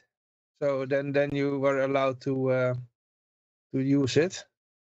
So and in the beginning, anybody could just start their own whistle bank, but then the government said no, there can only be one. From that was the first central bank, by the way. But what I wanted to say is that it is very, it happened before in the history. You know, that people they had enough of the money that is fucked up by the government, so they come with a wide variety of new money. Yeah. That was extremely popular in Europe. What the Roman Empire did that too, where they they literally debased the currency through chipping away at the coins, right? Yeah, clipping away. Yeah, I was chipping away. Yeah, I can't remember the exact name of that, but I think it was clipping. Yeah. yeah. Yeah. Yep. That's been popular. That was super popular back in the day. Yeah. That's why you find all these when you dig anywhere in Europe, you find these old Roman coins, but they were the ones that were thrown away because they were worthless. Wow. Yeah. Yeah, that's now they just add zeros on in the computer. Yeah. A lot easier. Yeah. A lot less work for them, you know. They just have somebody hit a couple buttons and everything all the labor that you put out there into the world becomes you know, and then you've tried to store in their fiat currency becomes worth less. Mm-hmm.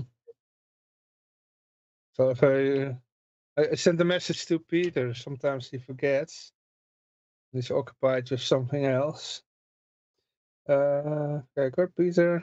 Where are you here?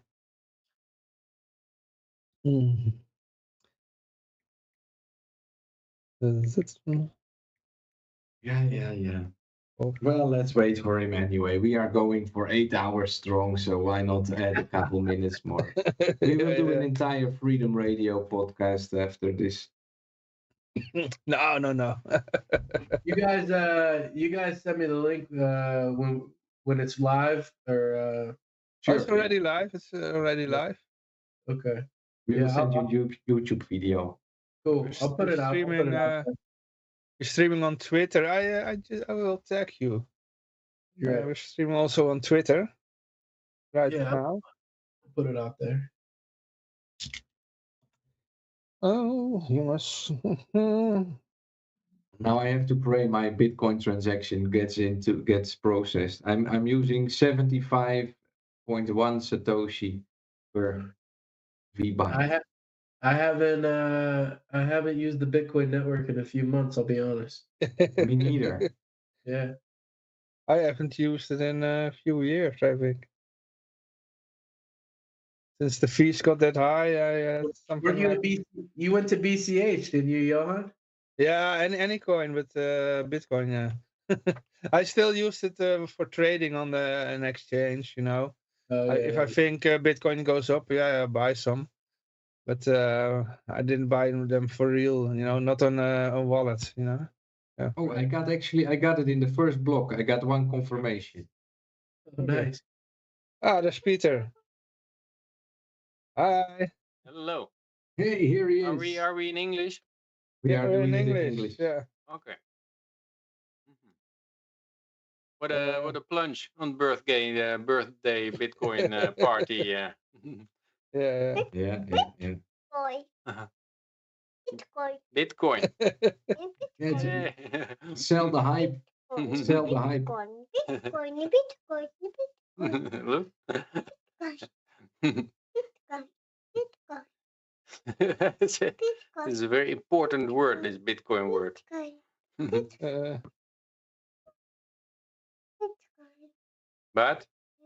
But are you discussing the future of Bitcoin? Well, we were waiting for you. We were waiting because we have been streaming for 8 hours. We have nothing left to say.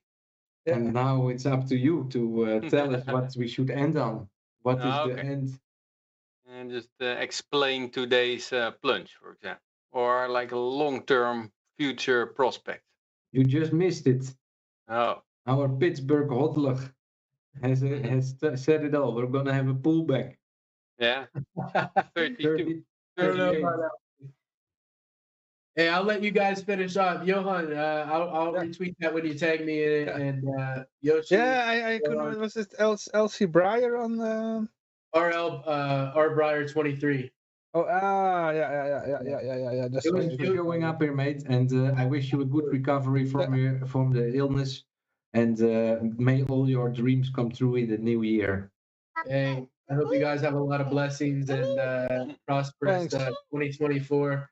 All right. And with that, I'll let Peter take over. I'll see you guys. Bye-bye. Bye. Bye. Nou, Peter, let's go with it. Still in English. We keep on... How you want, how you Yeah. like it.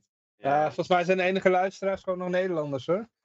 Oké. Als je kijkt naar wat er op het rad staat. Garfield, Scorpio, ethically speaking. Pap, drinken. Drinken. Oh boy. Ja. Even een drankje. Nou, ik vind toch, zuiperkreng is dat ik eigenlijk. vind het toch heel wat dat wij het zo lang hebben voorgehouden weer. Maar op een gegeven moment ga je het wel... Het was wel een leuke aflevering, Peter. We hadden op een gegeven moment we begonnen met de community coins. Met de e-gulden en de Aurora coin. Toen hadden we... En de Duitse e-mark is voorbij gekomen. En nog Zijn een niet aantal... alle coins eigenlijk community coins? Nou, je hebt bijvoorbeeld een Ethereum, die is niet zo community coin, want die hebben daar de Ethereum Foundation die bepaalt hoe dat het voortgaat, weet je wel. Dus die valt eigenlijk daar niet onder. Community coins is bedoeld, die richten zich op één specifieke community en is niet zozeer wereldwijd, maar meer bijvoorbeeld in Nederland, IJsland, Duitsland. Maar niet, dat is niet een utility coin of zoiets waar je wat mee kan, zoals Filecoin of zo, dat soort dingen. Nee, het is gewoon een extensie van Bitcoin, om het maar zo te zeggen. Knippen hier. En in dat opzicht dus meer een store of value principe. Even voor de 2 Nederlandse luisteraars die er uitroepteken Ron Paul hebben getypt. Kun je het even opnieuw doen, want ik heb per ongeluk alles gedelete. Tenminste van het rad. Dus je moet even opnieuw typen. Ik had het verkeerde ding geklikt. Toen zijn we van de community coins zijn we naar de Dash en de Bitcoin Cash mensen gegaan. En toen kwam de libertarische sectie met Liberland en de LP. En nu hadden we net onze technische analist. En hier ben jij nu. Oké. En in Hey, totaal... weet jullie wat het DA-chain is? Daar hoorde ik veel over bij waar dat voor staat. Nee. Daar hoor ik heel veel. Dat is een type keten of zo. DA-chain, nou ik zal eens even zoeken voor je. Ik hoorde over spreken bij Bankless. En ik denk, waar hebben ze het over? Nou, dat heb je al heel snel natuurlijk. Wordt het al zo ingewikkeld met allerlei execution layers en settlement layers. Maar DA-chain, dat schijnt een soort algemeen begrip te zijn of zo. Ja. Nee. Hier zie ik wel iets. Elke keer dat ik nog heel veel moet leren. Dus, maar ik ben ook niet iemand die echt alles actief meer volgt, weet je wel. Ik denk dat ze data alternative chain en dat het een soort second layer bedoeld is. Zou dat kunnen? Ja, dat verhaal met Ethereum was nou een beetje dat Ethereum er zwak voor zou staan, omdat eigenlijk die nieuwe upgrades die ze maken, die maken het goed voor goedkoper voor level 2's. En daarmee wordt het eigenlijk de Ethereum base layer wordt minder interessant. Ja, data availability heb ik hier. DA. Ja, ik denk dat het inderdaad iets van een layer 2 is. Maar ja, dat vindt op een gegeven moment alle handel plaats op de level 2. En dan heeft niemand meer de level 1 nodig of zo. Dat wordt alleen nog door een paar whales gebruikt. Of omdat de transactiekosten daar zo hoog zijn. Ja. Dat is ook wel een steeds terugkerend thema in de uitzending. De hoge transactiekosten. En dat het einde van Bitcoin zou worden. Maar ja. Ik heb net ook weer $7 afgerekend. Ik hoorde dat ook een collega uit Hongkong zeggen. Die zei van bijvoorbeeld het vastgoed in Hongkong is heel duur. Dus je moet heel veel betalen voor een paar vierkante meter. En zeggen ja, dus de kwaliteit van het leven is hier hoger. Maar ik denk ook dat de reden dat het zo duur is in Hongkong is omdat de kwaliteit van leven daar goed is. Ja, daar wil iedereen daar zitten. Ja. We hebben hier een internet zo. Ik zal even... Even muten. Volgens mij vindt iemand dat je te veel praat. Ja. Ik heb hem op mute gezet, maar want er wordt gewoon direct in de microfoon geblaten. Ja. Even voor degene die nog bijgekomen is. Uitroepteken Ron Paul in de chat. En dan kun je kans maken op 10 e-guldens. Ja. Hoeveel is er net ook weer weggegaan in dollars? Was het meer dan 30 euro, hè? Ja, deze keer is het ietsjes minder. Ja. En hebben er ook al mensen gedoneerd voor de LP? Dat weet ik niet. Dan ga ik even kijken voor je. Ja. Toch een paar minuten die QR-code getoond.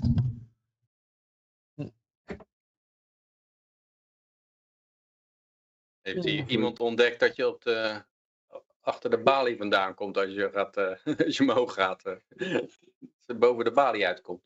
Oké. Maar op het eerste zicht hebben we niks ontvangen. Arme LP. Ja. Maar wat wordt ook de nieuwe hype? Hè? Je hebt natuurlijk die NFT's gehad en je hebt wat wordt nou de volgende hype weer?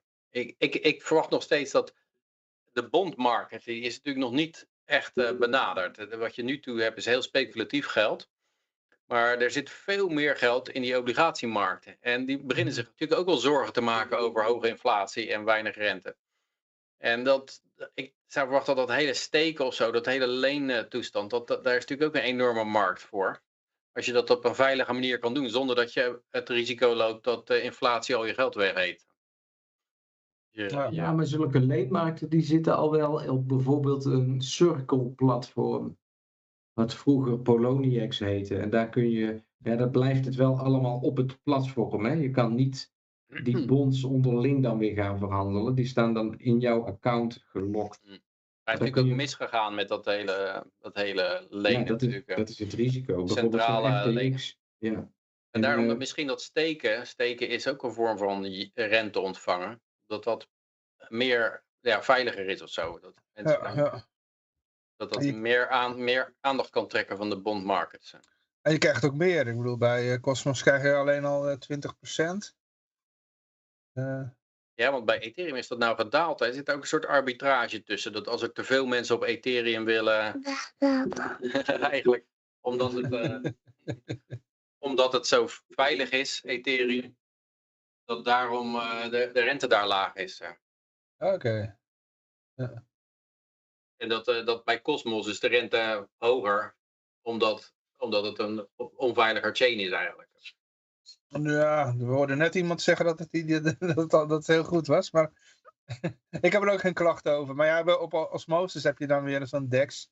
Dan kun je allerlei ter plekke verzonnen coins die kunnen voor de 1000% rente gaan die dan, of staking reward, wordt die dan gelanceerd. En als je erin gaat, word je in één keer gerugpoeld. Maar ja, dat hebben ze trouwens nu hebben ze wel iets tegen gedaan hoor. Dus die tijd is alweer voorbij.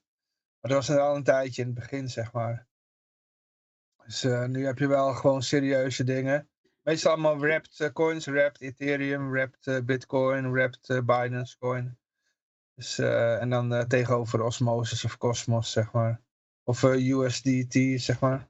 Ja, het punt is natuurlijk ook dat die dingen betalen allemaal rente in de eigen coin. Dus dan heb je wel ook het risico dat als de coin helemaal Terra Luna gaat, dat je eigenlijk ook nog niks terugziet.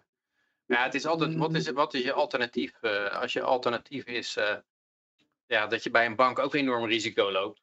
Omdat die allemaal negatief eigen vermogen hebben en je geen depositogarantie hebt feitelijk, dan ziet het er in feite niet zo slecht uit meer. Ik denk dat een heleboel van dat geld is nog wel op zoek naar een alternatief.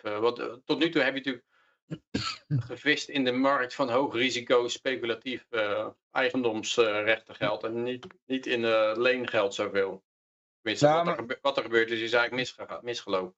Mijn ervaring is bijvoorbeeld, ik zit nou ook in die liquidity pools op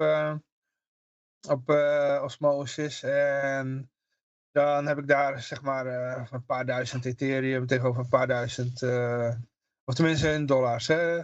En dan krijg ik, als er in één keer een run is op Ethereum, dan krijg ik heel veel rewards, zeg maar. Dus dan... Maar dan heb je dan toch een soort impairment loss of zo permanent impairment of zo? Hoe gaat dat? Want Want je levert een paar aan, geloof ik. Hè? Dus 1000 in die en 1000 in die of zo. Ja, voor $1000, zeg maar, ja. Ja, maar in $1000 in Ethereum en in osmose of zoiets. Ja, je kan ook inderdaad in verschillende manieren doen. Hè? Dus passief, moderate of aggressive. En bij de ene is het dan dat je minder Ethereum hebt en meer osmosis en bij de andere weer andersom. Of je doet gewoon 50-50. Ja. Is het punt niet dat als er dan een run is, dat je dan een van die twee kanten gewoon helemaal kwijt bent of zo? Omdat iedereen... Ja, dat is me wel eens gebeurd, ja. Maar ja, dan zie je even later weer... Heb je dan geen permanent verlies of valt dat mee? Nee, maar dan zit je met heel veel Ethereum bijvoorbeeld, of met heel veel osmosis. Hangt er aan welke kant op staat. Maar ja, dan merk je even later, gaat er weer een run de andere kant op. En maar je eindigt meestal met de verliezer, toch dan? Nee, ja, het hangt vanaf wanneer je uitstapt. Nee, maar als jij liquidity provide en er komt een run en iedereen wil van zijn Ethereum af, dan wordt jouw liquidity gebruikt om ze van die Ethereum af te helpen. Ja, oké, maar zo extreem is het ook nog weer niet geweest. Hoor. Maar osmosis ging in één keer keihard omhoog. Dus wilden heel veel mensen osmosis hebben. Maar ja, even later... als het de hele tijd heen en weer gaat, dan is het inderdaad geen probleem. Dan vang je het gewoon steeds af. Maar als dat... Maar je krijgt wel steeds, ook, hoe noem je dat? Want ze moeten dus een soort, hoe heet dat ook alweer? Mensen moeten wat fee betalen. Ja. En daar krijg je ook een percentage van. Dus, ja. Dus dan in één keer, als er zo'n run is, ja, dan eindig ik wel met een beloning ook. Extra beloning, bovenop. Ja, de vraag is een beetje inderdaad van waar zit je risico bij dat soort dingen. En ik vind dat steken nog redelijk overzichtelijk, omdat je het in feite niet afgeeft. En je geeft alleen een volmacht aan een validator en daar krijg je een beloning voor. Maar... persoonlijk zeg ik altijd, het spreiden is het beste natuurlijk. Hè? Ga niet overal met al je geld in zitten. Ook al geloof je er nog zoveel in. Dus daarom zit ik wel bij heel veel dingen. Dus ja. Oh, heb ik weer een probleem om die neren van de beurs af te halen, zeg. Wat van de beurs af te halen? Ik heb net wat neren gekocht. Op aanraden van onze Pittsburgh Hotler. Maar is het de bedoeling dat het op de beurs blijft? Nou, eigenlijk niet, nee. Niet? Nee, ik had het er graag af willen halen. Maar ik heb een adres. Maar dan zegt hij, dit is niet het goede adres. Oké. Hebben jullie nog een reden kunnen ontdekken waarom het vandaag opeens omlaag gaat? Of was het inderdaad omdat Jim Cramer het had aanbevolen? Of, dat was de enige verklaring die overbleef. Ik denk dat dat de reden is, ja. Het was volgens de Pittsburgh Hotlock zijn net dat het... de koers bereikt een kritische grens. Ja, 45.000 is een hele sterke resistance. En hij had eigenlijk al gedacht dat het eerder al zou... het was natuurlijk al een enorme strakke lijn omhoog gegaan zonder enige vorm van correctie. Hè? En dat is wel... Dan moet wel een keer wat gebeuren. Ja, zelfs had ik het... als ik die lijntje... Want ik zit ook in die TA. Ik had dat lijntje... Het moest 48 zijn. 48k. Ja, dat zie je. Maar iedereen zei 48, dus dan haalt hij dat net niet. Ja, precies. Ik had ook een verkooporder staan bij 48. Dus, kan nog gebeuren. Het kan nog gebeuren. Kan nog gebeuren. Eigenlijk niet lang nadat ik die verkooporder... Die was Jim Cramer, toen zette ik die verkooporder erin. Maar niet gehaald natuurlijk. Ik pak nog heel even wat te drinken. Dus een beetje droog. Toch niet omdat ik zit te hijsen. Ja, nee. Nee, ik had al een tijdje dorst. De fles is alweer leeg. Alweer? Bak. Ja, ik moet ook eventjes... Ik heb nog niet echt gegeten vandaag. Ik heb alleen ontbijt op. Ik moet eigenlijk ook eventjes voor mezelf zorgen weer, want het is weer een lange dag. Maar goed, we zien het wel wat de toekomst brengt. De meeste mensen waren toch wel positief gestemd over de crypto's, dus... Ja, ik denk dat uiteindelijk zal het is ook zo, er komt daar een bericht, dat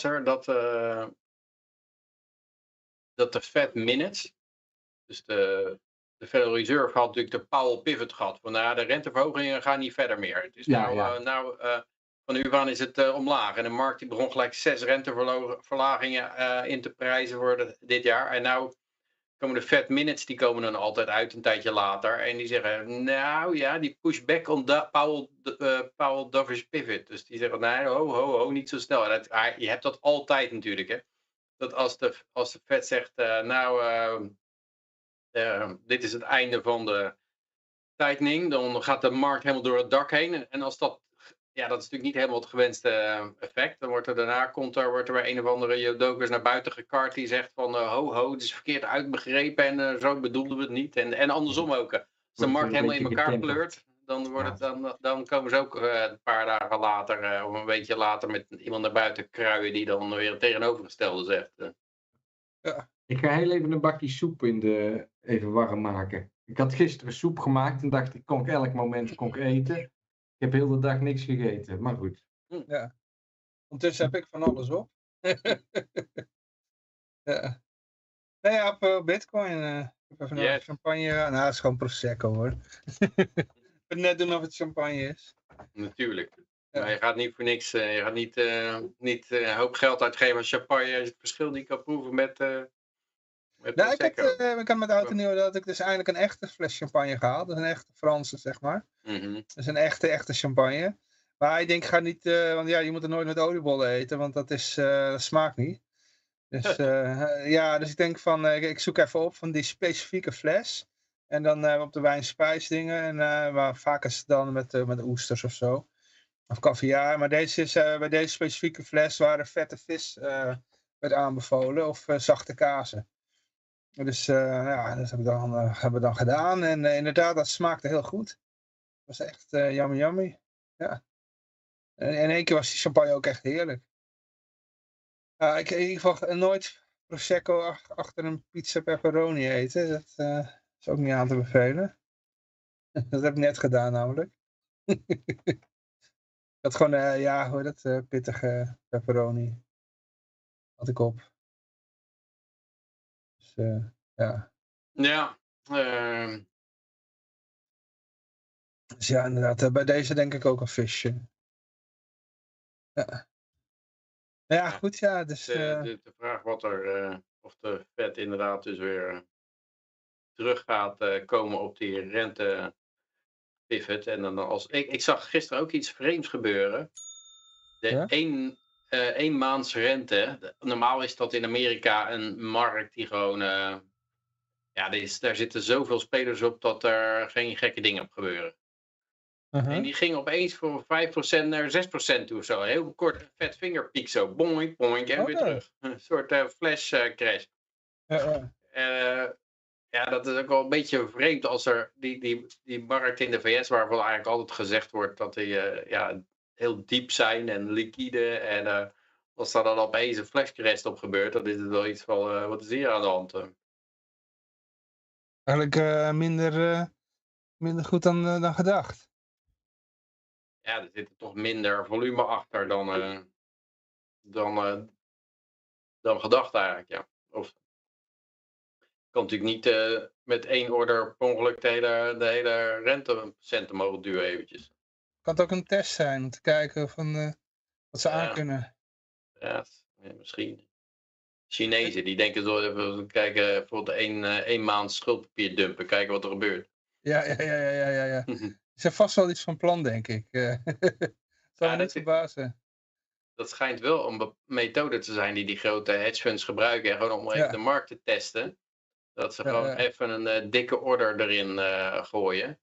Gewoon even om te kijken wat de uitslag is van een bepaald volume. Wat er dan, je weet het natuurlijk, in principe kan je het aan het orderboek wel zien. Maar dat orderboek, daar kunnen een heleboel fake orders in zitten natuurlijk. Van die, een beetje van die wash trading-achtige dingen die gelijk verdwijnen als er wat aankomt. Als je dan 1 keer, boom, zo'n vet vinger erop duwt. Misschien wel interessant om te zien wat er dan allemaal, wat er dan met de koers gebeurt. Ik zie wel dat de DXY omhoog gegaan is. Dus, er zijn natuurlijk ook daar, de dollar die wordt ook weer sterker nu de pleuris uitbreekt. Ze hebben nou weer een enorme aanslag gepleegd bij een begrafenisstoet in Iran. Hebben ze gewoon weer tussen de mensen massa 2 bommen laten ontploffen. Echt Zo. waar, joh. Vandaar. Maar, ja. Dus Ja, dan... ik ben zo terug. Ik moet heel even uitloggen, want er is iets met mijn scherm. Ik ben zo terug. Oh, oké. Ja. Dus het laait een beetje op in het Midden-Oosten. Hè. Nou ook in Libanon, daar heeft die Hezbollah gezegd van ze zijn klaar voor een war without limits of zoiets. Dus ja, de Houthis die schieten op schepen, containerschepen door de Rode Zee daar. Dus dan moeten ze omvaren voor het Suezkanaal. Dus het lijkt een beetje erop alsof de markt reageert eigenlijk nog heel erg matig. Waar je zag de olieprijs, die ging op het eerste bericht van Iran schuurt een oorlogsschip er naartoe, schoot heel erg omhoog. Knalde daarna gelijk weer naar omlaag. En vandaag op die nieuwe aanslagen weer omhoog. Dus het is toch wel een beetje onzeker. Hoewel het lijkt erop dat de markt nog steeds denkt van het zal zo'n vaart niet lopen. Maar, ja. Maar vandaag zie je olie wel weer 3,5% omhoog. Maar goud bijvoorbeeld gaat weer omlaag. Dus dat is weer... Het wordt een heel wild jaar is mijn voorspelling, Peter. Ja, ik denk het ook, ja. Het kan alle kanten op gaan. Hè. Het is verkiezingsjaar en het kan echt... het zal op een gegeven moment met de week veranderen, denk ik. Ja. Het sentiment en de richting en ja, de berichten die worden vreemder en vreemder, ben ik bang. Ja, ik denk ook dat al die oorlogen... Ik denk dat steeds meer duidelijk wordt dat het Westen een beetje papieren tijger is. Zelfs Israël. Je had natuurlijk, vroeger was Israël, dan gingen ze dan was er gijzeling in Afrika of zo. En dan gingen ze gewoon met een vliegtuig naar Antebbe toe. Er is een hele film over gemaakt, de Israëliërs. En dan kwamen ze met een auto eruit met vlaggetjes erop. Dan leek het net of de president op het vliegveld aankwam. En er waren een hoop Joden gegijzeld. En ze schoten al die gijzelhouders dood en gingen weg met alle gegijzelden. Enorm goed uitgevoerd. En daar hebben ze een beetje reputatie aan te danken. Dat de Mossad en die geheime en de Shin Bet en al dat soort diensten, die zijn enorm goed. En het IDF is ook geweldig. En eigenlijk bleek nou bij die hele Gaza-actie wat voor een amateurs het zijn geworden ook. Omdat ze... Of expres, hè? Dat kan ook. Ja, ze schieten op alles wat beweegt. Dat betekent gewoon dat ze enorm trigger happy zijn. Er komen 3 van hun eigen gijzelaars naar buiten. Die schreeuwen in het Hebreeuws met een witte vlag zwaaiend zonder kleren aan. En die worden gewoon gelijk neergeknald. Dus die vormen absoluut geen bedreiging, want ze hebben geen kleren aan waar wat onder kan zitten. Ze schreeuwen in het Hebreeuws en ze zwaaien een witte vlag. En nog schieten ze gewoon gelijk dood. Dus dat betekent dat ze gewoon... Ja, die zijn ook door angst helemaal de weg kwijt. En door een soort blinde paniek en agressie en woede en zo. Of het was gewoon de bedoeling. Nou ja, ze komen er niet... Ze moesten heel veel slachtoffers maken. Ja, maar dan was het niet de bedoeling dat het naar buiten toe kwam in ieder geval. Want dit oogt heel slecht. Dus ik denk dat die reputatie van het hele Israëlische leger ook gewoon niet meer is wat het geweest is. Ze hebben natuurlijk vanuit de lucht gebombardeerd. Daar kunnen ze wel risicoloos doen. Maar ze hebben ook... Ze hebben 500 slachtoffers met de grondoperatie. Dus dat is ook wel best wel veel. En ze hebben natuurlijk ook een hele hoop van die feestgangers... hebben ze vanuit de helikopter kapotgeschoten. Omdat ze niet door... Ze schoten ook weer op alles wat bewoog. Mensen die naar de auto renden, van de auto renden... in de auto stapten, uit de auto stapten, wegreden, naartoe reden. Ze schoten gewoon op alles wat bewoog... in de veronderstelling dat het allemaal terroristen waren. Of zo. Ja, dat is natuurlijk ontzettend onprofessioneel. En ik denk dat het Amerikaanse leger is natuurlijk al langer in verval. In de zin dat, ik zag laatst zo'n filmpje van een of andere transgender van de Space Force. Die zat te vertellen van het is hilarisch. Met allemaal medailles behangen. En die representeert dan de Amerikaanse Space Force. En het is natuurlijk ook allemaal massaal ingeënt en zo. Israël ook. Het is gewoon één grote incompetente zooi aan het worden, het Westen. En ik denk dat tot nu toe was het eigenlijk... En de arrogantie was natuurlijk ook altijd van... Ja, wij hebben superieure technologie... en wij geven wel zoveel triljard uit aan bewapening. moderne wapens, we hebben satellieten en alles. En wij kunnen alles winnen. Wij kunnen iedereen, het is oppermachtig. Maar ze zijn een beetje volgens mij losgegroeid van de realiteit. En wat er natuurlijk altijd bij dat soort dingen gebeurt, is dat er een heleboel defense contractors, die gaan gewoon bakken geld uit dat Pentagon slepen. En daar zo weinig mogelijk voor doen. En als ze een bullshit wapen moeten verzinnen, dat gewoon magnetische resonantie de UFO's neerhaalt. En het kost een paar miljard, maar dan heb je ook wat. Dan koopt het Pentagon dat gewoon. Maar die weten, het geld wordt steeds meer verspild. Ja. Maar ze krijgen ook steeds meer, hè? Ja, ze krijgen steeds meer budget voor en ze doen er steeds en ze leveren er steeds meer fantasie shit voor. Nou, dat zei die Pittsburgh Hodler van net ook. En die zei vorige maand is de staatsschuld van 33 naar 34 miljard gegaan in 1 maand tijd. Nee, niet miljard. Triljard. Ja, in het Nederlands is dat biljoen en in het Engels trillion. Ja. Maar dat is dus over 2000 jaar een bepaald getal. Ja. En dan in 1 maand 3% erboven. Ja, het is een exponentiële groei. En als die rente die is natuurlijk hoog. En ze hebben natuurlijk alle schuld ook kort gefinancierd. Want Yellen die besloot om niet meer lang te financieren. Want niemand wil die lange obligaties kopen. Eigenlijk wil niemand geld lang lenen aan de VS. Dus die laten ze een beetje ongemoeid liggen. En dan moeten ze kort uitlenen. Maar dan betaal je al 5-6% voor korte leningen. Dus dat betekent dat over die enorme schuld, dat die rente nog harder omhoog gaat. Ja, het gaat echt... En eigenlijk is het zoiets van... Ik had het daar laatst met iemand over van... Ja, die zei van... Ja, maar waar komt die yield dan vandaan als je steekt bijvoorbeeld? Ja, die komt eigenlijk uit de inflatie van de munt, van de crypto, hè. Dus die crypto krijgt een block reward, dus dat groeit dat aantal. En daar krijgen de stakers, die krijgen daar een gedeelte van. En bij minen, met proof of work, krijg je ook een gedeelte van de inflatie als beloning. Ja. En dat lijkt dan anders bij een lening, omdat je daar de rente niet uit de inflatie krijgt. Maar in feite, als jij aan de overheid leent in de VS, krijg jij je rente betaald uit de inflatie. Ja. Want de rente lenen ze ook weer gewoon bij. Je leent je eigen yield eigenlijk. Je geeft ze nog meer geld. En dan betalen zij daar die nog hogere rente van. Maar eigenlijk zit je jezelf nog meer voor de gek te houden dan dat je bij een crypto uit de inflatie betaald wordt. Er komt gewoon steeds meer inflatie inderdaad en steeds sneller. En ja. Ja, dat is een bekend proces, hè. Jij moet in feite je rente gaan lenen en dan gaat je rente omhoog, omdat je betrouwbaarheid afneemt. Als je rente omhoog gaat, dan moet je nog meer lenen om die rente te betalen. Waardoor je staatsschuld nog harder omhoog gaat, waardoor het nog onbetrouwbaarder wordt. Zo gaat het heel hard aan het eind, ja. En iedereen die verstand van zaken heeft, die zegt nou, die dollar die blijft nog heel lange reservemunt. Daar ben je er zo voorlopig niet van. Uiteindelijk zal het misschien wel gededollarized worden, maar dat duurt nog een hele lange tijd. Maar ik heb het idee dat dit soort dingen, ook net zoals bij de Weimar Rijksmark, of rentemark of wat dat ook was, dat het binnen 2 jaar kan exploderen. Want als jij er inderdaad een trillion bij krijgt per maand of zo, of 2 maanden was het geloof ik, dan gaat het zo hard. Nou ja, en je had dus in 2019 had je die repo-markt. Ja.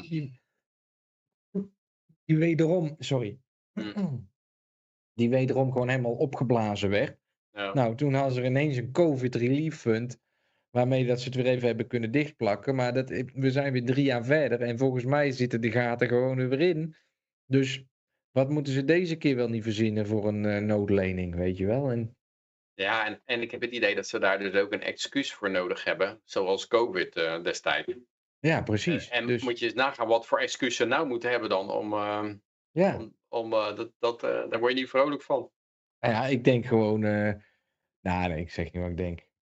Dat is ook napraten van anderen, maar ik denk gewoon, ik voel heel erg dat deze verkiezingen in de VS gekker gaan worden dan ooit tevoren. Want ze als er überhaupt verkiezingen komen. Ja, precies, ze willen gewoon Trump van de ballot afhouden. En ik heb het idee dat dit wel eens de laatste verkiezingen zouden kunnen zijn. Ja. Dat daarna is het gewoon duidelijk van, je kan net zo goed niet stemmen, want het is gewoon helemaal rigged. Dat gevoel heb ik ook heel erg, Peter. Dat is wel echt. Sorry. Ja, je ziet overal dezelfde ontwikkelingen. Ook bijvoorbeeld in Nederland is nou een heleboel geld uitgegeven zonder goedkeuring van het parlement. Buiten het parlement om.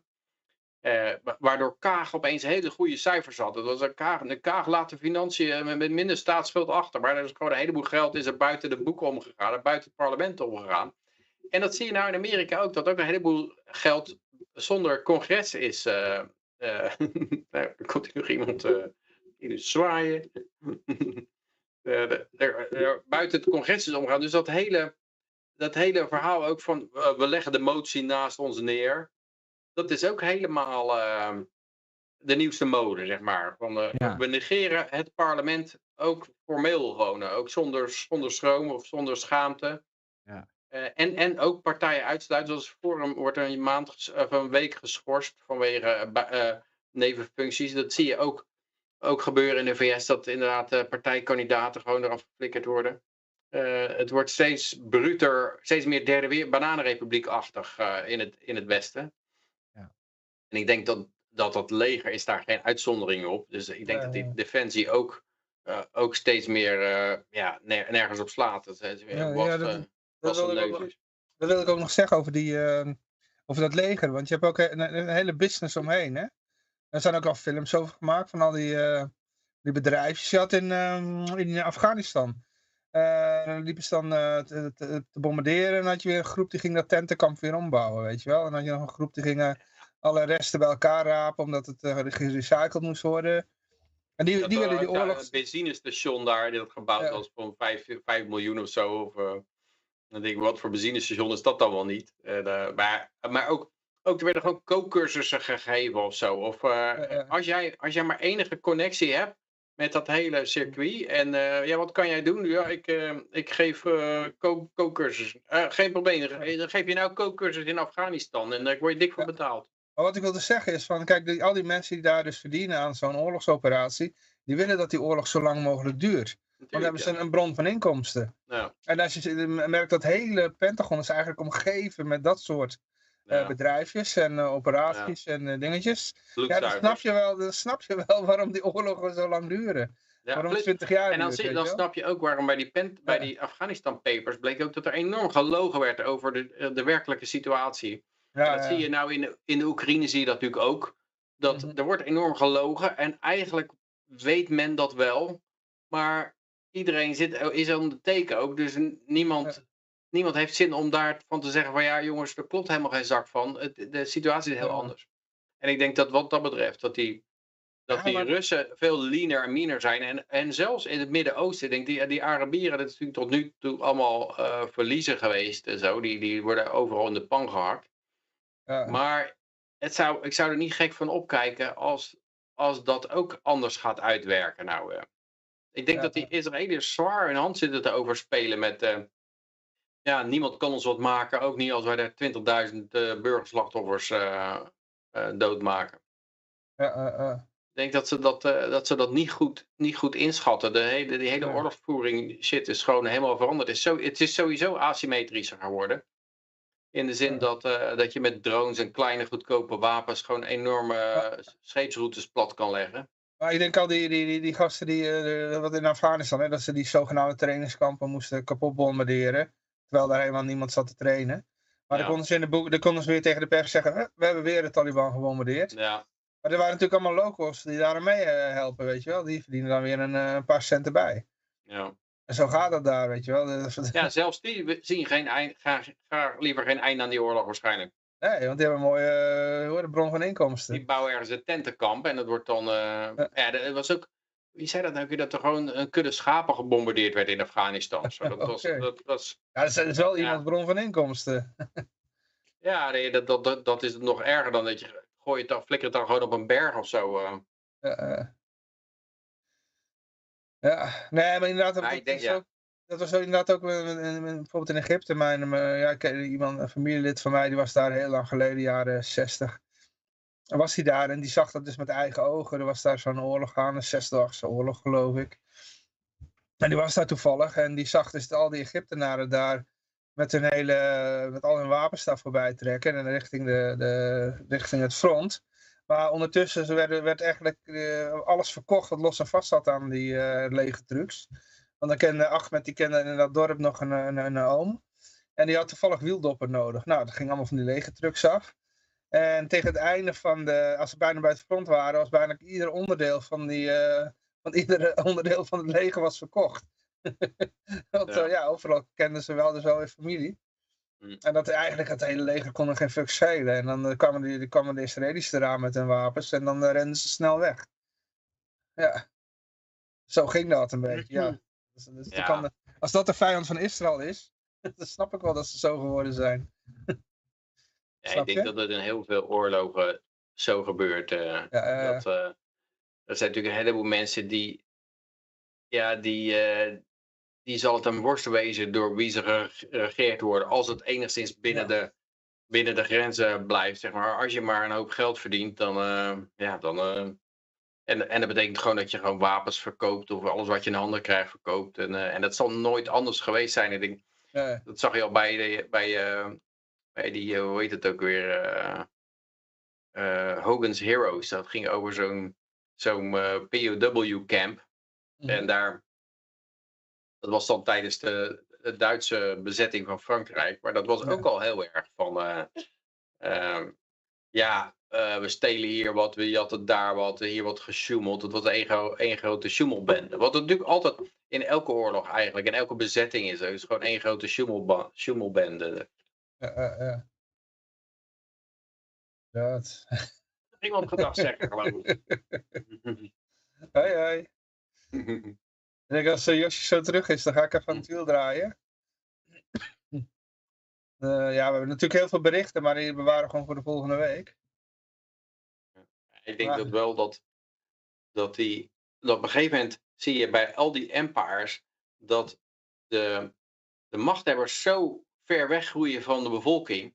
Het is ook een beetje let them eat cake-achtige Marie-Antoinette toestand, maar ook wat je bij Ceausescu zag. En dat zie je nou in de VS ook weer. Van die bedrijven zoals Budweiser, die gewoon helemaal geen contact meer hebben met dat ze Bud Light en een of andere trans toestand. En dat ze dan helemaal de grond in geboycott worden. Disney die bezig is, Marvel die zichzelf op zeep helpt. Maar ook al die politici die totaal geen gevoel meer hebben met wat er leeft onder de bevolking. Omdat zij in een heel klein clubje geïsoleerde ja-knikkers zitten. En dat wordt ze altijd fataal op een gegeven moment. Want dan, op een gegeven moment komt dat tot een uitbarsting. En dan zitten ze gewoon... Dan merken ze opeens van... wacht eens even. Iedereen heeft ons altijd verteld dat het prima ging. En dat het... En dat zijn natuurlijk allemaal mensen die profiteren daarvan. Hè? Dat is net als wat je met die oorlog zegt net. Het is allemaal sjoemelaartjes omheen.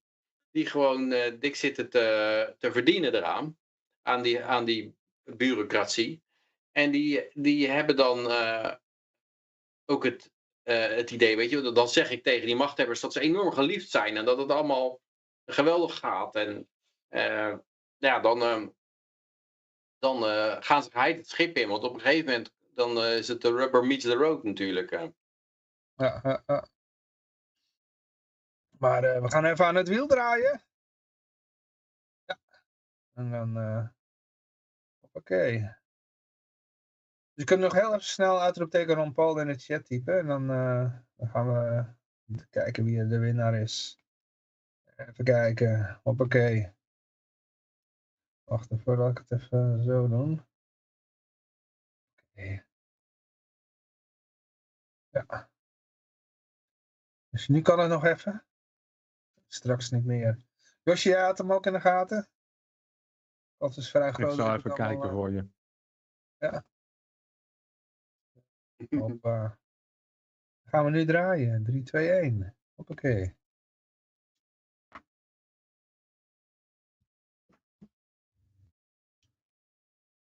Bring it on. Hij gaat nu draaien hoor. Oh. Is dat de King of Conspiracy? Ja. Dus vertel jij het maar. Wil jij ze hebben? Of, Nou, dan draaien we naar volgende week maar. Gaan we Nee, ik wil ze wel hebben. Jij wil ze hebben? Dan krijg jij bij mijn huis, hè? Bij mijn huis. Ja, dan krijg je 10 euro's voor je huis. Ja. Ja, ik ben benieuwd Oké. jongens of het me gaat lukken. Ja. Het kwartje gaat vallen. Wat is het voor huis waar je... Ja, nou ik zal het nog een keer vertellen. Een vriend van mij verkoopt zijn huis omdat zijn vrouw ziek is. En hier hebben ze geen verzekeringen. En dus verkopen ze het huis. En ik moet nu de keuze gaan maken. Wil ik langer blijven in Servië of niet? En dus, ja, dat huis dat zou wel een perfect excuus zijn om een stabiele basis te leggen voor een toekomst. Maar ja, de centen heb ik op dit moment niet contant liggen. Behalve dan 1 e-guldens. Maar ja, die draaien niet vlug genoeg rond. Dus ik ben er alles aan het proberen om de omloopsnelheid van de e-gulden omhoog te krijgen. Heb je geen meer liquide crypto's? Of, Jawel, maar dit is te veel voor mij om zo te betalen. Dus ja. Dan zakt de e-gulden weer naar 5 cent. Nee, in de e-gulden zit niet zoveel geld op dit moment. In de e-gulden kan ik Gaat hij naar 1 cent? kan ik denk ik 3000 euro kan ik er wel uithalen uit de e-gulden, maar dan houdt het wel op. En wat kost dat huis? In totaal gaat het om 90.000 euro. Nou, ik heb wel wat spaargeld van mezelf, maar ik ben nou met een videoserie begonnen. En dan hoop ik toch mensen te vinden die, er ook wel... Kijk, als ik hier een huis koop in de buurt van Lieberland, met de hulp van allerlei mensen, dan maak ik er gewoon een community huis van, snap je? En als je dan een keer naar Lieberland wil, nou, dan heb je een plek om te slapen en dan kan dat gewoon. Dus met dat in het achterhoofd, plus het hele verhaal wat ik probeer te bouwen, dat your children live on, en ik zie daar wel toekomst in, alleen ja, het heeft ook een bepaald risico om je maar te blijven uitspreken. En ik doe dit nou 10 jaar. Ik heb heel veel andere mensen geholpen met van alles en nog wat. En nou heb ik het een keer zelf nodig, dus ik heb zoiets van... er was vandaag ook iemand bijvoorbeeld in de show en die heeft ook zijn huis gefinancierd gekregen met crypto. En toen ik dat verhaal hoorde, dacht ik, ja, waarom zou je het eigenlijk ook gewoon niet gaan proberen om dit te doen? Ik geef gewoon e-guldens terug. En als ik een huis koop met e-guldens, zoals ik het dan uitspreek, nou, volgens mij kan dat alweer best wel een trigger geven om de mensen in Nederland ervan te overtuigen dat het misschien toch allemaal niet zo'n onzin is waar ik mee bezig ben. Ik weet in Noord-Cyprus kan je gewoon een huis met crypto kopen van de developer, hè? Ja, maar zou ik die e-guldens ook accepteren? Nee, dan moet je bitcoin kopen. Ja, maar het punt is natuurlijk dat je geen liquiditeit hebt om je e-guldens naar bitcoin te swappen.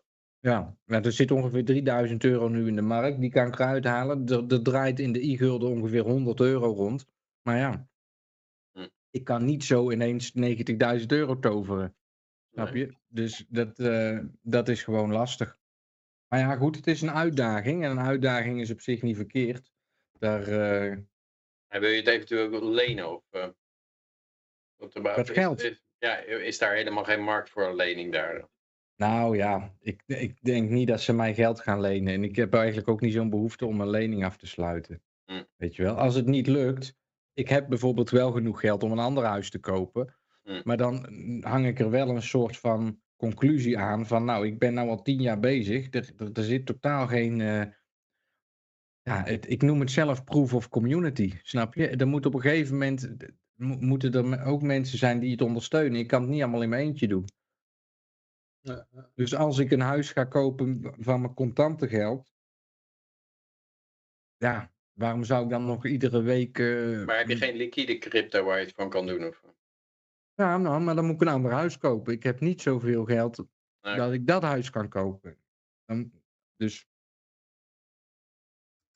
ja, dat is een beetje nu de crossroads van 2024 voor mij. Gaat het lukken? En dan wil ik het gewoon doorzetten allemaal, dat verhaal. En ik heb 1001 ideeën over wat er allemaal nog moet gebeuren.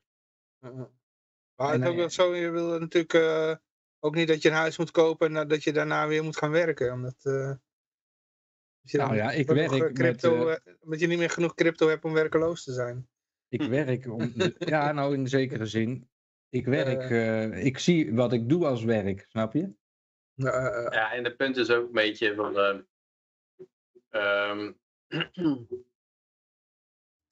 wat gebeurt hier alweer? Wat zou ik nou ook weer zeggen? En nog één klein dingetje. Ik geef er gewoon e-gulders voor terug. Op een dag gaan die Nederlanders gewoon ermee aan de slag. Daar blijf ik van overtuigd. Dus ik heb ook een goede deal gewoon, denk ik. Dus het is niet dat ik loop te bedelen, maar... Nee, ik moet het ook nog even doen. Dus, maar daar hebben we nog wel over. Want tot hoe lang loopt het? Maar ja, dat huis staat nog steeds te koop. Het is op dit moment januari en er zijn niet echt kijkers. Maar ik verwacht wel dat het dit jaar verkocht gaat worden, snap je? Dus... Is huren ook goedkoper dan kopen eigenlijk? Als je een hypotheek zou kunnen krijgen? Of, hoe verhoudt dat zich in Servië? Nou, de huur is, waar ik nu bijvoorbeeld woon, dat is een huis. Dat zouden ze aan mij wel kunnen verkopen voor 30.000 euro. Dat is een appartementje. En dat huur ik nu voor 140 euro per maand.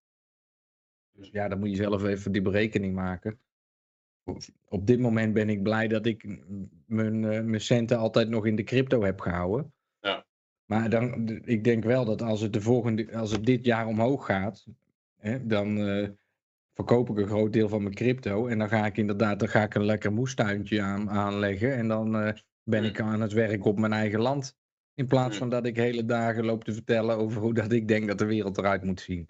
Weet je wel? En dat is dan ook een uitkomst. Maar dan kan je nog steeds laten zien. Zeg maar. Er zijn ook een heleboel van die, van die prepper-kanalen die helemaal laten zien hoe ze off the grid leven. Van hun eigen energievoorziening en hun eigen moestuintjes. En, Ja, nou ja, goed. Kijk, ik zou zelf veel liever, want ik ben elke dag best wel wat uren bezig om de video's die ik interessant vind allemaal af te gaan. Er gaat gewoon tijd in zitten en ik moet op een gegeven moment de keuze maken, heeft het dan een toekomst? En misschien was ik dan wel een paar jaar te vroeg. Nou ja, oké. Daar vind ik helemaal niet erg om toe te moeten geven, weet je wel. Maar ja, bij dat soort dingen, het is altijd een probleem als je te vroeg bent ook. Ik heb 14 jaar geleden had ik contact met die Ilya Sutskever, die gast van de Chief Financial Officer van OpenAI, van ChatGPT. Of de Chief Science Officer, geloof ik. En ik zat 14 jaar geleden, toen zat ik tussen twee banen in. En toen zat ik zelf zo'n large language model te programmeren op mijn grafische kaart. En het leek mij helemaal te gek.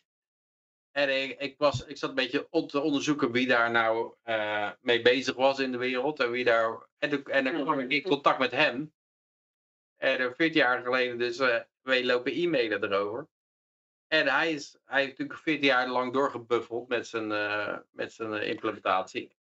Om daarna met dat ChatGPT te komen.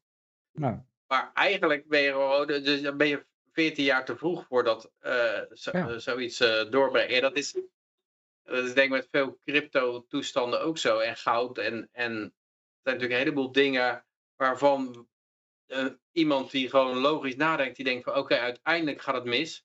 Met het monetaire systeem. Dus dan moet er een alternatief zijn. En dat alternatief wordt heel veel waard. Maar als je te vroeg bent.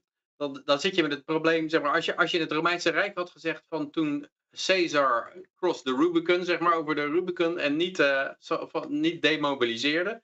Kon je eigenlijk zeggen van. Oké, nou is het afgelopen. Want nou wordt het een empire. En nou uiteindelijk gaat het failliet. En schulden gaat aan. En militaire overstretchen. En short de denarius. Dus eigenlijk had je dan voor Christus al kunnen zeggen short de denarius. En dan had je er wel 350 jaar naast gezeten. Want die denarius die ging uiteindelijk pas 350 jaar later door het putje heen. Ja. En tussendoor was hij natuurlijk nog de currency of the realm, zeg maar, van het Romeinse empire. Dat won nog een hele tijd aan reputatie voordat het uiteindelijk ten onder ging. Ja. En ik heb het idee dat vind ik ook een van de moeilijkste dingen die in te schatten is van die hele empire shit. Je weet dat die dollar toast is. Je weet dat die euro toast is. Net zoals het Britse pond. Weet je eigenlijk dat het afgelopen is. Maar het kan nog een hele lange tijd duren na het empire voordat het werkelijk ten onder gaat. Dat kan je niet op een menselijke levenstijdschaal kan je dat niet goed inschatten. Zelfs als je er 20 jaar naast zit, dan is het al heel goed. Maar dan met 20 jaar daarnaast kan je al met een weddenschap al vreselijk mislopen. Als je 60 bent en je houdt het vol, dan zou je 80 kunnen cashen. Als je 80 jaar oud bent. En dan heb je er niks meer aan, want dan heb je het al moeten verkopen, al je hedges. Omdat je tussen je 60ste en je 80ste al wat geld nodig had. Ja, en ik heb dus in 2014 verloor ik mijn bankrekening. En sindsdien heb ik dus crypto gebruikt om van te leven. En ik heb overal met veel plezier iedereen zijn spulletjes gekocht. En weet je wel, daar heb ik helemaal geen punt gevonden. Ja, nu kom ik dus inderdaad op het punt van, wil ik in Servië blijven of wil ik teruggaan? En ik heb nog steeds gewoon de centen om een huis contant meteen te kopen. Dat kan ik doen en dat vind ik dus ook prima. Maar dan moet ik wel daarna een beetje de conclusie trekken van, nou ja, ik heb het 10 jaar geprobeerd. Ik heb geen significante steun mogen ontvangen. Hè, van mensen die geloven in wat ik doe en die zeggen van, nou, we zien daar brood in, want bijvoorbeeld een e-gulden gaat ooit gebruikt worden als bitcoin van Nederland. Nou ja, oké, dan koop ik een huis en dan ga ik op het platteland een klein boerderijtje runnen en dan hou ik het ook wel prima vol, weet je wel. Maar dan is dat de uitkomst. En dan, nogmaals, ik denk bijvoorbeeld, als ik dan bijvoorbeeld naar een LP kijk en ze zeggen dan van ja, we zien weet je wel, ik bied mezelf gewoon aan als promotor van het libertarisme, om het maar zo te zeggen. En ze hebben er gewoon geen zin in om erin mee te gaan. Ja, oké, nou ja, dan niet, weet je wel. Dat is ook goed, maar dan moet ik de conclusie trekken van nou, dan ga ik iets anders doen. Dus dat is een beetje de keuze die ik dit jaar aan het maken ben. Wat gaat het worden? En ik laat het wat dat betreft gewoon over aan de vrije markt. Ik heb een aanbod gedaan. Ik denk dat dit een goed aanbod is, waar iedereen beter van wordt. En als het niet ingevuld wordt, nou ja, dan los ik het zelf op en dan ga ik in mijn eentje verder. Nou, slaap. Nou, slapen doen? Ja. Ja, precies. Dat slaap. Maar dag publiek. Doei, doei. Nou, bedankt. Ik denk dat dat je er niet op moet rekenen dat het in jouw levens tijdhorizon allemaal al gaat gebeuren. Want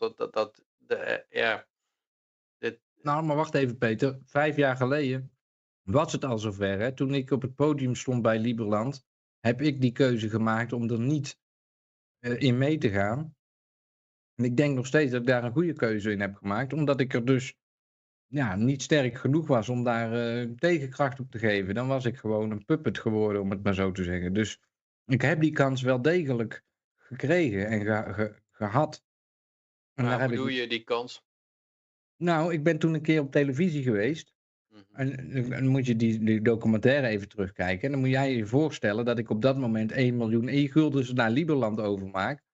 En dan was heel mijn verhaal anders gelopen, weet je wel. Dus ja, in zekere zin heb ik de bevestiging gehad dat ik gelijk heb. Alleen, heb ik hem niet gepakt. Kijk, het idee, we weten allemaal dat je gelijk hebt. In de zin dat dit systeem staat op omvallen en het is wachten tot het gebeurt. Maar de tijd daarvoor, dat is onvoorspelbaar. En dat is wat ik met het Romeinse Rijk probeerde aan te geven met Caesar die de Rubicon overging. Maar daarom zeg ik, mijn verhaal kan het versnellen. Snap je? En dat moet je willen zien of niet, maar ja. Ja, dat vraag ik me inderdaad wel af hoor. Of er iets is waardoor het te versnellen is of zo. Dat het niet gewoon allemaal zijn eigen tempo heeft. En,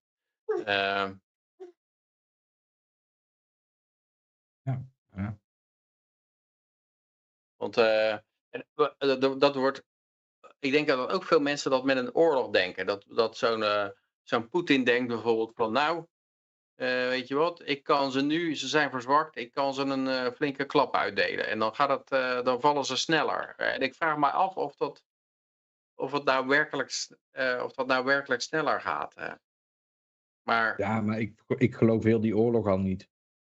Om het maar zo te zeggen. nee, Die maar ik oorlog denk zit ook gewoon dat in je de gewoon timeframe. bij zo'n oorlogtoestand, dat je gewoon ook achteruit kan gaan zitten. Dat is ook zo'n meme van sitting back and watching things collapse.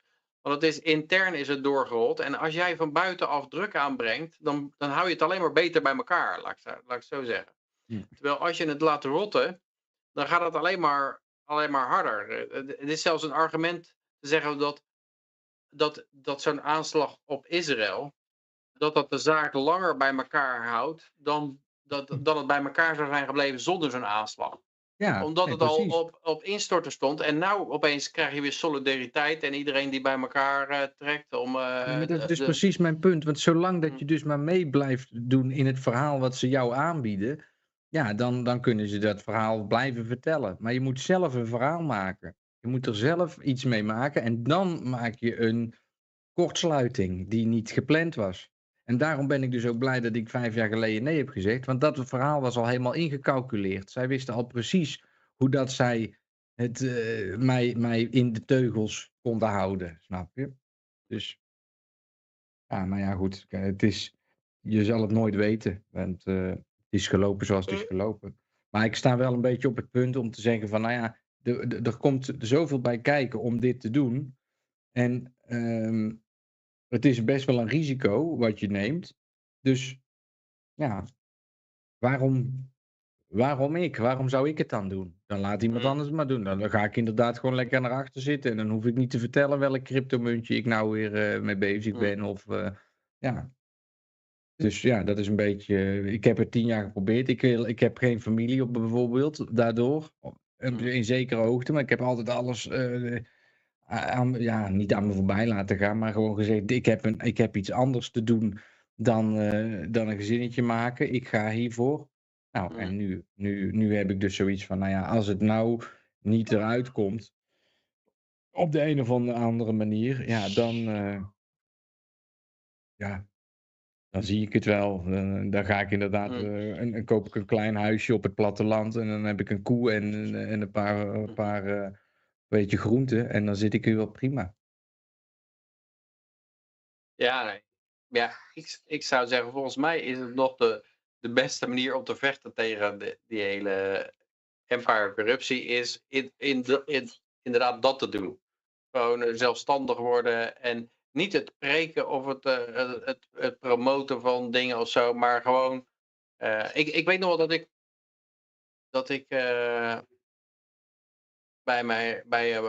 toen ik bij Motorola werkte, dat ik ook wel eens zei van economische bende en schulden en koop goud en zilver. En eigenlijk was daar niemand in geïnteresseerd totdat ik gewoon echt goud en zilver kocht.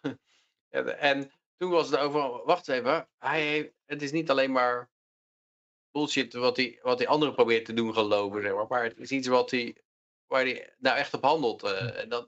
Ja, en ik denk maar zo ben ik. Ik heb afgelopen jaar weggelopen van Liberland, omdat het geen oplossing is. Het gaat de oplossing niet zijn. Dit wordt gewoon een 15-minute city, waarin je meer gevangen zit dan waar dan ook. Gewoon precies hetzelfde. Dus en de vraag is zelfs of het dat wordt. Precies. Dus, maar dus ik doe dat in zekere zin. Ik volg ik probeer in ieder geval uit te dragen wat ik zeg. Maar ja, nou ja, ik zeg maar uit te dragen wat je... Ik denk dat als jij inderdaad een huisje hebt en een koe en zelfvoorzienend bent, dat je daar misschien meer effect mee kan hebben. Ja, nou dan, dus hier is het huis. Hier is het huis. Ik kan er ook een koe neerzetten. Wat ik ook denk, wat je zegt over dat mensen pas geïnteresseerd zijn in goud en zilver als je het zelf koopt, is dat als je zegt van koop goud en zilver, heel veel mensen weten niet eens waar je het moet kopen. Je weet dat je weet alleen misschien hoe je een kettingje bij een juwelier moet halen, meer niet. Maar als jij dan met van die gouden munt aan komt zetten, Ja, maar er is ook iets dat mensen heel erg bekend zijn met het fenomeen dat je dat jij ideeën verkondigt waar je zelf niet in gelooft. Oh jee, ja, dat is enorme zo. saboteur hier. Het is een heel groot hoofd nu. Ja. Weet je, en er zijn veel mensen die verkondigen dingen waar ze zelf niet in geloven. Zeg maar het dominee-effect. Dus die dominees hebben ook vaak, die zeggen dan, ja, het gezin is het hoeksteen van de samenleving. En dan ondertussen worden ze met een prostituee of een toyboy gepakt. In de darkroom. En mensen zijn daarvan bewust. Dus mensen, als jij zegt van, nou, je moet goud en zilver gaan en zo, dan denken ze, ja, jij wil gewoon dat ik het uitprobeer. En kijken of het veilig is, zeg maar. En, en als jij het gewoon echt doet, dan denken mensen van, oh, ja, dat is echt stront aan de knikker bijvoorbeeld. Misschien moet ik daar echt eens over na gaan denken.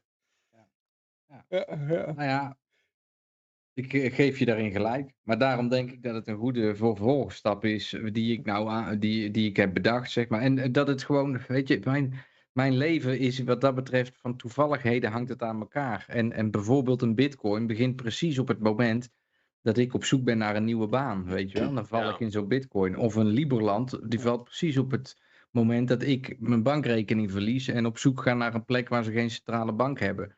Nou, en zo heb ik nu ineens een aanbod om een huis te kopen ergens. En nou ja, ik zie het nog wel gebeuren. Ik reken het niet zomaar uit, want het aanbod wat ik doe is volgens mij gewoon goed. En iedereen die erin meegaat, die gaat erop verdienen. Dus En volgens mij het sterke punt wat je al hebt sowieso is dat jij in Servië zit. Ik denk dat dat al heel gunstig is. Die kosten zijn er laag.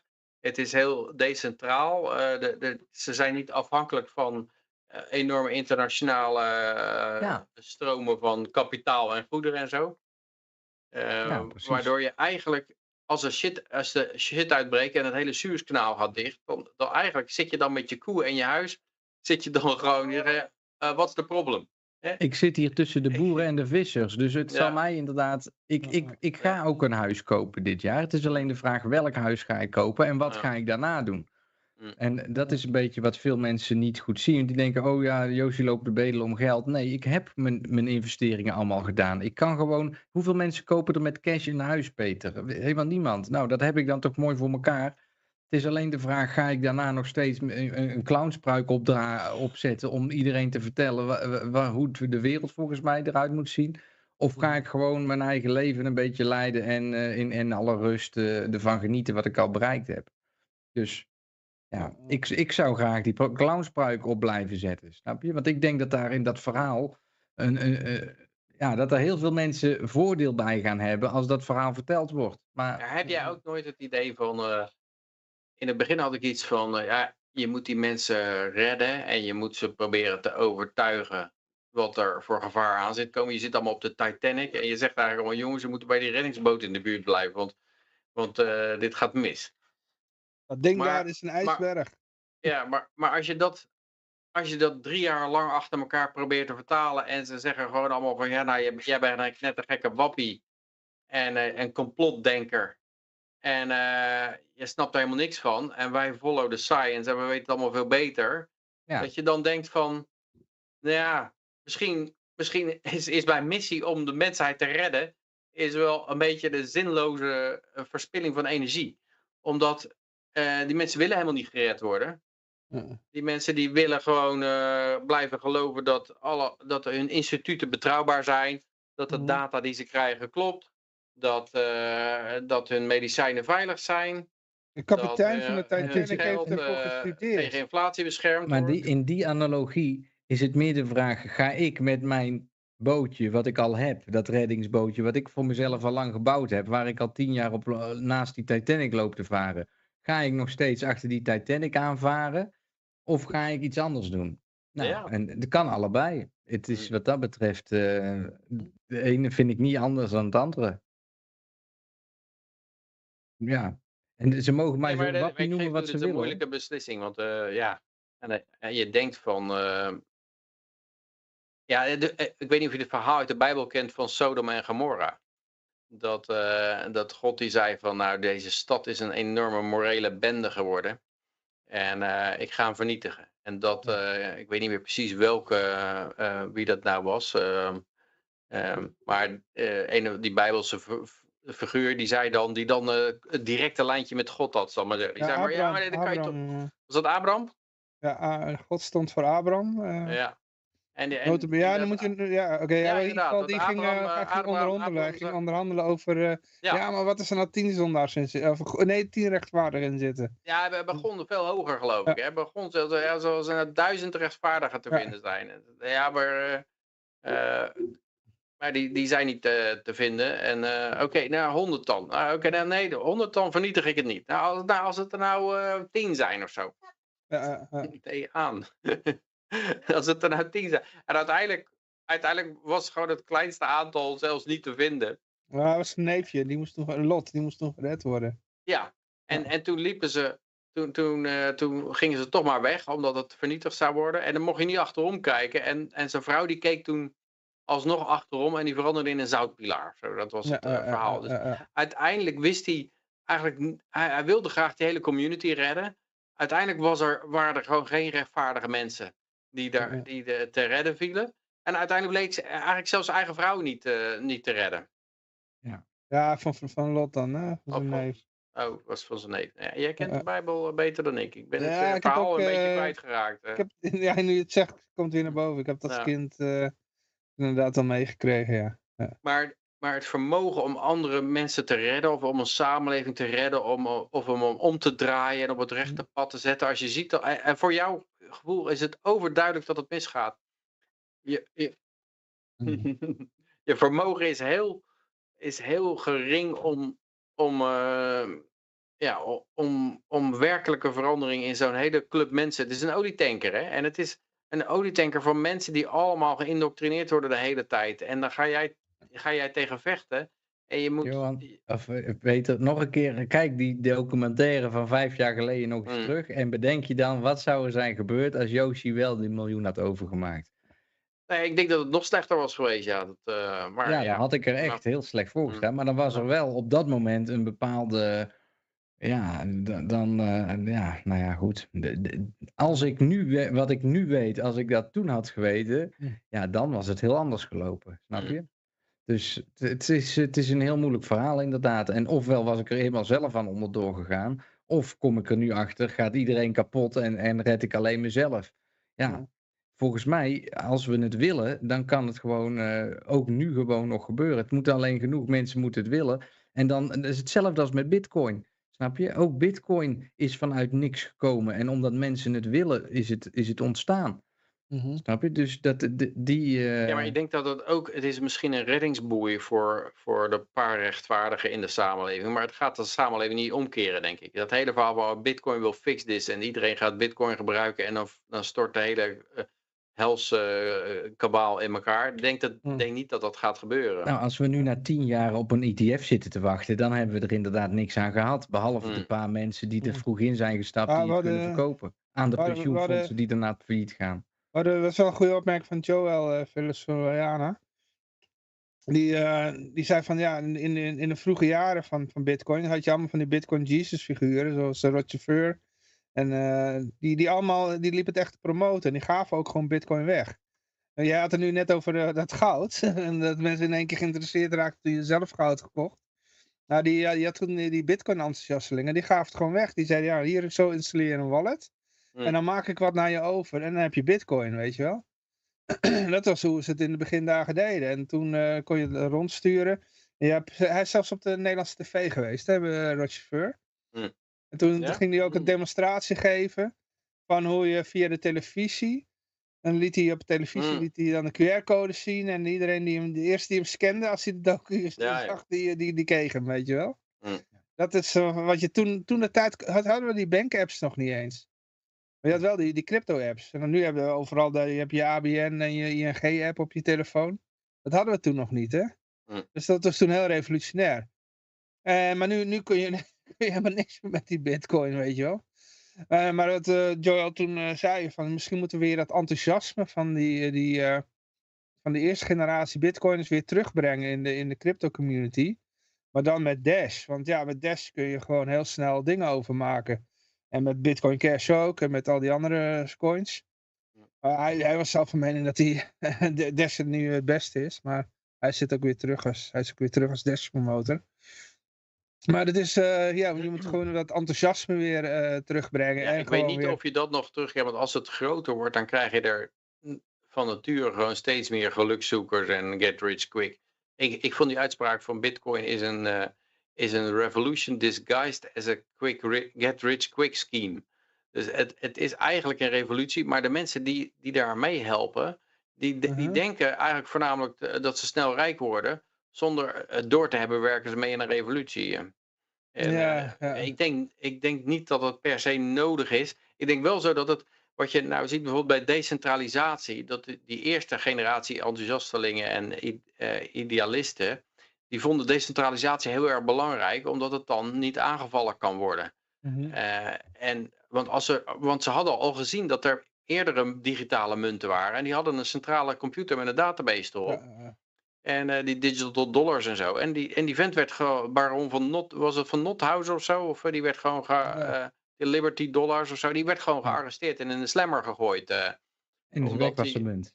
Ja, en iedereen was zijn spullen kwijt. dat was gewoon een overval was dat. Dus daaruit was het idee gegroeid van je moet decentraal zitten, zodat er geen centraal punt van attack is waar de overheid voornamelijk en andere criminelen op aan kunnen vallen. In dat opzicht, kijk nou hoe succesvol dat een bitcoin dan is in die 10, 15 jaar dat het nou bestaat. Kijk nou wat er allemaal al bereikt is. Oh, maar dat is ook heel succesvol. Maar nou zie je gebeuren dat de nieuwste generatie, zeg maar een beetje meer gelukzoekers, die niet zo ideologisch onderlegd zijn, die zeggen van die decentralisatie maakt niet uit. Als je een hoog transactievolume hebt en het is heel erg centraal, dat is toch prima. Maar dan zie je wat er gebeurt. Eigenlijk is Binance daar al een beetje voorbeeld van. Ja, natuurlijk Binance Coin. Die hebben een soort centrale Ethereum die veel sneller en lagere kosten is. Een soort kopie van Ethereum, maar dan met een paar gigantische servers die het gewoon afhandelen zonder de decentralisatie. Maar dan zie je al dat CZ wordt gewoon aangevallen eigenlijk door de overheid. En die wordt klem gezet. En met hem loopt zijn coin volgens mij gevaar. Ik denk dat een nieuwe generatie weer moet leren wat de waarde van decentralisatie is. En dat het niet zo is van dat is iets waar die stomme idealisten in het begin mee te maken hebben, maar daar heb je nergens voor nodig. Nee, wacht maar tot je coin wordt aangevallen, omdat de servers in beslag genomen worden. En dan ben je alles kwijt. Dan realiseer je weer van, het is toch wel handig decentralisatie. Ik denk dat idealisme niet op zich nodig is, maar het moet gerefreshed worden. En dat is net zoiets als met sowieso in de samenleving. Als je kijkt naar de grote depressie, dat was natuurlijk een enorme soort refresh. Ik weet dat mijn oma's bijvoorbeeld, als je dan een kopje koffie ging halen in een restaurant of in een café of zo, op vakantie, en er zaten 3 suikerklontjes bij de koffie. En ze gebruikten er maar eentje. Dan namen ze die andere 2 mee naar huis. Want daar had je voor betaald. En dan hoef je minder suiker te kopen thuis. En je wist nooit wanneer je het nodig kon hebben. Dus die waren gewoon helemaal super lean en mean en zuinig en efficiënt. En dat waren machines, besparingsmachines, zeg maar. En de generatie daarna had dat natuurlijk al minder. En de generatie nu heeft het nog veel minder. Die hebben helemaal geen flauw idee meer. En dan krijg je natuurlijk weer een keer een tik op je neus. Met een nieuwe grote depressie. Waarbij weer geleerd moet worden van, oh shit, het is toch wel handig als jij spaart. Als jij zuinig bent. Als jij skills leert. Als je... Daar kan ik alleen maar mee eens zijn. Want in het EFL-verhaal, er zijn nog altijd 3 miljoen EFL's die wachten op een nieuwe eigenaar, weet je wel. En de Nederlanders die zitten er gewoon niet op te wachten, want ze hebben geen honger. Toen ik nog jong was op school, hadden we dan een jongen zitten. Dat was een zoontje van zijn vader was accountant. Nee, wat was hij nou? Een notaris. Zoontje van een notaris. Die kocht altijd ook de duurste sigaretten, Dunhill, ken je dat merk nog? En dan rookte die en nam die 1 trekje en dan drukte hij zo, of dan gooide die sigaret zo op de grond. En dan stak je weer een nieuwe aan en dan weer een trekje, gooide het weer op de grond. Gewoon om even te laten zien, van het kost mij helemaal niks. Een beetje tegenovergestelde van de suikerklontjes. En daarom zie je ook vaak dat heel veel praten ze in Bitcoin over multi-generational wealth, hè, of zo, over generational wealth. Van, ik ga genoeg geld binnenslepen dat zelfs mijn kinderen nooit meer hoeven te werken en dienstkinderen nooit meer en zo. Dat gaat gewoon niet gebeuren. En dat is ook niet gezond eigenlijk, hè? Dat is niet gezond en dat gaat ook niet gebeuren, denk ik. Want zodra je kinderen hebt die alles komt aanwaaien, dan gebeurt er maar één ding, is dat die verliezen de waarde van geld. Die hebben niet meer door hoeveel geld waard is. Die springen er slordig mee om en dan is het binnen no time allemaal verdwenen. Dat is het verhaal van die kinderen van de... Wat was de tekenaar van Flipje, van de Betuwe Sham? Die man heeft alleen maar dat is een reclametekenaar, maar die heeft toevallig de juiste klanten gehad. Een enorme reclamecampagne gelanceerd voor iets. Waar hij bakken met geld voor heeft verdiend. En die ging daarna dood. En zijn kinderen die kregen de erfenis. En toen had je nog niet zo'n grote erfenisbelasting. Maar die kinderen hoefden letterlijk niet meer te werken. En dat is van hun bekend. Ja, dus dit was echt 100 jaar geleden. Die kochten dan een Rolls Royce. En als de tank leeg was, dan lieten ze hem langs de kant van de weg staan. En dan belden ze een taxi of zo. Of weet ik veel. In ieder geval, dat ding stond aan de kant van de weg en dan kocht een nieuwe Rolls Royce. Weet je wel? Dus, en die waren dan binnen, die zoon was geloof ik binnen een jaar of heel kort was hij door al dat geld heen. En geloof ik die zus van hem, die hebben ze ook nog op tijd weten te redden met het laatste beetje kapitaal. Dus daar werd toen voor gezorgd. Maar dat is echt zo'n verhaal van, die heeft zo... Er staat op een gegeven moment heel veel Rolls Royces langs de weg, allemaal van hem. En hij wist niet eens meer... van de rags to riches to rags in 3 generaties. Hè? Dus je begint... Dit was echt in een paar jaar tijd. Ja, het is... je gaat van vodden naar iemand die met vodden opgroeit, die moet het heel hard werken en die zal ook ver komen. Die heeft de mogelijkheid ver te komen.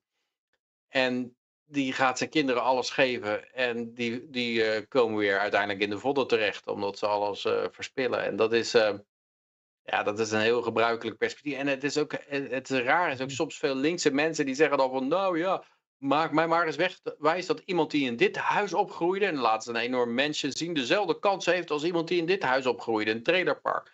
Maar je hoort bijna nooit van iemand die heel succesvol is op YouTube of zo, hoor je bijna nooit van, ik ben met een zilveren spoon opgevoed, zeg maar. Bij werd alles met een paplepel ingegoten en hier ben ik nou. Nee, wat je altijd hoort is iemand die een enorme zware jeugd gehad heeft, keihard werkte en daardoor leerde wat wel werkte, wat niet werkte, dingen probeerde, risico's nam, dat die daar ver mee kwam. En iemand die zat geld had van zijn ouders, dus die hebben het heel moeilijk om wat te bereiken, gewoon omdat ze niet de efficiëntie hebben die in een evolutie nodig is. Je hebt eigenlijk bij competitie is eigenlijk een soort evolutie tussen bedrijven. Het efficiëntste bedrijf wint. En als jij in een bedrijf, als jij wordt aangenomen en jij verspilt van alles en je weet de waarde van geld niet en je koopt een Rolls Royce en die zet je langs de kant neer, dan wil het bedrijf gewoon snel van je af. Dan ben je gewoon, dan wil iedereen gewoon snel van je af. Of ook de eerste grote YouTuber, ik weet zijn naam even niet meer, maar de eerste zeg maar die er een beetje ook geld mee wist te maken. Die vertelde ook dat, je zag toevallig een keertje zo'n podcast, dat hij de eerste 5 jaar eigenlijk in de schulden zat. Want het was toen nog een investering en vlogger, dat was toch nog niet iets waar je een lening voor kon krijgen, weet je wel. Dus, en toen had je nog niet echt die advertentieinkomsten die je nu hebt. Dus dat was echt in de early days van YouTube. En die heeft 5 jaar lang moeten worstelen om zijn ding draaiende te houden, zeg maar. En zo gaat het over het algemeen. Het zijn, weet ik veel, als je naar YouTube, dan krijg je die gast van Patrick Davis Jr. van Valuetainment. Ja, dat is gewoon één grote Tenminste, die komt hij kwam uit Iran als vluchteling en hij arriveerde met niks in de VS. En dan, dat is nog wel hard knokken en dan is hij er gekomen. Niet dat iedereen dat een garantie is dat je er komt. Nee. Dat is ook niet zo. Maar ik heb wel het idee dat als jij met heel veel welvaart bent opgegroeid, dat het bijna een garantie is dat je nooit, dat er niks van je terecht komt. Gewoon omdat het is gewoon onmogelijk. Ja, tenzij misschien je ouders de wijsheid hadden om een trustfonds te maken, zodat je met beetjes je geld kreeg toegediend. En dan kan het niet te erg mislopen. Nee. Ja. Ja, en je kent ze zoveel. Ik ken ook wel van die YouTubers die ook in de cryptosfeer, waarvan duidelijk is, ja, die zijn arm opgegroeid. En die is een zo'n gast, hoe heet hij nou ook weer? Zijn naam kwijt. Maakt weer regelmatig video's. Maar die vertelde ook, ja, ze hadden vroeger gewoon geen enkele cent. En nog toen hij zijn eerste baan kreeg, en hij begon ook heel vroeg met werken, ging hij enorm veel sparen. Want hij wist gewoon, ik heb een buffer nodig. En dat enorm veel sparen en investeren, als je daar vroeg mee begint, dat heeft wel een enorm voordeel. Vergeleken dat of jij nou met je 20ste of met je 30ste daarmee begint. Dat is wel een enorme... 10 jaar maakt heel veel uit daarin. Omdat je dan gewoon... Ja, het is een exponentiële groeicurve. Dus dan ben je 10 jaar, dan ben je al een stuk verder. En dat hoor je gewoon heel vaak. De Stefan Molyneux is ook een beetje zo'n verhaal. Die is ook vrij arm opgevoed. En het is ook het punt ik hoorde laatst een collega ook. En die collega die vertelde eigenlijk ook, vroeger gingen ze nooit op vakantie. We waren ook 1 keer ergens met de tent naartoe geweest. Dat is het enige wat ze ooit hadden kunnen betalen. En nog steeds is dat iemand die nou in een 25 jaar oude auto rijdt. Dus ondanks dat hij heeft toch ongetwijfeld een goed salaris. Maar hij smijt niet met geld. En dat is nog steeds die geschiedenis van, je moet uitkijken. Je moet niet te veel met geld gooien. Als je een keer meevaller hebt, dan moet je zorgen dat je niet gelijk over de balk smijt. En dat is in hele corrupte landen is dat ook wel weer anders. In hele corrupte landen hebben ze meer de mentaliteit van, nou, als er toevallig geld in jouw schoot valt, omdat je een goede connectie hebt met een of andere official, ja, dan moet je het zo snel mogelijk uitgeven, want dan moet je, want voor je het weet is het niks meer waard bijvoorbeeld, of voor je het weet dan wordt het weer afgepakt. Dus je moet er maar gelijk een hoop drank van kopen of zo, of lekker van gaan eten en dat kunnen ze nooit meer afpakken. Of gooi je juist in de community, weet je wel. Doe een feestje met de hele buurt. Want die buurt moet je te vriend houden, weet je wel. Ja, dat kan je ook doen. Dat is eigenlijk investeren in connecties, zeg maar. Of eigenlijk een beetje een soort andere met impliciet schuldgevoel opzadelen. Maar het is wel iets dat er wordt niet geïnvesteerd. Want je gaat niet zeggen van, nou, ik heb het geluk dat ik tegen wat geld aanloop. Ik ga investeren in iets wat over lange termijn yield opbrengt. Want er is geen lange termijn. Want als jij een appartementje weet te kopen voor de verhuur, kan je zo weer afgepakt worden. Zo gewonnen, zo geronnen, zeg maar. Want het is in de hele corrupte zooi is dat zoals het werkt. Dus je kan er niet van uitgaan dat eigendomsrechten op de lange termijn veilig zijn. Dus wordt er niet gespaard en er wordt niet geïnvesteerd. En ja, zonder investering ga je natuurlijk nooit efficiënter worden. En als je niet efficiënter wordt, dan gaat je welvaart van je samenleving niet omhoog. Want welvaart komt eigenlijk alleen maar, welvaartstoename komt alleen maar door investeringen. Want door investeringen worden dingen efficiënter gemaakt. Als je investeert in een visnet, dan kan je efficiënter vis vangen dan je daarvoor met je speer kon vangen. Zeg maar. Als jij investeert in een aardappelrooimachine, dan kan je efficiënter aardappelen produceren dan daarvoor. En al die efficiëntiewinsten, daarvan gaat de echte welvaart in de samenleving omhoog. Maar je krijgt geen investering als je niet bespaard wordt. En sparen wordt er over het algemeen niet gedaan in een hele corrupte samenleving. Omdat het niet loont. Omdat het alles wat gespaard wordt gelijk afgepakt wordt. Ja. Zeker. Maar het is al 9:30. Ja. Ja, we zijn al flink lang bezig. Ja. En ik moet Het morgen was ook weer een weer mooie vroeg op. werkdag. Ja. Dus ik ga gewoon even afsluiten. Zo. Ik wil in ieder geval iedereen hartelijk danken voor het luisteren naar deze uitzending. Uiteraard zijn we volgende week weer. Ik wens iedereen een vrolijke en vooral heel erg vrije week toe. En ik wil even die eindtune-knop erbij halen. Ja, hier is hij. En ik zou zeggen toedeledokie. Nog bedankt weer. Ja, blijf nog even komen, Josje. Want het is wat afval morgen. Prettige avond. Oké. Namens Jana hier. Ja. Dag Jana. Kan je me horen, Jana? Dag. Doei. Dag. Dag. Hoppa. Ik moet even uitzetten. Daar valt de microfoon. Even kijken. Dit kan weg. Wat moeten wij nog afhandelen dan? Nou, wacht even. Ik zal hem eerst even uitzetten. Hoppa, die kan uit. Ja. En dit kan allemaal uit. Stop all.